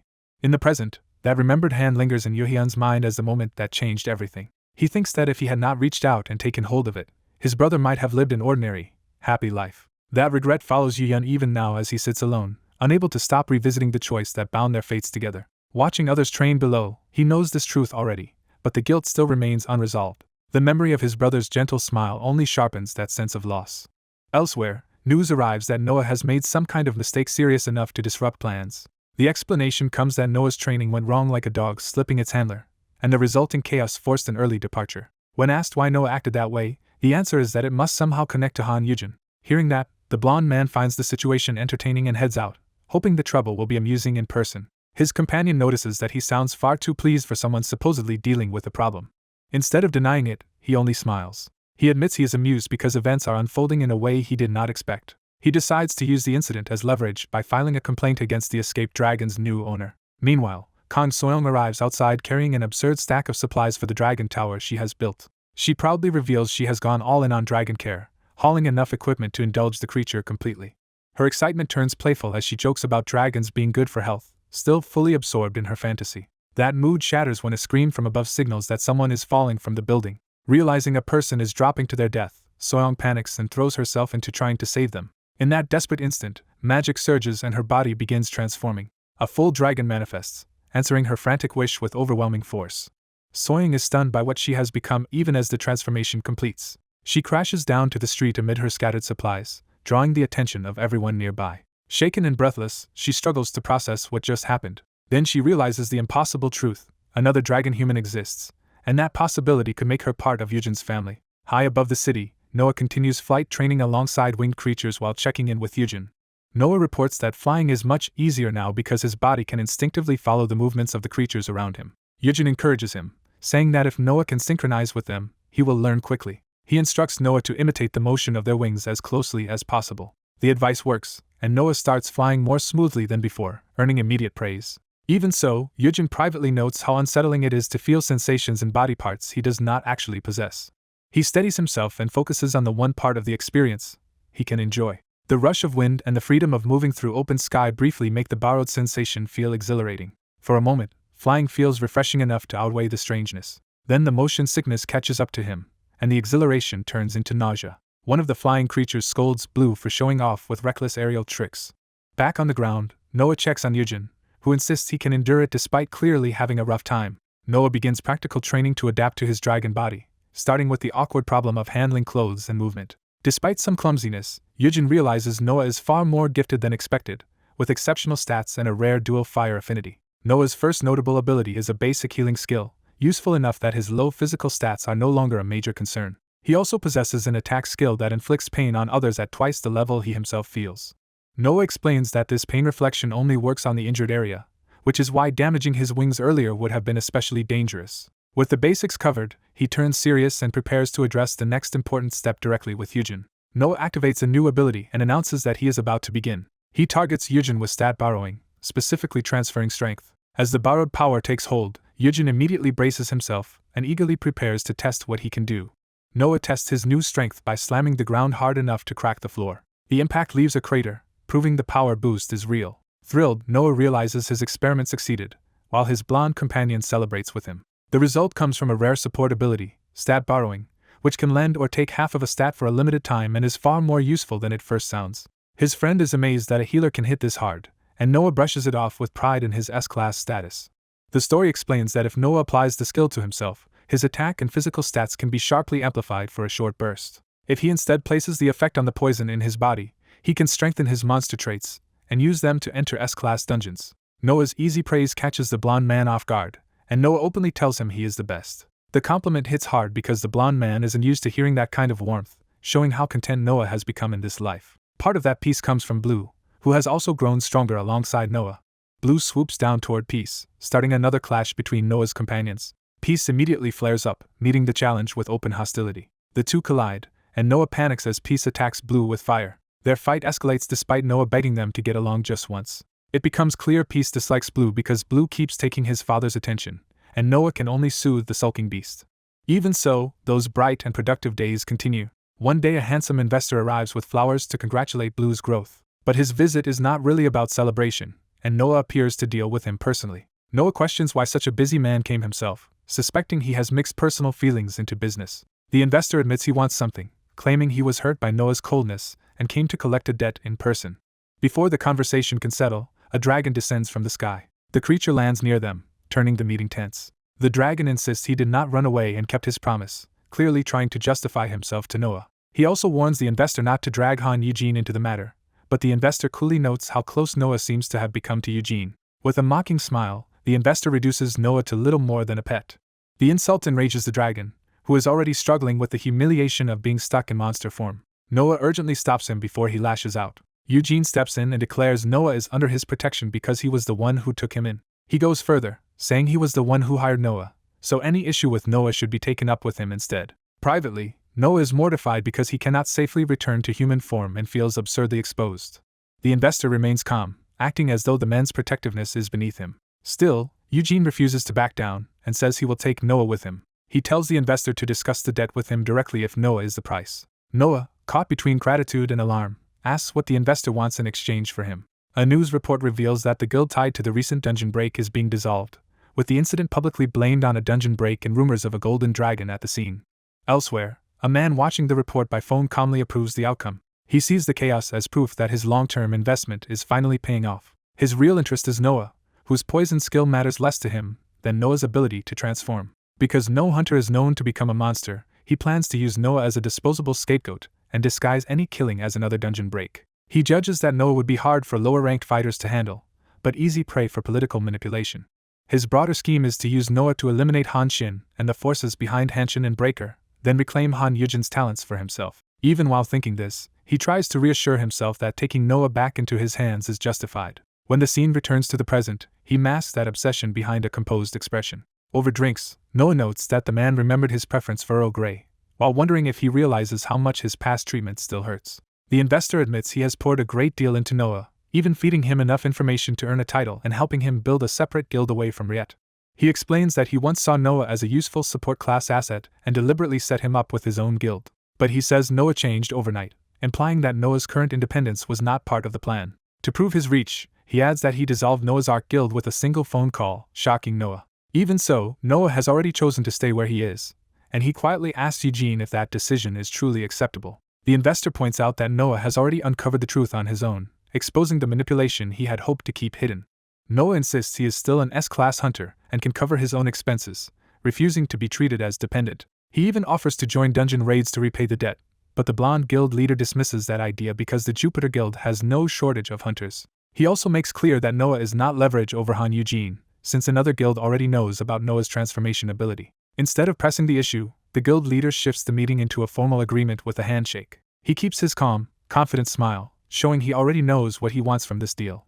Eugene realizes the man's real interest is Noah's usefulness to him. The guild leader points out that Noah's poison resistance makes him ideal for dealing with dangerous flying monsters as well. He argues that partnering with Noah would let Eugene tackle difficult dungeons more safely, but Eugene rejects the need for raids altogether. Annoyed that his plans have been anticipated, Eugene asks what the guild leader actually wants, noting they already have a monster training contract and no need for ordinary hunters. The guild leader reveals his request only after savoring the moment. He asks for 3 favors. Specifically, he wants Eugene to help him 3 times whenever he calls on him. Eugene objects that the terms are too vague and demands a written contract with details, but the guild leader refuses. When Eugene warns he could simply ignore such a loose promise later, the guild leader says he would be hurt, treating trust itself as the contract. That answer makes Eugene suspect the man is either reckless or absurdly confident, especially since he is staking this on a verbal promise from someone tied to an S-class. The guild leader's composure suggests he fully expects to get what he wants without putting anything in writing. Eugene feels uneasy about it, but he also realizes he has little power to influence or control this man anyway. He finally agrees, though only on the guild leader's terms. Even so, Eugene adds a condition of his own. He will refuse any request that would harm other people. The guild leader immediately accepts and assures him that harming others is not his intention. With that understanding, they seal the bargain with another handshake. The guild leader then asks about the item that once let Eugene share a skill and briefly multiply attack power, wondering if he can still do that with a damage-negating item. He asks to be informed if Myungwoo ever creates another item like it. Eugene recognizes that this request was the man's true objective all along, access to his rare support abilities. Privately, Eugene has no intention of helping him, since such an item is extraordinarily hard to obtain anyway.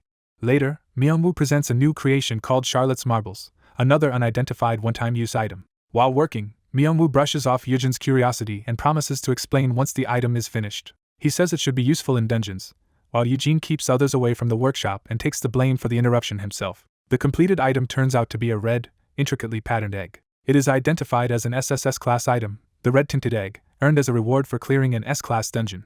Researchers had long failed to use this egg before it rotted, but Myungwoo somehow succeeded where they could not. Eugene's younger companion proudly reminds him that he arranged this meeting because he wanted the two of them to get along. As Eugene examines the egg, it suddenly reacts and begins to blaze. The fire erupts violently enough to startle everyone nearby. From within the flames, a presence recognizes Eugene as a young flame. The fire pours into the egg as if answering his touch. The shell cracks open under that reaction. Eugene watches as the hatching is completed by the energy surging around him. A tiny red lizard emerges from the shattered egg, alive and wreathed in heat. When asked if the creature really came from the egg, Eugene can only confirm that it seems so. The newborn lizard immediately looks alert and active rather than fragile. Without warning, it leaps from Eugene's hand in a streak of fire and strikes toward his face. The creature dives straight into Eugene's eye, making him cry out in pain. Just as suddenly, it pops back out, leaving the others panicked while Eugene insists he is fine. He explains that it had gone inside his eye and seemed to like it there, which only deepens the mystery of what this thing is. A status window identifies the creature as a flame spirit lily and names Han Yuhyun as its contractor. They conclude that Yuhyun's fire powers likely awakened the egg, which had never hatched before because spirits did not originally exist in their world. Eugene reflects that this is yet another change caused by turning back time. As he studies the little spirit, he tests the idea that it truly is a flame spirit. The spirit eagerly responds by opening its mouth to receive the purple flame offered to it. While examining the newly hatched creature, they realize its body is highly fireproof, and the obvious next question is whether it can survive by eating flames. The possibility of raising it becomes more tempting when they note that a monster born from an SSS-class egg could grow into something extraordinary. The baby immediately responds to praise with explosive affection, proving it is already attached to Myungwoo and making everyone notice how strongly it favors him. That reaction reminds Hyunjae that bringing Yuhyun here was worthwhile, especially since he also came with a useful damage-negating item. The mention of that item stirs an old memory of someone who had once said the same thing. When Myungwoo notices him drifting off, he quickly hides his thoughts instead of explaining himself. He tells himself there is no point bringing up the item to Myungwoo, since he could have gone into a dungeon with guild members if he had really wanted to. Even so, that resolve gives way to another memory. He recalls the person tied to that memory with painful clarity. He remembers preparing lunch, only to end up with that person again despite trying to keep his distance. What followed had started with small, ordinary changes. One of those changes was Yerim and Noah becoming close enough to casually share food and joke around. As he reflects on the past, he notes that baby monsters had become rare worldwide. Because of that rarity, Yerim had planned to buy one and leave it with him for training while she went to get her own baby monster. Noah admitted he could not take on another monster for a while, so he had only come to remind her of an earlier promise. That promise was that once Noah's mount was fully grown, Yerim would let him ride Blue, and he eagerly pressed her to name any reward she wanted. When she reminded him she had just cleared an F-class dungeon and asked what he got, Noah proudly prepared to show off his prize. But before seeing it, he already knew exactly what the reward should have been. He had expected the dungeon to give Festival's White Whale Tier, a one-use item that adds an ice-type skill to equipment. He had planned to buy that reward from Yerim and pass it to the person he was thinking about, because her abilities were all wind-type. Instead, Noah revealed a dazzling potion-like item. He explained that the reward was an exceptionally rare extra-life potion, something considered among the best in the country. That immediately alarmed him, because Yerim's dungeon should have produced a skill-building item, not a completely different category of reward. Noah added that he himself had received S-class gloves, which made it clear the dungeon's rewards had changed in a way they never had before. The realization unsettled both of them as they grasped that the future was no longer following the path he remembered. When Noah noticed him going silent, he tried to tease out the reason. He deflected with a joke that Noah had fallen for him, shutting down the question without revealing the truth. Privately, he concluded that many things were already diverging from the future he knew, even down to Noah's appearance. He also saw that Yerim and Noah had changed for the better, becoming more open and cheerful with the people around them. Their easy banter around the baby monster and the younger hunters confirmed how much warmer their relationships had become. From there, he reasoned that if people and events were changing, dungeon rewards could be changing as well. Checking global reports, he found that unusual dungeon rewards were appearing in other countries too, not just in Korea. That suggested the phenomenon was widespread, even though many dungeons still seemed to give their usual rewards. He tried to reassure himself that this might be a one-time exception, but the uncertainty lingered. Unable to let it go, he finally decided to enter another dungeon and test the system directly. On the way, he considered asking the system about Chirpy instead, since that mystery was also bothering him. But he knew he could not openly explain that he had returned from the future, so he reduced his concern to vague questions about the little bird. What troubled him was that skills did not work on Chirpy and that she refused to grow like the other baby monsters, making her feel fundamentally abnormal. That night, the problem followed him into his sleep. Half awake, he tried to push his thoughts aside and move on. Then a television report caught his attention and pulled him out of bed. As he listened, he heard that Jupiter Guild had brought in a foreign S-class hunter, and he immediately called for Myungwoo. The report identified the newcomer as Evelyn Miller, a free hunter known for wide-range attacks, while Chirpy sat nearby in the living room. Seeing the bird there startled him, because she had somehow made her way onto the sofa by herself. He rushed over in delight, marveling that Chirpy had figured out how to use the basket as a step and climb up on her own.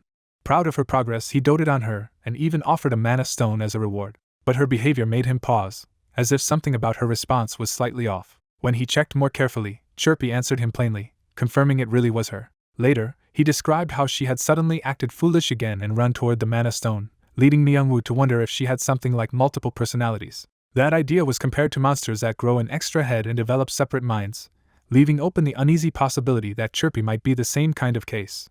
Unable to judge whether the fox-like companion can safely enter an F-class gate, the younger brother decides to ask directly instead of guessing. Before he can, the little fire lizard attached to his brother stirs, drawing the fox's wary attention. He realizes the fire dragon has come along too, confirming that both summons are still with them. The fox is startled by the tiny creature's sudden movement, and freezes in nervous surprise. The younger brother asks why an F-class summon should be barred, and the older brother explains the lizard is bound to him, and can retreat into his skin, so it will stay safe.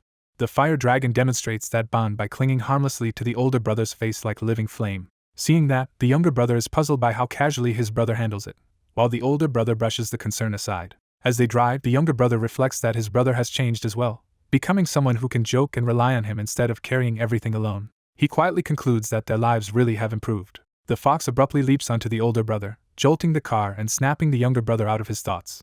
He lunges across the seat to pull the fox off before it causes an accident. Even while dealing with the chaos, the younger brother thinks that if his brother is safe and close again, the rest hardly matters. The painful separation and the blood-soaked memories tied to it feel like remnants of a life he no longer wants to return to. With his brother alive beside him, he chooses to treat those horrors as something left behind. He convinces himself that as long as that bond remains, nothing else can truly go wrong. That confidence is immediately tested when they arrive in a dungeon transformed into a frozen wilderness instead of the desert they expected. The younger brother is alarmed by the impossible snow and the total absence of monsters, sensing that something is deeply wrong. The older brother suspects the system may be responsible, while the fox settles around the younger brother like a scarf against the cold. Wanting to leave at once, the older brother urges retreat, but the younger brother argues they should wait for the system to correct things and questions whether this could be a trap set by enemies. He points out that an ordinary person should not be able to alter a dungeon this drastically, which makes the situation feel bigger than a simple ambush. The older brother grows visibly tense at that line of thought, as if it touches on something he already fears. The younger brother notices the anxiety and cannot understand why his brother seems more frightened than he should be, even with enemies in mind. A memory surfaces of his own earlier joke that the unseen threat behind everything might be some kind of cult. Following that thought, he directly asks whether his brother is hiding something. He presses further, asking if the people his brother fears are neither hunters nor guilds, but something outside the normal order. He connects it to the cult idea and demands to know whether that is what this is really about. The older brother admits he cannot explain, bound by some restriction that prevents him from speaking openly. He starts to reveal that he signed a contract, implying that the silence is enforced rather than voluntary. Before he can finish, a sudden attack tears through his arm with enough force to wound even him. The younger brother panics, calls out to him, and is told to pull out the marble they carry. As the fox erupts into a massive fire beast to protect them, the younger brother realizes the strike pierced an S-class body, something ordinary monsters should not be able to do. The attacker emerges from the snow as a toy soldier archer, absurd in appearance but clearly lethal. The younger brother is stunned that the enemy is not a monster at all, but some kind of animated object. His shock deepens as he recognizes there is something fundamentally unnatural about it. The system identifies the toy soldier as contractor, toy soldier number 6, and classifies it as S-class. When more toy soldiers appear, the numbering makes the younger brother fear there may be many more of them. That fear is confirmed as additional soldiers arrive, including mounted and armed variants. The brothers and the now enlarged fire beast find themselves surrounded by a whole regiment of these manufactured enemies. The older brother tries to send his younger brother away and hold them off alone, but the younger brother refuses to abandon him. The toy soldiers charge together, closing in from every direction. At a command, the entire force converges on the brothers in a coordinated assault. Remembering the order, the younger brother finally grips the marble, ready to use the only option his brother trusted. The marble unfolds into a glowing box-like artifact as a voice summons everyone inside. A powerful suction drags the attacking toy soldiers toward the opened container instead of letting them reach the brothers. The box swallows the charging regiment in a burst of light. The captured soldiers tumble into a heap inside, abruptly neutralized. A cheerful pink volleyball-like being rises from the box, soothing them and apologizing for the scare. The brothers stare in disbelief as the creature explains it did not know the soldiers would attack the older brother. The younger brother recognizes the newcomer as the system entity from before and identifies it on the spot. The being confirms the connection and introduces itself with the nickname Newbie. The young man angrily accuses the pink orb of helping injure his brother and demands an explanation. When the orb blames his brother as well, he immediately presses for what his brother actually did. The orb reveals that Yu Yun and a beast-like companion are sealed nearby inside a barrier, cut off from him. Realizing his brother is trapped and unable to hear, he calls out to Yu Yun in alarm. The orb explains it deliberately blocked them from the conversation so they could speak privately. It adds that this isolated space was specially made for him and urges him not to let the others hear. Trying to stay focused, he asks why he was taken away without warning, and the orb admits it attacked his brother because of forbidden ties his brother has to a group it cannot name. That implication shocks him, because it means Yu Yun is connected to something secret and dangerous. When he compares the hidden group to a cult and pushes for details, the orb refuses to say more. His concern shifts fully to his brother's safety, and the orb reassures him that those people cannot directly harm Yu Yun. It explains that direct force is against their rules, though that answer only makes him worry they could simply ignore the rules. Before the orb can answer, something ominous stirs around them, as if even discussing that group has triggered a reaction. The orb treats that disturbance as proof that the subject itself is dangerous and firmly shuts down any more questions. He is left rattled, realizing he has stumbled into something far beyond a normal enemy. As his thoughts spiral, he wonders whether the force behind Yu-Yun is really some hidden power outside the system and how his brother ever became entangled with it. Sensing his fear, the orb tries to calm him by insisting that as long as they stay together, things will be fine. It even claims to care about Honey's safety, which catches him off guard. The orb reminds him they have little time, so he sets aside his unease and returns to the practical issue he came for. He explains that he picked up an F-class bird monster called Chirpy, whose status window is broken, and asks the orb to inspect her. After checking, the orb says it cannot see Chirpy at all and asks whether she is somehow under his influence, which confuses him because his keyword should have worked normally. The orb calls that abnormal and tells him to bring Chirpy next time, prompting him to ask whether the orb can at least examine him instead. The orb eagerly offers to delete the bird for him, and he recoils at how casually it suggests erasing a living creature. When the orb offers again as if solving a simple inconvenience, he starts to suspect these beings are dangerously detached from normal morality. His distrust deepens as he remembers it attacked his brother, and now talks about killing Chirpy without hesitation. That behavior reminds him of an old story about a sinister wish-granting being that twists human desires. In that tale, a divine entity grants wishes in monstrous ways, turning help into ruin. He connects the dots and fears the orb may be the same kind of thing, especially if his own wish was granted through a loophole. He tries to reject that conclusion, but the possibility keeps taking shape in his mind. He notes that his regression did give him a reward from an F-class dungeon he knew from his past life, which seems beneficial on the surface. That leads him to wonder whether the strange result came from regression itself rather than from chance. The orb suggests the reward may have changed because it was effectively a one-time item that had already been used in the original timeline. He objects that turning back time should have reset that, but the orb dismisses the assumption. The orb remains cheerfully certain, as if the answer is obvious to it. It explains that rewinding time does not erase what happened before. It only creates a new layer over the old one. He falls silent as the implication begins to settle in. The orb clarifies that regression works like overwriting data rather than restoring a clean save. Using the image of pouring new water into an old vessel, it says most beings are simply merged with their newer versions. Because he is the regressor, however, his 5 years of future information were written over the present intact. For everyone else, the present and the original future are combined into one existence. Most people never notice that fusion, though someone unusually sensitive might feel traces of it. So even after regression, the world still carries the data of the original future beneath the current one. But the orb draws a hard line around used items and the dead, saying those cannot be merged the same way. Anything already consumed or anyone already dead before time turned back is treated as deleted information and cut out of the rewritten world. It states the rule plainly: a dead being's data cannot be combined with a living one. Hearing that, he begins to understand the personal consequence.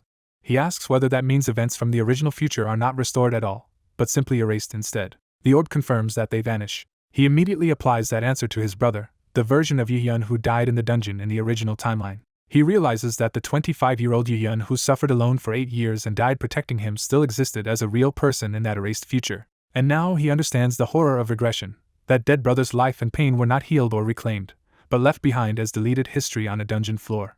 The story turns towards something that exists beyond the ordinary world. A guide explains that the reward they discussed was erased by regression and never reappeared in this timeline.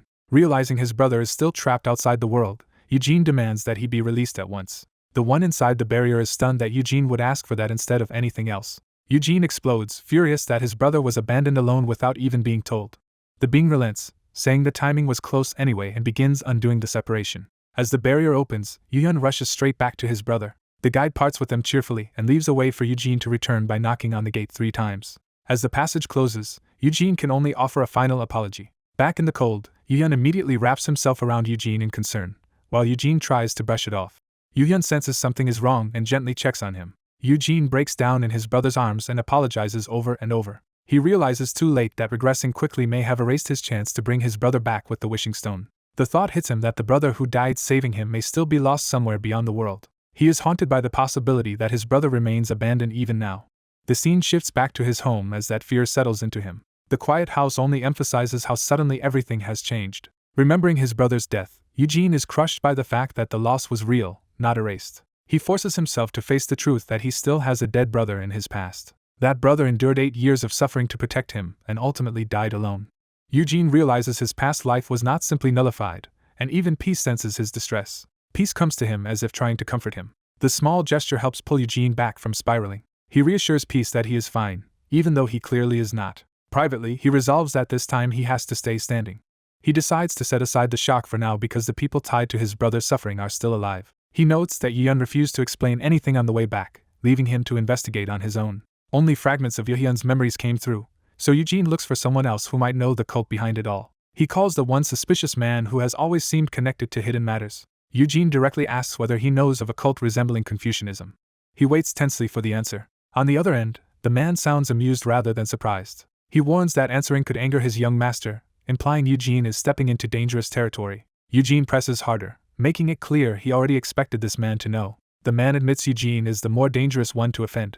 Instead of explaining over the phone, he proposes showing Eugene directly and tells him to prepare a bracelet and attack reinforcement. His plan is to enter a high-class dungeon and use it as bait to draw their enemies out. When Yuhyun hears the plan, he is startled that Eugene intends to enter an A-class dungeon. Eugene claims he wants to inspect ruins there and says Sung Hyun-jae knows a suitable dungeon. Noah tries to come along, but Eugene remembers the warning that Yuhyun would be too strong as bait and refuses him.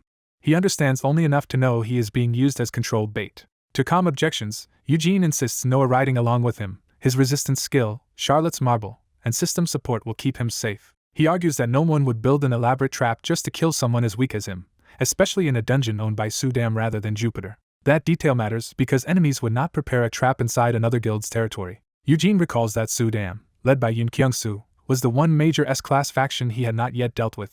The mention of Yoon Kyung-soo immediately brings up old hostility. When they meet, Yoon Kyung-soo keeps his distance and jokes that getting too close to Eugene would only bring trouble from Yuhyun. He makes it plain that Sudam is merely lending the dungeon and wants no deeper involvement. Even while backing off, he complains that Yuhyun keeps accusing him despite him not touching Eugene. Sung Hyun-jae remarks that Sudam's guild master does not merely dislike Deep Sea, he hates them. That hatred is exactly why Sung Hyun-jae wants to use Sudam's dungeon as the stage. He expects their enemies to seize the chance to attack there and possibly bring outside support. Their real objective is to lure out that hidden support, which horrifies Eugene once he understands they are walking knowingly into an ambush. Sung Hyun-jae stays relaxed and hands Eugene something for the trip. What he gives him is absurdly domestic for a deadly operation. It turns out to be a glittering picnic basket, complete with cake, because Sung Hyun-jae insists on treating the trap like a guided tour. His amusement only makes him seem more unreadable. Eugene reluctantly concludes that being beside the world's strongest man is probably the safest place to be. Elsewhere, unrest is growing around the Mexico Hunter Association over dungeon safety and hunter emigration. Protesters accuse the association of driving away top hunters while failing to protect the capital. In the middle of the chaos, a traveler tries to exploit the confusion to get around a ban and enter Korea anyway. He complains that being barred over an illegal contract is excessive, but the local staff insist the situation is already bad enough. As the argument escalates, he urges them to just slip his documents through while everyone is distracted. The staff try to stall him and contact higher authorities. Before they can do anything, a sudden attack erupts. The traveler instantly kills one of the association workers with brutal force. The victim's tablet shatters across the bloody floor. The attacker declares the violence divine punishment against the association. Armed extremists storm the building, proclaiming dungeon breaks to be God's will and demanding no one resist. The staff recognize them as the same terrorists who have attacked before and panic that they are now targeting the association itself. The killer casually laments that his blood-stained poncho was supposed to be a souvenir while terrified survivors beg for police. He seizes another worker and orders him to watch carefully. A woman from the attacker's side offers to clean up the rest in exchange for being sent to Korea. Security tries to intervene, but the terrorists are already in motion. The woman crashes into the fight with overwhelming force. She warns everyone to dodge because she attacks without caring whether they are friend or foe. She activates a skill called Eternal Severance and turns the room into a killing field. Her sweeping strikes cut through the attackers themselves before they can even understand what is happening. The terrorists charge blindly into their own slaughter. They realize too late that the woman is not on their side in any normal sense. In moments, she leaves the floor covered in bodies. The dying can only call her a monster. She finishes the massacre with satisfaction and prepares to collect her reward. Then a familiar black voice addresses her by name, Riet. The voice repeats its old offer, trying once again to bind her. Riet immediately recognizes the source and reacts with fury. She stamps down on the attempt before it can finish. She snarls that it was warned never to approach her or her brother again. Another surviving cultist tries to continue the invocation. He pushes through the words of the contract despite the carnage around him. Soon multiple survivors echo the same ritual phrases, trying to complete the binding together. Riet threatens to tear out every mouth if they do not stop. The cult invokes the bloodline of a cursed poison dragon to force obedience. Riet tries to strike, but the contract begins taking hold before she can silence them all. Her body betrays her as her knees bend against her will. The command spreads through the room, ordering the blood of curse and poison to obey. The contract gives its true order: kill Jupiter's Sung Hyun-jae and bring back Han Yuhyun's brother. Riet rejects the command in rage and cuts down the cultists rather than submit. Even after resisting, the backlash leaves her reeling with a splitting headache. As she struggles to move, someone arrives offering help. It is MKC Guild Master Choi Seo-kwan, who says he has already prepared a private jet because the talking corpse told him to.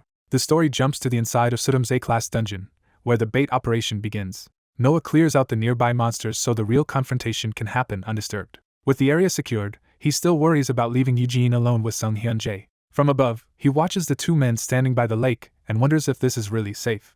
He reminds himself that Eugene said they needed privacy for an important talk, which only makes him more anxious. Meanwhile, the supposedly serious conversation turns absurd as Sung Hyun-jae invents nonsense facts about the lake, and Eugene calls him a fraud. The banter gets so ridiculous that Eugene wonders why this is what talking with the world's strongest man has become. Still, he asks the real question of whether Sudam will actually come before the gate closes. Sung Hyun-jae points out that Eugene, the precious brother of World's Edge's guild master, is irresistible bait for anyone seeking revenge. Eugene realizes Sung Hyun-jae is indeed using him and asks what grudge Sudam has against World's Edge. Sung Hyun-jae recalls the time Yu-hyun first awakened and Yoon Kyung-soo badly misjudged him. He admits he found it entertaining to watch an S-class get hospitalized by the consequences of his own arrogance. After that humiliation, Sudam became terrified of Yu-hyun and lost the nerve to challenge him openly, which stunted their growth. Sung Hyun-jae sums it up by saying a beaten dog cannot bear its teeth, and that fear is why Yu-hyun allowed Eugene to be used as bait here. He then brings out a pocket watch, hinting that the situation is more complicated than simple hostility. He suggests everything would change if the people behind the cult were actually backing Sudam. That possibility makes Eugene go still. He understands that this is why Sung Hyun-jae is willing to risk him as bait, but he also starts doubting Sung Hyun-jae's own loyalties. Eugene voices the fear that Sung Hyun-jae may be working with the cult, and that they may want him dead too. Sung Hyun-jae admits he does have a contract with them, though the truth is not simple. He explains that he once infiltrated them to gather information, but their treatment of him eventually turned him against them completely. He adds that this was around the time Eugene and he reconciled, and Eugene awkwardly blames his obvious thoughts on regression. Sung Hyun-jae reveals the deeper reason the cult abandoned him. In the future he would betray them, and beings outside the world remembered that even after time turned back. So now both he and Eugene are valuable bait to the same enemies. When Sung Hyun-jae teases Eugene for ever thinking he was on their side, Eugene can only admit he had considered the possibility. Before the conversation can go further, Noah warns that people are approaching. The dragon swoops back as the ambushers arrive. Noah identifies them as Sudam's hunters, the same ones seen before entering. They are joined by MKC's guild master, confirming that multiple factions have come together for this trap.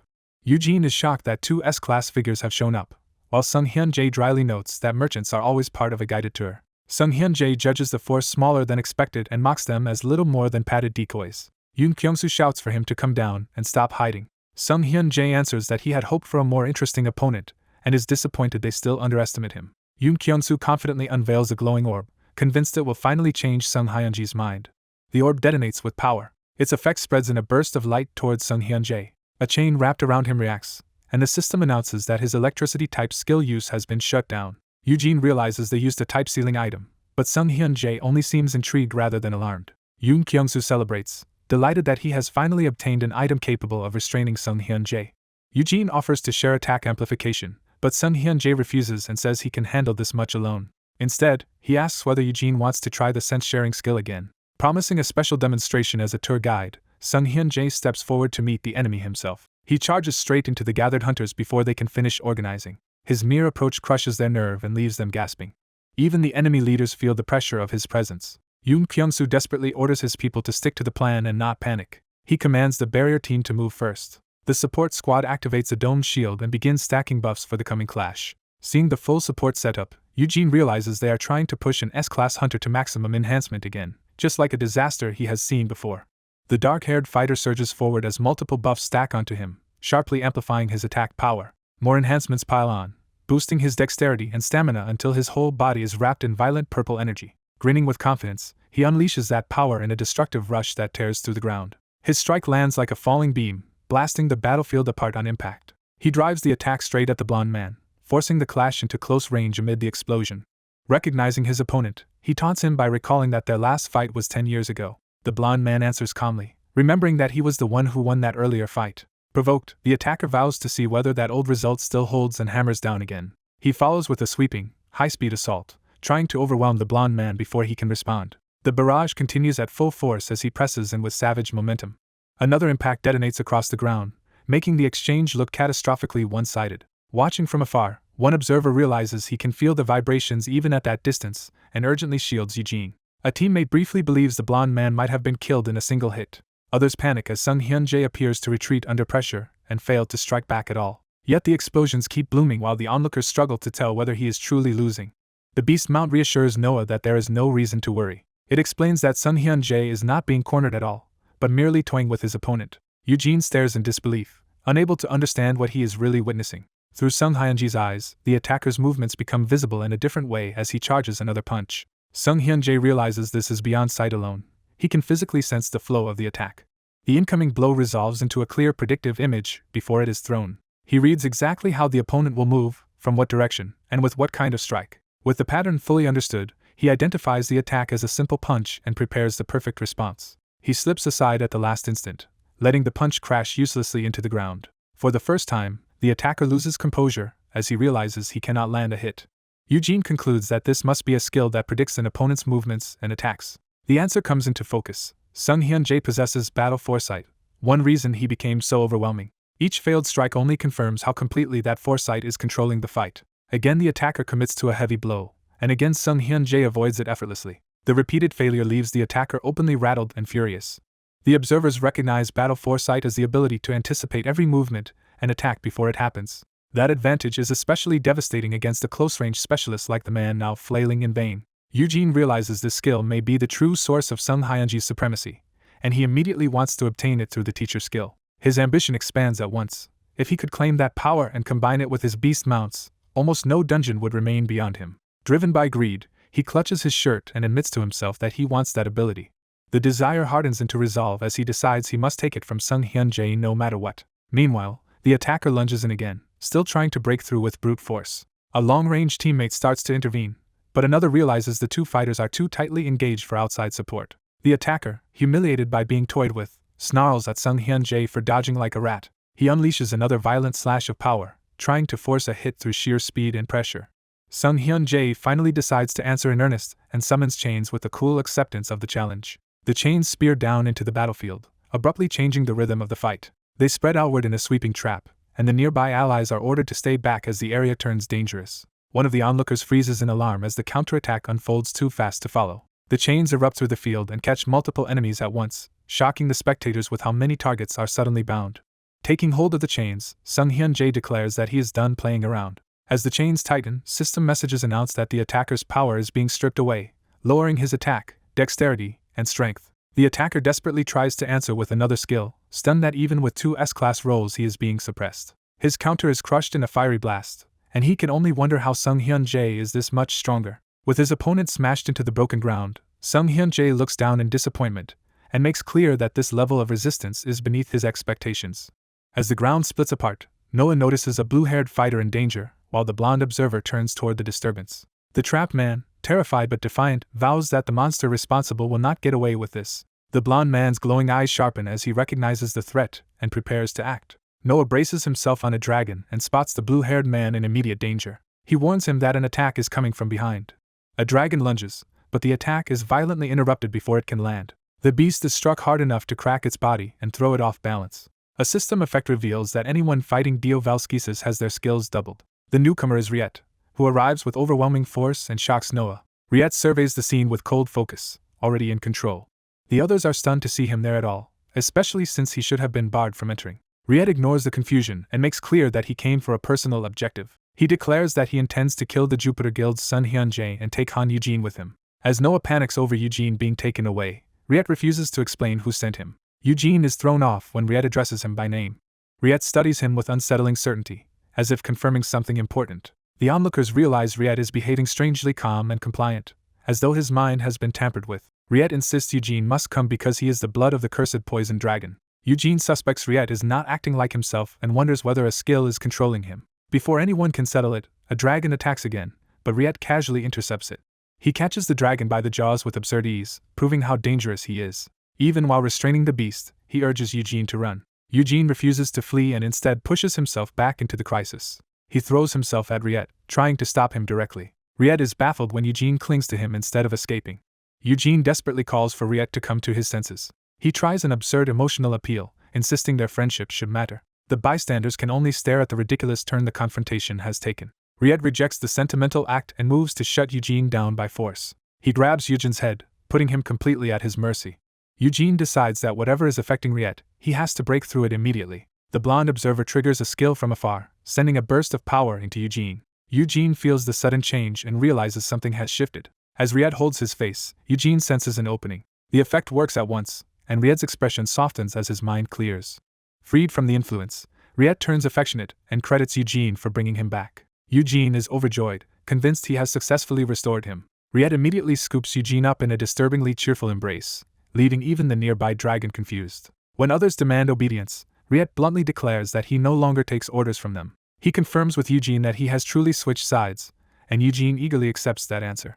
But Eugene's smile freezes as Riyad's grip and expression become unnervingly intense. Riyad admits he cannot ignore how entertaining this situation is and starts treating Eugene like a captured prize. Still holding him close, he begins rambling to Eugene with bizarre intimacy. He launches into a childhood fantasy while charging up power around himself. That fantasy turns out to be becoming a dragon king from a picture book.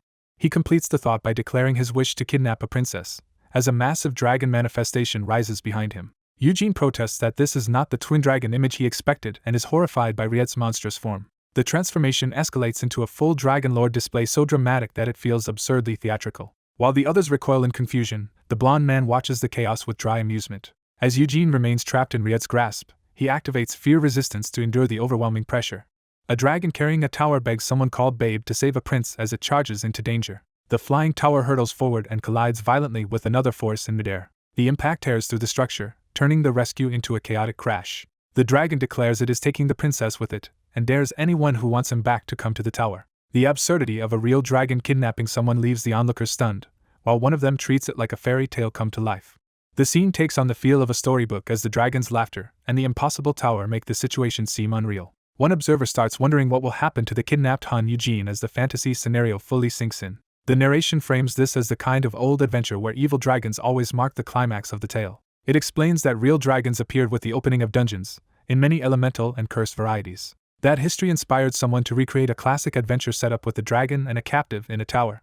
The chosen script is the familiar story of an evil dragon imprisoning a princess in a tower, and Eugene realizes he has been dragged into exactly that. Inside the ruined tower, Eugene finds himself trapped with the supposed dragon in a setting built to imitate the fairy tale. He wonders how things became this ridiculous as the dragon fusses over whether the tower is comfortable enough for its captive. When the dragon suddenly returns to human form, Eugene protests that this only makes the situation more inappropriate. The transformed kidnapper casually explains that the change is just a cursed skill and asks Eugene to keep the embarrassing details from his younger brother.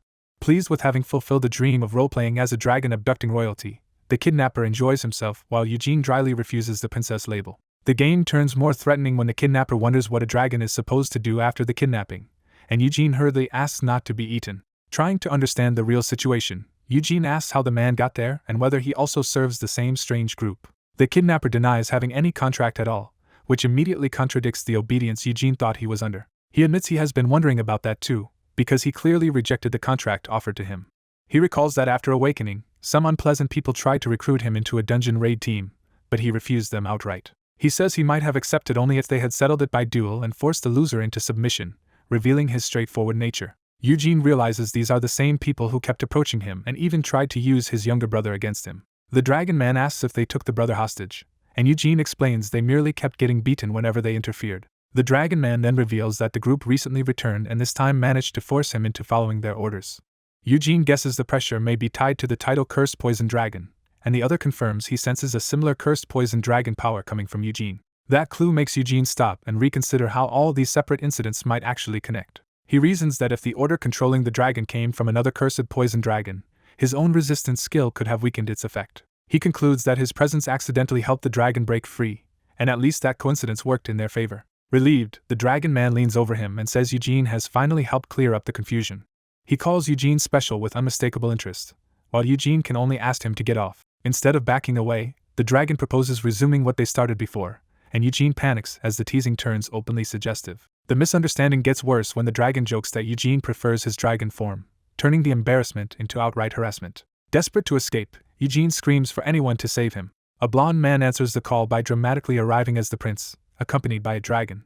Seeing the scene, the newcomer dryly notes that the princess role has already been claimed, while his dragon companion cries out in alarm for Eugene. The blonde man recognizes the setup as an 18th tier dungeon disguised as a fairy tale, confirming this whole scenario was engineered. He agrees to rescue the so-called princess, and Eugene notices the chain on the newcomer glowing again. The dragon man immediately realizes that glow means the blonde rescuer can use his skill once more. The blonde man confirms he has already dealt with the lesser threats and intends to make the finale a full confrontation.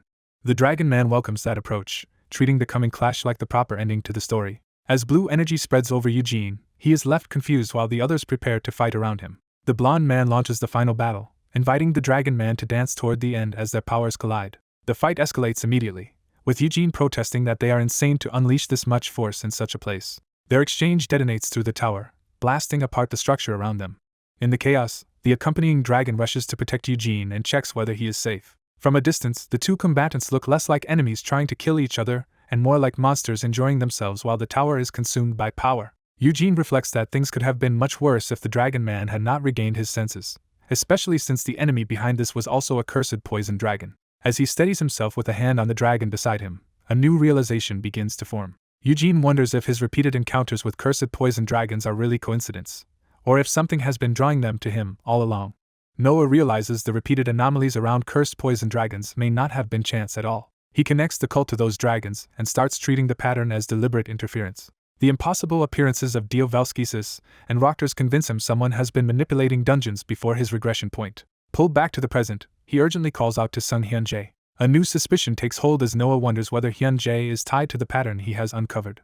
He presses for details about the dungeon that was meant to earn Noah the Valskisis title, asking if all of this was engineered. As the battle's aftermath settles, the corrupted energy around them begins to disperse. Riet recovers enough to joke that the fight was satisfying even if he never landed a real blow. Watching from a distance, Hyun-jae calls him over and wonders whether the poison has truly been purged. Hyun-jae sees that the antidote helped but admits it cannot completely undo damage on its own.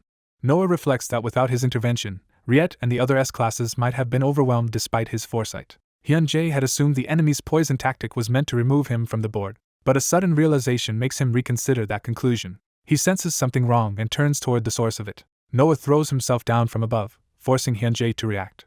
Mid-fall, Noah demands that Hyun-jae catch him. Hyun-jae lunges without hesitation to intercept him. As Hyun-jae catches him, Noah recognizes that Hyun-jae's very existence is what the enemy failed to account for. Holding Noah safely, Hyun-jae questions what reckless plan he was trying to pull. He immediately uses his power to cleanse the remaining poison from Noah.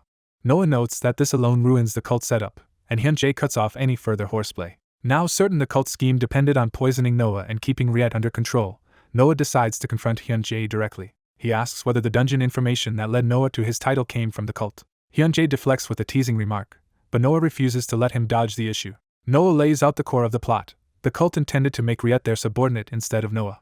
He explains that when Riet resisted, they brought in his brother and used the title dungeon and dragon title to pit the two against each other, ensuring the information would reach Noah through Hyun-jae. From Noah's perspective, Hyun-jae was used as the channel to eliminate Noah. He challenges Hyun-jae to admit whether he knew this outcome was possible from the start. As Noah thinks it through, he realizes the cult's use of Hyun-jae as a chess piece and their dungeon-making methods point to careful long-term planning. He recalls that the title dungeon had first seemed like an ordinary dungeon with a tiger-like boss. Then Diovalskisis appeared out of nowhere, killed that boss, and took its place. That memory makes the setup feel even more unnatural to Noah. A cursed poison dragon entering a dungeon that already had a boss should have been impossible, especially in a mere D-class dungeon. Roktors should never have appeared there either, and Hyun-jae arrived as if he already knew exactly what would happen. Driven by that contradiction, Noah grabs Hyun-jae and demands the truth. He pushes harder, asking whether even the dungeon break and his brother's death were part of the cult's design. Nearby, Riet watches the confrontation and wonders why he suddenly showed up at all. Before he can approach, someone seizes him from behind. The newcomer reveals himself as Riet's brother, greeting Noah's dragon by name. He dismisses Riet's guilt and stops him from rushing to Eugene, insisting forgiveness is not what matters right now.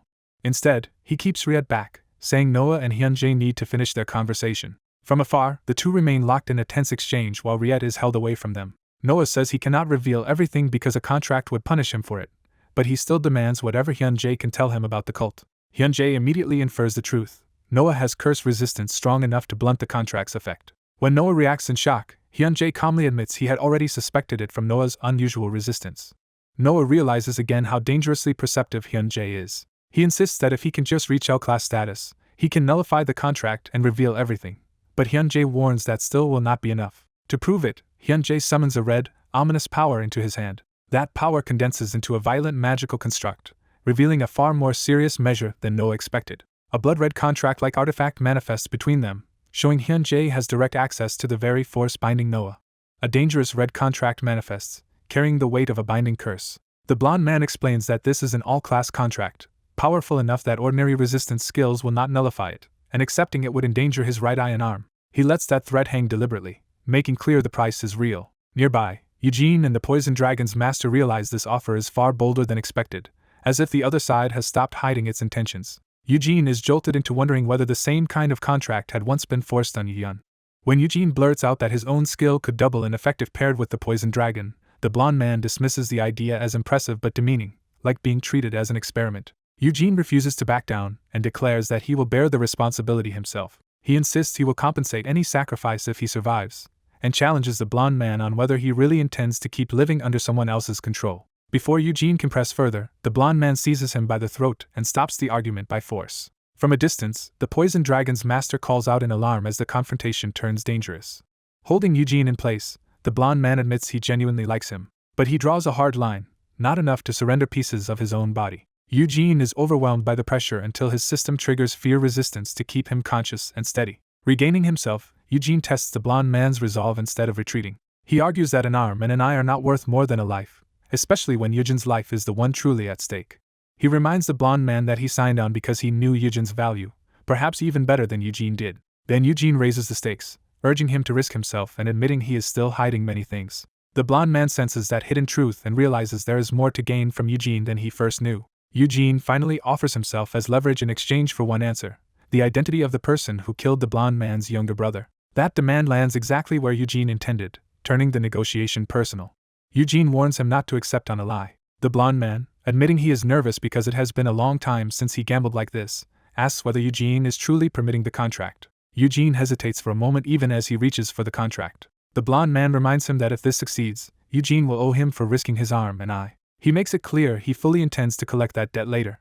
Eugene accepts the burden and promises he will not forget. With that, the blonde man tells him to proceed while the Poison Dragon's master stands ready to intervene if needed. Watching from the side, the dragon and its master nervously joke about the possible consequences if the contract fails. As the contract activates, Eugene tries to explain the larger issue by asking what someone would do if they were parents determined to end the world. He pushes further, asking what they would do if they were willing to sacrifice a child to make that wish come true.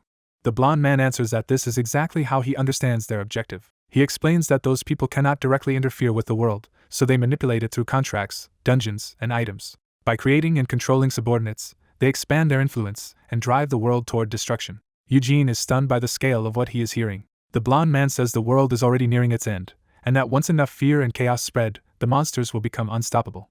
Eugene realizes this matches the warning his system had given him before. Still, he points out the contradiction. The contract promised to help the blonde man escape this doomed world if he cooperated. The blonde man understands at once, and Eugene compares that promise to offering a lifeboat while everyone else sinks. The image becomes clear to Eugene: gather subordinates to hasten the apocalypse, then remove the one key capable of disrupting it. The blonde man silently confirms that Eugene has grasped the true structure of the scheme. At that realization, the contract violently reacts. The blonde man identifies the architects behind it as the group called the Final Piety Addicts. The contract immediately punishes the forbidden disclosure with a burst of bodily harm curse energy. Eugene's system responds at once, activating curse resistance as the backlash strikes. Another system warning reveals why the resistance works. The curse loses effect when directed at someone recognized as the cursed Poison Dragon King's master. The blonde man checks himself, and finds that the damage has not taken hold. He starts to conclude that they have won the gamble. But Eugene suddenly senses a deeper truth surfacing from the contract's reaction. A hidden memory or voice identifies him as the true master of the rampaging lizard that tore the speaker's brother apart. Eugene finally states the full implication. The Final Piety Addicts were the ones who made him sign the contract, and also took the blonde man's brother as their subordinate long ago. A blonde man reveals he has long suspected Yun was the real reason Eugene was only offered a low-ranked contract. He explains that Eugene would never have been able to leave the world if Yun had to take him along as an F-class dependent. With ordinary stamina, Eugene would not have survived the shock of crossing over, so the recruiters targeted only high rankers. That means Yun likely severed ties with them once he learned his brother would be excluded. Eugene clenches up as the explanation confirms a question that has haunted him for a long time. He remembers that his brother deliberately kept suspicious people away so they would never notice Eugene. At first, Yun hid the truth because he did not want to burden him. Later, he stayed silent because he believed Eugene would never understand, and the blonde man insists this was not simple immaturity. The contract was L-class, and accepting it would have endangered Yun's right eye and arm. Yun had kept refusing, so the other side tried to use his brother as leverage. Even after cutting contact, Eugene remained a risk because Yun could not discuss the contract without exposing him. Before Eugene can fully process that guilt, A violent surge of purple energy erupts around him. The corrupted contract reacts through his leg, spreading monstrous growths as the others look on. The mutation rapidly worsens, turning his limb into something inhuman. The power explodes outward and throws the scene into chaos. Noah and the blonde man are stunned as they realize Eugene is transforming into something unknown. A huge clawed limb forms where his leg was, confirming the change is no illusion. The mutation races through the rest of his body as the curse completes its takeover. A towering dragon-like creature manifests from Eugene, radiating curse energy and poison. Pinned beneath the change, Eugene realizes the destruction of the contract may have triggered this disaster. The creature fully reveals itself as a predatory ancient dragon with overwhelming presence. Its gaze locks in with immediate killing intent. Eugene is hit by crushing fear as a system warning confirms the monster's intimidation is extreme. Noah charges in to protect him, ordering the others to stay back and keep away from the creature. He attacks with his blue weapon, but the dragon evades or slips past the strike too easily. Noah realizes too late that something is wrong with the exchange. The dragon counters instantly, and smashes him aside before he can even track its movement. Even Noah, with his dragon-slaying weapon, is shocked by how absurdly strong this creature is. As Noah is hurt, he still warns the others not to approach him, or the monster. Eugene understands the gap in power, and concludes that even a natural S-class could not beat this thing head-on. A system scan begins as someone tries to identify exactly what they are facing. The analysis identifies the monster as Vicus, an ancient dragon species of curse and poison, with SS-class potential and S-class current threat. The blonde man grimly admits the situation is dire, and sees no obvious way out. Then he notices a possible opening and shifts from despair to calculation. He studies the dragon from a distance while keeping a barrier or spell in place around the battlefield. Eugene, still on the ground and shrouded in purple energy, wonders if this cursed dragon was also sent by the same lizard owner tied to the contract. When he feels the creature's attention fixed on him, he realizes he is its true target. Noah decides that if he cannot kill it, he will at least create a chance for the others to escape, and he activates a support skill. The small dragon reacts as blue energy floods the area. The blonde man immediately judges that Noah's skill alone will not be enough to stop Vicus. He concludes this dragon differs from the Bavar despite sharing the same SS class category, because it moves too fast even for his battle foresight. As Eugene struggles under the dragon's grip, he decides to stack another skill on top of the first. He reasons that if he can reveal where the dragon will move and how it senses the battlefield, they may still have a chance. A targeting effect descends on Vicus as Eugene attempts to mark and expose it. The attempt fails when the dragon resists the skill outright. Instead of panicking, Eugene immediately prepares to test the limits of that resistance. He repeatedly forces the support skill onto Vicus, triggering system notices as the dragon keeps denying the effect. That persistence pays off when the system announces that skill effects against Vicus have been increased twofold. Seizing the moment, Eugene calls everyone to act now. With the small dragon, Eugene, and the blonde man all focused and ready, the group prepares a coordinated counterattack. The fighter orders the enemy dragon destroyed and throws himself into the clash without hesitation. As he attacks, he realizes with grim excitement that he can sense the dragon's power directly. That insight sharpens into certainty, and he trusts his instincts to find a way to interfere with it. He drives a burst of force into the dragon, betting everything on this one opening. Even while being overwhelmed, he commits to stopping the creature rather than defeating it outright. He admits to himself that victory is impossible, but delaying the dragon may still be enough. The dragon looms over him and gathers another attack, threatening to crush that hope immediately. Instead of retreating, he braces himself and keeps his nerve at point-blank range. He reminds himself that winning was never the objective, only creating the chance to act. A golden strike from his ally detonates against the dragon's head, and the interruption succeeds. For a moment it seems their plan worked, but the dragon is far from finished. Smoke pours from the wounded beast as it absorbs the damage and remains standing. Its eye opens again, proving it is still conscious and dangerous. The blonde support fighter presses the assault with chained golden power to keep it pinned. The frontliner knows that pressure alone will not be enough to end this. He follows with a blue-edged strike aimed to cut deeper into the dragon's body. The blow tears flesh and horn, drawing real blood at last. He reveals their true purpose. They came to recover honey from the dragon, not to win a clean fight. Now that their objective is clear, the two of them commit to a direct all-out battle. The dragon answers by lunging away with predatory focus, trying to break their momentum.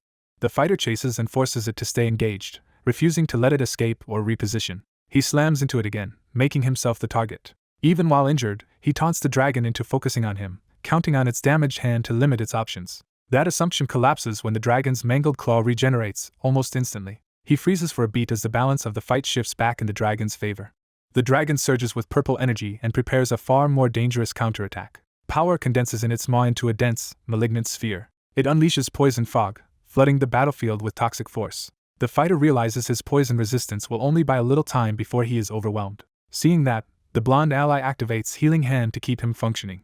A spectral dragon appears with the healing skill, and the ally orders him to dodge the main attack while support covers him. The summoned healing force roars into action as the support takes hold. The ally admits he still has not forgiven him, but urgency comes first, so he tells him to restrain the dragon until he recovers. While the support magic holds above them, the ally notes they have only 2 damage nullifying marbles left. He checks the wounded fighter, who confirms the leg is the real problem because the nullification item blocked everything else after the first hit. A broken fang remains lodged in his leg, and the wound will not stop bleeding until it is removed. He rejects painkillers because poison resistance would cancel them inside the toxic fog, and demands the shard be pulled out immediately. Knowing the pain will be extreme even for him, he orders his ally to remove it and wake him if he blacks out. The fang is yanked free in one brutal motion, tearing the wound open. He endures the agony through sheer force of will. The blonde ally is shaken by how much pain he can withstand without breaking. The extracted fang drops away, ending the immediate obstruction. The ally seals the wound as best he can and urges him to rest. He refuses completely, insisting they still need to bring down the dragon. He hands over the remaining damage-nullifying marbles and explains they contain only a few minutes of protection each, enough for one more push. The blonde ally reflects that the dragon cannot have been awake for long, yet its instincts and combat experience feel like those of a monster forged through years of dungeon warfare. Ignoring the concern, the fighter presses ahead with a new plan and says he will stack an attack-doubling skill on his ally. The ally studies him with growing curiosity, wondering what kind of F-class hunter could hide this much. As they prepare their next move, the healing dragon remains active within a glowing magic circle, sustaining their last chance to fight back. Eugene urgently reaches for Eugen in midair, trying to keep him safe as the dragon still threatens them below. Relieved to find Eugen unharmed, Eugene steadies him and pushes them to finish the enemy and escape together. A support skill activates between them, granting a shared doubling attack effect as long as they remain in physical contact. Eugen immediately understands the tactic and offers to shield Eugene while the skill stays active. They confirm the link does not require a perfect hold, only some point of contact between them. Eugene awkwardly realizes that means he can keep the buff active however he wants, and Eugen teasingly suggests some more intimate hold would be fine too. Caught off guard by the flirtation, Eugene is thrown when Eugen suddenly asks whether he can dance. Eugen decides that if they need synchronized teamwork under pressure, dancing is the fastest way to force their movements into rhythm. As another skill begins to activate, Eugen calmly reassures Eugene that even if he lacks experience, he can learn in the middle of the fight. Eugen sharpens his focus, preparing to turn their linked movement into a precise attack. The dragon lunges through the swirling force around them, trying to break their setup before it is complete. Eugen meets the charge with a timed kick, striking as the beast closes in. The blow snaps the dragon's head aside and interrupts its momentum. A column of explosive force follows through the impact, driving the attack down with amplified power. Watching the hit land, their ally is impressed by how much force the pair can generate together. Eugene is still trying to process the absurd effectiveness of Eugen's method when Eugen notices the dragon has not gone down.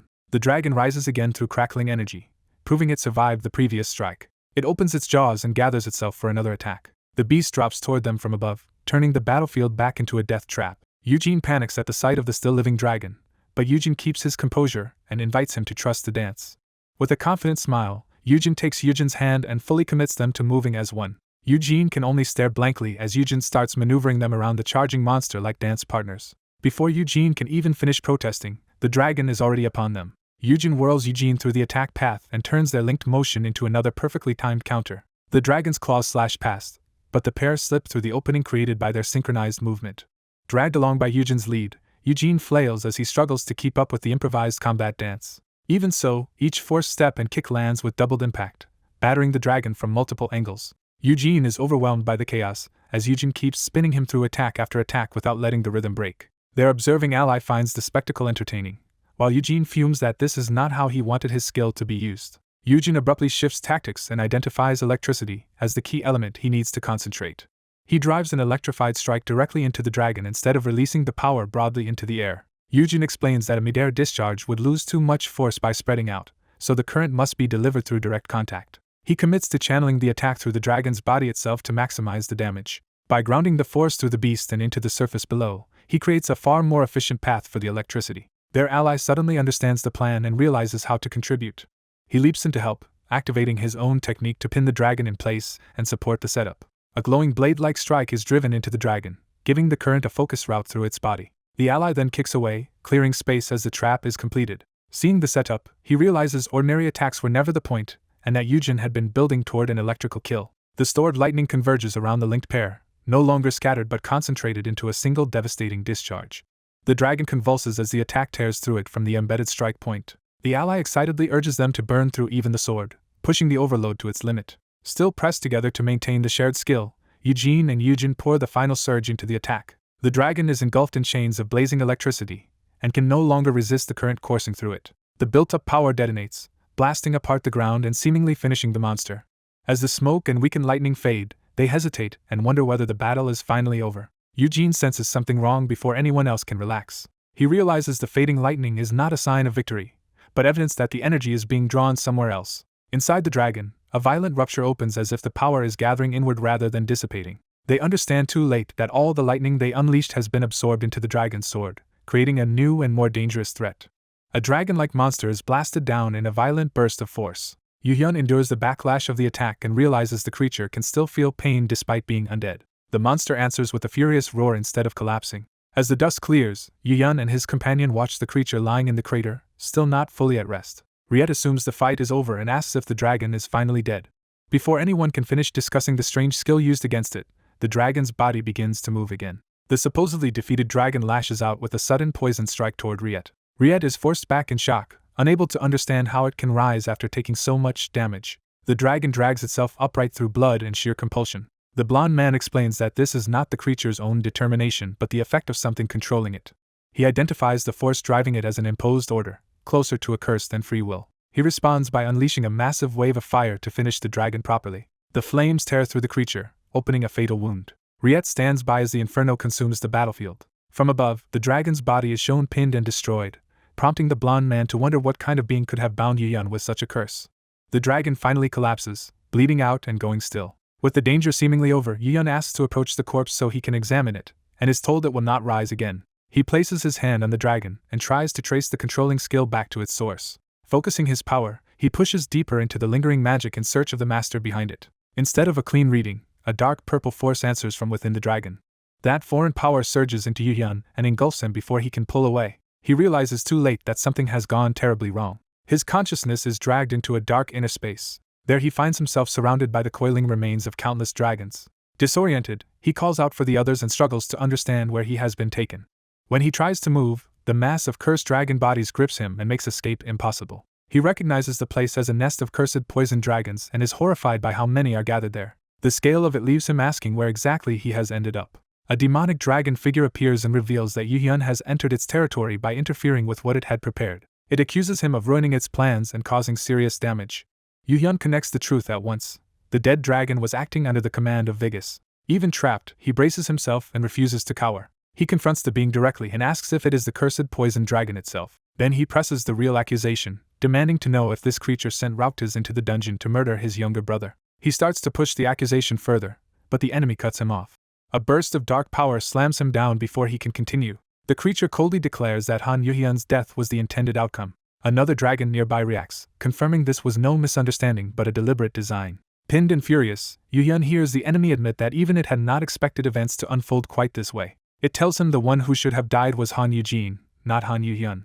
The creature explains that the dungeon was created from the start to kill Eugene, because as long as he lived, Han Yuhyun would never cooperate with its plan to end the world. Its predatory stare makes clear that this was calculated long before Yuhyun understood any of it. Yuhyun rejects the claim in disbelief, insisting his brother has nothing to do with any plan to destroy the world. The enemy answers that Han Yuhyun chose death precisely because Eugene was still alive. It argues that without Eugene, Han Yuhyun could have escaped the dying world, accepted its contract, and grown stronger, but instead refused every offer.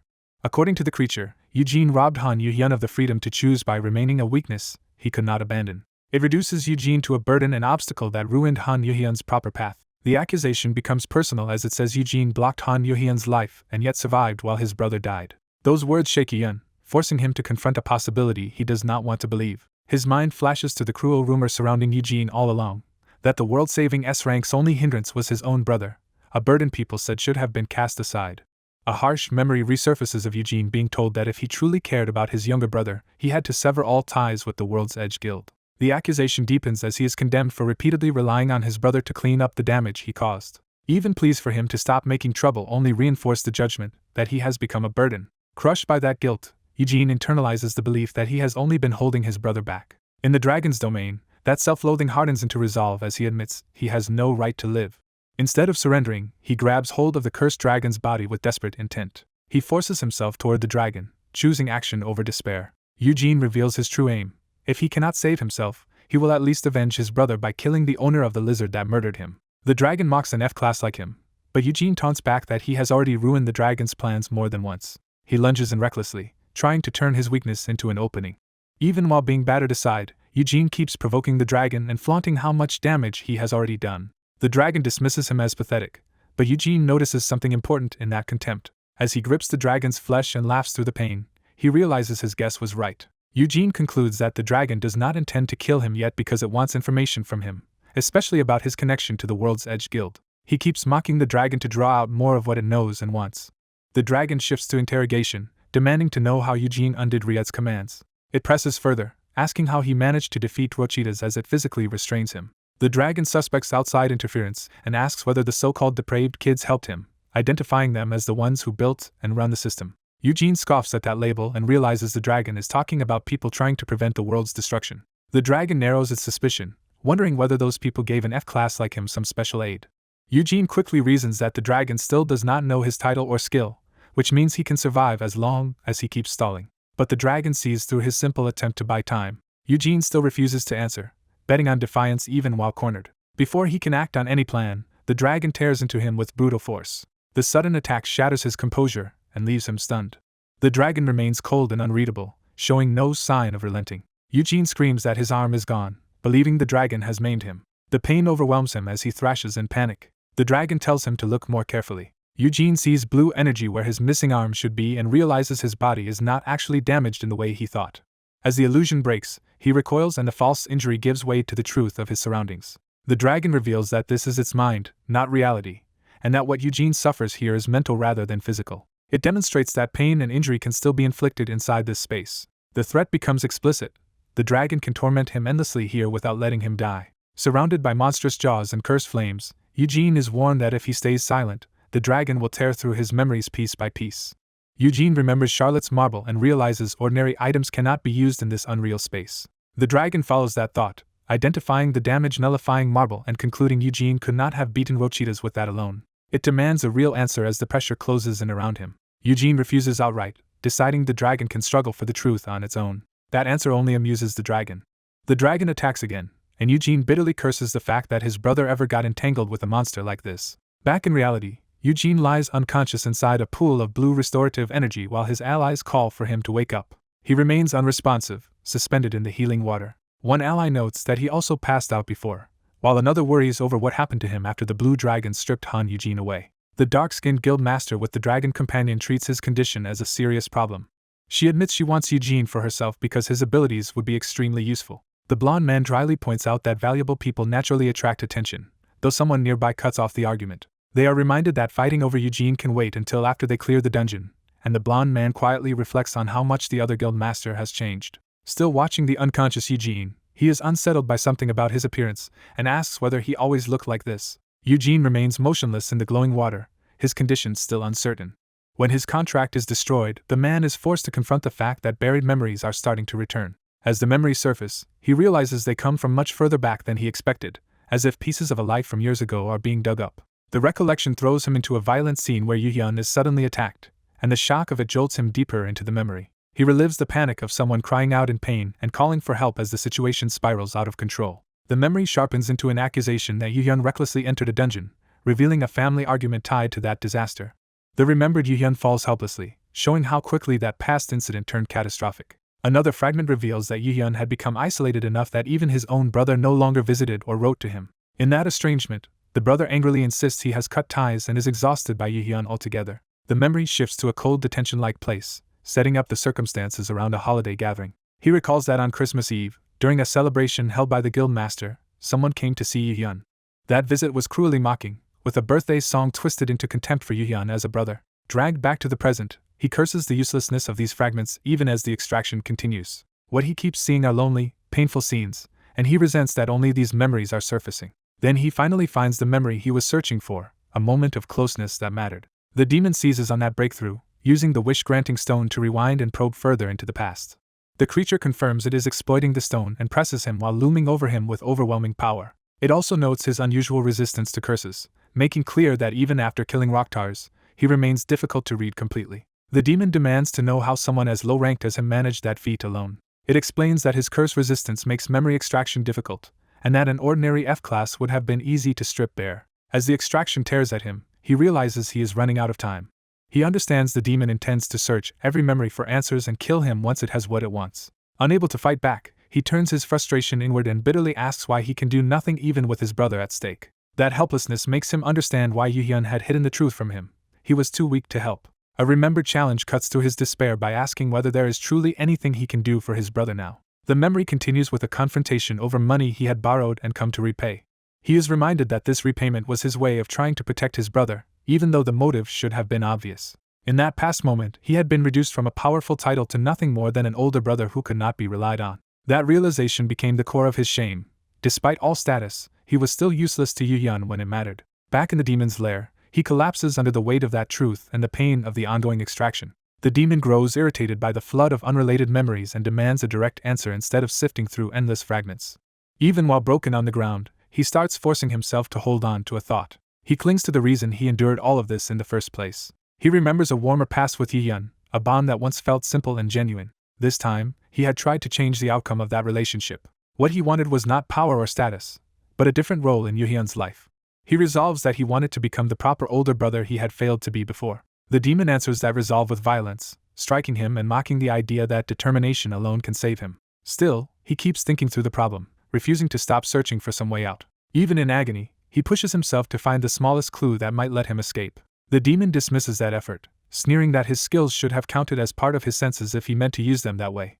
It belittles him further, saying it expected nothing serious from an F-class and treated his resistance like childish play. The creature argues that humans are too limited and unimaginative to turn consciousness itself into a means of escape. It compares him to a wingless human trying to move like a flying creature, insisting he could never know how to flee this place. From the demon's perspective, someone as weak as him can only crawl and wait to be crushed. Even so, it admits his curse resistance is unexpectedly advanced, though it still treats that as a curiosity rather than a threat.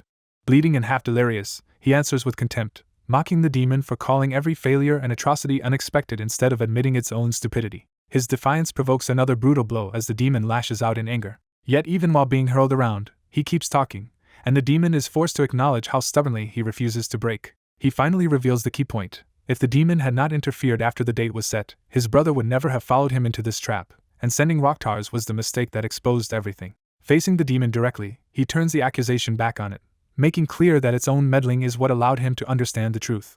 A horned demon greets the situation with open amusement, clearly enjoying how events have turned out. He overwhelms the battered man before him and seizes control of the encounter with effortless confidence. When the man realizes something is wrong, the demon mocks him for believing the gate had truly opened on its own. He reveals that Han Yu-hyun borrowed his power to enter the closed dungeon in the first place. The truth hits hard when he adds that Yu-hyun did it solely to save his brother.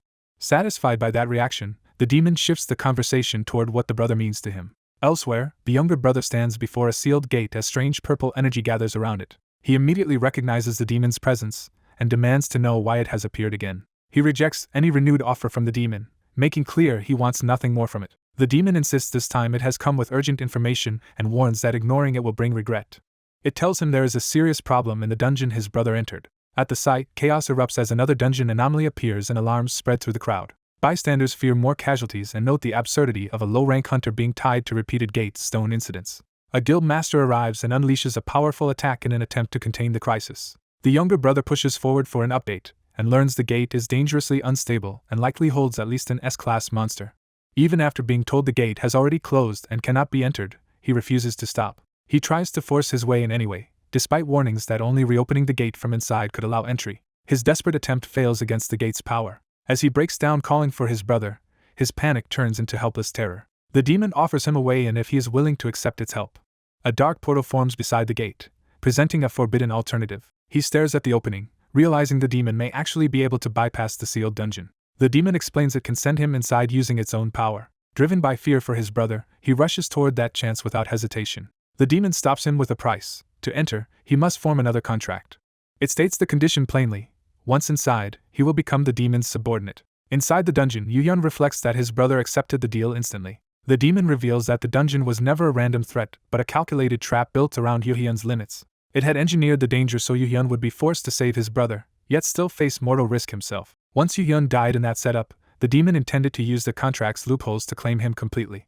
Instead, it is irritated that an S-class hunter died more easily than expected. What surprises it even more is that Yu-hyun chose to throw his life away for his brother. The younger brother realizes with crushing guilt that everything was a trap centered on him, and that Yu-hyun knowingly walked into it to protect him. The demon laments that Yu-hyun finally came within reach only as a corpse, making him useless for its original purpose. The younger brother reels from that word, unable to accept what it implies.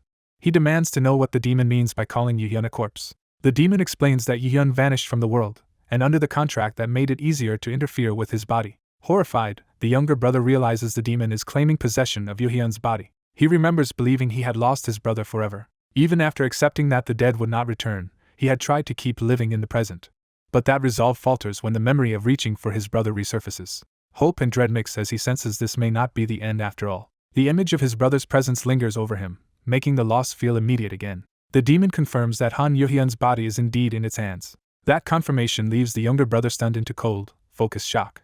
The demon clarifies that another being technically took the body first, but the result still leads back to Yu-hyun. The younger brother clings to the one truth that matters: Yu-hyun is still his brother. Even death has not severed that bond in his mind. The memory of Yu-hyun's promise and presence hardens his grief into determination. Seeing that resolve take hold, the demon decides it can use it and offers more answers in exchange for cooperation. The young man coldly rejects anything the dragon has to say. The dragon is caught off guard as a surge of power suddenly flares around him. Lightning-like force erupts through the chamber and drives back the dragon's momentum. Realizing something unusual is happening, the dragon starts to understand that his opponent has changed the terms of the fight. The young man reveals he is applying the dragon's own principle of sensory territory to this battle.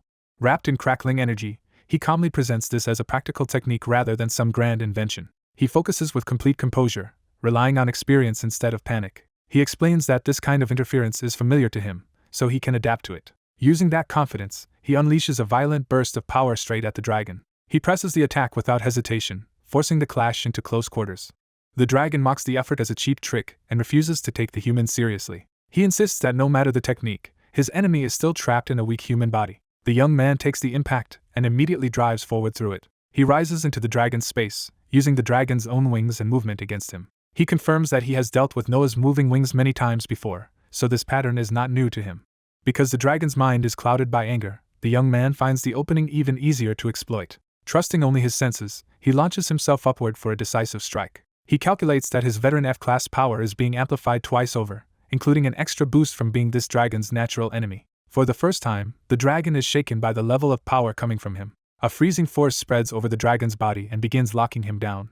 The dragon realizes too late that the attack is combining multiple abilities at once. The young man adds Yerem's freezing skill and a concealment technique that strips away obvious movement. With his presence obscured, he closes in and forms a killing strike at point-blank range. The blow lands hard and tears into the dragon before he can fully defend himself. The dragon lashes out in fury, unable to understand how a human is chaining these powers together.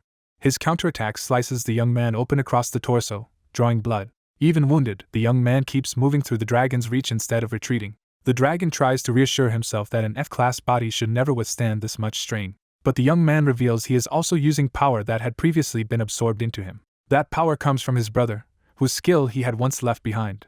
He manifests it as black blood flame, turning his own blood into a weaponized force. The dark crimson power surges outward and bores deeper into the dragon's body. The dragon finally senses real danger as the attack starts overwhelming him. The young man declares that he now surpasses the dragon in skill use, with the final result amplified yet again. He drives the blood flame attack straight through the dragon in a brutal finishing thrust. The impact detonates through the dragon's body and the surrounding chamber. Blinded and pierced, the dragon can only choke out disbelief at what has been done to him. As the dragon collapses, he demands to know how such a human could achieve this. The young man answers that the dragon himself provided the method by exposing how his powers worked. With the dragon subdued, he invokes Yu-hyun and begins forcing his way into the dragon's memories, determined to find him no matter what. The dragon feels decades of buried memories being dragged to the surface against his will. Those memories reveal a time when others branded his kind as ominous poison and cursed dragons and called for their extermination. The vision identifies them as an ancient dragon species tied to poison and curses. The memories show that even if the dragons were slaughtered, their magic stones and knowledge would still remain valuable. Another memory shows cursed power being implanted through blood and flame, turning inheritance itself into contamination. The dragon's past boasts that unhatched eggs and future descendants would all be tainted by his curse. As the memory swells into self-glorifying hatred, the young man cuts it off in irritation and demands something actually useful. The dragon gasps as the forced memory surge tears through his mind. Standing over him with the blood-red weapon still in hand, the young man orders him to pull himself together. He pins the dragon down and demands more relevant memories instead of this useless history. Dharma admits that searching for the right memories is difficult and reaches for his poison dragons to force the issue. The dragon lord erupts in fury at hearing his name spoken and sends his beasts to tear into the intruder. The summoned creatures dive in a blazing assault, trying to overwhelm him by brute force. Unimpressed, the young man dismisses the attack as the same old trick and mocks Dharma for relying only on pets. He counters with his own dragon, turning the insult back on Dharma and exposing him as a pathetic master who has lost control of his beasts. While hurling that taunt, he drives a purple spear of power forward and reminds Dharma that all his pets are already gone. The strike crashes down as he twists the humiliation further, reducing Dharma to someone losing to an F-class opponent. Standing over the battlefield, he cruelly suggests Dharma deserves a rank even lower than F and treats the memory he is seeing as worthless. That contempt makes Dharma recoil in pain and rage. The young man seizes him and warns that if Dharma keeps refusing, he will drag out the most humiliating truth by force. He demands not the words themselves, but the memory that proves what Dharma could not bear to say. He forces the command through, insisting on seeing that hidden memory instead. As the memory opens, he realizes he is being pulled into something far deeper than a simple recollection. He is shown a distant world of vast seas and impossible creatures, clearly separate from his own. The revelation hits him at once. These are memories from another world, one that also had monsters and dungeons. That world is in the middle of catastrophe as monstrous beings slaughter civilians in the streets. Its people fought back desperately, and among them an old warrior seems to recognize the same kind of power he knows. A brilliant blue strike cuts through the monster, showing that this world too had a system-backed resistance. Watching the scene, he understands that the same system and the same depraved structure existed there as well. The memory reveals a struggle to save that world by fighting monsters alongside the system itself. But the effort ended in failure, and the world was lost anyway. As more broken figures and ruined lives drift past him, he is left suspended among the remains of that defeat. Shaken, he realizes countless worlds may have ended like this and wonders whether any world ever truly survived. The answer grows darker as he is shown one dead world after another. Those endings are not peaceful collapses but scenes of people left dead and discarded. He learns that every ruined world is being consumed by something. That devourer is a vast tree feeding on the remains of entire worlds. He drifts through its branches as if being drawn into the same process of absorption. Confused, he questions what this tree is, realizing this vision goes beyond the memories he meant to search. A sudden glint catches his attention and interrupts the horror. He turns and notices a white bird moving through the darkness near the tree. The bird circles above him like a guide, carving a path through the void. He follows it with growing suspicion, sensing that it matters. Then he recognizes the implication and cries out for Yuhyun, connecting the bird to his brother. He reaches desperately toward it, trying to confirm whether the bird has taken Yuhyun away. The vision violently spits him back, leaving him bloodied and stunned. Recovering, he immediately demands that Dharma explain what the bird was and whether it took his brother. He grabs Dharma by the throat, no longer interested in anything except the tree and Yuhyun's fate. When he presses for the tree's identity, Dharma answers with manic laughter instead of fear. Dharma reveals that seeing both the bird that counts the stars and the tree of snowfall means the young man now has to die. The threat sounds absurd coming from someone already half dead, and he starts to dismiss it. Before he can finish, the space around them fractures as something immense begins to break through. Dharma calmly explains that this body was only his consciousness, not his true form. As the false body dissolves, the young man realizes he has only been confronting a projection. He pulls back through the shattered red realm while the real presence behind Dharma rises into view. A colossal eye opens in the darkness, proving that the true Dharma is something far larger and more monstrous than expected. The sight leaves him momentarily frozen in disbelief. Then the full body emerges, a towering demonic dragon-like form radiating overwhelming power. Faced with that revelation, he can only ask if this monstrous being is Dharma's real body. As he stares in shock, Dharma almost politely praises him for forcing this much concern out of him and hints that the situation has now changed in a way even he did not expect. A monstrous hand descends as the confrontation reaches a lethal breaking point. The dragon-like enemy makes its intent explicit and moves to kill him. Its attack slams into him with overwhelming force, driving him back before he can properly respond. He realizes in panic that he is badly outmatched in his current state. As the enemy bears down again, he concludes that his suppressed power is not enough to survive this fight. At that crisis point, the pink orb abruptly accuses him of cheating. A burst of bright energy interrupts the battle and shifts the rules of the encounter. Blue power floods around him, lifting him out of the enemy's immediate control. The monster recognizes that something unexpected has entered the field and hesitates. The orb rises before him as if taking charge of the situation. It explains that using his true form's abilities here violates the restrictions placed on this realm. To correct that, it calls for Waterdrop's Sunbeam and initiates a connection. Rain begins pouring into the space as the summoned power manifests around him. He looks up in confusion, trying to understand why rain is falling inside this place. A jeweled water artifact appears, confirming that an outside power is answering the call. He recognizes it as the water drop from an earlier encounter and realizes who is arriving through it. A blue, watery presence gathers around him, giving him a momentary refuge and support. The imprisoned dragon is outraged that another seal being is interfering. The water spirit coolly notes that his own cheating has now triggered a penalty. The orb argues that this intervention is technically allowed because everything is happening inside Honey's consciousness, not the outside world. The dragon rejects that excuse and surges forward, determined to crush both of them anyway. The water spirit raises its weapon and prepares to enforce the realm's correction. A wave of blue force collides with the dragon's advance and halts its momentum. The spirit explains that, as prisoners, they cannot directly interfere in reality, and can only act within these narrow limits. Even so, its power starts taking effect, and the dragon is shaken by what is happening to it. Blue energy wraps around the monster's body and begins stripping away its advantage. The dragon convulses as the realm's resistance and the spirit's intervention weaken it. The man stares in disbelief while the orb explains that an outside being entering this world automatically incurs a penalty. It clarifies that the dragon is being suppressed by the realm itself for forcing its way in. The punishment intensifies, tearing at the dragon's body and reducing the strength it tried to bring into this space. The orb admits this is the most help they can provide and leaves the rest of the fight to him. He notices the dragon's form destabilizing into weaker, corrupted remnants and understands the opening he has been given. He immediately exploits it, striking down one of the writhing fragments. More of the dragon's corrupted extensions collapse around him under the rain and pressure. Relieved that he can still act, he resolves to finish what the other started and stop the creature himself. The dragon, humiliated by resistance from someone it considers beneath it, rages at him. A final adjustment completes, and a larger torrent of blue power is permitted to enter the realm. The battlefield shifts again as the dragon lunges through the chaos, trying to reclaim the initiative. Though weakened, it boasts that it is still stronger than before and more than capable of killing him. Instead of retreating, he welcomes the challenge and gathers his own power with renewed confidence. He demands that the dragon come at him with everything it has. The dragon answers with a devastating blast that tears through the area in a fiery explosion. A protective barrier forms around the orb, shielding it from the worst of the attack. He is hurled through the blast zone but keeps moving, refusing to be taken out by the impact. The dragon mocks his new ability as insignificant, and prepares to crush him through brute force. It follows with another savage strike, convinced his damaged human body cannot endure much more. As it batters him, the dragon sneers that an E-class human should never have been able to oppose it at all. He is flung straight toward the monster's gaping jaws, putting him on the brink of being devoured. The dragon closes in with predatory certainty, believing the fight is effectively over. It looms over him and declares that once it eats him, any resistance he still has will end. The dragon-like enemy is caught off guard when its attack meets a glowing barrier instead of breaking through. A young man bursts out through the energy clash and drives straight into the fight with overwhelming force. He mocks the creature's confidence, making it clear that what it dismissed as a minor trick is far more dangerous. As he closes in, he reveals that he had only been pretending to struggle, waiting for a real opening. The monster lashes out in fury, trying to kill him directly with a blast from its own jaws.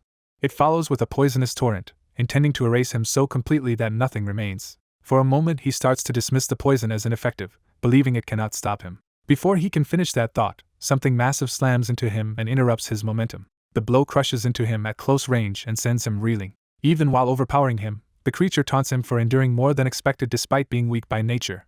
It insists that the outcome was decided long ago, and that resistance is meaningless. Bleeding but defiant, he rejects that logic and shows he has no intention of accepting defeat. He flings his burning blood into the monster's eye, turning his own injury into a weapon. The creature screams as its eye is seared and its control of the fight falters. He presses the advantage immediately, furious that it still has not learned from the earlier exchange. He reminds it that his blood itself is corrosive enough to burn whatever touches it. Enraged and humiliated, the monster spits back an insult, but its composure is gone. He tears into it at close quarters, forcing the wounded beast backward in a spray of blood. The creature, unable to kill him, curses him to suffer instead and reshapes the battlefield around him. It traps him within its own flesh and promises that if death will not take him, agony will. The prison tightens and tears at him, trying to rip him apart from every side. Instead of breaking, he channels power upward through the trap, shocking the creature with his refusal to stop. The monster cannot understand how he is still moving after such punishment. He answers with sheer resolve, declaring that as long as he can still move, he will keep fighting. That determination becomes action as he launches himself through a vortex of blood-red energy toward the creature again. His renewed assault cuts through the monster's defenses, and leaves it stunned by the impossible comeback. The beast fixates on the pain he should still be feeling, unable to grasp why suffering has not stopped him. He turns that accusation into a condemnation of those who look down on people like him. Then his rage sharpens into something personal as he blames this enemy for manipulating his brother and causing his death. Driven by that grief, he dives straight down onto the monster with a killing strike. The impact detonates in a massive explosion that tears through the creature's body. Its flesh splits apart under the force, the attack finally breaking through. He roars through the blast, pouring everything he has left into finishing the enemy. At the center of the inferno, his desperation and fury peak in one last scream. The explosion blooms wider, consuming the clash and blinding light.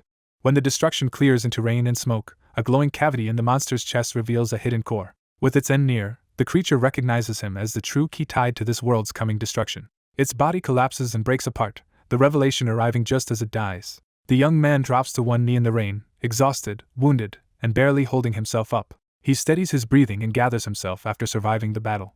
A pink orb of light suddenly appears from the remains, carrying a presence that does not belong to the dead monster. The light condenses around a dark, faceted object, as if unveiling a clue left behind. Still kneeling, he reaches toward the hovering orb and the object it protects. Realizing this may answer everything, he admits he now has far more questions than before. A luminous woman manifests above him and begins explaining that the being he seeks is not an ordinary creature but a prophetic one.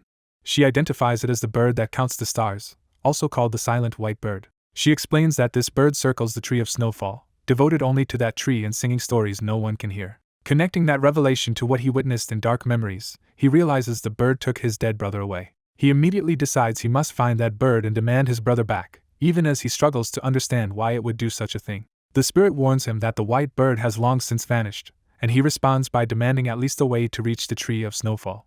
Eugene refuses to abandon the collapsing place because his younger brother is still inside it. The being guiding him explains that distance is not the issue, because this place is not somewhere he can physically travel to. Instead, Eugene is told he is standing before the source from which worlds are born. As he struggles to grasp the idea of an origin, the explanation narrows it down to the universe's center and starting point. The origin is described as a parent of countless worlds, essentially a godlike source of creation.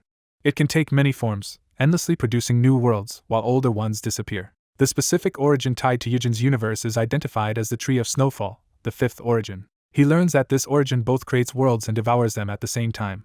Older worlds are either cast away or swallowed, and Eugene's world is now approaching that fate. The dungeons and skills that shaped his life are revealed to be mere side effects of this cosmic process. The speaker goes further, saying beings like them were expelled from that process and reincarnated, while the final piety addicts seek to help the origin consume the world. Yet the white bird remains neutral in all of this rather than taking either side. The guide admits she cannot read the white bird's motives, only that it must have had reasons for protecting Eugene's brother. He is urged to find the white bird and, in the meantime, gather the first white classes she once told him about. Eugene realizes that what he witnessed before may offer a way to stop the destruction. He recalls that when people keep killing monsters, the world eventually enters a lull called a running area, where danger subsides. But he also recognizes that this would only delay the end, not truly save the world, and that they still do not know how to trigger it at will. The guide explains that attacking the origin directly only works if a transcendent being appears, just as one once did when their own world was ended. Eugene connects the dots and realizes those beings were expelled from their own origin, and that if he could partly interfere with his own world's origin, he might reach the place he saw. The guide asks for his judgment and suggests that if 50 S-classes are secured, humanity could remain safe for the rest of their lives. Eugene hesitates, unwilling to accept mere survival as enough. He points out that Dharma called him the key to stopping the world's destruction, so settling for temporary safety cannot be all he is meant to do. The guide agrees and warns that the final piety addicts will eventually find a successor to Dharma, so luck will not save them twice. That is why Eugene must gather the first Y classes, especially those born as S classes, before they fall under the cult's influence. He is also warned to keep this mission secret, because the more attention those children receive, the stronger they become.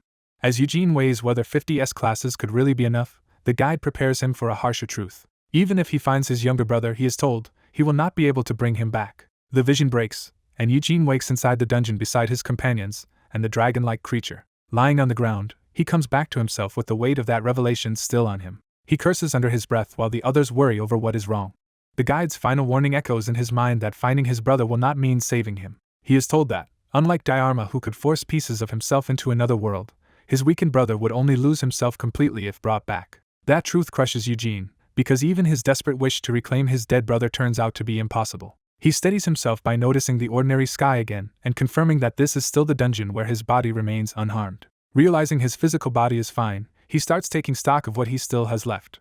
He confirms that he still possesses Dharma's and Vicus's magic stones in his inventory. He also remembers that he extracted Dharma's memories and still carries them in his mind. Those remnants become his new resolve. If he cannot restore his brother directly, he will use what he has to defeat Dharma and find another path. His dragon companion notices his shaken state and hesitates, unsure how to approach him. Eugene brushes off concern and insists they should keep moving.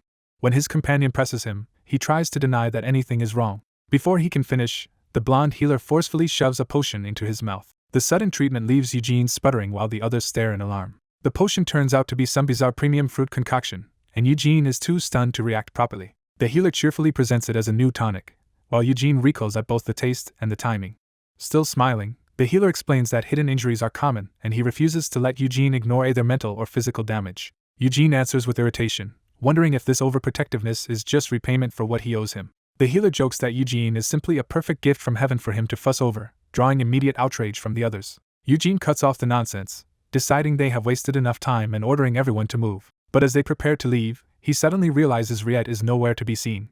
A bound hunter charges in, furious to find the supposedly dead Su-Dam hunters still alive. The two men behind it reveal they kept the captives alive on purpose, treating them as trophies to strip for profit later. One of the restrained hunters cackles greedily, confirming how casually they view the victims as loot. The blonde man coolly frames the massacre as a bonus from their trip, showing how routine this cruelty is to them. His companion agrees to keep one captive as a souvenir, reducing the bloodshed to shopping at the end of a tour. From their vantage point, they look over the aftermath and dismiss the attack as merely a large incident between hunters. They decide the assailants can simply be eliminated later, even while admitting the fallout could be severe. A surviving victim realizes both guilds could collapse over this and swears the attackers will pay.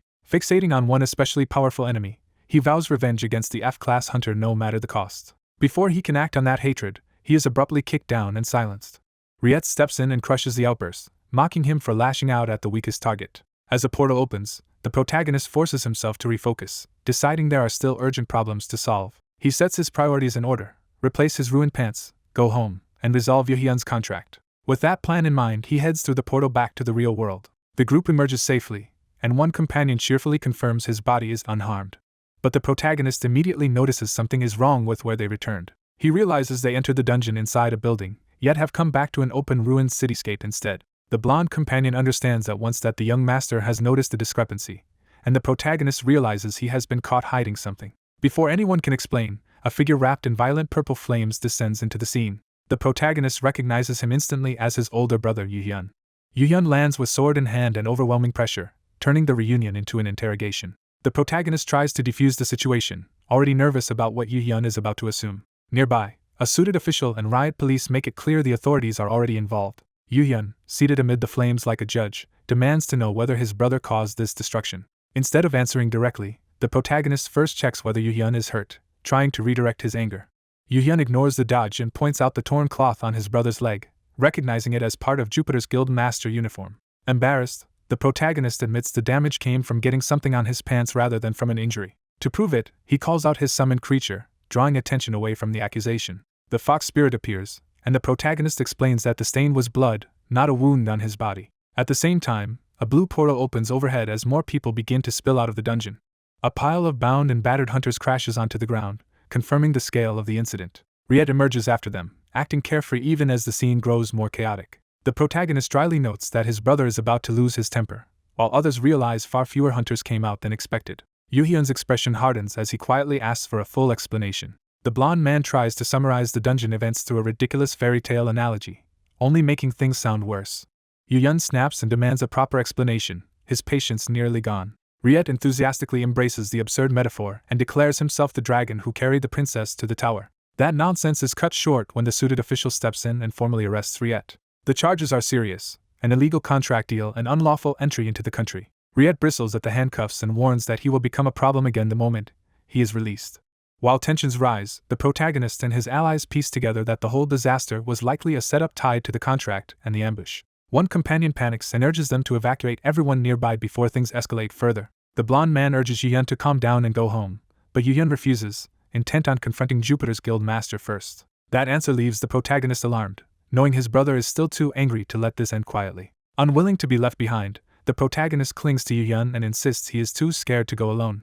He plays up his exhaustion and victimhood, reminding everyone he was dragged around by a dragon and hurt in the process. Then he pointedly asks the blonde man to take him home instead, making his preference unmistakable. Riet protests that this cannot be the end for him, but he is told to go along with the authorities as well. The protagonist sweetens the order with a threat, warning Riet that further trouble could get him banned and even shut down the center, then promises to take custody of the pet later if he behaves. Riet swallows his pride and reluctantly accepts the arrangement for now.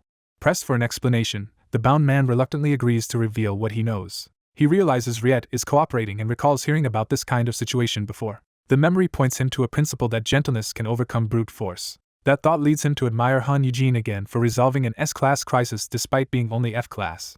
Elsewhere, someone calmly promises to destroy a dangerous contract and says the method has already worked on Sung Hyun-jae. The small fox spirit accepts the plan without hesitation. Eugene and his companion begin the risky attempt as a sinister contract manifests between them. When asked what collateral was offered for the contract, Eugene admits he staked his own eyes. His companion explodes in anger at how recklessly Eugene endangered himself. Even so, Eugene steels himself and says he is ready to continue.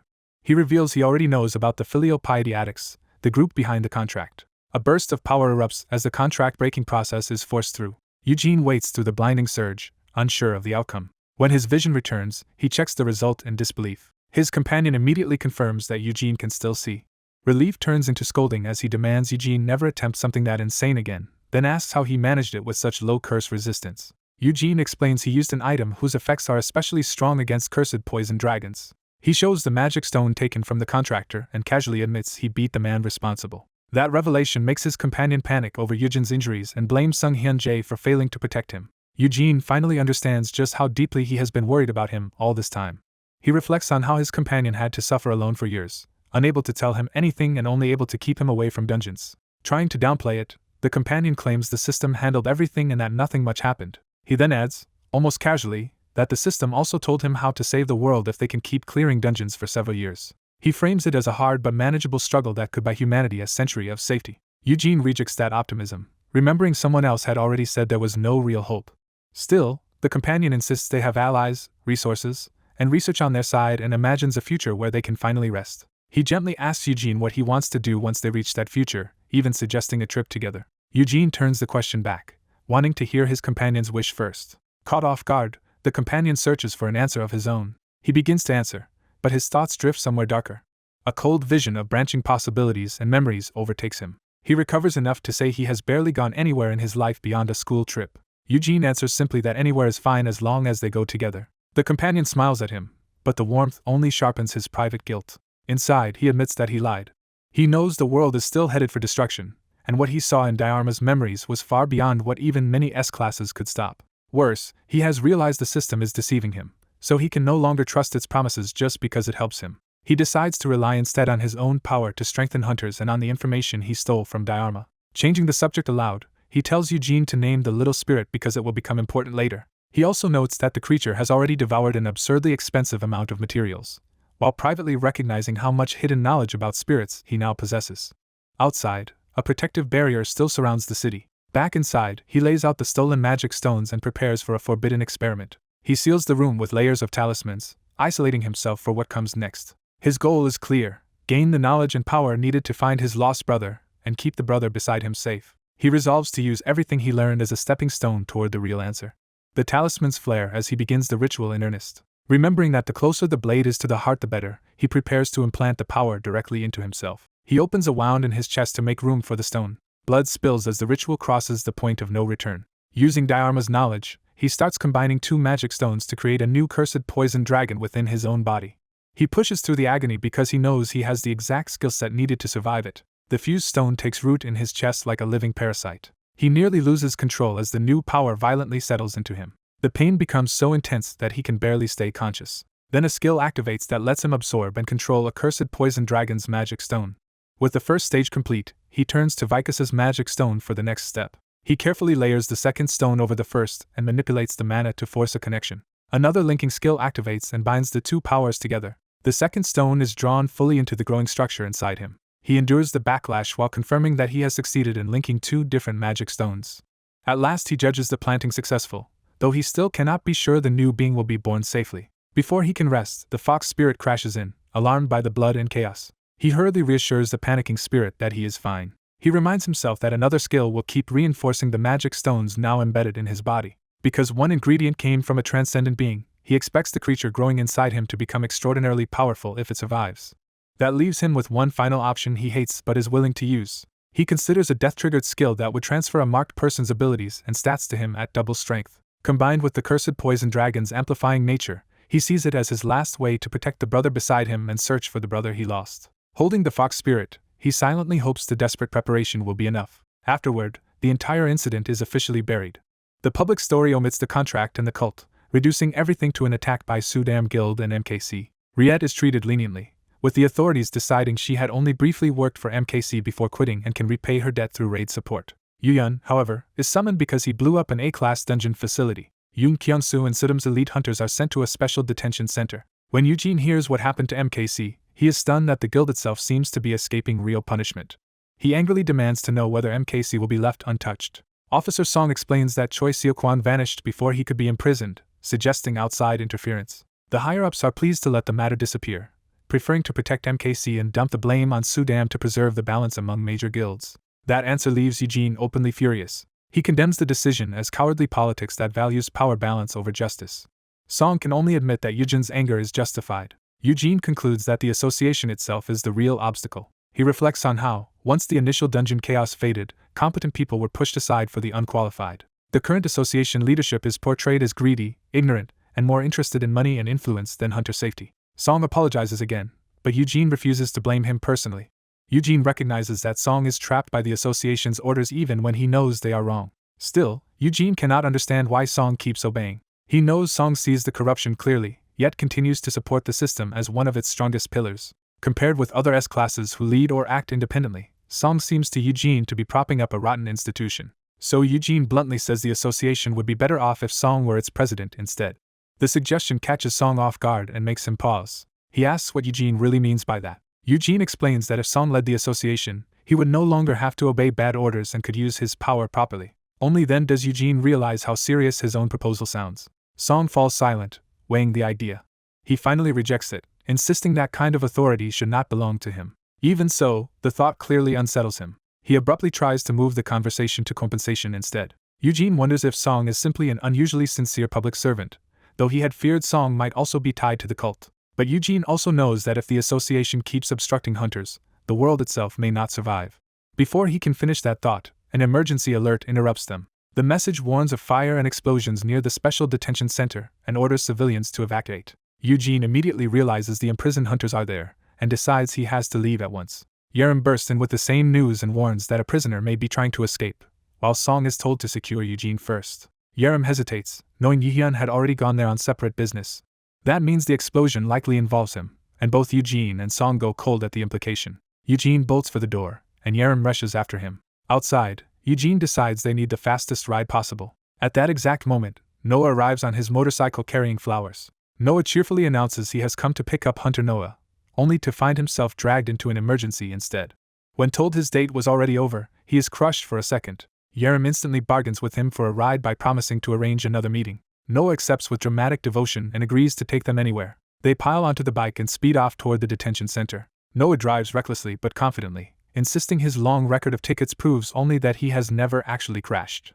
They race toward the high-class Awakens Special Detention Center. Eugene recalls that it is the prison for powerful hunters guilty of major crimes, built with brutal anti-escape measures and dungeon materials. It was supposed to be the most secure facility possible, but by the time they arrive that claim is already obsolete. Inside the ruins, a terrified prisoner stares up at the shattered structure. Yuhyun stands amid the wreckage and dryly notes that the detention center has been destroyed. He coldly accuses Yoon Kyung-soo of trying to escape and declares he will arrest him himself. Kyung-soo desperately smashes his own inventory seal to regain access to his equipment. Yuhyun observes the broken seal without the slightest concern. He openly states that killing Kyung-soo would be easy to justify by calling him too dangerous. Kyung-soo's first counterattack is cut off before it can reach him. Pinned down, Kyung-soo begs to know why Yuhyun is tormenting him when prison should have been enough. Yuhyun answers that Riet told him exactly what Kyung-soo had planned to do with his brother's fingers. He promises Kyung-soo will regret surviving the dungeon. A massive blast tears through the prison as Yuhyun's attack lands. The remaining inmates panic, realizing the destruction is spreading through the whole facility.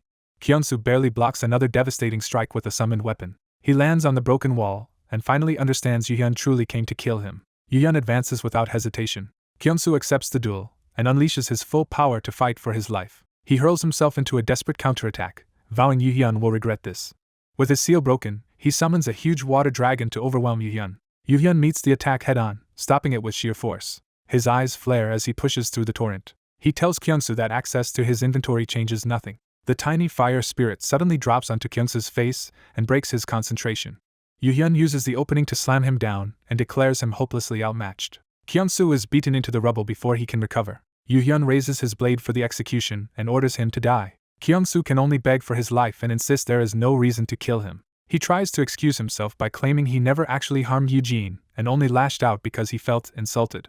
Then his fear spills into a bitter grievance, accusing Yu Hyun of always singling him out for no reason. Yu Hyun answers with chilling simplicity that Kyung-soo once patted his head and told him to call him Hyung, and that alone is reason enough. Kyung-soo is left staring at him in utter disbelief. Yu Hyun swings again with murderous intent, and Kyung-soo can only think he is facing a complete madman. As the blow comes down, Kyung-soo desperately screams for someone to intervene and save Choi Seo-kwan. A sudden purple glow in the dark-haired man's eye warns him that something unusual is happening. He realizes the energy around them is no ordinary disturbance, and immediately focuses on the source. The power swells into a massive vortex, turning the situation from strange to dangerous in an instant. At the same time, the motorcycle surges forward through the city at full speed. The blonde rider excitedly pushes ahead, intent on reaching Noah and the others as fast as possible.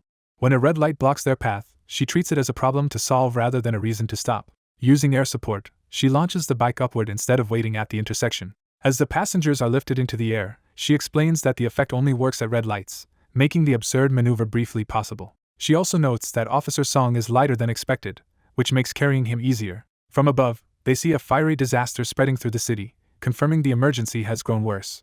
The blonde woman spots people moving toward the danger and decides they must be kept away before they get caught in it. On the road below, civilians are already trapped by blocked traffic and looking for a way through. She leaves the others behind and races off alone, determined to seal the road and return. The people below look up as she calls out to get their attention. She summons a glowing blue pole-like construct, preparing to alter the terrain.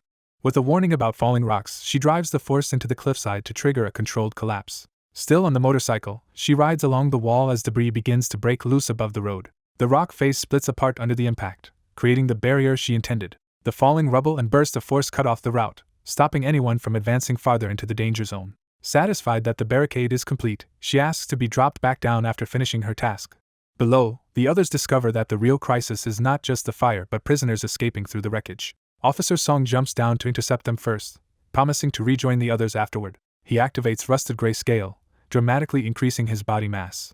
The sudden surge of weight and force blasts the escaping prisoners away before they can break through. They are thrown into the air as a heavy energy field spreads beneath them. The field hardens into a net-like prison that slams them back down and pins them in place. Now standing atop the immobilized escapees, Officer Song calmly calls for advanced management to collect them. Watching from above, his companions are stunned that the man who felt feather-light earlier can become overwhelmingly heavy. Their attention shifts when they locate Yu Hyun and the guild master deeper inside the purple-white disturbance. As they approach, the guild master immediately warns them not to come any closer.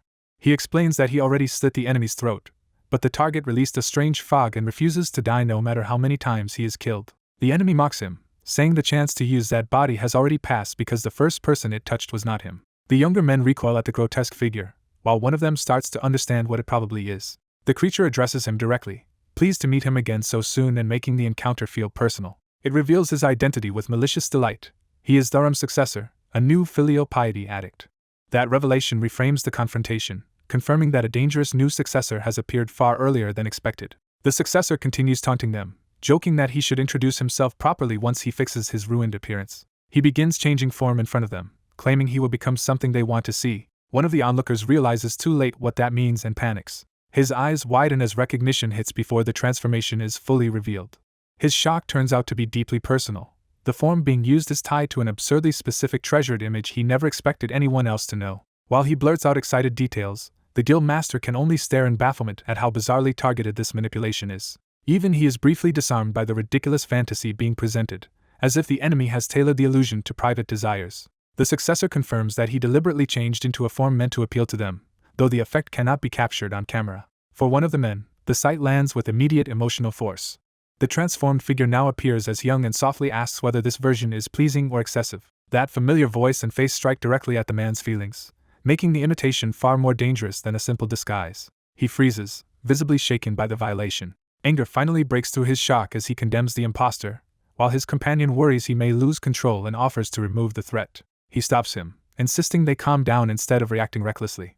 The younger brother refuses to be shaken by the spirit's illusions and insists he will not be fooled. The attack shifts into a childish reindeer disguise, trying to win him over with something cute instead of fear. He immediately dismisses the trick as nonsense, but the sight of his brother nearby throws him off for a moment. The illusion escalates into a sentimental family fantasy, yet he still recognizes that this form will not work on him either. Abandoning the failed act, the entity decides to return to its original body.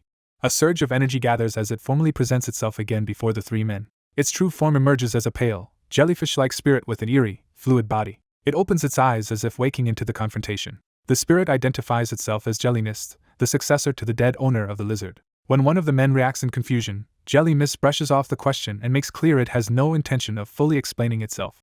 It drifts closer, keeping control of the exchange. Jelly Mist states that it has come specifically for them, especially because the lizard's former owner is gone.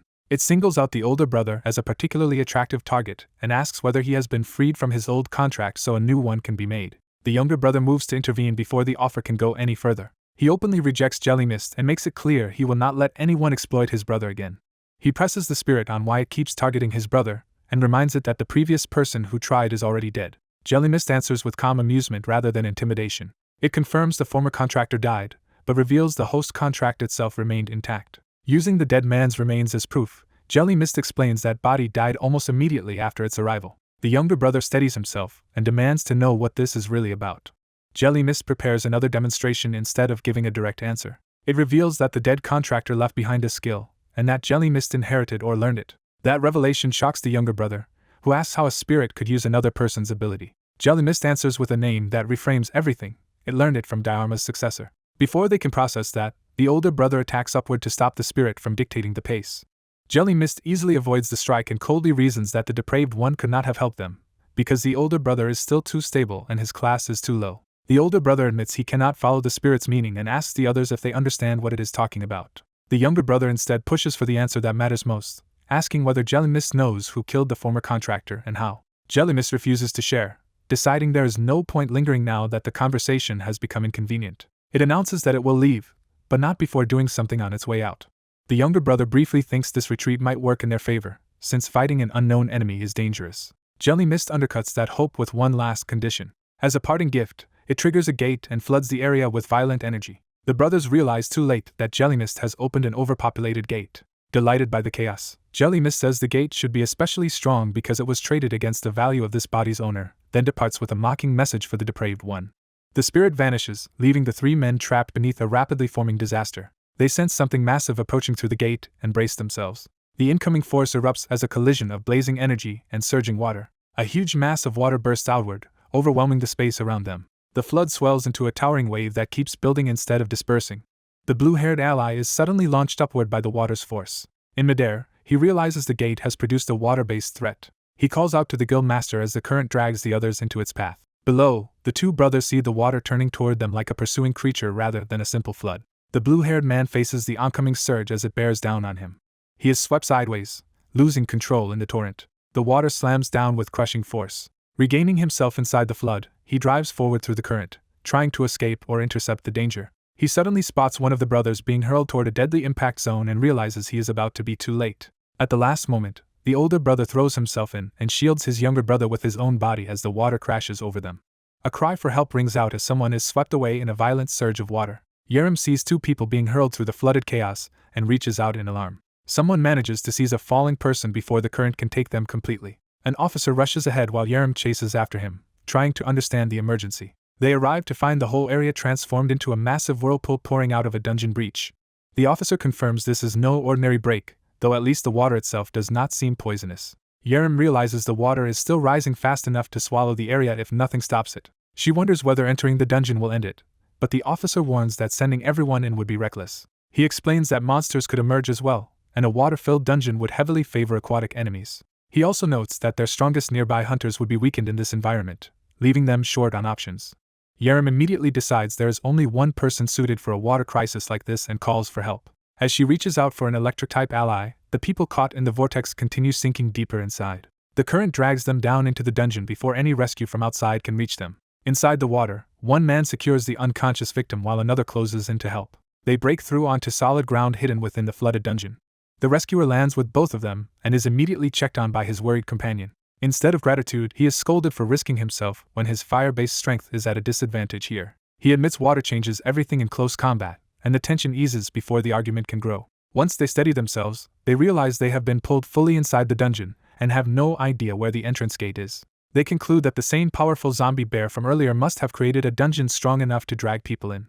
That thought unsettles Yu-Hyun, who realizes even Yerim was overpowered and wonders how they are supposed to keep facing enemies like this. Before they can dwell on it, strange droplets begin forming around them, and Yuhyun recalls Yerim saying she only entered to scout. The three of them stare as the droplets multiply into floating bubbles all around the dungeon floor. At first they can only guess that the objects are some kind of water spheres. Yerim stops them from touching anything, warning that the bubbles could contain hidden danger.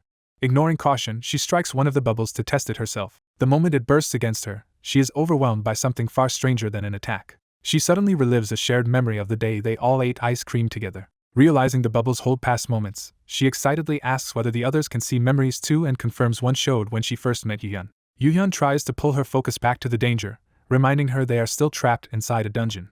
But another memory brushes against him, and he hears his brother's voice calling him from the past. He is drawn into a vivid recollection of a birthday night with his brother. Meanwhile, Yerim keeps identifying bubble after bubble as preserved scenes from her own life, amazed by how clear they are. She realizes she is not just seeing images but entering the memories themselves. Fascinated, she reaches for another bubble despite the risk. This time the memory floods her with the exact air, humidity, and scent of that day. The experience deepens until she can feel every emotion tied to the moment, as if she is living it again. Then the memories turn darker, carrying her to the day she lost her mother and was left alone. The next scene forces her to witness the discussion of her inheritance, and the question of where she would be sent afterward. She relives the helplessness of being a child while an adult hand decides her future for her. The memory sharpens into the promise that someone else will take control of the house she once lived in. At the same time, Yuhyun is pulled deeper into his own past by the sound of a news report. He remembers standing behind his brother as a broadcast mentions Christmas and his brother's birthday together. The date hits him with full force, December 25th. He recognizes it as his brother's birthday, and the memory closes in around that painful truth. Rather than panic, he bitterly accepts that the dungeon is weaponizing exactly the memories he would least want to revisit. He finally understands the trap and realizes their enemy is attacking them through their own pasts. He tries to steady himself by insisting these are only his memories and contain nothing he has not already endured. But as he looks ahead, something beyond the bars of the memory space makes him stop short. He falls silent, sensing that what waits in front of him may not fit the explanation he just gave. A sudden jolt in the space around him triggers a buried memory. He recognizes this place as the alley from the day everything went wrong. The recovered memory confirms that he really was here that day. He imagines that if he had found the other man then and reconciled with him, the tragedy might have been avoided. That thought spirals into the belief that one different choice could have changed fate.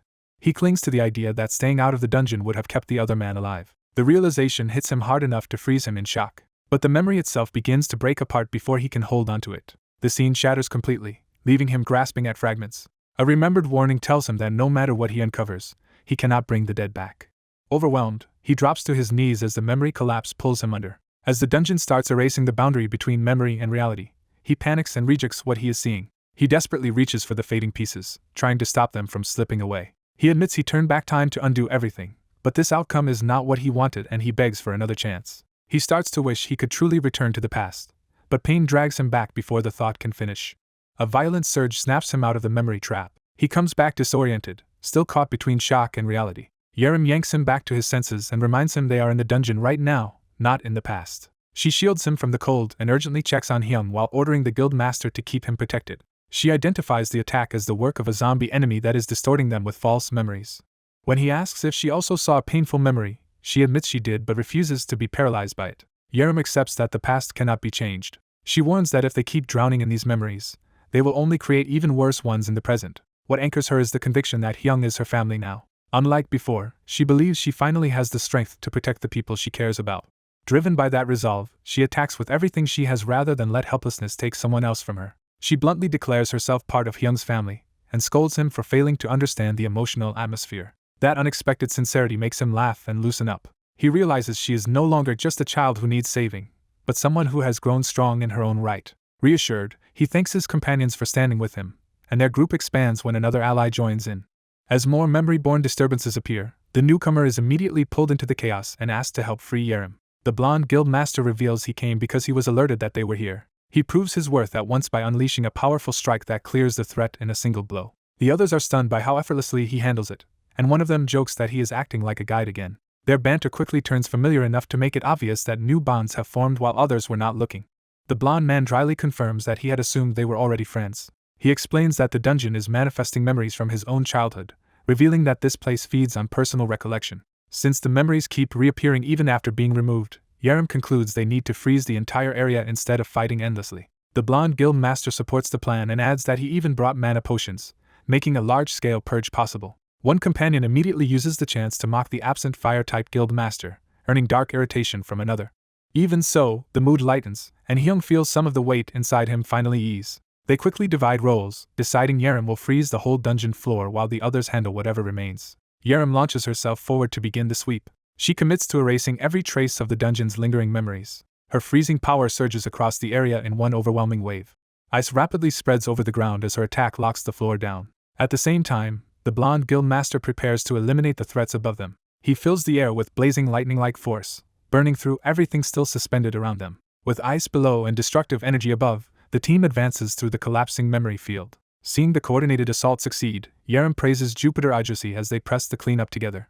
A violent burst of energy tears through the frozen space before the disturbance settles. When the chaos clears, the scattered fragments have all condensed into harmless marble-like forms, easing the immediate danger. One of the men confirms the pieces seem safe, but he still worries about his injured companion and questions why he came along at all. The smaller companion snaps that he came precisely because he was worried about him. He angrily condemns the reckless destruction of the detention center and reveals they rushed here after hearing what happened, while the other man insists he only acted because a prisoner was trying to escape.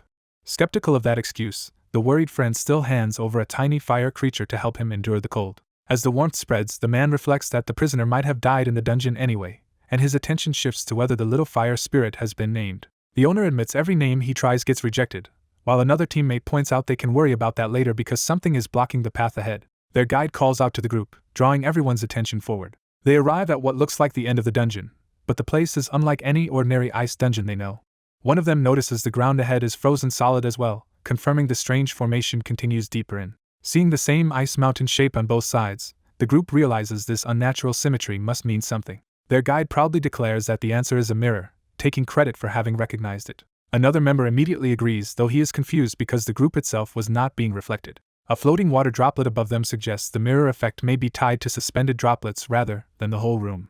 They conclude the droplets are reflecting information, and the guide asks for the last one to be destroyed so they can see what comes next. Once the final droplet is broken, the false image begins to distort and peel away. The hidden reality of the mirror chamber reveals itself, and the group braces for whatever was concealed behind it. They immediately fear that uncovering the truth may have triggered a boss monster. Their fear sharpens when a massive shape emerges, and someone recognizes it as the same terrifying sea creature they encountered before.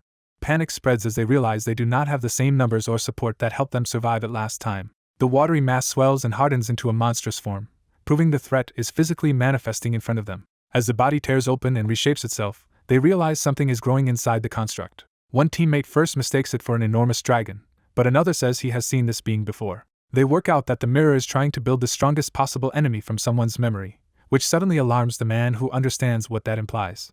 The creature continues forming as they identify it as the most dangerous foe preserved in their memories. Its upper body emerges in a more humanoid shape, making the threat feel even more specific and deliberate. Water coils around the figure as the transformation completes into a powerful aquatic being. The group can only stare as the fully formed enemy towers over them. They finally recognize it as a mermaid-like monster, but one far more overwhelming than expected. The realization hits that someone in the group once witnessed a monster far too strong for them to handle now. While they wonder whose memory created it, attention turns to the monster's earring, which looks familiar. The guide recognizes the jewelry as matching the one she wears, tying the monster directly to her past. The mermaid warrior fully reveals herself, armed and regal, confirming she is no random construct but a remembered enemy of great importance. She attacks at once, sending a crushing surge of water down toward the group. The team scrambles to move as the wave bears down on them before they can organize any defense. The water actively pursues them, making it clear this is a controlled assault rather than a simple flood. The man with the fire spirit realizes his previous methods will not be enough this time, but he still prepares a counterattack. He channels power through the small fire creature, turning it into the focus of a stronger flame response. His fire collides with the incoming water and briefly shields the group from being swallowed.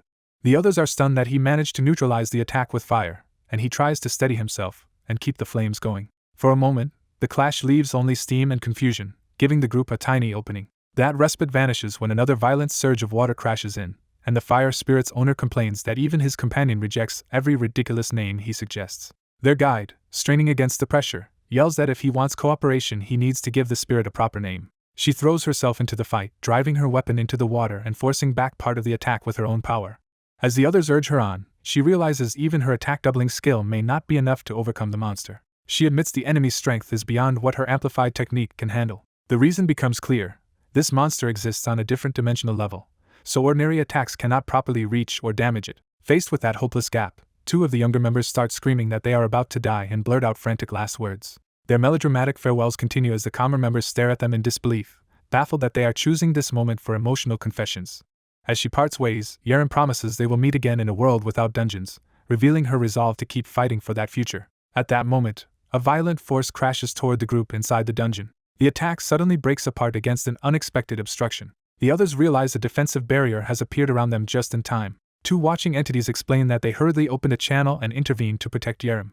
Their barrier fully encloses the group, buying them a brief chance to think. One of the men grabs the floating channel in panic and begs for help, furious that the dungeon's creator left them with something far beyond them. The response is cold. The danger to him is not their concern. They admit they did not expect Yerim to find him so soon, but they are relieved she survived. They clarify that Yerim likely did not intend to kill him with this dungeon, yet the fact that she caused such a crisis proves how serious a threat she has become. He understands from that alone that Yerim is no easy opponent. Unable to get direct combat support, he changes tactics and asks what it would take to earn their help. He offers the reward Yerim forgot to claim after the lizard incident, arguing that he did assist even if he was not the one who landed the killing blow. The entities note that reward should have been handled outside the system, but they recognize he is proposing a deal. He quickly focuses, having already decided what he wants. He asks for one of their skills, specifically something that can resolve the current crisis, and names the Mermaid Queen of the vast blue seas. He identifies Yerim as the true owner of Yerim's earrings and explains that he needs to strengthen his side. He reveals he suspected the earrings were tied to her from the start, and has already inferred the nature of her power. To him, the exact water subtype matters less than the fact that it can be used. He decides to call in that connection, convinced Yerim's rapid growth means she must be supported rather than sheltered. Yerim is caught off guard as he openly commits to helping her become strong enough to protect herself. Elsewhere, Yerim's anger hardens into a vow to take everything she can from those who manipulated her. That determination matches his judgment of her. She is not someone who will stay weak or passive. He formally asks the Mermaid Queen to lend Yerim her skills so she can keep growing. The spirit hesitates because such a gift demands a price, but he pushes Yerim forward to make the introduction herself. Yerim gratefully appeals to the Mermaid Queen for help. The spirit checks whether Yerim truly owns the earrings, while Yerim gushes over them with complete sincerity. When the spirit confirms the earrings were once hers, Yerim becomes even more excited by the idea that they belong to someone extraordinary. That enthusiasm finally wins the spirit over. The Mermaid Queen agrees to give the skill, asking only that Yerim acknowledge it as a favor. Power gathers in Yerim's hands as the transfer begins. The gift takes shape as a legendary one-time-use class skill, Ruler of Water. As he starts to thank the spirit, she cuts him off before he can mistake this for generosity. She makes clear this is a negotiation, not a reward, and that granting it only eases her own guilt toward him. That mention of guilt catches him off guard and makes him reconsider what leverage he might have. He immediately starts scheming about how much more he might extract from her, and she shuts that look down at once. She warns that the skill can only be used once and that its value depends entirely on Yerim's own effort and talent. Yerim, already trying to fit the new power into her weapon, casually asks if she can get even more. The moment she slots the power into place, it activates. A surge of water erupts violently and throws the others back. The blast slams into the barrier, and everyone realizes the situation is spiraling out of control. Yerim panics as the unleashed water overwhelms her, and she loses control of what she just received. He shouts instructions, telling her to follow the flow of mana and merge the mermaid's skill with her own instead of resisting it. When she protests that her power is ice, he insists that compatible attributes can still be learned and combined if she focuses on the force in her hands. Yerim is swept around inside the torrent, unable to understand how to do what he is asking. As she tumbles, the presence of the Mermaid Queen seems to guide the movement of the water around her. That guidance reaches Yerim directly, pushing her toward an instinctive understanding. Watching from below, he realizes the skill's level is far beyond her current mastery, but refuses to give up if she can show even once how it should be done. He stares upward through the water, waiting for proof that she can seize this chance. Then Yerim answers with sudden clarity, rising within the torrent as the image of a mermaid forms behind her, and the power finally comes under her control. The guide realizes the teacher's power works on the same principle as the Mermaid Queen's, and immediately activates the teacher class skill. Yuri tries to stop him, alarmed that he is acting too suddenly. The Mermaid Queen senses his intent and understands that he is trying to borrow and redirect her own sensations through the false queen. A clash of awareness follows as both sides recognize the other is moving first. Inside the shared water space, the guide feels himself sinking into the queen's overwhelming domain. He realizes too late that the transfer is pulling him fully under. As the current consumes him, panic sets in and he struggles to resist. He understands he cannot stop the process anymore. For a moment, he believes he is about to be swallowed by the queen's power. Before he is lost, Yuri lunges in and drags him back out of the water. The guide insists this is acceptable, which only makes Yuri demand to know what reckless thing he just did. He concludes that his own teacher skill is not enough on its own and starts looking for another route. So he turns to the blonde guide and asks for his help instead. The blonde man notes how close the guide is to collapsing, but does not refuse outright. The guide presses the point by calling them friends and arguing that friends are supposed to help each other. That appeal lands because the blonde man admits he has never really had friends, and the guide seizes on that opening. The guide forms a new plan: link Yuri to Sung Hyunjae through the teacher skill, then pass the fake mermaid queen's battle instincts through that connection. The connection is established, and the transfer begins. Armed with those borrowed instincts, Yuri launches forward with a trident as if she has always known how to fight in water. She is startled by how naturally the new control settles into her body.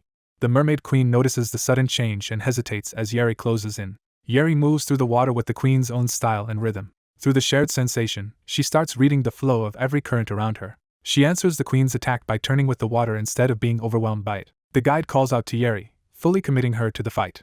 The queen gathers a concentrated water strike, trying to crush Yuri before she can adapt further. Yuri reaches into that torrent instead of retreating from it. In that instant, she finally understands what the transferred skill is teaching her. She realizes the sensation is like learning an instrument, not raw strength, but how to handle a new tool with practiced precision. With that insight, she begins using the queen's own mastery of water as if it were now part of her. She spins the surrounding water into a controlled vortex around herself. Yuri finds the technique far less difficult than expected and asserts control over every water particle in the space. That command lets her maneuver freely around the battlefield and force the queen onto the defensive. Accepting the role completely, Yuri becomes the true ruler of water in this exchange. She plants her step on the water itself, proving she now controls the field rather than merely surviving in it. The currents answer her movement and reshape themselves at her command. Yuri declares that all the water here obeys her now, directly challenging the queen's authority. The queen is shaken as Yuri's confidence overtakes the fight. Yuri rises above her opponent, taking the superior position in the water. She draws the entire whirlpool into her weapon, preparing a decisive counterattack. Then she sends the amassed force back exactly as she wants, turning the queen's element against her. With exhilarated confidence, Yuri throws the queen's attack right back at her. The redirected torrent crashes down with overwhelming force. The mermaid queen is struck head-on and driven back through the water. Yuri follows through with a direct finishing blow at close range. The impact fractures the barrier or core sustaining the queen's hold over the space. That core shatters completely, and the queen's control collapses. As the broken space rains down around her, Yuri hangs suspended in the aftermath of her victory. She turns back to the guide in delight and proudly announces that she succeeded. But in the next moment, her widened eye shows she has suddenly noticed something unexpected in the aftermath. Ajusi regains consciousness in the flooded dungeon with Yerim leaning over him in panic. As his mind clears, he realizes his body is still unbearably heavy, and the danger around the boss is not truly gone. Even after the gate opens, he senses the drowning pressure only growing stronger, as if something worse is closing in. Yerim desperately shakes him awake, needing confirmation that he is really back. Once he sits up, Yerim immediately demands to know why he pushed himself so recklessly. He explains that Waterdrop fell into a deep sleep as the price for lending out that skill. Yerim realizes he hid that cost from her, and presses him to admit he knew the skill would damage him. Before he can finish explaining, Ajusi is overwhelmed by the fear pouring off Yerim. He understands that her terror is not just ordinary worry but a crushing dread focused entirely on losing him. That fear hits him with such force that it feels like a monstrous wave about to swallow him whole.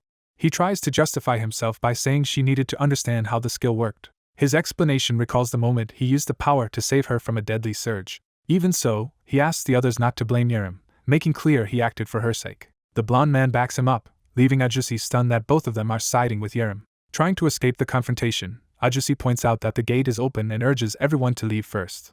He bolts for the exit, hoping to end the argument by force.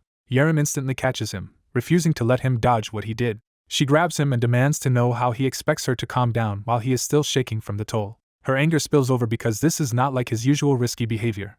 This time he nearly broke himself without warning her. He argues that there was no time to teach her properly, and that using gate stone was the only way to keep them alive. Yerim rejects the idea that she should be grateful for him hurting himself just to make fighting easier for her. What truly drives her is the fear that she will lose him too, just like the people she has already lost. Her composure finally breaks, and she cries openly while clinging to him. Ajusi can only call her name as she begs him never to do something like that again. She grips his clothes tightly, making him feel the full weight of her plea. He softens, realizing how deeply his choice wounded her. Remembering that Yerim has already lost her parents, he apologizes for not thinking far enough ahead. Still, he admits he cannot promise never to take such risks, because he also wants the strength to protect her when danger comes. After apologizing for worrying her, he awkwardly tries to move the conversation on by bringing up the skill and the dungeon. That attempt is cut off when a furious voice from the water calls them out. The mermaid queen reveals herself, and notes that she had not expected them to identify her true nature so quickly. Satisfied that she has learned what she wanted, she withdraws with a promise that they will meet again. The group flees as the queen vanishes overhead, and the dungeon begins to collapse behind them. In the end, everyone makes it out alive through the gate. As soon as they leave, the lake, the gate, and even the special detention center disappear without a trace. Officer Song is left to handle the aftermath, but their fabricated story is enough to cover what Yu-hyun did. They settle on telling the two witnesses that Yerim and Waterdrop were merely system managers, and Yerim eagerly plays along. Ajusi tells Yerim to forget the water skill for now and to stop dwelling on what happened in the dungeon, and she readily agrees. She cheerfully promises to remember only the flattering things he said, showing how quickly she has bounced back. Her mood swings straight into playful violence as she unleashes her ugly laugh attack on him again.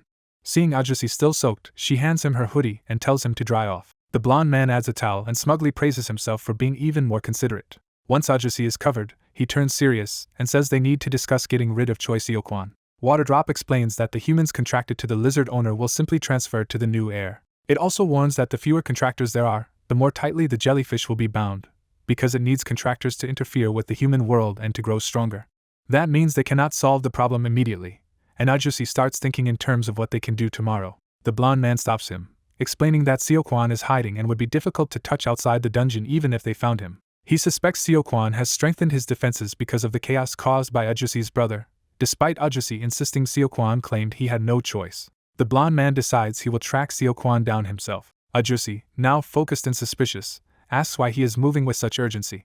A blonde man cuts through the chaos and tells the exhausted protagonist he has already suffered enough these past few days. He insists he is fine and tries to push ahead with work, saying he still needs to track someone down and settle the contract problem. His companion reminds him he still owes debts and was supposed to help only a limited number of times, warning that overworking himself will only make things worse. The mention of debt shocks the others, and when they press him, he tries to brush it off as unimportant. The blonde man sides with the others and orders him to rest, while the protagonist privately suspects this concern is tied to some ulterior motive.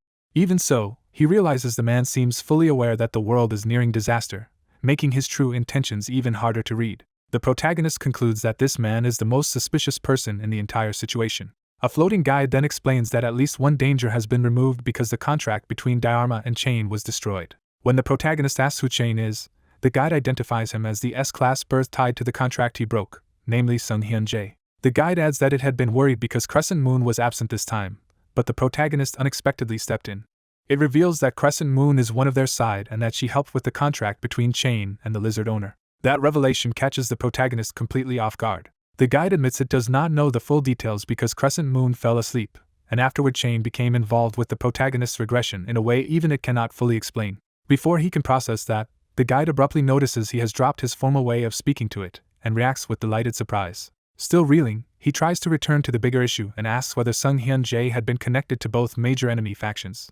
The answer is yes. Before the regression, Sung Hyun-jae had dealings with both the depraved and the filial piety addicts. That leaves the protagonist wondering what Sung Hyun-jae had been doing before his regression at all. He recalls that his own forced vacation began when he was confined at home with strict instructions to rest. His caretakers had practically forbidden him from stepping outside until they returned, making their anxiety unmistakable. Even understanding their concern, he cannot accept wasting a whole day resting when there is still so much he needs to investigate. He reviews the larger mystery, a world-ending source tree, the white bird tied to his younger brother's body, and the forces trying to manage or exploit the coming catastrophe. He organizes the factions in his mind, tracing how the depraved, the filial piety addicts, and several named figures connect to the approaching end of the world. One unresolved point keeps bothering him more than the rest. Before he can pursue it, the fox companion physically interrupts by shoving his device away. He takes the hint and asks the fox whether it also finds Sung Hyun-jae suspicious. The fox answers by tackling him onto the couch, making it clear that rest comes before more scheming. Pinned down under the fox, he keeps thinking about Sung Hyun-jae's place between the filial piety addicts and the depraved. His thoughts return to the image of Sung Hyun-jae as a man bound within a larger web of hidden forces. Since all of that happened before the regression, he realizes he cannot verify it directly, though Sung Hyun-jae cutting ties with Diarma suggests he may not have truly belonged to the depraved side. That explanation feels more plausible to him, and he starts wondering how he can learn the truth. His train of thought is broken by a robotic warning demanding that an obstacle be removed. He assumes the robot vacuum is malfunctioning again and goes to check, with the fox following. Instead, he finds Myung-woo collapsed on the floor in front of the vacuum, having apparently worked himself to exhaustion while the machine keeps bumping into him. The protagonist panics, but Myung-woo weakly explains that he is not dying, only drained of mana, and says he has finally finished the item he was making. A blue glow gathers in the protagonist's hands as he receives the completed creation. The finished item reveals itself as a brilliant sword, confirming what Myungwoo had been working on. Myungwoo explains that this is only its basic form and that, aside from being indestructible, it does not yet have many special features. The weapon immediately begins to transform. As the protagonist channels it, the sword reshapes itself around his arm instead of remaining a blade. The result is an ornate arm-mounted design that leaves him stunned by how elaborate it is. The transformed item settles into a jeweled bracelet-like form. Myungwoo casually admits the design was based on someone else's taste, not his own. The item's original form is revealed as Yunhai, a legendary class dragon lord and sword born from Charlotte's magic stone, now contracted to Han Eugene. When a blue bird appears around the item, the protagonist starts to ask whether the bird is somehow part of it before realizing something much bigger. He finally registers the true point. Myungwoo has created a legendary class masterpiece. He blurts out his disbelief, and Myungwoo admits he had not expected to produce something of that rank either. Myungwoo explains that unlike the previous damage nullification effect, this version is one-time use and must be charged with magic stones. Once fully charged, it can nullify legendary class damage for about an hour, and even with a partial charge it can still protect him for around 10 minutes without class restrictions. The protagonist instantly imagines using that protection to survive even the lethal attacks of the last dungeon boss, and turn an impossible fight into a winnable one. Myungwoo adds that because the item is a growth type, it may develop even more abilities in the future. Myungwoo explains that the item became legendary only because it was restricted to a single designated user. Eugene realizes in shock that the weapon was made exclusively for him as its sole contractor. The exclusivity leaves him thrilled by how personally tailored the gift is. Wanting to share that benefit, Eugene urges Myungwoo to make similar items for others too. Myungwoo immediately shuts that down, admitting this sword was only possible because Charlotte's lingering spirit and marble were involved. He confirms that Charlotte was the former owner of the golden smithy. After death, she left behind a magic stone, and that remnant became the key to his craft. Using that stone and the marbles he had received, Myungwoo forged the sword. He says the result came from a unique convergence of rare materials and timing that he cannot easily reproduce. Even so, he vows that he will someday create something comparable again. As Eugene watches the blue bird and the flames together, he realizes the bird resembles Charlotte in her youth. He understands the blazing figure as the unrealized masterpiece Myungwoo might have created if Eugene had not helped his potential bloom. That thought reframes the gift as proof of both Myungwoo's talent and Eugene's influence on his future. Myungwoo reveals he named the sword Yunhai, tying it to his wish for Eugene's well-being. Eugene is moved to learn the weapon was forged as a prayer for his safety. Unable to accept such a precious gift lightly, he asks why Myungwoo would hand it over instead of keeping it himself. Myungwoo answers that he avoids dungeons and can hide in the smithy if needed, while Eugene is constantly drawn into danger. He admits he cannot protect Eugene by fighting beside him, so this is the way he can still support him. He makes clear that giving the sword away was his decision, and he wants Eugene to respond as a friend rather than reject the gesture. Eugene understands that gratitude and acceptance are what Myungwoo is really asking for. He finally accepts the gift warmly, praising Myungwoo and easing the tension between them. Now comfortable with the sword, Eugene greets Yunhai and immediately asks for a much simpler design. The request comes after being buried under Charlotte's extravagant decorative taste. Eugene insists on stripping the design down, leaving the tiny helper spirit flustered by the criticism. The little bird-like spirit is stunned by how bluntly its work was rejected. Yunhai, too, seems taken aback by the demand for simplicity. The small spirit starts crying noisily, and both men turn in confusion toward the outburst. They realize the tiny bird is upset because it was made in a form that cannot properly fly. Myungwoo quickly understands the problem and prepares a fix. He equips the little spirit with a tiny floating item so it can move around despite its useless wings. The solution works, and the room brightens as even Chirpy ends up with a new item of its own. In the end, Eugene and the smith settle on a simpler final design. Elsewhere, attention shifts to the Hunter Association as a larger crisis unfolds. Officials are confronted with the disastrous news that Yoon Kyung-soo is dead and Choi Seo-kwan has vanished. The leadership recognizes that the nation has abruptly lost two S-class hunters at once. They warn that beyond the military loss, the detention center scandal and public backlash are becoming serious threats. Rumors surrounding the disappearance are already spreading, increasing the pressure on the association. Association head Kwon Jin-hyuk calms the room and signals that he already has a response in mind. Rather than recruit foreign S-classes, he proposes accelerating a domestic plan to produce new ones. He reveals that this was always intended and that they will simply move the timetable forward.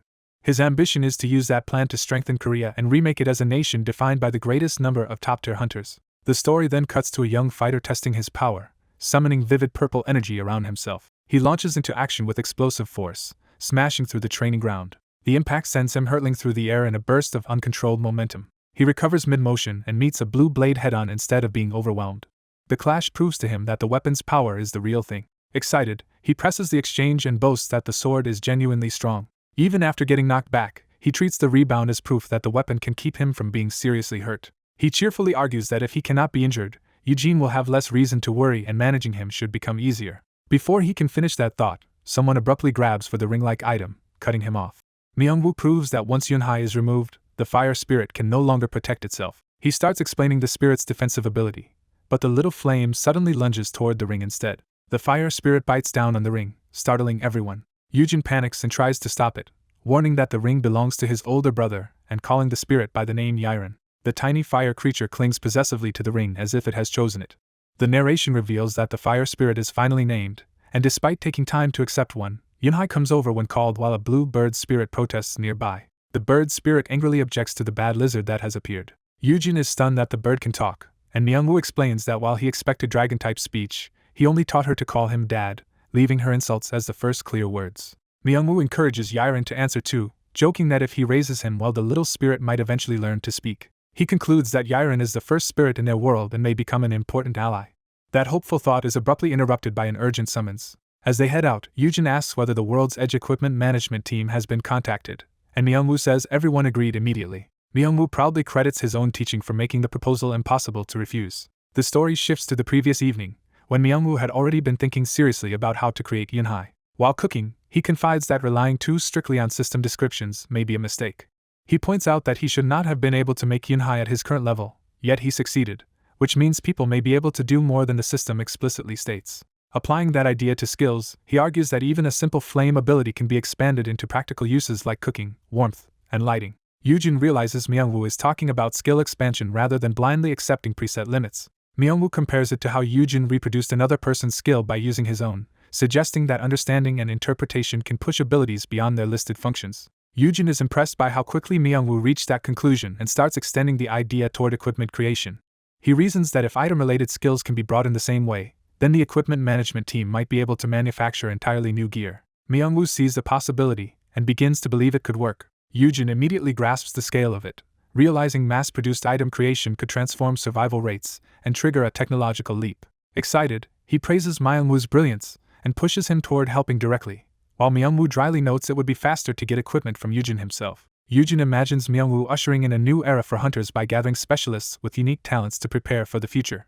But that grand vision is undercut by reality before it can fully take shape. A public announcement reveals that an awakening center will open next month. The broadcast urges ordinary citizens to pay attention, promising a place where non-awakened people can safely awaken under association supervision. The promotion hypes the chance that anyone might become an S-class hunter and change their life overnight. It also advertises practical benefits, claiming awakenings will even solve everyday inconveniences like lacking in inventory.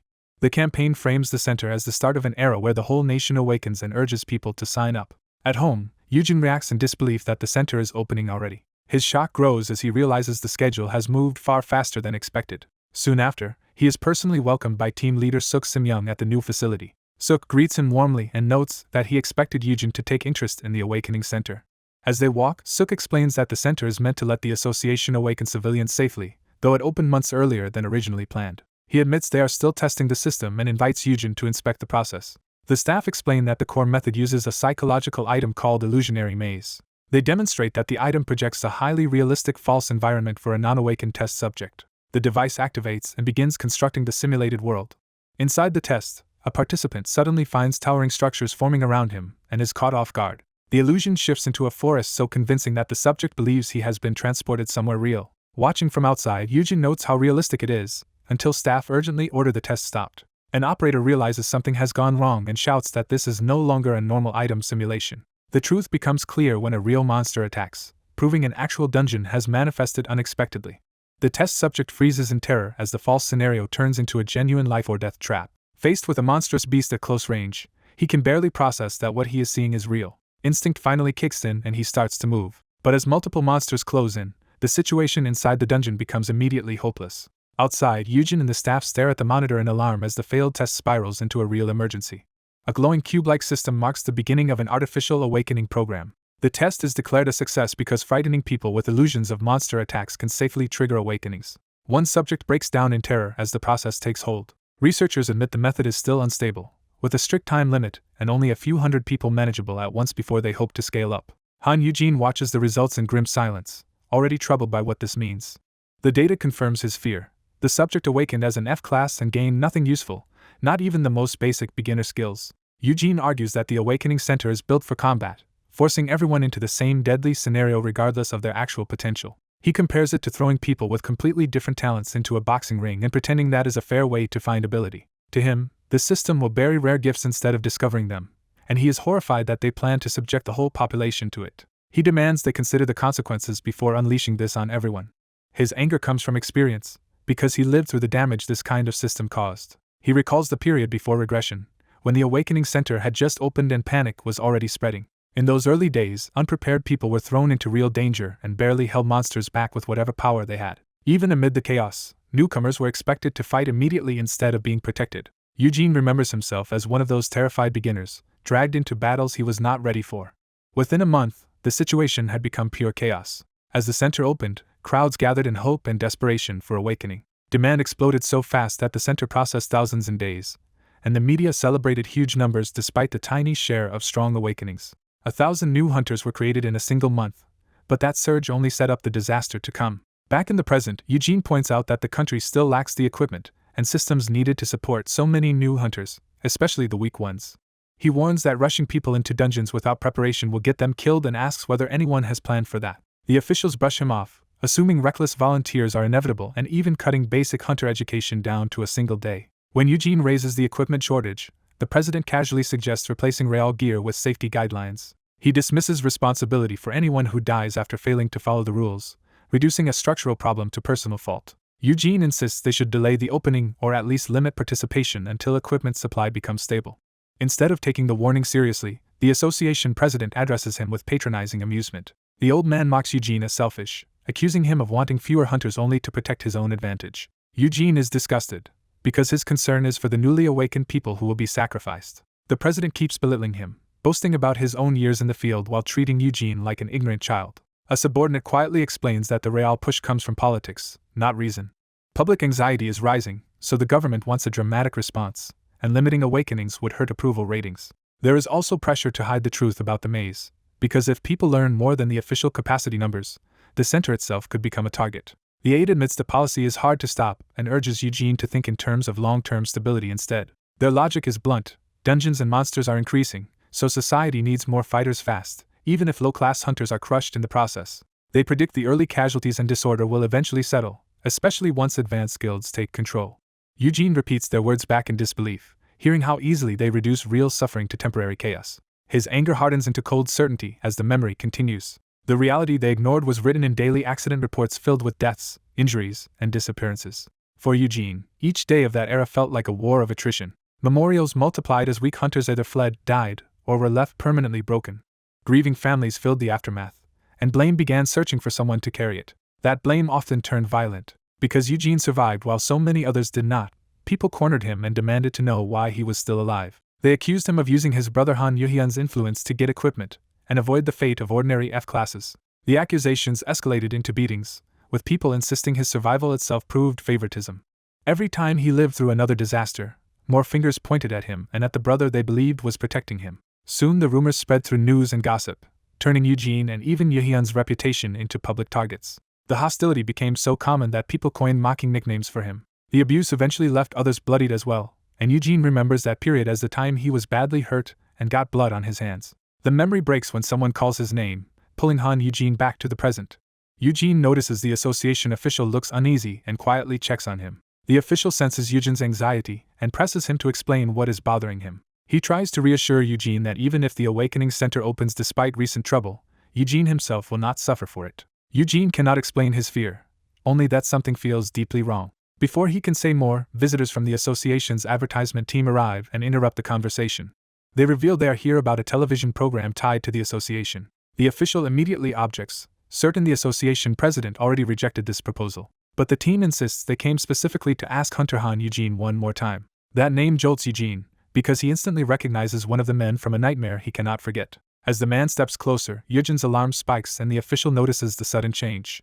Eugene realizes this is the same bastard who once kidnapped and killed him, and he struggles to hide his shock. His mind flashes back to the cave where that past life ended, with him lying helpless on the ground. The men had discussed crippling him first, and keeping him alive with potions so they could keep extracting evidence and valuables from him. They had treated his suffering like entertainment, looming over him with casual cruelty. Worst of all, the man now smiling in front of him had personally finished him off in that previous timeline. Back in the present, that same man introduces himself as Lee Dongwon from the advertisement team and offers a business card as if nothing ever happened. Eugene forces himself to stay calm, reminding himself that this version of Dongwon does not know what happened in the other world. Even so, he cannot understand why a future murderer is now openly working with the Hunter Association. Dongwon explains that the association president heard Eugene cares deeply about low-class hunters, making him an ideal guest for their program. He pitches the show as a project meant to spotlight neglected people by featuring mostly low-class hunters and even the unawakened. That claim makes Eugene tense, because it sounds too close to the kind of prey those men used to target. Dongwon flatters him as an F-class hunter with unusual public attention and says the other guest especially wants him there. The official tries to shield Eugene, warning them not to pressure someone who is supposed to be on vacation and already burdened by the Awakening Center issue. Eugene suddenly reaches a decision before the official can turn them away. He abruptly agrees to appear, acting cheerful enough to stop anyone from questioning him. The team is thrilled, while the official is left panicking over how to explain this reversal. Dongwon eagerly offers partnership, unaware Eugene is accepting for his own reasons. Eugene takes the offered hand, turning the meeting into a formal agreement. As he seals it, he concludes the association is even more rotten than he suspected. His thoughts return to the dungeon raid Team Gosen, the group that once lured him into a crystal cave under the pretense of a routine break. Back then, Eugene had trusted them enough to help carry their gear. He had even felt grateful, believing they were kindly letting an unawakened hanger-on experience a better dungeon. The team had a polished reputation and seemed generous, often taking low-class hunters along. But their friendliness was only bait, and Eugene was too innocent to see the trap closing. The moment he was isolated, they beat him down and warned him that no one would save him if monsters came. They pinned him in place and demanded he empty his inventory. Knowing he always survived somehow, they assumed his brother must have given him a gate stone or some other valuable escape item. They mocked his trust and admitted they never brought weak hunters into dangerous dungeons out of kindness.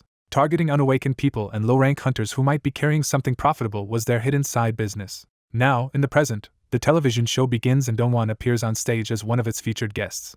Eugene is disturbed to realize someone from that criminal team had enough ties to the Hunter Association to stand here publicly. The program introduces a novelty act featuring Peace, the horned fire lion, and Chirpy for a ball-throwing performance. Watching from the side, Eugene questions why he put himself through this spectacle at all. He answers himself immediately. It is not for revenge, because in the other timeline he already slaughtered every one of them. What still grips him is the official's reassurance that he would not personally suffer any losses. Eugene tells himself that avoiding direct involvement and protecting his own interests should mean the Awakening Center, and those men are no longer his problem. Meanwhile, Chirpy arcs through the air toward the hoop as the show carries on. But Eugene cannot stop asking whether protecting only himself is really enough. As the shot nears the basket, the question hangs over him more heavily than the game itself. When the ball drops and despite the odds, Eugene is left facing the harder issue of whether he can really ignore what he knows is coming. As Hale rushes toward the mascot Peace in excitement, the narrator worries that pretending not to notice danger will only make things worse. Hale impulsively goes in for an affectionate high five, startling Peace before anyone can stop him. Peace retaliates violently, clawing Hale across the face and turning the playful moment into a disaster. The set erupts in panic as people call for help, demand filming stop, and scramble for a healing potion instead of an ambulance. The narrator quickly restrains Peace and apologizes on his behalf, trying to calm the situation and protect the little creature from blame. Hale brushes off concern with a smile, insisting the potion healed him completely and acting as if the injury barely matters. Even while staff fuss over him and promise to edit the accident out, the narrator remains fixated on the damage to Hale's face because his looks are central to his career. Instead of being upset, Hale takes responsibility for frightening Peace first, which convinces the narrator even more that he is genuinely kind. Hale then reveals just how abnormal his priorities are by treating a scratch from Peace as something he would have treasured rather than resented. His obsession becomes clearer when he excitedly confesses that he wants to become a hunter and stand beside awakened people at the world's edge, leaving the narrator to realize this beautiful celebrity is also deeply eccentric. That mention of awakening makes the narrator instinctively inspect Hale more closely. The skin identifies Park Hale as an unawakened B-rank candidate with 3 A-class starting skills. Those skills all revolve around overwhelming attractiveness and charm, making the narrator lament that such appearance-based abilities would never show up in a normal awakening center. He almost blurts out what he knows, but stops himself before exposing anything in front of everyone. With too many eyes on them, he awkwardly changes the subject while Hale casually jokes about not needing his wisdom teeth removed. Hale's beauty keeps short-circuiting the narrator's thoughts, making him feel that someone like this hardly needs supernatural help to get whatever he wants. The narrator concludes that Hale could probably conquer the world on looks alone. As Hale warmly reaches toward Peace again, the narrator is struck by how famous Hale supposedly is despite being someone he has never once heard of. Their private moment is interrupted when a suited man approaches and checks on Hale's injury. The man apologizes and reveals that he was the one who invited Hale to the event. Hale greets him with easy familiarity as Dongwon, shocking the narrator and confirming that Hale already has ties to powerful people. Dongwon downplays the closeness for now, but makes it clear they intend to keep supporting Hale and expect more chances to work with him later. To the narrator, that promise sounds less like help and more like a threat. He reads Dongwon as the kind of man who would exploit Hale's innocence and hunter fantasies for money and influence. Thinking Hale's stalled fame may be tied to that kind of manipulation, the narrator seizes the chance to offer him a handmade peace plush as a personal gift. He also uses the gift to secure Hale's number, telling himself this could become his opening to approach the Gosen's side through Hale. That opportunity arrives almost immediately. Soon after, he finds the peace plush that Yerim had angrily discarded and realizes it can serve as his excuse to contact Hale. He sends a photo of the plush and asks if it belongs to Hale, while a memory of someone carefully handling peace hints that others are already watching the mascot closely. As he waits, he plans to use this conversation to warn Hale if the association's advertising team reaches out to him. Hale replies at once, relieved and delighted that the plush was found. But his gratitude includes thanks for help with awakening as well, instantly putting the narrator on alert. Hale explains that Dongwon came because of the narrator and had already told him he would gain field experience in a dungeon before the opening, even though Hale has never done anything like that before. Realizing something is very wrong, the narrator urgently asks where Hale is and tries to get his location before contact is cut off. When he calls, the number is already unreachable. He immediately concludes that Dongwon's people moved first and used his name to lure Hale in. Meanwhile, Hale notices his phone has been disabled and is told to save the battery until he gets inside, confirming he has lost control of the situation. Dongwon calmly takes everyone's phones, claiming there's no service in dungeons anyway and making the isolation sound routine. When Hale worries about not informing his manager, Dongwon dismisses it and argues that anyone close to him would only try to stop him from becoming a hunter. Hale hesitates, but another man reassures him that an association employee would never bring him somewhere dangerous. They lead him into a warehouse where a Real gate waits, and Dongwon tempts him with the promise that he can return quickly as the awakened person he has always dreamed of becoming. Seeing an actual gate overwhelms Hale's caution with awe. Captivated by the chance to fulfill his dream, he decides to trust them and goes along willingly. Back outside, the narrator keeps trying to call, but still cannot reach him. He realizes that if Hale has already entered the dungeon, he must get there before it closes. He also knows the police are useless here because Hale is a celebrity, and the association's involvement would bury the truth before anyone acted. So he looks for a faster, unofficial way to reach Hale than calling the authorities. Remembering an old contact from his former life when he ran a normal detective agency, he gambles on a number he has not used in a long time. This time someone answers immediately. On the other end is Hamster Agency, where a bespectacled man at a bank of monitors picks up the call and asks how he can help.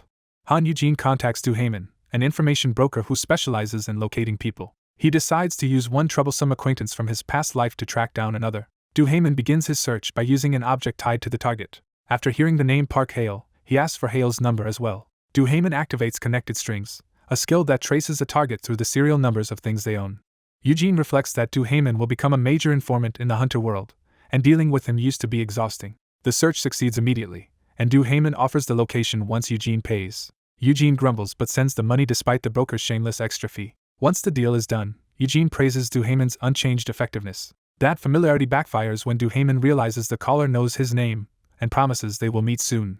Alarmed, Du Heyman demands to know who Eugene is and how he knows him. Ignoring the question, Eugene heads for the location near Wanhyo Bridge. To approach unnoticed, he activates hidden objects, a stealth skill that makes him hard to detect. He plans to use the stealth ability he once gained in a solo dungeon to finish this quickly. Meanwhile, inside the dungeon, a raid team struggles against monsters while escorting a terrified civilian.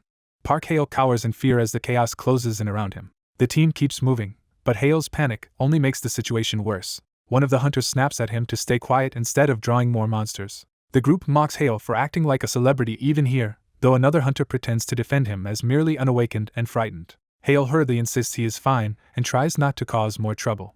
He explains that he came to learn before his awakening, which only encourages the men to patronize him. They call him naive and tell him he would have been scammed by someone else if not by them. When the dungeon timer reaches 0, the hunters decide it is time to begin their real plan. Hale still does not understand what they mean until one of them grabs him. The trap is revealed when they announce that the gate is about to close and strike him down. Eugene explains that the Gosum team's method was to lure targets into dungeons and wait until the gate sealed them inside. Beaten and trapped, Hale asks why they are doing this to him. One of the hunters approaches and coldly tells him he did nothing wrong. They frame it as simple bad luck that his life happened to cross theirs. Their leader, Kim Yongjin of the Gosum team, confirms Hale's identity. He seizes Hale by the throat to keep him helpless. Kim Yongjin reveals that Hale was chosen because he was the richest and easiest target on the Awakening Center's list, then uses his brainwashing skill puppet's strings. Under that control, he tells Hale this happened because he trusts people too easily and that he should not resent them too much. Hale's will starts to buckle, and he begins agreeing with the lies forced into his mind. Kim twists Hale's dream of becoming awakened into something shameful and pressures him to abandon it. He pushes further, insisting Hale should stay a celebrity and give up on becoming a hunter. Then he escalates the manipulation into extortion, demanding Hale hand over his career earnings to them out of gratitude. Hale nearly submits completely under the pressure. Even so, through tears, he still tries to say he wants to become a hunter. Kim notices that Hale is resisting the brainwashing and responds with violence. The others watch as Kim remarks that celebrities really do have stubborn minds. He insists this is the cleanest method because contracts leave evidence, while his men worry he may ruin Hale's face beyond repair. Kim decides to keep beating him anyway, knowing the brainwashing works best when the victim is mentally broken. The gang even starts betting on how long Hale can hold out before his mind collapses. Their cruelty is interrupted by a voice mocking their prejudice. The hunters whirl around as an unseen intruder finally reveals his presence. Eugene steps out and taunts them for betting against him when he claimed to be awakened. He drops the stealth skill and lets them see him clearly. Hale recognizes his rescuer as Hunter Han Eugene and is stunned that he came. Eugene calmly squares up to the entire group alone. The hunters panic at the idea that someone from World's Edge might be involved, but realize Eugene appears to have come by himself. Eugene first checks Hale's condition instead of posturing. Hale assumes World's Edge must have sent help, only to learn Eugene came alone. That revelation shocks Hale even more, and Eugene dryly says he did not want too many witnesses. Before the gang can react properly, one of them smashes Eugene from behind. The blow barely matters, and the attackers are rattled that an alleged F-class took it so easily. They convince themselves he must be relying on expensive gear and decide to strip it off him. Armed men close in on Eugene as if overwhelming him will expose his weakness. Eugene says he came personally to confirm that their methods had not changed, and they have not. The criminals still fail to understand who he really is. Eugene admits he had hoped he could simply forget people like them, but he produces a hidden item and says he cannot ignore the lives they keep destroying, including the private information they leak through Du Heyman. He quietly shields Hale before the fight fully erupts. Then he tells the gang he cannot overlook what they have been doing. He even offers them one last chance to confess and start over, which only makes them think he is insane. A red-haired thug attacks from behind, eager to make even more money off Eugene. They still believe he is just an F-class boosted by equipment, and order everyone to strip him of it. The gang rushes him greedily, convinced they are about to rob an easy prize. They start discussing how valuable World's Edge equipment would be if they can take it from him. Their greed is cut short when sudden flames explode into the fight. A summoned fire beast tears into the attackers before they can understand what happened. The gang realizes too late that Eugene was hiding far more than simple gear. Elsewhere, influential figures discuss the recent loss of 2 S-class hunters and the instability around the Awakening Center. They conclude the shortage is manageable because Korea now has more newly awakened S-classes and foreign powerhouses present. Among those names are Noah and Riet, who are both staying in Korea for a while. The conversation turns to Evelyn Miller, who has also come to Jupiter. They treat the crisis as part of a broader struggle for influence, proof that power politics have not changed even after the world did. The discussion settles into calm confidence over drinks. One man says the association has crossed a line and that a rotten part of society must be cut away, adding that the perfect bait is already prepared. Evelyn correctly guesses that the bait is Han Eugene. When she questions whether an F-class can really handle that role, she is told to wait and see. The man recalls that Kang Soyang noticed Eugene seemed unusually lively after the recent dungeon incident and oddly close to another hunter. Evelyn points out that an ordinary F-class should fear getting close to someone like him, which is exactly why Eugene stands out. The man decides Eugene is not merely bold but something harder to define. Back in the dungeon, Eugene cuts down one attacker with lethal precision. He moves through the gang with the efficiency of someone far more experienced than they expected. The survivors are horrified that a newly awakened F-class is fighting like a veteran killer. They try to overwhelm him with numbers, shouting for each other to keep attacking. A heavy strike aimed at Eugene is stopped by his defensive barrier instead of reaching him. Eugene counters immediately, smashing through the attacker before the man can even finish questioning the defense item. He follows with another brutal slash that leaves no doubt he intends to end the fight. One of the last men lashes out with fire in desperation, cursing him. The attack only opens him up to a crushing counter that slams him into the ground. Even pinned and battered, the thug vows to kill Eugene with his bare hands if weapons and skills fail. That threat is cut off when a larger force enters the battlefield. Peace arrives in his beast form and stops the thug, reminding Eugene that the dungeon itself still needs to be handled. Eugene refuses to let the matter go, insisting these men are his grudge to settle. Far away, the man with the drink remarks again that Eugene is very strange. He notes that Eugene's records show no criminal past and an entirely ordinary life, which makes his current behavior even more suspicious. What truly unsettles him is that Eugene's eyes look like those of someone who has killed many times before. Eugene realizes he can act without relying on his gratitude-based skill in this different situation.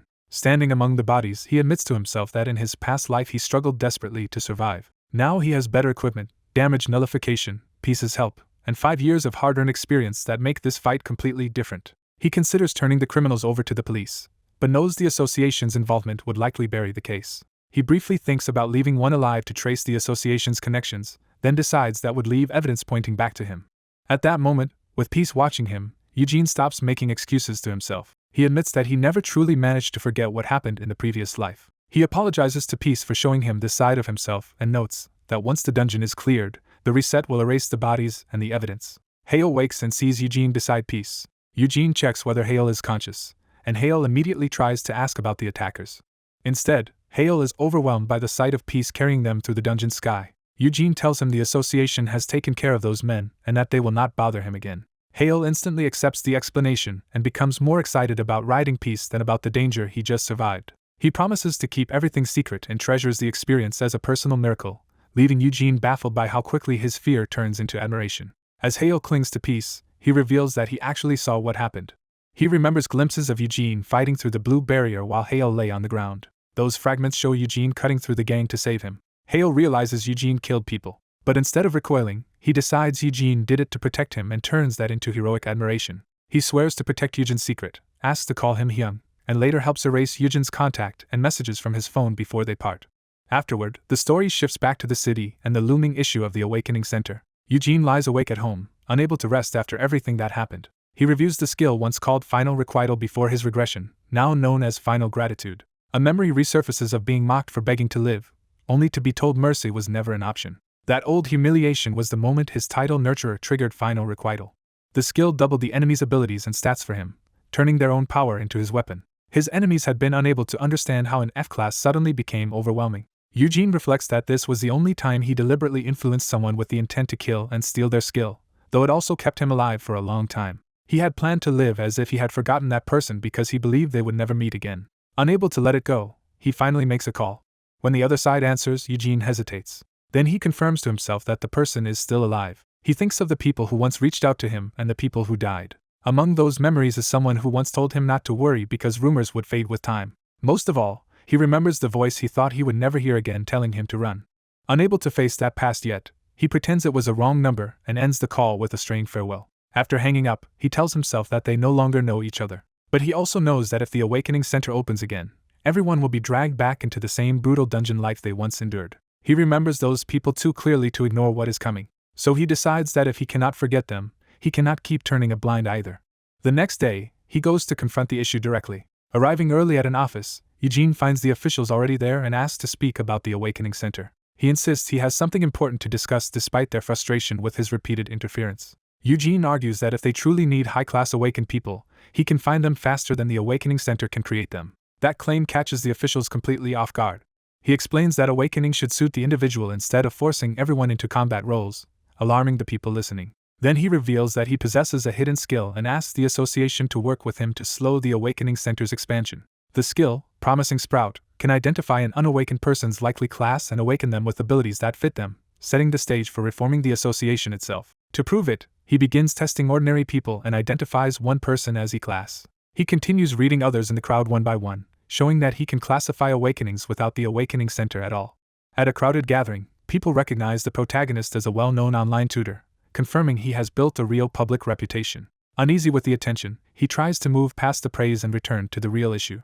The casual meal has turned into a much larger meeting than expected, with curious onlookers and allies gathering around him. One companion argues that the growing crowd is actually useful because it draws in more potential recruits. Another jokes that his tutoring success is already paying off, reinforcing how visible and influential he has become. A bystander presses him to explain why his supposed talent matters if it cannot directly awaken people. He finally reveals the true value of his ability.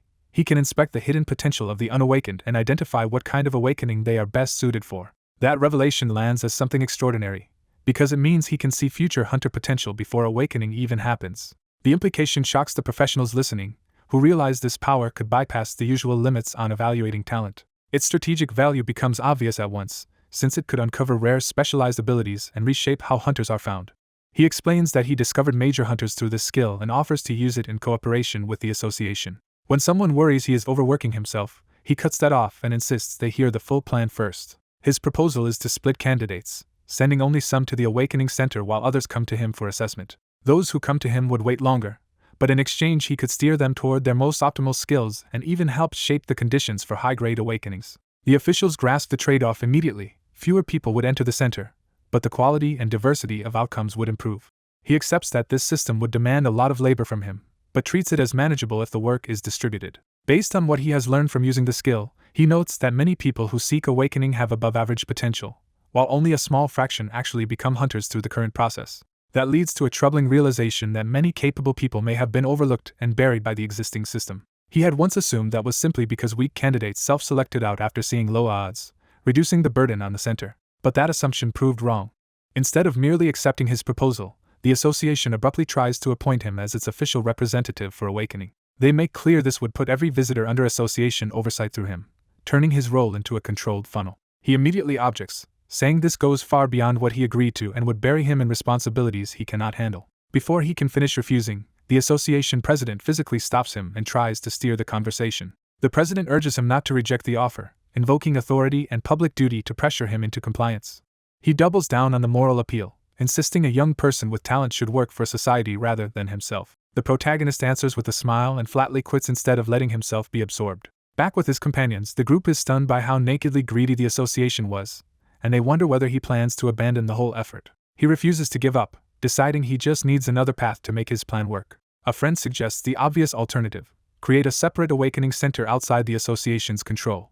But he is warned that the association will not let go of him so easily. To explain why, they bring up the recent exam results he submitted, which showed an unusually high number of strong candidates, and one especially dangerous combat-oriented case. That kind of result proves his method can mass-produce upper-tier talent, making him both valuable and threatening in the association's eyes. If his system is fully developed, it could produce some of the strongest hunters in the country, which would shift power away from existing institutions. His friends conclude that the association is probably already trying to put a leash on him before that happens.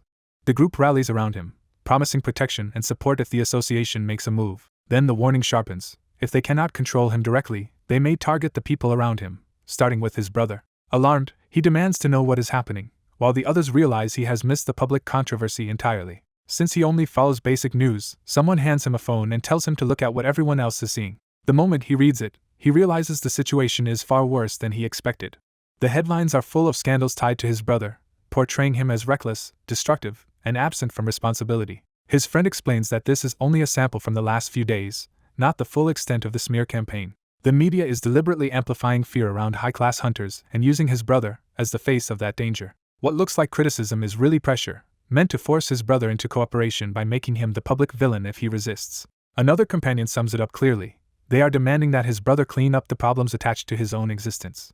The underlying message is that an S-class hunter is treated as inherently dangerous, whether he acts or not. And if his brother refuses to play along, the media storm will only intensify until he is cornered. Elsewhere, his brother leaves a tense meeting with officials, visibly fed up with the pressure being placed on him. A man intercepts him privately and points out that, unlike him, his younger brother is exposed because he lacks the protection of status and public distance. The warning is blunt: the people trying to control the S-class hunter will use his brother as leverage to manipulate him.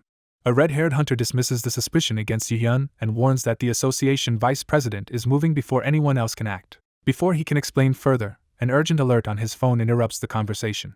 The message announces a high-class hunter rampage in Seoul and locks down the surrounding area, leaving everyone stunned by the name attached to it. As the timing starts to look deliberate, their attention is drawn to a breaking report.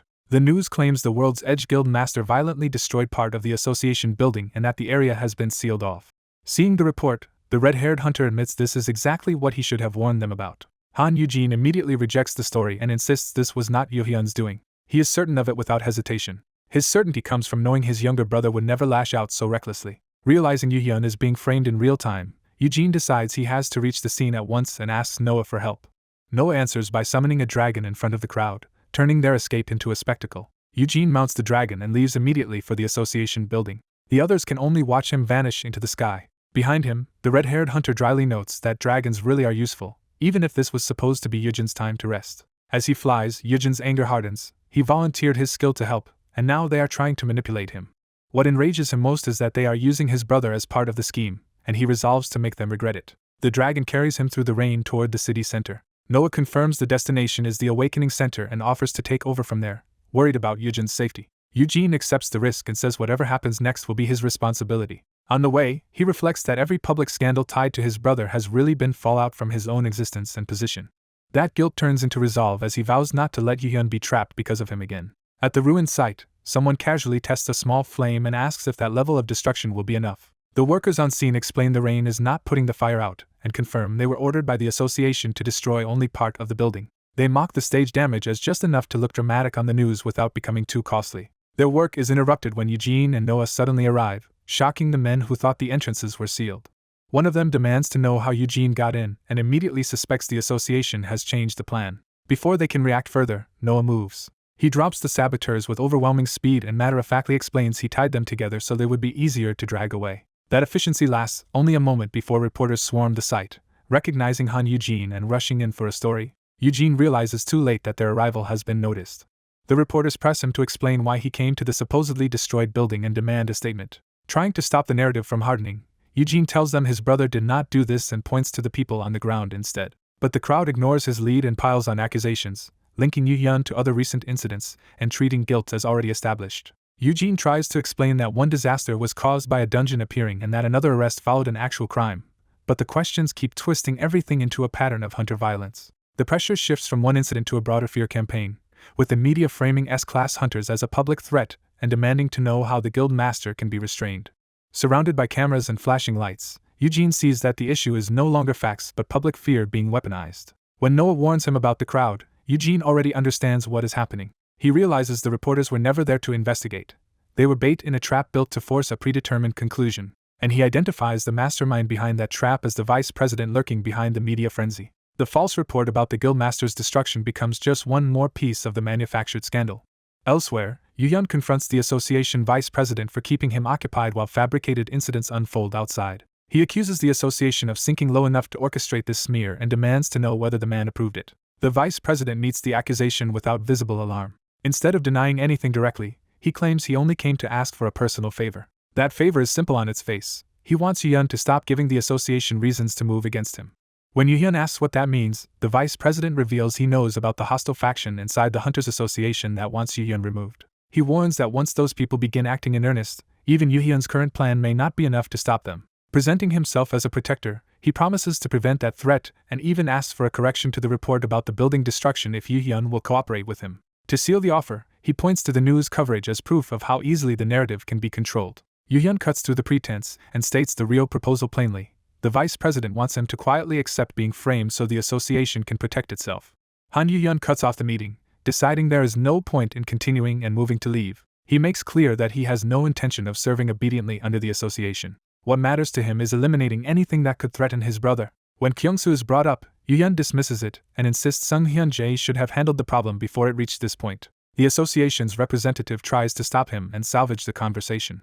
But the attempt only triggers Yuhyun's power, and the room is suddenly filled with dangerous energy. Yuhyun treats the request as a personal appeal rather than an order he has to respect. He openly suspects the association is only trying to buy time. To prove how little restraint he is under, he warns that he could turn the place to ashes and make the rumors about him true. Faced with that threat, the man questions him, and Yuhyun calmly answers that this is still him holding back. For the first time, the representative truly grasps the danger standing in front of him. He realizes Yuhyun feels less like a person than something monstrous. In his mind, Han Yuhyun stands apart even from other S-class hunters as something especially inhuman. That realization hardens into fear that beings like this can never simply be allowed to roam free. He convinces himself that such wild creatures must be restrained, which is why the association's control is necessary. Even so, he hesitates, knowing the logic is not enough to solve the immediate problem. If the very leash meant to control monsters is already rotten, he sees no clear answer left. Then breaking news appears, tying the destruction at a building site to the World's Edge Guildmaster's brother. Han Eugene suddenly arrives at the scene, and both men are caught off guard by his appearance. Yuhyun is startled to see his brother there in person.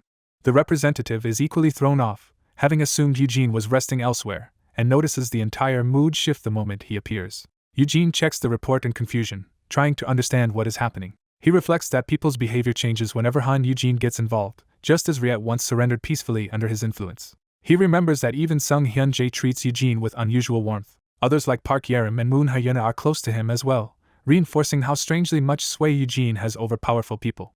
The representative concludes that this unusual influence is exactly why the association wants Han Eugene nearby, since he can at least communicate with monsters in ways others cannot. At the construction site, Eugene faces the aftermath with a tired, unimpressed calm. When someone checks on him, he admits he misjudged the situation. Seeing how bad things really are, he regrets not taking the easier route from the beginning. As reporters press him for a statement, Eugene dryly agrees that the scene is indeed terrifying. Still covering part of his face, he apologizes and explains that the building did not simply collapse on its own. He clarifies that his brother is not the cause and reveals that an undiscovered dungeon nearby is responsible instead. When the crowd fails to understand, Eugene realizes they still cannot perceive the real threat. He begins to spell it out by telling them to look up at something enormous, what he identifies as a dragon. As panic starts to spread, Eugene contemptuously addresses the reporters who were eager to smear his brother. The dragon's massive body emerges over the ruined site, while Eugene pointedly suggests they now have the disaster story they wanted. He mocks them further, saying this should be enough material for their article. Then the dungeon fully ruptures, and the crowd finally understands they are facing a dragon from an A-rank dungeon and must flee. The dragon roars and turns the crisis into immediate mortal danger. The news instantly flips from blaming the guildmaster to reporting a total dungeon break and complete destruction. The association's man can only sweat as events spiral beyond control. The dragon lunges with a savage roar. It bears down on the area, ready to tear through everything in its path. Civilians and reporters scatter in terror as the dungeon break becomes undeniable. In the middle of the evacuation, Eugene cheerfully points out that the story about the World's Edge Guild master rampaging was false after all. Completely at ease, he tells the dragon to destroy the now empty building instead, since everyone inside has already been evacuated. The dragon responds with pleased obedience rather than hostility toward him. At Eugene's command, it smashes the structure apart, fulfilling his request like a pampered pet. Watching the result, Eugene happily concludes he should have handled things this way from the start. Noah concludes that stopping the awakening dungeon is simple in theory. He just has to get rid of the water feeding it. As the rain falls over the ruined area, Chief Officer Song reflects that the guild has accepted Noah's offer, and that this may be the first time he has seen someone act so selflessly. His subordinates rush in with an update that the dragon is gone, and they are now checking whether any monsters remain.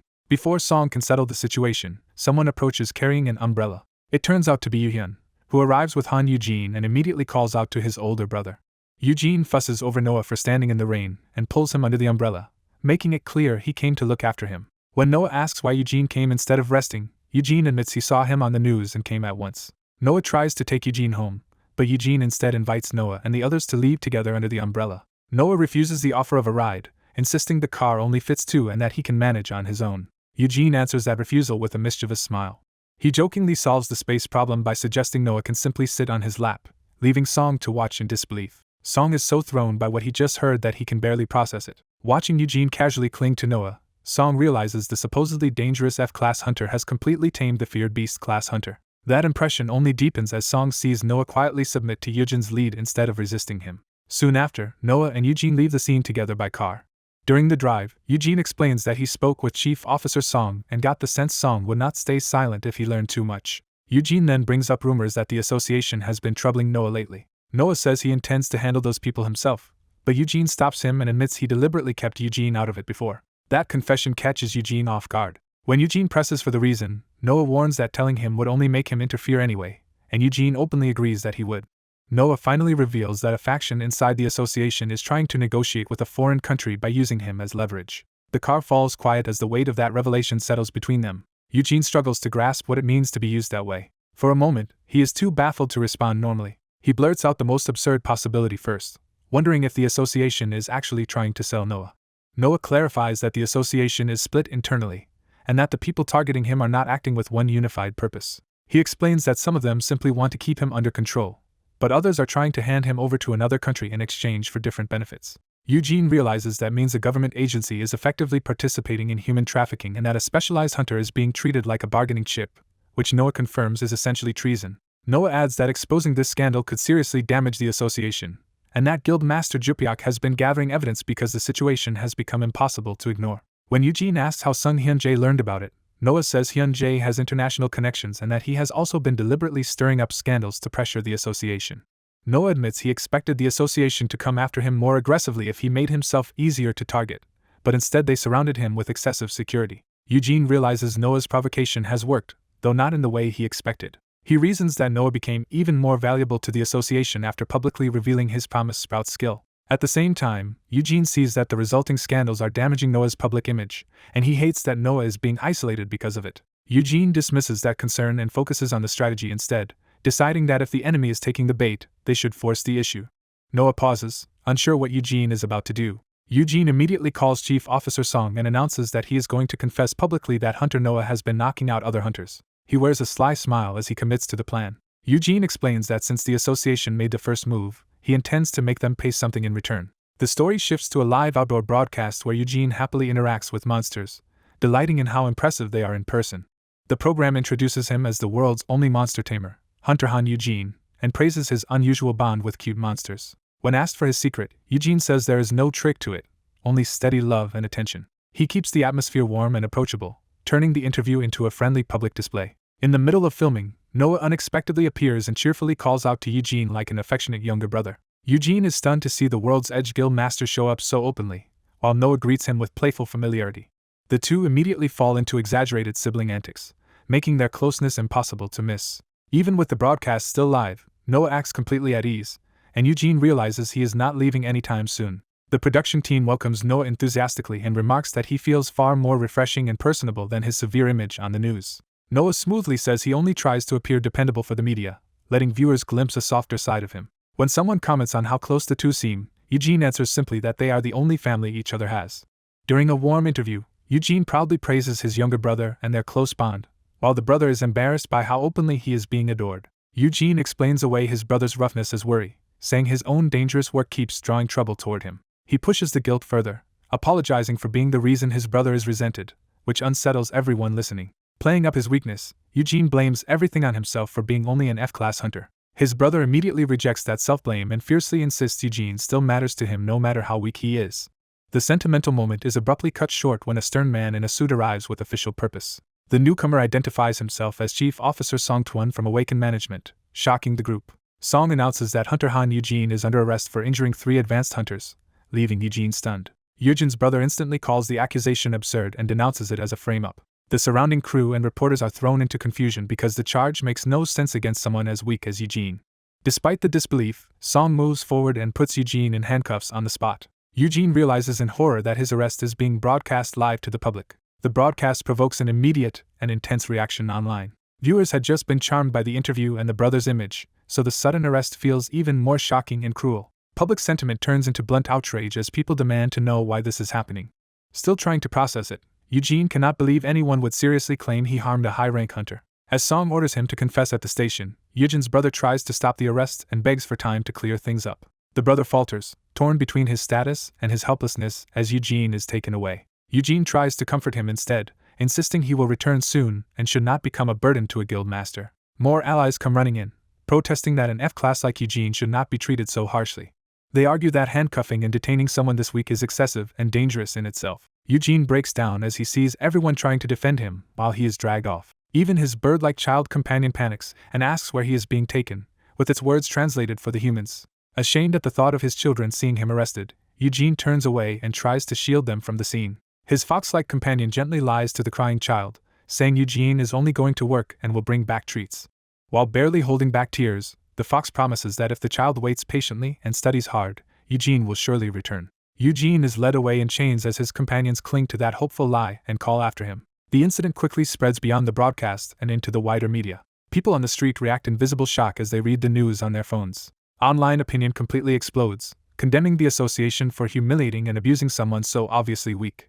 The media then distills public appeal into a simple formula for drawing sympathy. First came beauty, embodied by the handsome brother at the center of the story. Then came beast, represented by the adorable companions left behind in tears. By the next day, they added baby, spotlighting a tearful young woman grieving that Eugene was taken while she was away in a dungeon. Her emotional public breakdown deepens the sense that Eugene is someone vulnerable people depend on and failed to protect.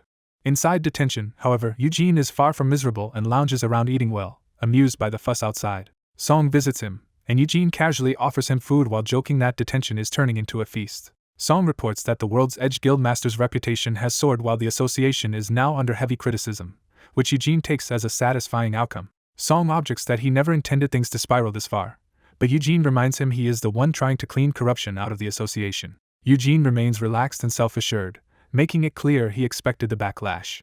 He reveals that this entire stunt was the plan he proposed to Song as a way to force the truth into the open. His idea was to use himself as bait so the people inside the association trying to kidnap and sell him would make their move. Because the detention center is association territory, he judged it the perfect place to lure those enemies out. Song admits he agreed to ambush the kidnappers there, but not to Eugene deliberately turning public trust against the association. Eugene shrugs that the association earned this backlash through its own actions.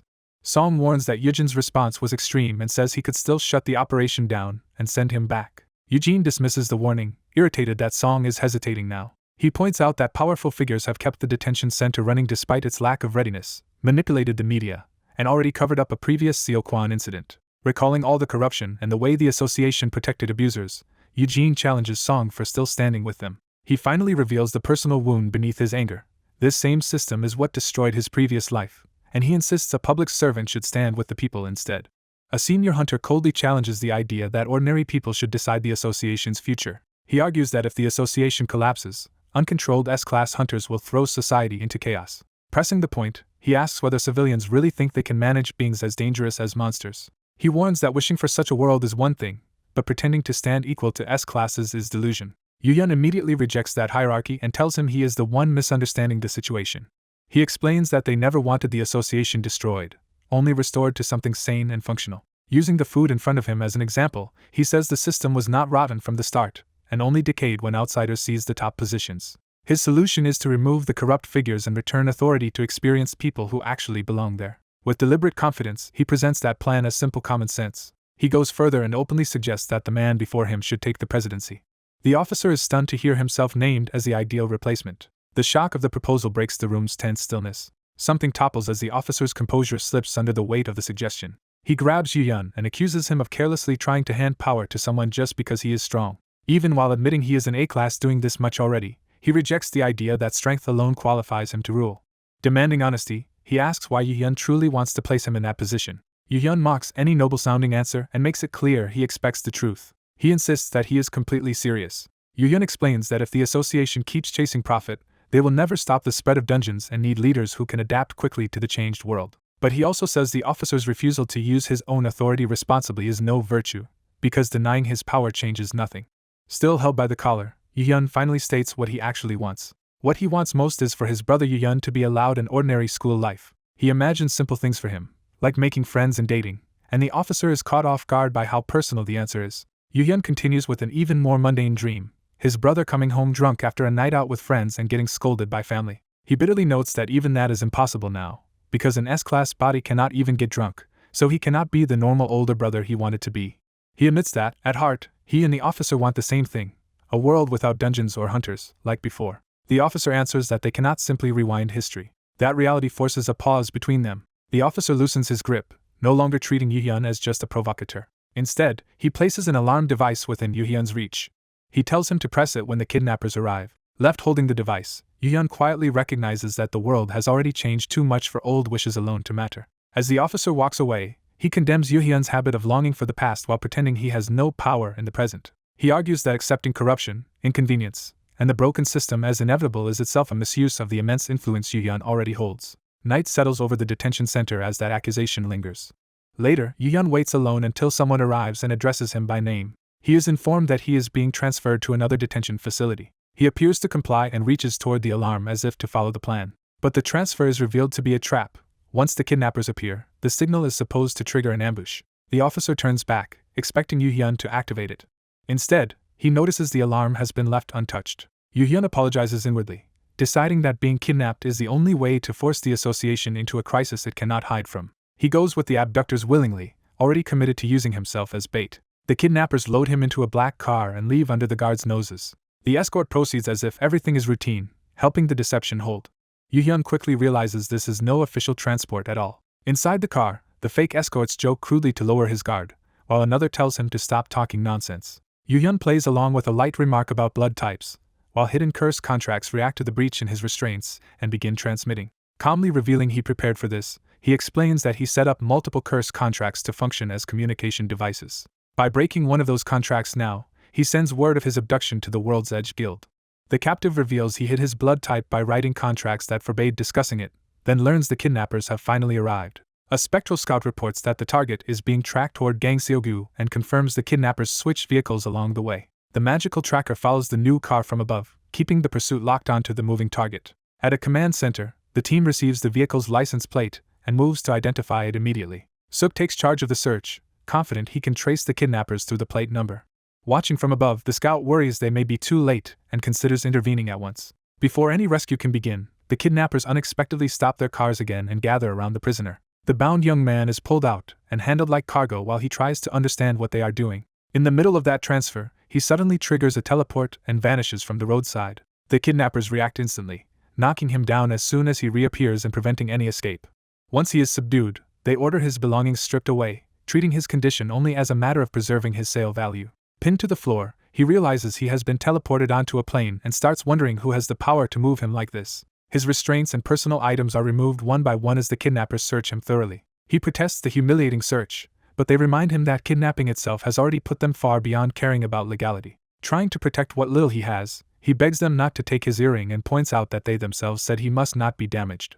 The search suddenly reveals a tiny hidden creature, startling the kidnappers and exposing the one thing he did not expect them to find. They identify the creature as an F-class monster and realize he had concealed it on his person the whole time. He is just as shocked, because the little monster should have been left behind at home. Unable to use his broken status window to check, he suspects the creature may somehow have teleported to him on its own. When the creature weakens, he panics and demands a high-class magic stone to keep it from starving to death. Though they complain about the cost, the kidnappers feed the tiny monster expensive stones while he urges it to eat. They decide the expense can be charged to the future buyer, and casually mention that both captive and monster are being prepared for a listing. When he questions that word, one of them makes him face the truth instead of clinging to false hope. She tells him plainly that he was not kidnapped for detention but to be sold at a human auction. As the plane crosses the night sky, he learns wealthy buyers from around the world are already gathering to bid on awakened people like him. His captor explains that once sold, he will disappear from society forever, officially reduced to a missing person no one can recover. He is horrified by how close this is to outright trafficking, but he steadies himself with the thought that his location is still being tracked live. Elsewhere, his ally activates a prepared tracking method, determined to find him no matter where he has been taken. The search team rallies around the effort and asks for the captive's current location as the tracker closes in. While the captive tries to learn where he is being taken, the tracker begins to identify the destination. The search finally resolves the signal to a specific place, and the answer shocks them: Hong Kong. The story shifts to the dense city where the trafficking operation is based, confirming he has been moved overseas. Night falls over Hong Kong as the transfer continues deeper into the city's criminal network. A luxury car carries him away from the airport, showing that his captors are delivering him to high-end buyers rather than hiding him in some warehouse. From the back seat, he bitterly reflects that his first trip abroad happened only because he was kidnapped. His mood darkens further, as he realizes the absurdity of his situation is only getting worse. A polished broker greets him warmly and pretends this is hospitality, even as the captive recognizes him as just another kidnapper. When confronted, the man denies being the mastermind and presents himself as merely an intermediary. He introduces himself as Agent Henry Gregson, a broker who profits by locating valuable awakened people and placing them with buyers. Henry explains that Hong Kong thrives on this trade because its concentration of awakened people and international access make it ideal for gathering buyers. To criminals like Henry, the city is simply a convenient marketplace, and the captive sees through the euphemisms immediately. Henry admits he expects an enormous price for this sale and tells the captive to enjoy himself until the auction begins. That phrase catches the captive's attention, because it sounds less like a threat and more like a clue he can use. He remembers his contract's hidden safeguard: if he is kidnapped and his life is endangered, a curse resistance effect should activate no matter the circumstances. He is brought into an extravagant hotel suite, stunned that his prison is being disguised as luxury.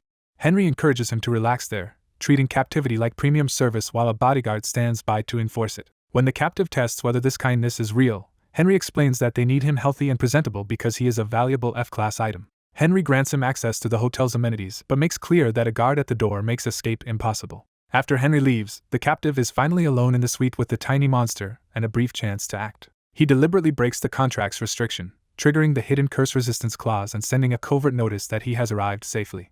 He rejects the idea of being sold at auction and decides that once the association's trail is secured, he will return to settle things with them. Before dealing with that larger fight, he indulges himself with a luxurious stay and treats the hotel like a temporary reward. He throws himself into the fantasy of comfort, enjoying fine dining and service as if he can briefly forget the danger around him. Even while relaxing, he keeps reviewing what he knows. The Hunter Association has been investigating missing awakened people, and the guild tied to him has become entangled in that search. He reassures himself that Noah's side will eventually identify everyone involved, and he plans to disappear before any auction can claim him. That plan is interrupted when he finds a note hidden under the meal cover announcing a change of plans. Realizing someone has reached him directly, he is startled that the message was even written in Korean, making it unmistakably meant for him. The sender reveals himself as the blonde man, arriving casually with fruit juice as though this were an ordinary visit. The young man immediately tries to shut him out and regain control of the situation. He doubles down by locking the door and refusing the intrusion. When the blonde man still confronts him, he accuses him of being part of the trafficking operation and demands to know whose side he is on. The blonde man dismisses the accusation, saying he is not interested in a simple sale and implying the young man has always misunderstood his role. He adds that the guild leaders likely already know he is here, and may even have agents inside the hotel already. Elsewhere, the guild's people are indeed mobilizing, with Yeren preparing herself as the operation begins to move. A suited ally joins in, making clear they are about to ask for cooperation rather than simply observe. Back at the room, the blonde man invokes a favor owed from when he previously handed the young man over, forcing him to listen. He asks to add one more condition to the escape plan, leaving the young man wary of this sudden demand from someone who appeared out of nowhere. The proposal expands into something much bigger. The blonde man has rented out the entire infinity pool and surrounding area to create a private staging ground. The absurd luxury of the setup sinks in, even down to Payak floating around comfortably, making the scale of his resources impossible to ignore. As the young man settles into this strange hospitality, he is told his mango juice has arrived, only to realize another familiar face has entered the scene. Yeren appears disguised as hotel staff, and her sudden arrival shocks him because she has infiltrated the hotel to reach him. He questions how such a flimsy disguise could work with guards everywhere, suspecting the infiltration should have failed immediately. Yeren explains that the glasses are not the real trick. She is using one of Uncle Song's items to borrow someone else's appearance, and she switched places with an actual staff member. She reports that the guild master has entered the auction as a participant, and the rest of the team rushed to prepare once they learned what was happening. Still trying to understand how all of this came together so quickly, he asks how Uncle Song got involved at all. The answer is simple. An invitation reached the blonde man under one of his alternate identities, advertising a coming sale of a precious item. He clarifies that the invitation did not go to the guild itself but to another name he uses, showing he maintains multiple identities suited for circles like this. He explains that these auctions attract more than hunter guilds, drawing in powerful outsiders who send representatives to bid on illegal and extraordinary goods. The young man realizes that even the blonde man's disguised identity carries enough status to be welcomed into that world, revealing just how far his influence extends. Then the blonde man reveals the real favor he wants. He intends for the young man to take part in the auction itself. The suggestion sounds like volunteering him to be sold, and he reacts in outrage. But the blonde man insists he will take responsibility and bid if necessary. What matters more to him is using this chance to expose and destroy the corruption inside the association by targeting the traffickers directly. He bluntly identifies Eugene Han as the perfect bait to draw the hidden buyers and sellers into the open. Back at the poolside, Yeren reframes the situation as a cleanup operation. Now that they are here, they should wipe out this trafficking den. When she praises Uncle Song for sounding unexpectedly principled, the young man undercuts that image and says the man is probably just personally irritated by the trade. In his view, Uncle Song is less driven by justice than by a refusal to tolerate something ugly continuing in front of him. Yeren takes that logic to a violent extreme and assumes helping him means killing every participant, prompting immediate pushback. She is stopped and told the plan has been refined, because her role is not indiscriminate slaughter but a more controlled form of backup. As night falls over the city, the young man accepts the core idea: the traffickers deserve to be wiped out. He also decides this venue is the perfect place to reverse the power dynamic, and the team confirms they have prepared clothes suitable for sending him upstairs into the event. Dressed for the occasion, he is transformed from hunted prey into someone who can enter the auction space on equal footing, with Payak still at his side. He feels overprepared, but his escort insists the extravagance fits an event built for obscene wealth. The escort explains that this is not a simple black market sale, but a place where transactions worth billions or even trillions are made in secret. The buyers include tycoons seeking dungeon resources and magical beasts, as well as entrepreneurs profiting from slave contracts tied to hunters and dungeon labor. Hearing the full scope of it, he reduces the gathering to its essence: it is a party for garbage. Inside, the event is framed around one main attraction, and tonight that centerpiece is Hunter Eugene Han himself. When told the pre-auction performance should be a highlight, he answers with cold practicality that if he is being sold, he may as well think about how to end up with the least terrible owner. His escort laughs off the remark and assures him he will be treated well wherever he goes, exposing the rot and hypocrisy of the people running the event. With everything in place, the escort leads him onward, signaling that it is time to go up and enter the true stage of the auction. He steps forward into the next phase, crossing the threshold from preparation into the trap they intend to spring. The gathering waits for the arrival of the famed hunter Eugene Han. Eugene enters the auction hall under everyone's attention, escorted by the host and carrying himself with wary composure. The glare and scrutiny irritate him, but he keeps moving forward. Something about the scene immediately puts him on alert. He is led onto the stage as the center of the event. The auctioneer welcomes the crowd and unveils the day's final attraction. Eugene realizes with shock that the item being presented is him. The audience is told they are seeing the world's only beast tamer, a newly revealed non-awakened ability user rare enough to bypass even heavy security. The masked bidders treat him like an amusing curiosity and demand proof of his talent. The auctioneer raises the stakes further by claiming ownership of Eugene could reshape the world's balance of power, and opens bidding at an absurdly high price while human captives sit caged behind him.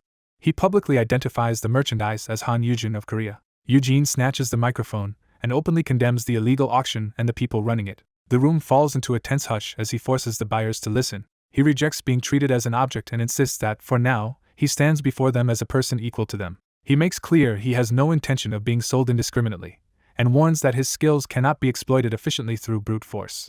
Using the auctioneer's permission as cover, he announces that his sale will proceed only under a condition of his own. His defiance provokes immediate contempt from the crowd, but he notices a response that matters. One woman mocks his arrogance, yet Eugene recognizes that open hostility is exactly what he can use. She dismisses him as overrated, arguing that in a world full of monsters his talent is not as extraordinary as advertised. Eugene plays along with the criticism, joking that even if he could tame dungeon monsters, the cost and trouble would make it impractical.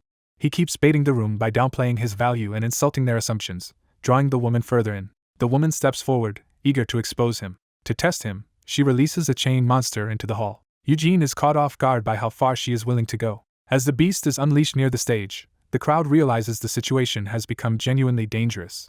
The woman orders Eugene to tame the monster on the spot if he wants to prove his worth. The enraged creature lunges straight at him before he can prepare. Panic erupts as the audience screams for security while the attack spirals out of control. Eugene is left directly in the monster's jaws with no time to escape. Desperate, he reaches for any shield, barrier, or defensive item that might save him. A violent blast erupts between him and the beast. The explosion sends fire and shock through the hall, scattering the crowd. When the smoke clears, an elderly man is revealed stopping the monster with one hand. He stands between Eugene and the beast, having taken the attack in his place. Eugene recognizes him as auction participant Ian Holton and realizes he is not awakened either. Ian bitterly admits he should never have volunteered himself as bait from the start, and addresses someone he calls brother. Eugene is stunned by the sudden intervention and what it implies. A blue-haired younger man appears nearby, and Eugene understands that Ian switched places with his younger brother, who had originally come disguised as an old man. The room is astonished that the timid-looking man from before is now holding back the monster with a single hand. When asked to explain, Ian calmly says he is only using a defensive item, not awakened power. That answer gives Eugene the opening he needs. He excitedly thanks Ian and declares that if Ian awakens, he will certainly become S-rank. The woman scoffs at the claim and accuses Eugene of making an obvious ploy for attention, insisting Ian's chances are negligible. Eugene immediately turns her mockery into leverage by proposing that Ian awaken on the spot as repayment for saving him. He loudly reframes his beast-taming ability as an emotional skill as well, implying he can sense and influence the feelings needed to trigger awakening. Privately, he tells Ian's younger brother that this is a bluff and urges him to cooperate, reasoning that the secrecy of the auction will keep the lie contained long enough. Without giving anyone time to object, Eugene starts a dramatic countdown while the younger brother prepares a fire-based effect in his hand. A blinding burst of flame detonates, turning the staged awakening into a spectacle. The crowd erupts in shock and excitement, convinced they may be witnessing something extraordinary from Sir Ian. As blue energy begins to surge around him, the performance crosses into something that looks alarmingly real. As Ian's power surges, the crowd realizes he has become dramatically stronger. He proves it immediately by crushing a monster with his bare hands. His assault continues in a violent burst that tears through the creatures around him. Seeing monsters fall to nothing but his fists leaves the onlookers stunned. The audience begins to wonder if they have just witnessed a true awakening. Amid the uproar, Eugene remains calm and takes in the reaction. The shock spreads as people start believing he may even be able to awaken others. One organizer watches with delight, sensing that the night has become far more interesting. It is explained that most buyers at this secret auction are wealthy non-awakened elites who cannot enter dungeons themselves. Because they envy the power and status of awakeners, they gather to buy rare items and dream of obtaining that world by proxy. To them, winning Eugene could mean influence on a national scale, so his value skyrockets. A bold bidder openly declares she likes what she sees and intends to outspend everyone. Eugene answers her confidence with a composed smile, already in control of the room. He challenges the assumption that money alone will decide anything. Using a special privilege, he immediately rejects that bidder from the auction. Her outrage is met with the reminder that the rules gave him that authority from the start. The host explains that tonight's featured product, Hunter Han Eugene, has been granted 3 rejection rights as both a courtesy and part of the spectacle. Those rights let him either expel bidders he dislikes or help a preferred bidder stay in contention. The crowd is forced to accept that winning him now requires more than wealth. They must also win his favor. The first rejected bidder is formally expelled for causing trouble and can no longer participate.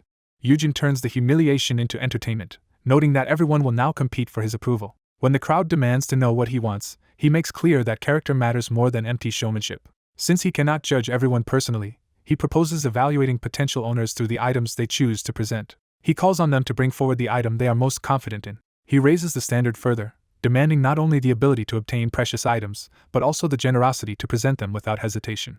Some bidders worry that openly displaying top-grade items could invite theft, even if the auction house promises to return them afterward. Others decide the risk may be worth it, and urge everyone to stay calm so the chance is not lost. Noticing the hesitation, Eugen prepares to force the issue himself. He suddenly grabs Ian and uses him as part of an improvised demonstration. Before anyone understands what is happening, a chain lashes out toward Eugen. The chain wraps around him and hoists him into the air, shocking the room. Even while restrained, Eugen brushes it off as a deliberate act to stir the crowd. A new bidder steps forward and mocks Eugen for overestimating himself. The man, head of the Sewn Guild, insists that a product should know its place and behave modestly. Eugen answers with sarcasm, pretending this rough treatment is acceptable between acquaintances. The guild leader makes his hostility plain, saying he has wanted to correct Eugen's arrogance since their first meeting. The crowd reacts in confusion and excitement as Eugen realizes the rumors about this man's self-righteousness were true. While some privately condemn the cruelty, the guild leader tightens his grip and presses the intimidation further. Ian steps in and tells him to stop, unable to watch Eugen be handled that way. Eugen quietly restrains Ian, admitting he never expected Ian to have to bear this burden, while observers marvel that an elderly man is still resisting the pressure of awakening. The guild leader then releases the chain with calculated confidence. Freed but still ringed by chains, Eugen quickly regains his composure. The guild leader orders the chains displayed, presenting them as enough to secure the winning bid. Eugen immediately understands the tactic. By boldly revealing an SS-grade weapon, the man lowers everyone else's nerve to compete. He also sees the next move at once when the guild leader spends another rejection right to eliminate the rival most likely to challenge him. To break that momentum, Eugen casually praises a mere A-grade bracelet instead, signaling that his preferences do not follow simple rank. He presses the room by asking whether that is truly the best anyone can do. That challenge finally stirs the crowd into thinking they still have a chance. Just as the atmosphere shifts, something soft and blue sweeps in around Eugen. A woman suddenly wraps him in an S-grade item called Wave of Muggles shawl and brightly offers it for his approval. At the auction, the host drives the crowd into a frenzy by offering rare S-grade gear one item after another. The bidders close in on the disguised young man, pushing flashy treasures on him and treating him like the prize everyone wants to claim. As an S-grade necklace is proposed, he stays outwardly calm but clearly feels the pressure tightening around him. The auctioneer keeps naming elite items and their owners, making it obvious that powerful hunters are throwing absurd wealth at him. He realizes the room has become openly predatory, with people valuing him as something to possess rather than a person. Deciding he has seen enough, he quietly prepares to make his move. Elsewhere in the hall, some guests notice the guild leader has already left, unaware that the real disturbance is only beginning. Outside on the roof, a man stands beside a dragon under the night sky, ready to carry out a separate operation. Following Yoon Ji-hun's orders, he signals that it is time to begin the cleanup. With a confident smile, he starts the plan as if he has been waiting for this exact moment. Storm clouds gather over the city, and lightning suddenly tears across the skyline. The unnatural thunder intensifies, turning the weather itself into part of the setup. Inside, the guests are unsettled by the storm because it was never supposed to rain. On the rooftop, the blonde man channels lightning through his hands, deliberately shaping the chaos. He unleashes that power across the city, feeding energy into the larger trap. Nearby buildings begin going dark one by one as the system is manipulated. From above, the blackout spreads through the district, isolating the auction house. At the same time, preparations on the ground are confirmed. Neighboring buildings have been disabled and magic stones have been planted along the shore. The dragon watches over the glowing crystals as the plan leaves the surrounding area dark while drawing all attention to a single target. Inside the auction house, an accomplice finishes brightening the rooms and closing the curtains to complete the staged atmosphere. As intended, the waterfront tower now shines alone like a beacon in the darkness. The sea itself is dressed with scattered crystals, making the whole scene look luxurious and irresistible. At the center of that spectacle, the young man is presented like a glamorous treasure being offered to eager buyers. He notes that the valuables piled onto him may already exceed his own worth, exposing how grotesque the bidding has become. Then he seizes the microphone and asks, before the bidding starts, whether anyone is willing to let him go if they win. The room falls into stunned silence, caught off guard by the question. He clarifies that he is being sold, but the rabbits taken with him are like family, so he wants their freedom too. He goes further, suggesting a cooperative relationship without human trafficking, which only confuses the audience. The crowd breaks into mocking laughter, dismissing him as naive and reminding each other that no one came here to act humanely. He answers that of course they would laugh, because everyone present is complicit in what this place really is. Instead of accepting their ownership, he declares he will keep every item they offered and later distribute them to hunters who actually risk their lives in dungeons. That promise shocks the bidders, who protest that this was supposed to be a show and demand their valuables back. The outrage escalates as one buyer accuses him of already stealing the slaves he purchased. A bespectacled ally arrives carrying someone over his shoulder and cheerfully claims he is only here to clean up. The auction staff demand an explanation, assuming the regular employees were sent away for some organized scheme. The young man smugly refuses to deny it, making clear this disruption is entirely intentional. He announces that the real event is starting now. At that cue, a dragon crashes into the auction house, turning his declaration into open assault. The beast dives through the hall like a dungeon break, sending the guests into panic. When it spits poison, the room erupts into desperate screams and people scramble to survive.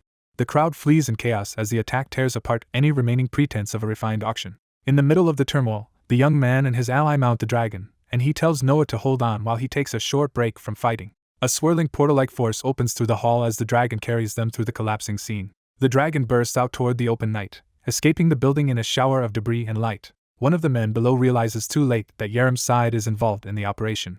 A tiny flying thief snatches away a valuable item, drawing furious attention in the middle of the escape.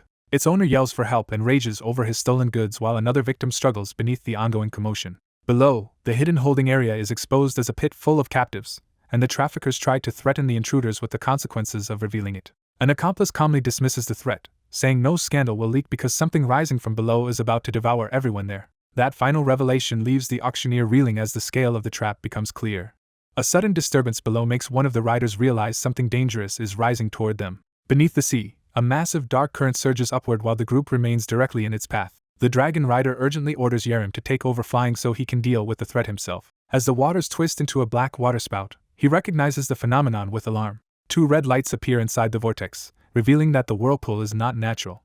A gigantic tentacle bursts out of the sea and confirms the monster's arrival. They identify it as the Kraken and realize it is large enough to engulf the entire hotel district. The narration explains that Hong Kong had once been packed with dungeons, and one future dungeon break would become the trigger for the city's collapse before the speaker regressed. That disaster began with a rare offshore underwater dungeon whose monsters were mostly left undiscovered until they emerged into the open sea. At a later meal, the regressor recalls that the dungeon was found only last year and that it contained an S-rank boss, the sea beast called Kraken. When asked whether such a monster should have remained underwater, he explains that it usually does, but he already knows its behavior patterns. He treats the conversation as the perfect chance to reveal just enough foreknowledge to prepare for what is coming. About a year later, the predicted dungeon break erupts on a Hong Kong beach and sends civilians fleeing from sea monsters. The break itself seems manageable, but after the evacuation the darkened waterfront becomes the stage for something far worse. Only one building remains lit as a temporary shelter for hunters, drawing attention in the darkness. Inside, the hunters suddenly realize a new threat is approaching their refuge. Their fear proves justified when an enormous tentacle rises outside the building and dwarfs everyone present. The Kraken crawls ashore, smashing everything within reach and becoming the symbol of Hong Kong's downfall. The flashback catches up to the present as that same catastrophe begins again in real time. A colossal tentacle slams into the waterfront structure and starts tearing through it. The Kraken wraps itself around the high-rise and crushes it as if claiming the whole building. Watching from above, the regressor explains that they deliberately recreated the same conditions and even used stronger magic storage to amplify the beacon effect, while someone below panics over the auction house and its customers. Another ally is horrified that their own livelihood has been used as bait. The regressor brushes off the complaint and tells the auction organizer to leave cleanup for later because the priority is killing the monster now. An excited teammate marvels that the octopus is as large as the hotel and calls on Yerem to get ready. The plan is laid out clearly. Let the Kraken finish wrecking the auction house, then intercept it before it can retreat back to sea. Their leader confidently reminds the others that they already know exactly how this hunt is supposed to work. He frames the operation as a chance to seize valuable items, wipe out human traffickers, and protect Hong Kong's future all at once. With that, he commits fully to the gamble and urges them to solve everything in one move. From the ground, the team faces the towering Kraken coiled around the building and prepares to execute the trap. The regressor recalls the key reason the Kraken evaded hunters for half a year in the original timeline. Whenever it was pressured, it fled back into the sea and hid. So he orders the others to lure it out with light and drag it completely onto land before it can escape again. As the setup begins, one ally rises into position while water and energy gather around the battlefield. Another times a violent water surge with an electrical attack, turning the area into a coordinated shock trap. At the same time, Yerem activates her freezing strike, aiming to pierce the target before the current disperses. A glowing sphere of power forms as the combined attack reaches its critical moment. Golden orbs spread across the night sky around the Kraken, transforming the battlefield into a controlled killing zone. One teammate admires the spectacle, comparing it to a festive banquet, while the others keep their focus on the operation. Even amid the attack, the group slips into familiar banter, showing how practiced and comfortable they are fighting together. But the kraken proves tougher than expected and keeps moving freely on land despite the trap. Seeing that, a woman charges in and calls for Sung to bind the monster's legs. He immediately answers her command and channels his power into the next restraint. A concentrated bolt of golden force crashes down toward the kraken like a spear. The strike detonates against the monster and the building around it, blasting the battlefield with violent force. The woman warns that cold and electricity alone may not be enough against a creature whose nature resists both. She proposes the next step on the fly: freeze the building debris itself, and use it to pin the kraken in place. The battlefield erupts in ice as the structure and surrounding wreckage are rapidly frozen together. The kraken is finally caught in the frozen mass, and the team praises Yerem for locking it down so effectively. The regressor says the monster cannot be held for long and must be finished in a single decisive blow, then reveals he has the means to do it with the purest flame of their world's first spirit. He brings forth a small red salamander-like spirit, unveiling the source of that final firepower. A hidden ally activates a contact-based attack boost and forces the protagonist to share Yerem's senses through his eyes. As the borrowed perception settles in, he is jolted by the unfamiliar flood of another person's bodily awareness. He focuses on reproducing that sensation, trying to move as Yerem would while channeling his own fire spirit. He realizes he must accept Yerem's way of using power just as she once accepted the Mermaid Queen's skill despite lacking water affinity. Following that logic, he decides to accept Irin's flame as his own instead of treating it as something separate. Because the fire already matches his nature, the fusion succeeds quickly and erupts with violent force. His brother understands at once that the plan has worked and watches in alarm as the power spikes. The protagonist's transformed eyes confirm the connection is complete, and he calmly prepares to move. Irin answers his will and surges outward from his hand. The released flame detonates with a scale far beyond ordinary fire. Even the surrounding cityscape is lit by the blast as embers scatter through the night. The fire crashes down into the battlefield like a descending pillar. Its mere touch overwhelms the kraken, proving this flame can devastate a monster instantly. Recognizing the danger radius, his brother urgently orders everyone to keep their distance. The protagonist tightens control and draws the fire into a stable, elongated form in his hand. The flame condenses into a true weapon rather than a shapeless blaze. He swings that burning blade in a massive arc toward the kraken. The strike tears through the monster with enough force to split the battlefield open. An observer realizes this precision should have been impossible with normal fire. He recalls that shaping flame this exactly was once only possible after far greater advancement, and the acquisition of black blood flame before regression. Now, however, the spirit flame obeys him freely, giving him that level of control far earlier than it should. Using that control, he drives the blazing weapon down with lethal certainty. The attack spears straight through the kraken from above. Flame continues to bore through the creature in a relentless vertical strike. The burning point pierces directly into the monster's eye, its weak spot. The impact explodes through the skull in a blinding burst. The kraken's head is destroyed as fire consumes the remains. What is left of the attack collapses into smoke and drifting embers. Witnesses are stunned that the kraken was eliminated in a single blow. They realize it was not only the monster that was erased, but nearly the entire surrounding area. His brother notes that the doubled attack skill was unnecessary because the spirit's raw power alone was overwhelming. With water washing and fire sterilizing the site, almost no trace of the battle remains. They quickly shape the official story. The auction participants died in the dungeon break, and the monster was handled by Heian, the guild leader who came to save his brother. Heian and some are assigned to manage the rescued low-awakened survivors while the gathered items are sorted out. During that cleanup, one recovered chain is returned to Hyun-jae's Sung. Its identification reveals Noble Searcher's chain, an item of moonlight that scales with its holder and is forged from the deepest waning moon. That description immediately raises suspicion because moonlight forged from a crescent moon points to a specific hidden faction. The protagonist connects it to the crescent moon group mentioned by the Lizard Master and starts wondering whether Hyun-jae once made a contract with those traitors before losing the memory through regression. He tests the idea by asking Hyun-jae directly about crescent moon. Hyun-jae first misunderstands the question as being about the moon in the sky. Then his expression changes as he senses something wrong before anyone else does. He warns that the fight is not actually over, leaving the others confused for only a moment. An instant later, the protagonist is suddenly seized and yanked through the air by an unseen attacker. A violent explosion follows where he had just been standing. His brother is thrown down by the blast and barely shields himself. Amid the burning aftermath, a new enemy appears above the flames and mockingly praises the protagonist for surviving. Feeling the lingering doubled attack effect through Yu-hyun, the intruder finally understands what happened in the earlier battle. He recalls the Barber Dungeon incident, when he tried to take Yu-hyun away while riding with the dragon Yerem. From that memory he accuses the protagonist of intending to kill everyone present then, including Yerem, Song-han Kim, Hyun-jae Sung, and the others. Caught off guard by the accusation and the attacker's sudden return, the protagonist can only demand an explanation. A tense silence hangs before the guild master's confidence makes clear he has understood what is happening. He calmly announces that the young master has realized the truth, as if he has been waiting for this turn. That realization is immediately followed by a violent eruption of fire and force. Outside, people mistake the blast for another dungeon break and flee in panic as the city falls into chaos again. The destructive energy spreads so wildly that it looks like lightning tearing through everything.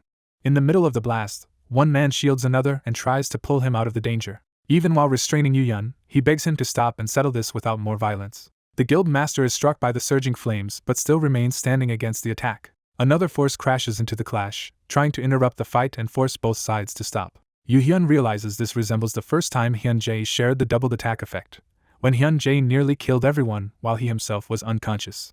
That memory troubles him because the same skill never caused this before, making him suspect something has gone wrong with Hyun-jae. He still tries to talk Yu-Hyun down, but Yu-Hyun refuses because Hyun-jae truly has become a danger to his brother. Yu-Hyun blames Hyun-jae for the Sudim dungeon disaster and for dragging everyone into the current auction crisis. Before the fight can go further, Noah and Yerim descend and demand to know why this battle suddenly started. Yu-Hyun answers with another burst of fire instead of an explanation.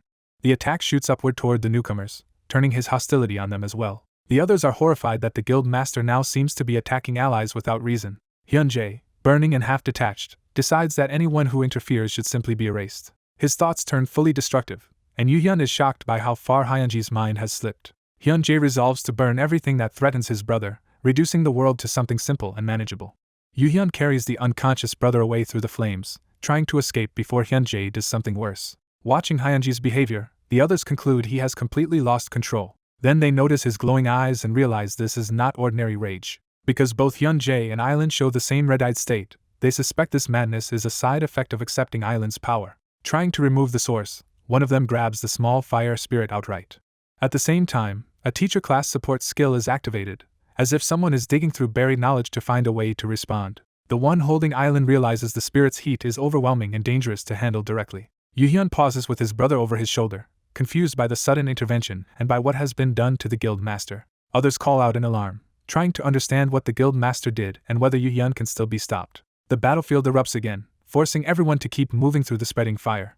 Yerim braces herself against the heat and chaos, realizing how close they are to losing control of the situation. Hyun-jae regains enough composure to warn that the doubled attack effect is still active, so everyone must be careful. Noah questions whether Yu-Hyun can even think clearly while carrying his unconscious brother, but Yu-Hyun grimly presses on. Consumed by a warped urge to protect, Yu-Hyun decides he must finish cleaning up the threat before his brother wakes. The others recognize that his protective instinct has twisted into arson and violence, and they doubt they can restrain all three dangerous forces at once.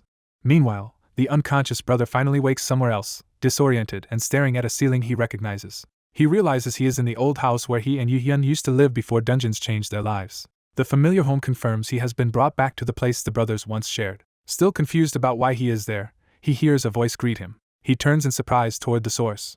There he finds the small fire spirit waiting for him. He recognizes the creature as Island, and Island cheerfully confirms it. When he wonders if Island is speaking through some mental skill, Island explains that this ability actually belongs to his brother. Island says the power is his, but he cannot use it properly yet, so Island stepped in to help. That makes him connect this to the idea that he is Dharma's successor and may be inheriting access to other abilities through those memories. Putting that mystery aside, he asks whether Yu-Hyun's strange behavior is related to Island, and Island admits it is, at least partly. Island explains that the problem began because Yu-Hyun accepted Island into himself. Back on the battlefield, Yu-Hyun lashes out again, his fire colliding directly with the others' attempts to stop him. As blue spirit power surges in response, the explanation becomes clear. Spirits are raw power, and that power is now driving the conflict. The clash intensifies as Yu-Hyun's attacks grow even more direct and unrestrained, as though accepting that power has stripped away everything but his most dangerous intent. The young guild master erupts with violent fire, making it clear he is no longer holding himself back. As the others try to understand him, they realize his fire attribute makes his emotions come out with dangerous honesty and force. The salamander explains that this is not a small mood swing but a crisis caused by fire magic amplifying his agitation. That explanation only makes the situation feel more alarming, because his temper has clearly gone far beyond manageable. Noah tries to calm the salamander and promises to handle Wu-Hyun, hoping reassurance alone might settle things. The salamander rejects that idea and insists Wu-Hyun is too anxious to recover on his own, and that Noah is the only one who can resolve it. Before Noah can process that burden, the salamander launches itself at him in desperation. Noah panics, unsure what he is even supposed to do to help. Meanwhile, the blue-haired mage admits the guild master is moving too fast for her to restrain directly. She activates Shadowless Noon and decides to support by binding his feet so someone else can reach him. Her magic surges toward him, but he tears through the battlefield with overwhelming speed.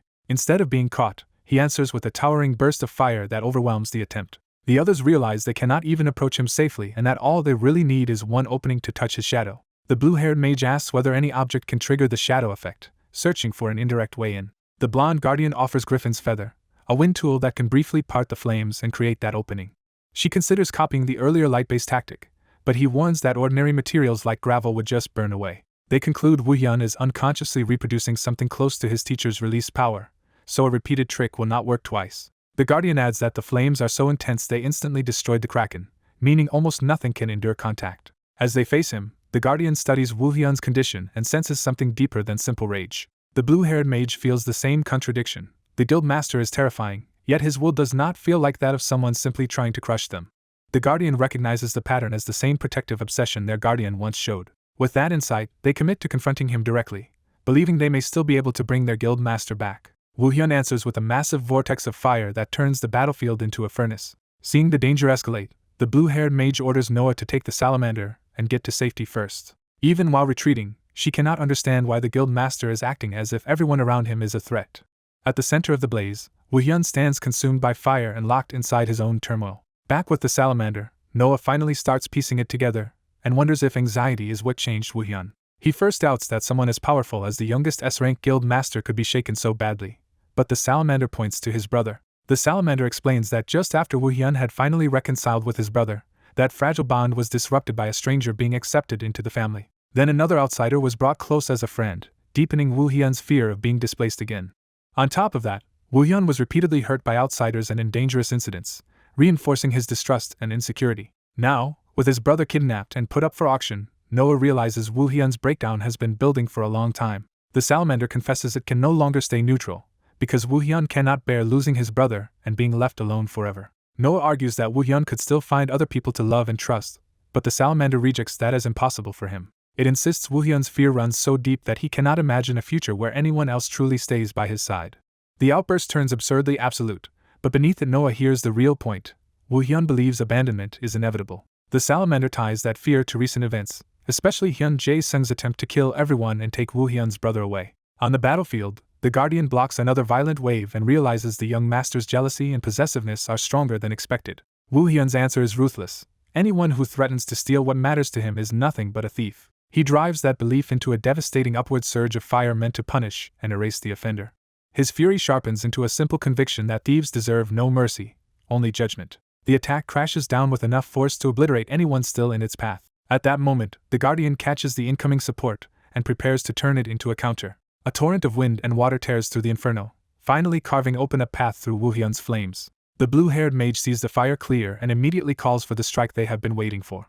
She launches a combined attack at the opening while the guardian moves to exploit the brief vulnerability. Their Pale Rain and Sesong collaboration detonates into a huge binding assault aimed straight at the guild master. The blast engulfs him and drives him into the shattered ground, proving they can reach him after all. But even inside the impact, his fire lashes back upward, refusing to be extinguished. Wu Hyun emerges still burning and battle-ready, showing that his obsession has not yet been broken.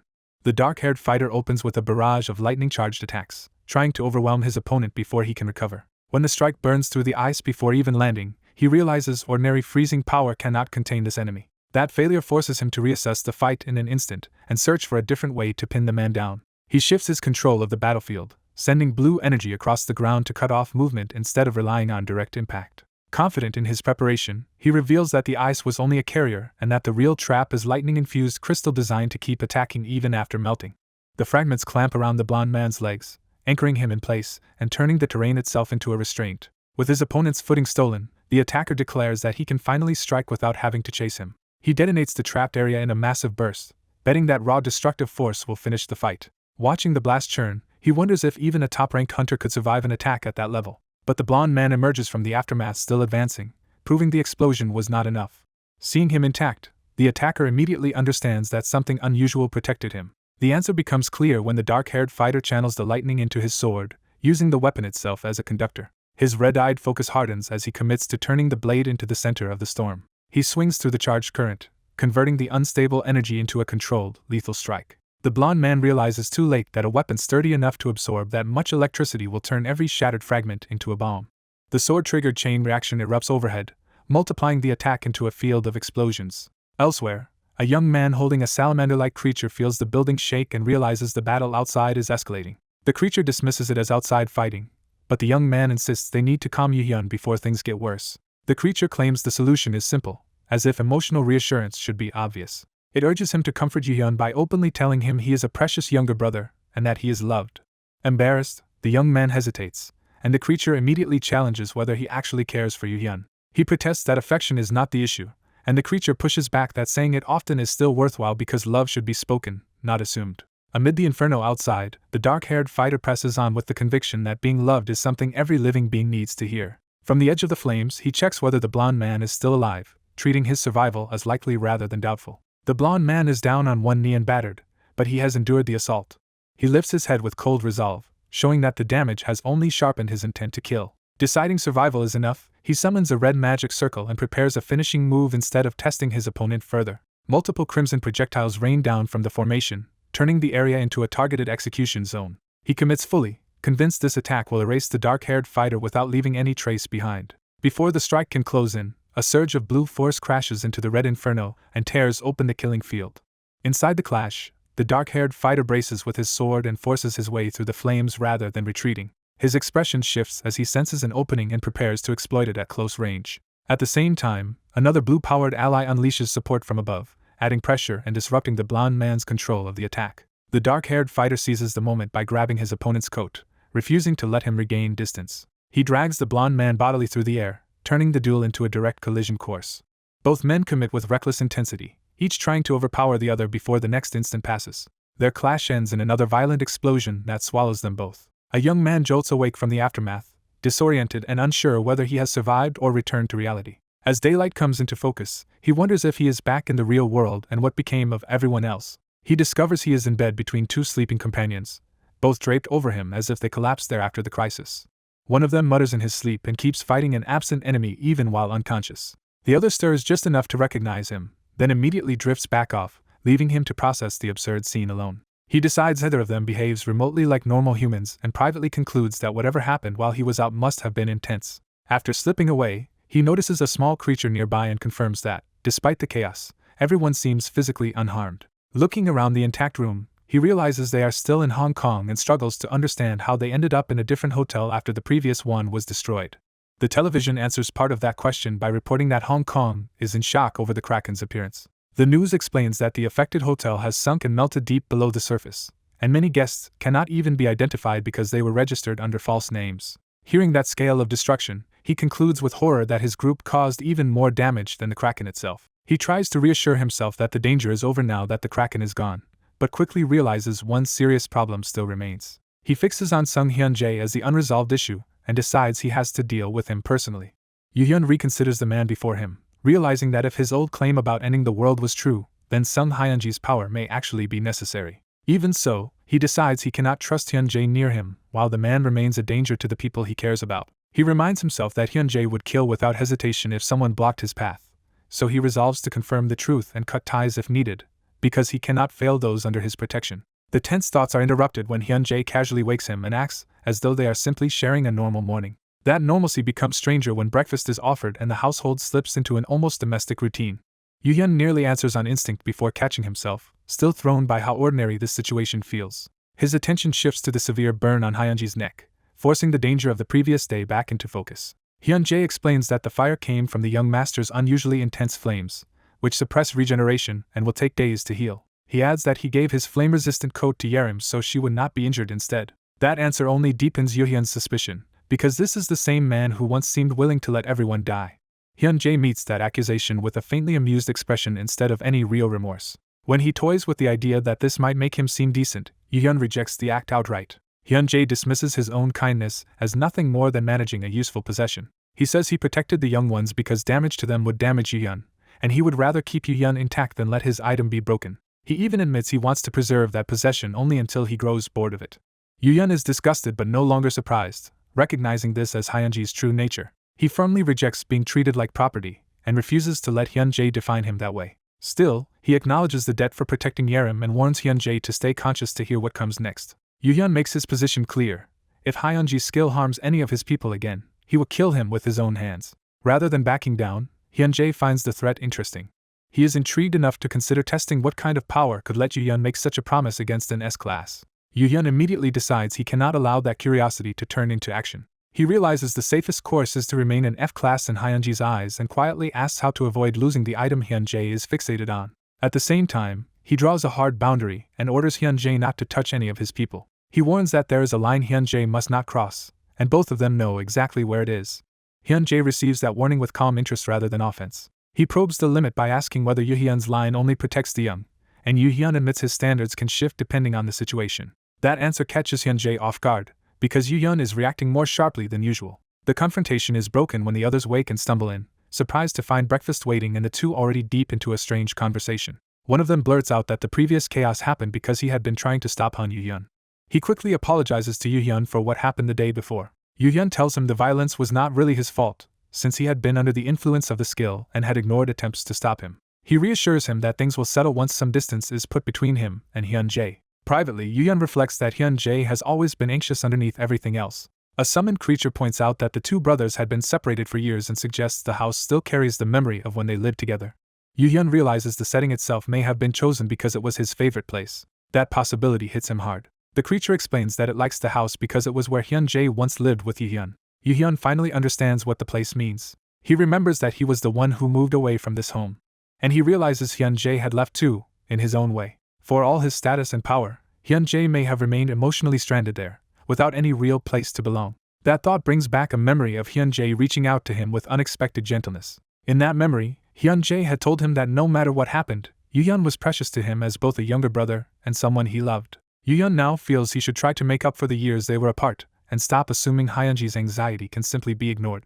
So when the others protest that Hyunjae caused trouble, Yu Hyun unexpectedly defends him, saying the damage is tolerable as long as no one is seriously hurt. Before that argument can go further, more visitors arrive and the household shifts again.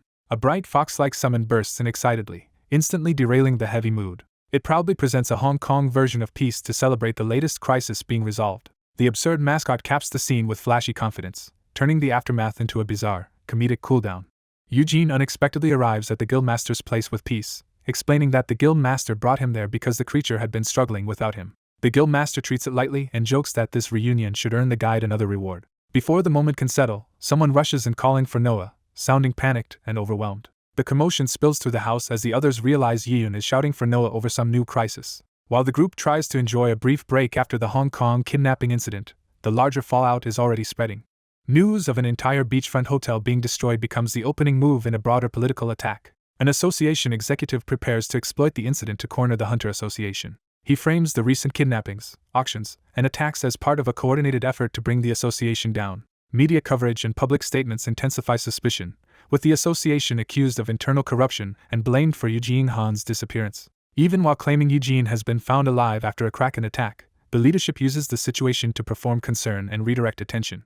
Watching the coverage, the mastermind notes that the media is deliberately inflaming public anger. His subordinate warns that public opinion is turning sharply against the association and that insider involvement is now widely suspected. Rather than deny the danger, the older man insists the rumors themselves can be used if they are aimed correctly. He points out that Eugene's kidnapping happened during a lapse in prison surveillance, making the chain of blame easy to assign. That immediately puts responsibility on director Taewon Sung, who had authority over that surveillance.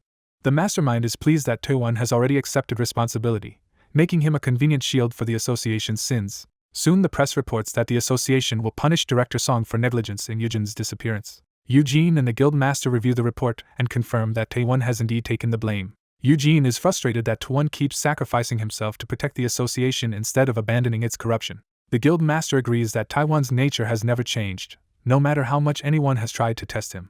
He is certain Taewon would never endanger Eugene and would more likely throw himself into danger to protect him. That realization reassures Eugene that being honest about his survival will not make Taewon turn on him. So Eugene shifts to strategy, asking what they should do now that the association is hiding behind the scenes. The guild master offers to handle the older power brokers if Eugene wants help. Eugene decides he can manage both the younger players and the old guard himself. To begin, he borrows a phone and asks for Taewon Song's number. The contact names turn the moment absurd, revealing Taewon is saved under an embarrassingly possessive label while the guild master is listed as personal property. Their bickering over those names briefly cuts through the tension, with the guild master offended that his label was changed without permission. But Eugene uses the joke to probe deeper, wondering why someone like Taewon tolerates being treated as a possession. He suspects Taewon may be deliberately allowing himself to be used because he has a larger purpose.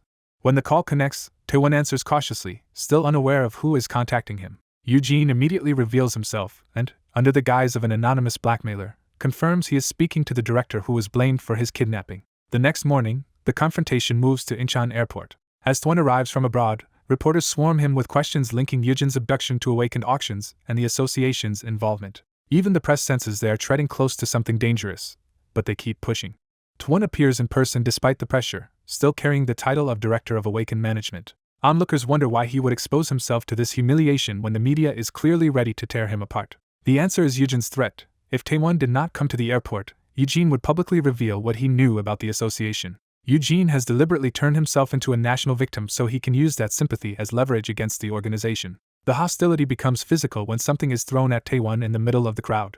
An enraged elder publicly denounces him, treating him as the face of the association's failures. The accusations pile on, blaming Taewon for abusing his authority, mishandling dangerous criminals, and allowing Eugene to be kidnapped under his watch. Taewon does not defend himself and instead admits the criticism is justified and that the failure was his. He goes further and declares that he will personally bear all of the blame. At that moment, Eugene is brought through the airport under heavy escort, and the media frenzy instantly shifts toward the returned victim. Reporters press the visibly battered Eugene for details about the auction and his rescue, trying to turn his trauma into testimony. His escort blocks the questions and urges the crowd back, while Eugene quietly reminds himself to look as fragile as possible for what comes next. Seeing Taewon accept everything without resistance leaves Eugene momentarily shaken. Then Taewon lowers himself in a formal bow before Eugene in full public view. The sight of an S-rank hunter bowing so deeply shocks the crowd and turns the staged apology into a devastating public statement. Song Taewon begins by sincerely apologizing to Hunter Eugene Han. Eugene makes it clear that public criticism and humiliation mean nothing to him. He reveals that the association has been targeting him because he interfered with them, but he intends to endure it as long as he can hold his ground. Instead of letting Song stay down, Eugene abruptly pulls him up and forces him back into the confrontation. He publicly treats Song like an ally who deserves gratitude, catching Song off guard. Song realizes Eugene is doing something deliberate, though he cannot yet grasp the plan. Eugene reframes Song's disgrace as the sacrifice of a man who took the blame to protect him after exposing wrongdoing. When his companion protests that this is unfair, Eugene shuts him down because the point is to let the news story spread. The crowd immediately starts connecting the dots and wonders whether Song was actually a whistleblower rather than the culprit. Reporters press Song for details, asking whether the whistleblowing involves corruption inside the association. The mood flips at once, and people begin pitying Song as someone punished for exposing the truth. Eugene pushes harder, suggesting collusion with kidnappers, internal corruption, and even ties to illegal Awakened Auctions. As Song is escorted away, the media demands that he confirm or deny the accusations. Watching the chaos unfold, Eugene sees Song finally understand what he is trying to do. Eugene's body gives out under the strain, and the crowd mistakes his collapse for the aftermath of intimidation. That reaction confirms for Eugene that Song had planned this pressure campaign from the start. He realizes the entire incident was engineered to make him a disposable scapegoat. After escaping the scene, they leave by car while the fallout begins spreading outside. Once they are safe, his companion worries about his condition, but Eugene brushes it off and focuses on the result. He points out that his weakened state makes the footage far more sympathetic to the public. The image of him as a shaken victim becomes the centerpiece of the story. Online, people start calling him a powerless victim who was kidnapped and then framed as a whistleblower scapegoat. Eugene's real aim is to shift public attention away from Song as an individual and onto corruption within the association itself. Even Song's superior, who knows Song hates attention, can only watch the situation spiral. Eugene coldly warns that anyone who tries to cut someone else down must be ready to be dragged down too. He orders the most inflammatory stories spread, especially those about slave trading, illegal auctions, and the buying and selling of awakened people. His apology to Song is only nominal, because he has chosen a far harsher target. He decides that for at least a week the news must stay fixed on Song and the association wherever they go. Rather than destroy Song personally, Eugene intends to slit the association's throat. With the focus redirected, the association is hit by a storm of media criticism. Inside the organization, executives panic and demand that the crisis be contained at any cost. Their response is to flood the press with articles claiming Song's accusations are only partly true and that his statements came from confusion after the kidnapping. Seeing that excuse, Eugene mocks it and treats it as an opening rather than a setback. He starts testing his memories against future knowledge and digs up scandals that were originally meant to surface years later, including overseas dungeon item smuggling and S-class equipment trafficking. He decides that if he already knows who committed those crimes, there is no reason to wait to expose them. So the leaks continue issue after issue, tying the association to illegal auctions and the exploitation of low-rank hunters. Confident in the pressure campaign, Eugene asks who could possibly win this fight now. One of the implicated officials is shaken by the evidence and realizes Eugene somehow knows too much. When the official accuses him of blackmail, Eugene turns it around and reminds him that the real blackmail was everything the association already did. He says he could simply expose everything, but he is offering a kinder alternative. The official suspects Eugene wants to install one of his own people as the next head of the association and control it from behind the scenes. Eugene's allies loom over the meeting, making it clear that resistance will only make things worse. Eugene calmly answers that even if the accusation were true, it would not hurt him. He explains that the public would not believe the official anyway, because the association has already destroyed its own credibility while he still has the image of a victim. Then he forces the man to face the real choice by asking what will happen if all of this is fully exposed. The ultimatum is simple: be ruined by the media, or step down while there is still some reputation left to save. Seated like the one in control, Eugene demands that the official choose. After that, his side keeps kicking association members out one by one until the purge becomes routine. When the news reports more resignations and calls for former executives to return, Eugene notes with satisfaction that the strategy worked. With the association steadily dismantled, he asks how many targets are still left. Someone returns home unexpectedly, and the person inside assumes it is Yi-hyun coming back early. Instead, the young beast tamer finds Officer Song at the door and immediately braces for trouble alongside his fox-like companion. Song's bloodied fist makes it clear he has already used violence before arriving here. The tamer realizes this is no ordinary visit and fears Song may have come because of his ties to the association. As he panics over whether Song beat someone connected to him, Song's battered hand reinforces the threat behind his words. Rather than attack, Song hands over a blood-stained key. He explains that the key unlocks a secret room in the association and entrusts it to the tamer for safekeeping until the right person can receive it. The tamer is caught off guard by the sudden responsibility and tries to understand what Song is really asking. Song confirms the key's owner is still alive and says he only had to force the key out of him. The tamer pieces together that Song assaulted an association executive to protect him from being targeted next.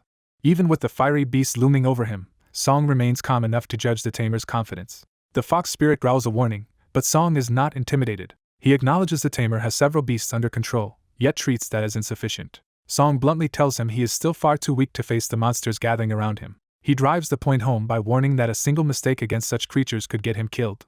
The tamer tries to dismiss the danger by claiming his beasts are harmless, but Song makes clear that he himself is not. Holding the bloody key, the tamer starts reading Song's message beneath the threat. He concludes the blood on the key was meant as a warning that Song will use force whenever necessary. But he also realizes that if Song could overpower an executive, then the association's supposed control is weaker than it looks. He lays out the fallout already spreading through the association and notes that, unlike the others, he is still standing and can use that.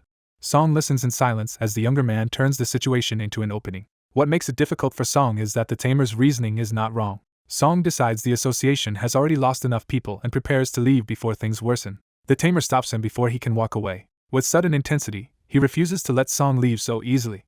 He blurts out an absurdly eager invitation to stay for lunch, trying to turn confrontation into familiarity. In his head, he convinces himself that feeding Song is the fastest way to build trust, just as he did with his beasts. He argues that Song's fight is with the association, not with him personally, so there is no reason they cannot sit down together. Treating Song as difficult rather than evil, he enthusiastically plans food, drinks, and even a chance to talk about Sung Han Jae while they eat. The mention of Han Jae jolts Song's attention. Song reluctantly accepts, but only on the condition that whatever this is will be brief. The tamer takes that as a breakthrough and reassures himself that turning an enemy of his enemy into an ally is working. Even in that hopeful moment, he remains casually oblivious enough to be distracted by an itchy ear. Elsewhere, the chaos they discussed is shown to be hitting one hidden figure especially hard as reports of mass resignations and internal collapse spread. Choi Seo-kwan desperately calls for help, only to be told that no one can protect him anymore. Alone in his wrecked hideout, he realizes his support network has abandoned him. In frustration and panic, he smashes his phone. The narration reveals that Choi had been trying to avoid arrest by hiding in a guild dungeon, but now his guild is collapsing and his executives are fleeing. With every escape route closing, he can only wonder how his situation deteriorated this badly. A new presence answers by mocking him for losing every lifeline he depended on. A pale, otherworldly woman appears and condemns him for failing both the guild she gave him and the queen he was meant to serve. Terrified, Choi begs for more time and offers to rebuild her power through overseas connections. She decides to spare him for the moment because he may still be useful. Before he can feel relief, she seizes control of him with supernatural force. She treats his suffering as entertainment and prepares him to be used again. Then she proposes a new contract, binding him more tightly than before. The price is explicit: his own life will now be the collateral. As the scandal spreads through news reports, the association's crisis becomes public. Inside the association, officials admit that what would once have ended quietly with a fine has become a full political disaster. Facing demands for a sweeping internal investigation, the leadership turns from damage control to deciding who inside the association will be sacrificed. An executive realizes the scandal around Eugene Han is about to explode and curses himself for trusting To-won Song, who even returned the home portal key. As panic spreads, they decide they need a bigger distraction because a mere romance scandal will no longer be enough. Seok-won Choi storms in and berates the room for sitting still while they are about to be thrown out. He drags the dungeon management director into the emergency meeting, making it clear he intends to force an answer in front of everyone. Choi argues that when a genuine crisis appears, public outrage over corruption immediately shifts toward survival. He pressures the director to confirm that point publicly. The director reluctantly explains that there is an illegal A-grade dungeon jointly run by MKC, and they have been quietly delaying action on it. The room immediately understands Choi's proposal. If that dungeon were destroyed, the impact would be enormous. The chairman eagerly embraces the idea of deliberately triggering a dungeon break to redirect the public. Choi coldly warns him to stop looking pleased while discussing something so monstrous.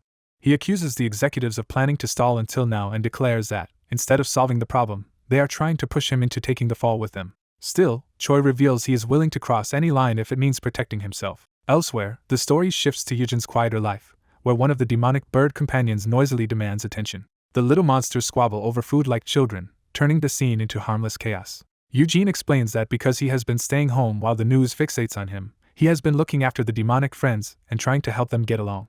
He feeds the horses as well, treating all of the creatures under his care like family. While the association remains consumed by scandal, Myung-woo keeps building his item crafting workshop and training up Haeun's equipment team. Sung-han throws himself into gate research, though the lab looks exhausted from overwork.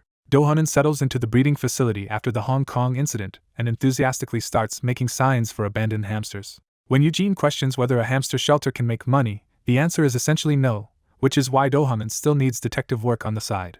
Eugene dryly concludes that if they are taking in and raising animals, the place really is becoming a breeding facility after all. Unexpectedly, Do-hyun's presence even helps the research team, though the work remains difficult. A breakthrough comes when a hamster demonstrates something unusual enough to stop everyone in their tracks. The researchers become inspired by the possibility of mastering this hamster-related clue and push forward with renewed energy. The whole facility starts sounding less like a lab and more like a cheerful animal center, leaving Eugene wondering what it has turned into. Meanwhile, after Hong Kong, Yerim officially joins S-rank raids, and Yoo-hyun decides she is finally ready. Yerim proudly reports for duty, backed by her summoned beast, while Eugene checks whether this promotion is really safe. She boasts that she already matched the guild leader in Hong Kong, conveniently ignoring that the fight was heavily stacked in her favor. When she claims all the credit, the others remind her that she had elemental support, environmental advantages, and help from stronger allies. Eugene cuts off the bickering and orders both Yerim and the fiery beast not to fight inside the dungeon. He sends them off with affectionate but firm advice to put safety first, treating them like younger siblings heading into danger. Yerim leaves in high spirits, and tells even the uncle at home to stay put until they return. Eugene assures them he had no intention of going out anyway while the media is still obsessed with him. Once they are gone, he reveals he has been waiting for another visitor. That guest arrives at his door, and Eugene wonders if the timing is too early. It turns out to be Director Song, whom Eugene welcomes warmly into the house. Song explains that the association's turmoil let him leave work early, giving them a chance to talk. Eugene reflects that among the S ranks, Song is surprisingly easy to speak with as long as the conversation stays normal. Unfortunately, it does not stay normal for long. Song abruptly launches into grand rhetoric about the nation standing on the brink and insists that someone must rise to bear responsibility. He frames reckless power as a path to disaster, presenting himself as a man deeply wary of authority. To make the point, he compares hiding from a burning forest to refusing to confront monsters while they roam free outside. Eugene immediately sees through the metaphor and thinks Song is really arguing for staying hidden and passive unless forced out. He flatly rejects that logic, making it clear he has no intention of becoming one of the power-addicted people Song despises. Eugene's refusal sharpens the conversation into a direct ideological clash. Song asks whether Eugene truly wants him to remain inactive while the world heads toward ruin. He answers his own question by saying that if he stepped forward as a leader, the result would still be destruction. Eugene, exasperated by Song's self-defeating attitude, blurts out that he has no idea why the man is like this. He wonders if he should try flattering Song into becoming chairman, but remembers no one nearly died trying to influence someone this unstable and dangerous. Deciding caution is wiser, Eugene proposes they get to know each other slowly over drinks, while privately thinking that for now he simply needs to manage this person. For several days, the two men spend their time drinking together in an unexpectedly easy, peaceful atmosphere. The suited man explains that a guild leader once mistook him for someone much older, and even pushed him into giving a formal speech to senior hunters. That story sends his companion into laughter, as he realizes the man may actually worry about seeming too young for his position. He keeps teasing that the speech sounded far too mature for someone who still looks much younger than the role demands. When he jokes that the man must have been born talking like an old veteran, the answer comes back that the style somehow suits him anyway. The suited man then reveals that this older way of speaking only started about 2 months ago, around the time Eugene Han awakened. At first, the younger man casually treats that as just another odd character detail. Then the implication suddenly hits him. He realizes the man may have started speaking older only after regressing, as if trying to cover a 5-year gap in memory and experience. He reasons that anyone sensitive enough might notice that mismatch and feel something was off, even if they could not name it.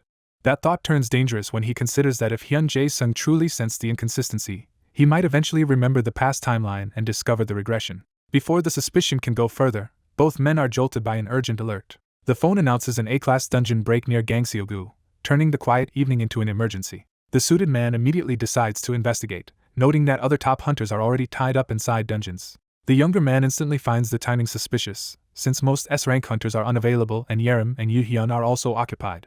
That line of thought makes the suited man pause as he starts to see the same possibility. The younger man hopes it is only coincidence, but fears that if the incident was arranged, the true culprit would be whoever profits most from the damage. His suspicion settles on an older mastermind who appears to have been waiting behind the chaos.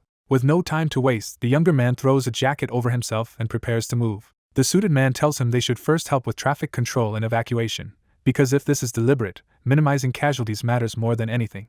At the scene in Gangseo, the dungeon break has already torn open the district and thrown the city into panic. Authorities confirm it as an A-class breach and order civilians to flee as giant bee monsters pour into the streets.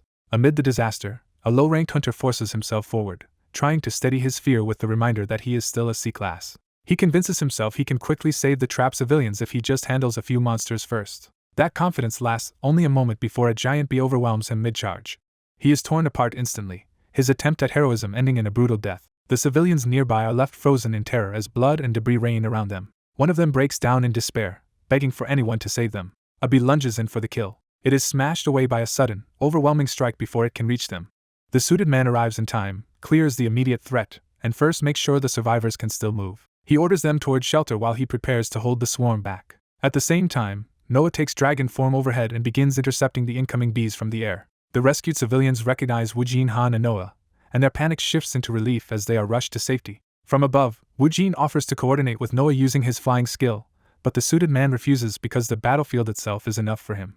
He launches straight into the swarm on foot, meeting the airborne monsters head-on through sheer physical force. Noah supports from above, blasting bees apart, while the suited man tears through those below. Each strike crushes the giant insects outright, showing that he does not need wide-area magic to dominate the fight. Watching him, Woojin is reminded just how monstrously effective Director Song is in direct combat. Even without any area of effect skill, the suited man keeps dismantling the swarm one target at a time. He plows through the battlefield like a bulldozer, turning the bees' numbers into meaningless clutter. While riding Noah, Woojin notes that he had never heard of a bee-spawning dungeon in this area, and Noah suggests it may be one of the illegally hidden dungeons managed for profit. That explanation fits too well, since many unregistered dungeons are secretly kept active when they can produce valuable resources. Woojin immediately connects the bees to dungeon-produced honey and realizes tracing that trade could expose whoever has been backing the operation. Before he can pursue the thought, the swarm abruptly changes behavior and converges on Noah in a coordinated rush. The attack throws Woojin from Noah's back, and he only avoids a deadly fall because Noah catches him in time. As they pull away from the civilians, Woojin realizes the bees are deliberately chasing only them, which means they can lure the danger away from the crowd. Noah uses that opening to slam through the pursuing bees and carve a path out of the city center. But the swarm keeps closing in from every direction, refusing to break pursuit. Then a new force cuts across the sky and tears into the mass of bees, interrupting the chase just as it tightens around them.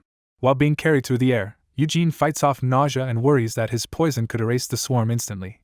But the others first need to know if he can even handle the situation. He rejects the easy solution because unleashing that much poison near homes would cause too much collateral damage, so he insists they find a safer way. A target appears when someone spots the enemy leader near the gate. They identify it as the red pixie bee queen, whose abilities strengthen the entire swarm and spread poison. The queen surges forward aggressively, making itself the center of the battle. Its empowered bees close in around it, ready to overwhelm anyone who approaches. Eugene realizes the swarm's unusual strength comes from the queen's buff, meaning the whole attack can be broken if she falls. But Director Song immediately sees the problem. The queen is flying too high for him to reach on his own. As he looks up at the distant target, the plan stalls for a moment on that single limitation. Eugene answers by offering his skill to Director Song, trusting him with borrowed power. Director Song feels Hunter Noah's ability take hold through Eugene's support, and instantly understands what kind of mobility he has been given. With Noah's flying movement now available, he launches after the queen. He dives from above and drives into the battlefield with enough force to create an opening. The impact lands him onto Noah's back, turning the dragon into the platform Eugene promised. Director Song confirms the setup while Eugene braces himself on Noah, still recovering from the rough ride. Even so, Director Song commits to the attack and decides to test whether this combination will work. Using Song's destructive power together with Noah's mobility, they crash through the swarm instead of being pinned down by it. That success convinces Director Song that their odds are good enough to kill the queen here and now. He sharpens his focus and commits fully to the finishing strike. His attack slams directly into the queen, staggering it midair. He presses the assault from above, driving straight through the center of the swarm toward the leader. The queen tries to answer with a poisonous counterattack, turning the battlefield into a lethal trap. A toxic projectile crashes down toward them, threatening to catch both rider and mount. Eugene warns Noah about the danger, but the attack is already upon them. The poison detonates against them in a violent burst. Eugene and Noah are rattled by the blast, but they survive the hit. Director Song uses the brief opening reflected in the queen's own gaze to close the distance for a decisive blow. He gathers dark destructive energy into his fist, preparing a point-blank strike. Then he drives that power straight into the queen's face. The impact tears through its defenses and crushes its head-on resistance. He follows through by hammering it down from the sky in one continuous finishing motion. The queen crashes to the ground broken and twitching, effectively defeated. With the queen gone, the remaining bees immediately lose cohesion and begin to collapse. Director Song lands amid the aftermath, still wrapped in the destructive power Eugene lent him. Eugene looks over the battlefield and realizes the entire swarm was wiped out in a single exchange. Director Song decides they have a short lull before another monster appears and says they should use it to enter the dungeon, while checking whether Eugene was hurt. Eugene, only dizzy, is struck by how much easier Song made everything and starts to grasp the overwhelming value of an A-class acting through his support. Director Song, meanwhile, wonders whether Eugene's support also grants poison resistance, or some kind of skill-nullifying effect, since they endured the queen's attack. Eugene then asks why the bees chased them so persistently, and the answer seems simple enough that maybe they were following Noah because he could fly. Noah jokes that he does not want friends like that, briefly easing the tension after the fight. That moment of relief is cut short by a sudden new attack from outside their expectations. Noah is struck down hard enough to smash into the ground, proving this threat is far more dangerous than the bees. An unseen observer is stunned, recognizing at once that something has gone badly wrong. A monstrous wolf with glowing red eyes appears over Eugene, seizing him before anyone can react. Director Song rushes in, first assuming the next gate monster has already emerged, but the attack pattern shows this creature came from somewhere else. Pinned beneath the beast, Eugene realizes he survived only because he had a damage nullification item, while the sudden intrusion and the bee's pursuit may both be connected to him. As the wolf bears down on him, he concludes that he is the reason this is happening. The narration identifies the creature as an S-class monster called the Wolf of Gluttony, a beast once seen near an unregistered dungeon and not expected to appear again until much later in Eugene's life. In that future memory, the wolf caused relatively little damage for an S-class threat because it cared more about devouring magic stones than attacking people. But Eugene ends by noting that this was only how things were supposed to go. A red-eyed wolf monster lunges in with killing intent. Its claws come down toward the fallen young man before anyone can stop it. He realizes the beast is targeting him because an F-class body is carrying a magic stone made from an S-class dragon and a transcendent. The monster identifies him as an irresistible prey item, while his allies rush over in alarm. He survives the initial strike thanks to Yunhai's damage nullification, but he immediately senses a counterattack building through his bracelet. As the wolf tears into him, his hidden effect activates, and he curses the enemy for triggering it. The injury rebounds onto the attacker with double force, ripping into the wolf instead. Seeing the opening, Noah orders Officer Song to protect Eugene while he handles the monster. Officer Song charges in with a heavy blow to capitalize on the beast's recoil, but his confidence breaks when he notices something is wrong. The wolf's body has shifted, and Noah realizes its skin has transformed into a defensive state. The empowered beast bats him away and sends him crashing back. Noah is stunned that his attack failed so completely. Eugene identifies the cause at once. The monster is using a skill. He explains that it is an SS-class defense ability called Blackstone, which makes most attacks useless while active. The wolf status confirms it has risen to SS class through Blackstone along with several other dangerous abilities. Before they can regroup, a violent flare erupts from the gate nearby. More monsters begin pouring out, warning them that the next wave is arriving. Noah immediately tells Officer Song to deal with the gate, while he stays on the front line. Eugene instead hands Noah Leakin to use and confirms that the black smoke he fought the queen bee with was a nullification skill.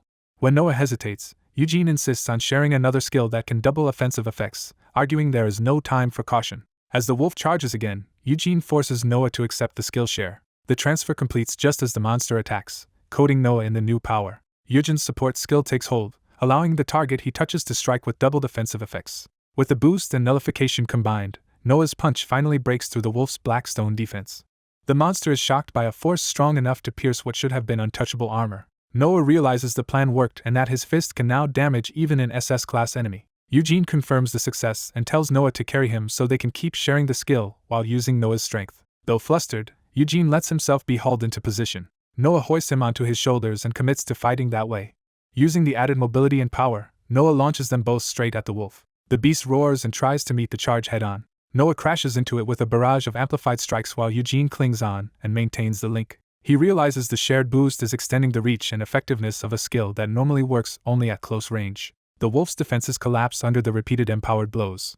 Noah grabs hold of the monster to keep it from escaping the assault. Still carrying Eugene, he flips his body over the beast to drive the attack through with full momentum. In the middle of the maneuver, Noah notes that carrying Eugene is not hindering him at all. Instead, he realizes the shared power is making him stronger than before. He slams down with overwhelming force and tears through the wolf at point-blank range. Another skill activates, increasing Noah's body mass to make the finishing blow even heavier. The impact crushes the monster into the ground in a devastating final smash. Its body gives way completely under the pressure. A last explosive burst marks the wolf's defeat. Noah lands amid the wreckage, bloodied but firmly in control. Looking down at the ruined corpse, he confirms that an SS-class monster has been destroyed. He is unsettled by how easily it fell once Eugene's support was added. His first complaint is not the danger but the blood splattered all over him. Eugene, equally shaken and messy, points out that the fight ended quickly because of the skill share. With the wolf gone and the real threat still ahead, they turn their attention back to the gate. The officer promises to release Han Eugene once he undoes the skill share binding between them. As he keeps hold of him, he notes that Eugene stayed composed even while trapped in a Leakin's jaws and wonders if that calm itself is one of his abilities. He concludes that Eugene has several unusually useful skills, which explains both the guild's interest in him and how he managed to hunt monsters before. That mention of hunting monsters makes Eugene realize the officer may have misunderstood him in a dangerous way. Eugene internally denies being a killer, but the officer's suspicion hardens as he recalls the carnage and questions whether Eugene meant to wipe everyone out there. When the officer notices Eugene's chest wound, Eugene tries to brush him off, but the officer immediately tests the injury with a potion. The potion splashes over Eugene's chest, forcing the hidden wound into the open. The treatment fails, confirming that this is no ordinary injury. The officer reasons that the wound must have been inflicted after the dungeon's healing nullification ended, meaning it is recent and unnatural. Sensing faint mana leaking from the injury, he realizes the wound itself is still active with power. He connects that mana to the monster's fixation on Eugene, and concludes they were targeting his chest specifically. Now convinced Eugene is hiding something major, the officer demands a direct explanation. Inwardly, he judges that Eugene is far too capable for an ordinary F-class and starts questioning who he really is. He weighs the danger of leaving unchecked a weak-ranked man who can strengthen monsters and influence stronger beings. Eugene, confused and cornered, can only stare as the officer presses him to define what kind of person he is dealing with. The officer's hesitation narrows into a cold, deliberate decision. He considers one possibility, that Eugene is merely a vulnerable F-class caught among S-classes and in need of protection. But he also considers the opposite, that Eugene is a hidden threat manipulating top hunters and endangering the association from beneath his rank. Choosing action over uncertainty, he activates his skill while gripping Eugene's arm. Dark energy erupts around them as the officer begins forcibly interfering with Eugene's abilities. He reveals that his skill, Slow Plunder, can lower the class of one of a target's skills. The officer calmly maintains the drain, treating Eugene's power as something he has the right to strip away. Eugene is stunned when the officer adds that he can usually degrade a skill by about 3 classes at once. A system warning appears as Eugene's fear resistance starts dropping from its original level. Because Eugene is still sharing that skill with the officer, the plunder compounds, causing the rank to crash far faster than normal. As the skill keeps collapsing through multiple grades, Eugene panics and begs to be released. The degradation continues until fear resistance is reduced to a low C-rank state. With his protection stripped away, Eugene is suddenly overwhelmed by raw terror and can barely breathe. The smell of blood and the surrounding corpses crash back into his senses with full force. The officer looms before him as the scene becomes a direct, immediate threat instead of something Eugene can mentally endure.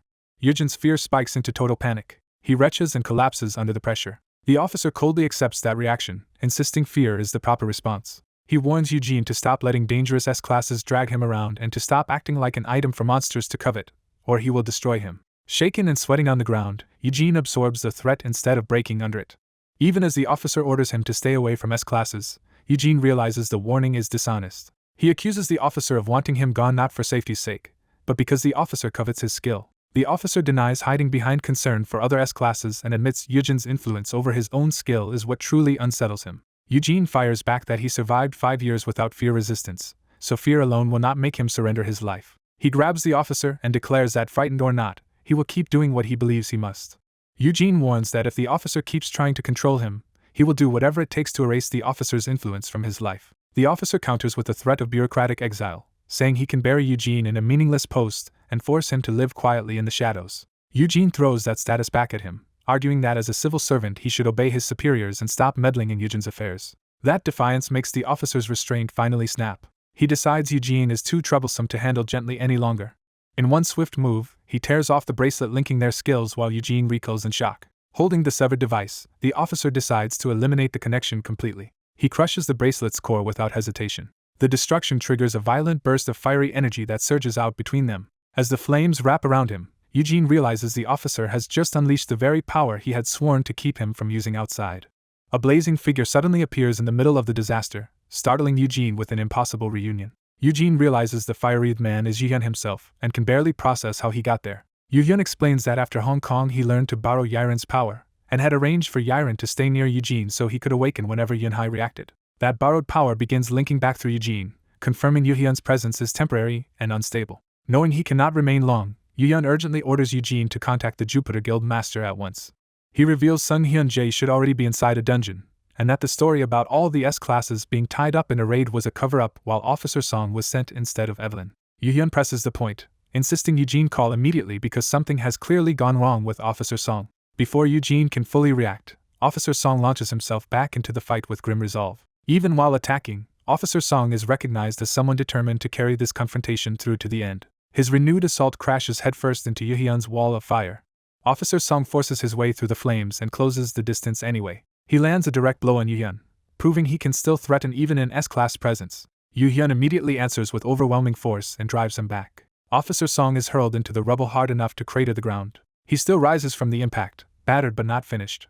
Watching the clash becomes almost unbearable for Eugene, whose reduced fear resistance leaves him shaken just by witnessing it.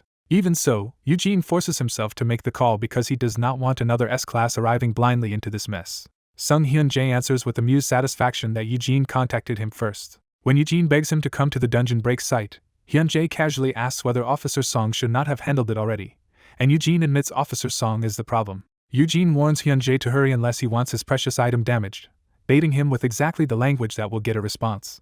Eugene knows involving Hyun-jae may worsen everything, but he sees no safer option. Elsewhere in the dungeon, Noah is still fighting swarms of monsters and struggling to keep up. He complains that poison would solve this easily, but he cannot use it here and the endless monsters are wearing him down. The distant eruption of Yuhyun's flames catches Noah's attention and interrupts the battle. At the same time, Officer Song charges Yuhyun again, and Noah realizes even the World's Edge Guild Master has arrived.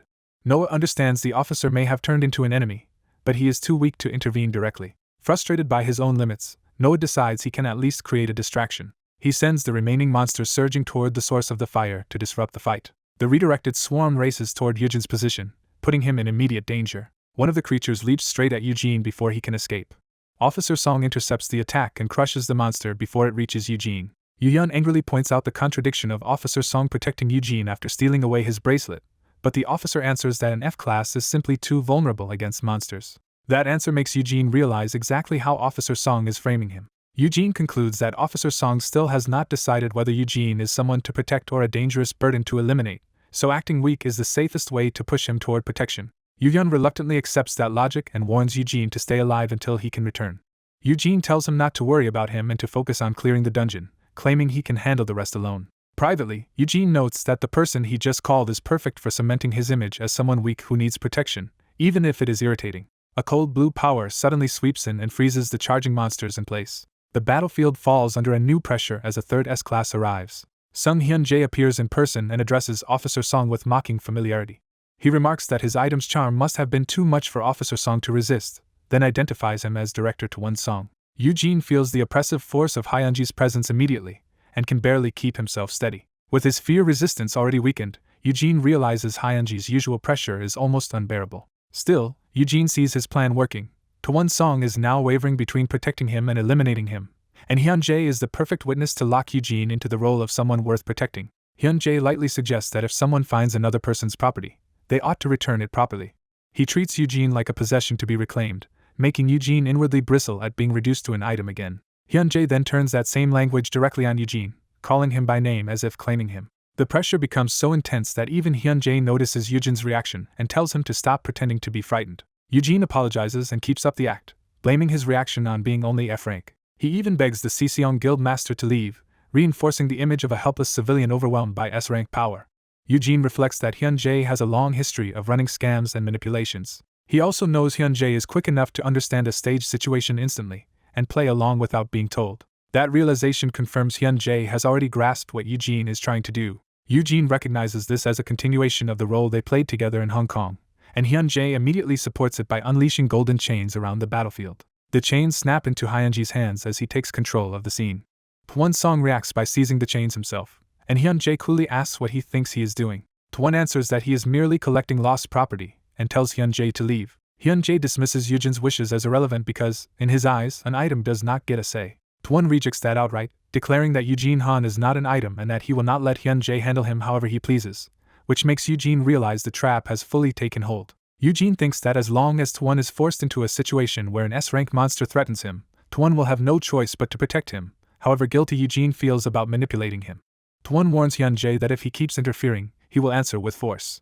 Hyun-jae welcomes the challenge, almost pleased to have a reason to fight him again. Twon orders Eugene to step back, but Eugene can only awkwardly try to stop the escalation. Hyun-jae claims he had no intention of starting a fight just as the clash explodes anyway. Their first exchange tears up the battlefield with enough force to shatter the ground. Hyun-jae mocks Twon for acting like a noble guardian of a weak F rank. Twon answers with a brutal kick that cuts off the taunt. The impact detonates the ground beneath Hyun-jae.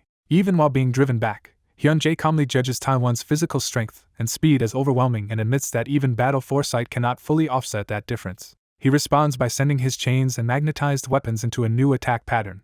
Twon smashes through the incoming assault with raw force. He follows through with another crushing strike before Hyun-jae can reset.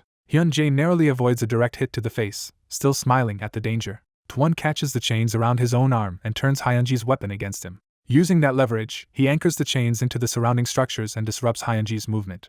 Hyun-jae warns that Taewon should watch the other side as well, because his real objective is still to take Eugene away. Twon realizes too late that Hyun-jae has been setting up the battlefield around him. Hyun-jae springs the trap and Taewon is caught off guard. For the first time, Taewon shows genuine alarm. Hyun-jae lands a heavy blow that sends Taewon flying.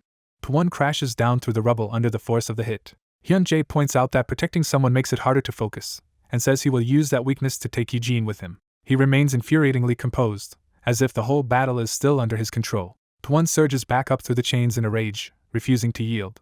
Hyun-jae's magnetism reaches beyond weapons and chains to the metal around them, including nearby vehicles.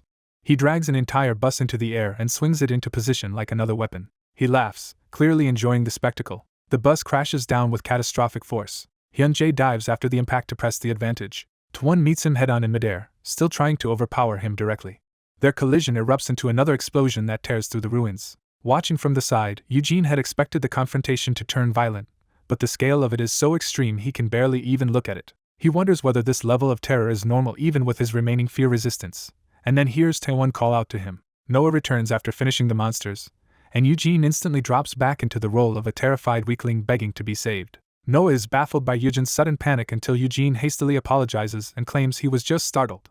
Noah notices Hyun-jae's chest wound and tries to heal it, only to discover it will not close. Hyun-jae casually explains that the injury is unusual, though Noah senses it is stranger than Hyun-jae is admitting. Noah presses for an explanation, but Hyun-jae avoids giving one. Instead, Hyun-jae says there seems to be a problem with his item and suggests ending things for today. Before Taewon can process that retreat, Hyun-jae decides he wants to see what Twon is hiding inside.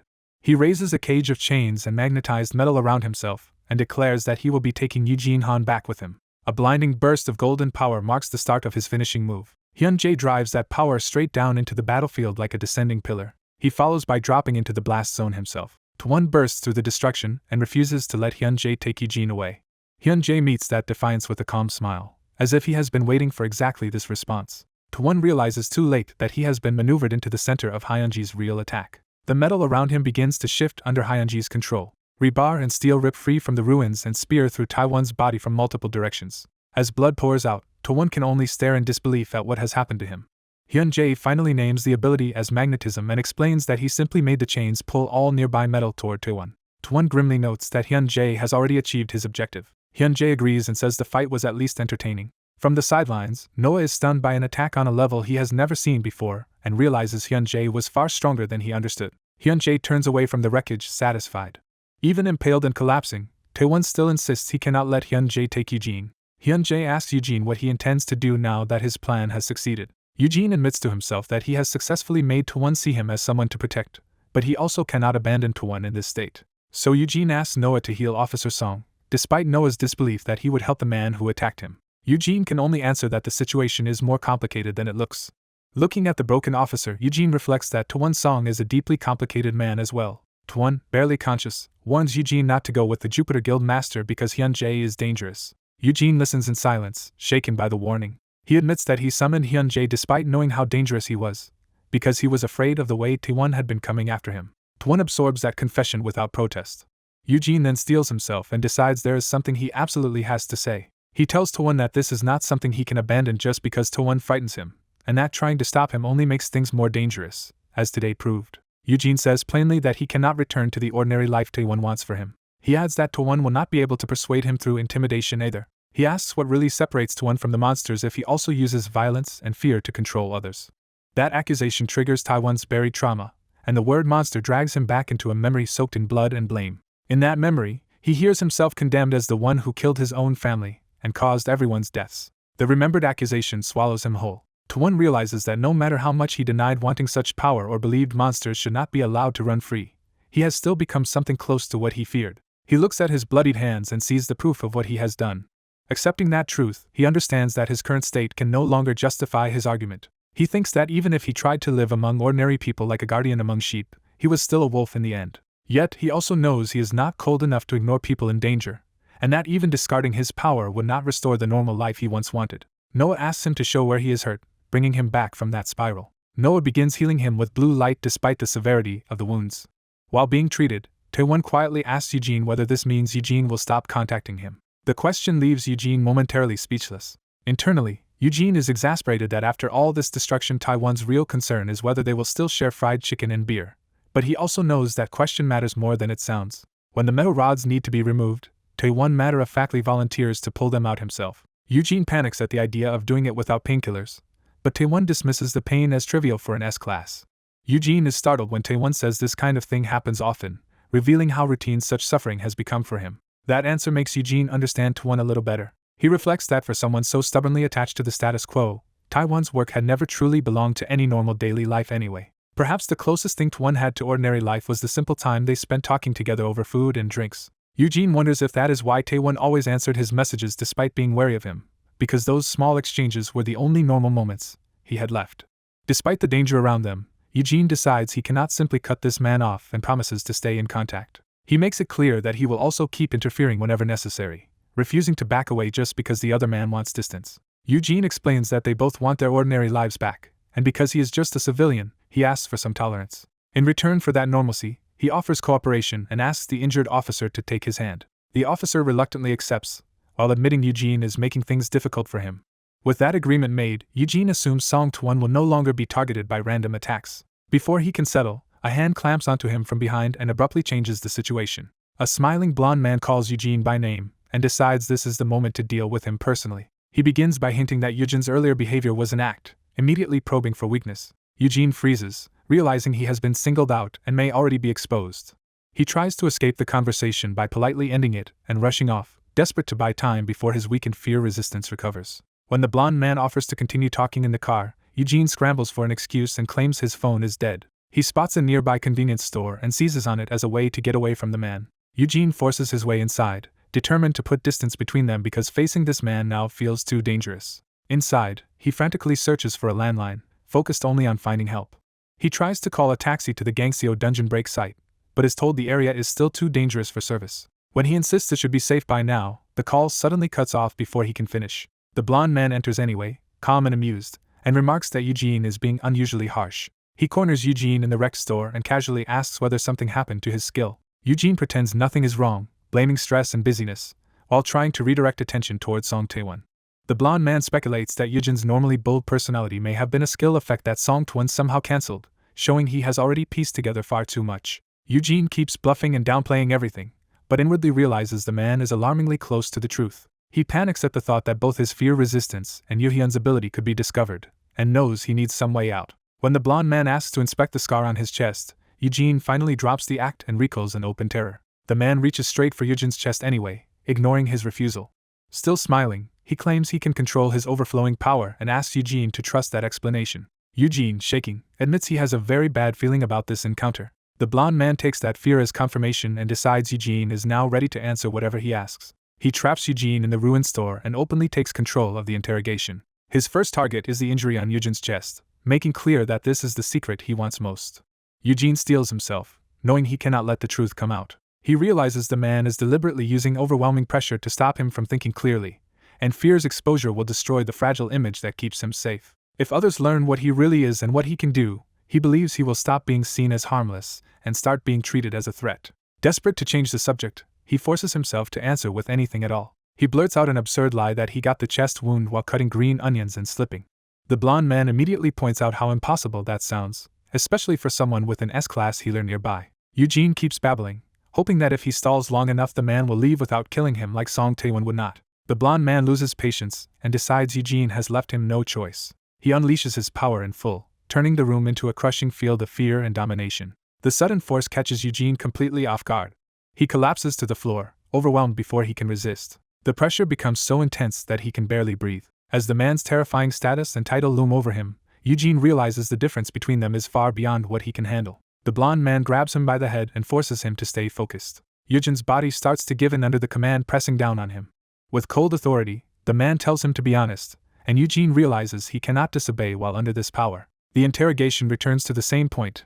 How did he get the injury on his chest? Unable to resist, Eugene starts to reveal the truth and gets as far as identifying a magic stone. The blonde man encourages obedience, promising relief if Eugene simply keeps complying. Fighting through the compulsion, Eugene desperately tries to pull himself together before he says too much. Even facing an overwhelming class gap, he forces himself to stay calm because this pressure is nothing compared to the terror he has survived before. He recalls that true fear was far worse than what is crushing him now. The blonde hunter realizes the younger man has suddenly stopped hyperventilating. Bent under the pressure, the younger man steadies himself and gathers his thoughts. He concludes that an F-class cannot overcome an S-class by willpower alone, even with fear resistance.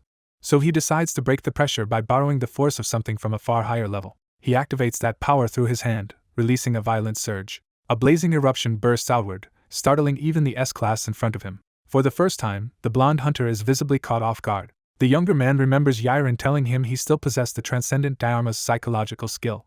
That buried power answers him and tears into the oppressive atmosphere. He realizes he can counter an S-class's pressure by invoking the presence of beings from an even higher class. Still shaking, he reaches forward and commits fully to the attempt. He draws on memories of the monstrous beings Dharma once commanded, intending to revive their overwhelming presence. The horrifying aura of those creatures begins to manifest around him. Their phantom presence descends into the room and dwarfs both men. Using that summoned terror, he tells himself that the S-class before him is insignificant by comparison. His mind turns to Sung Hyun-jae, the man tied to the trauma and fury behind this fear. Blue spectral force floods the space as the imagined monsters close in around the blonde hunter. The blonde hunter senses the unnatural wave of mana and freezes in surprise. The younger man, half delirious and vindicated, pushes the intimidation back at him.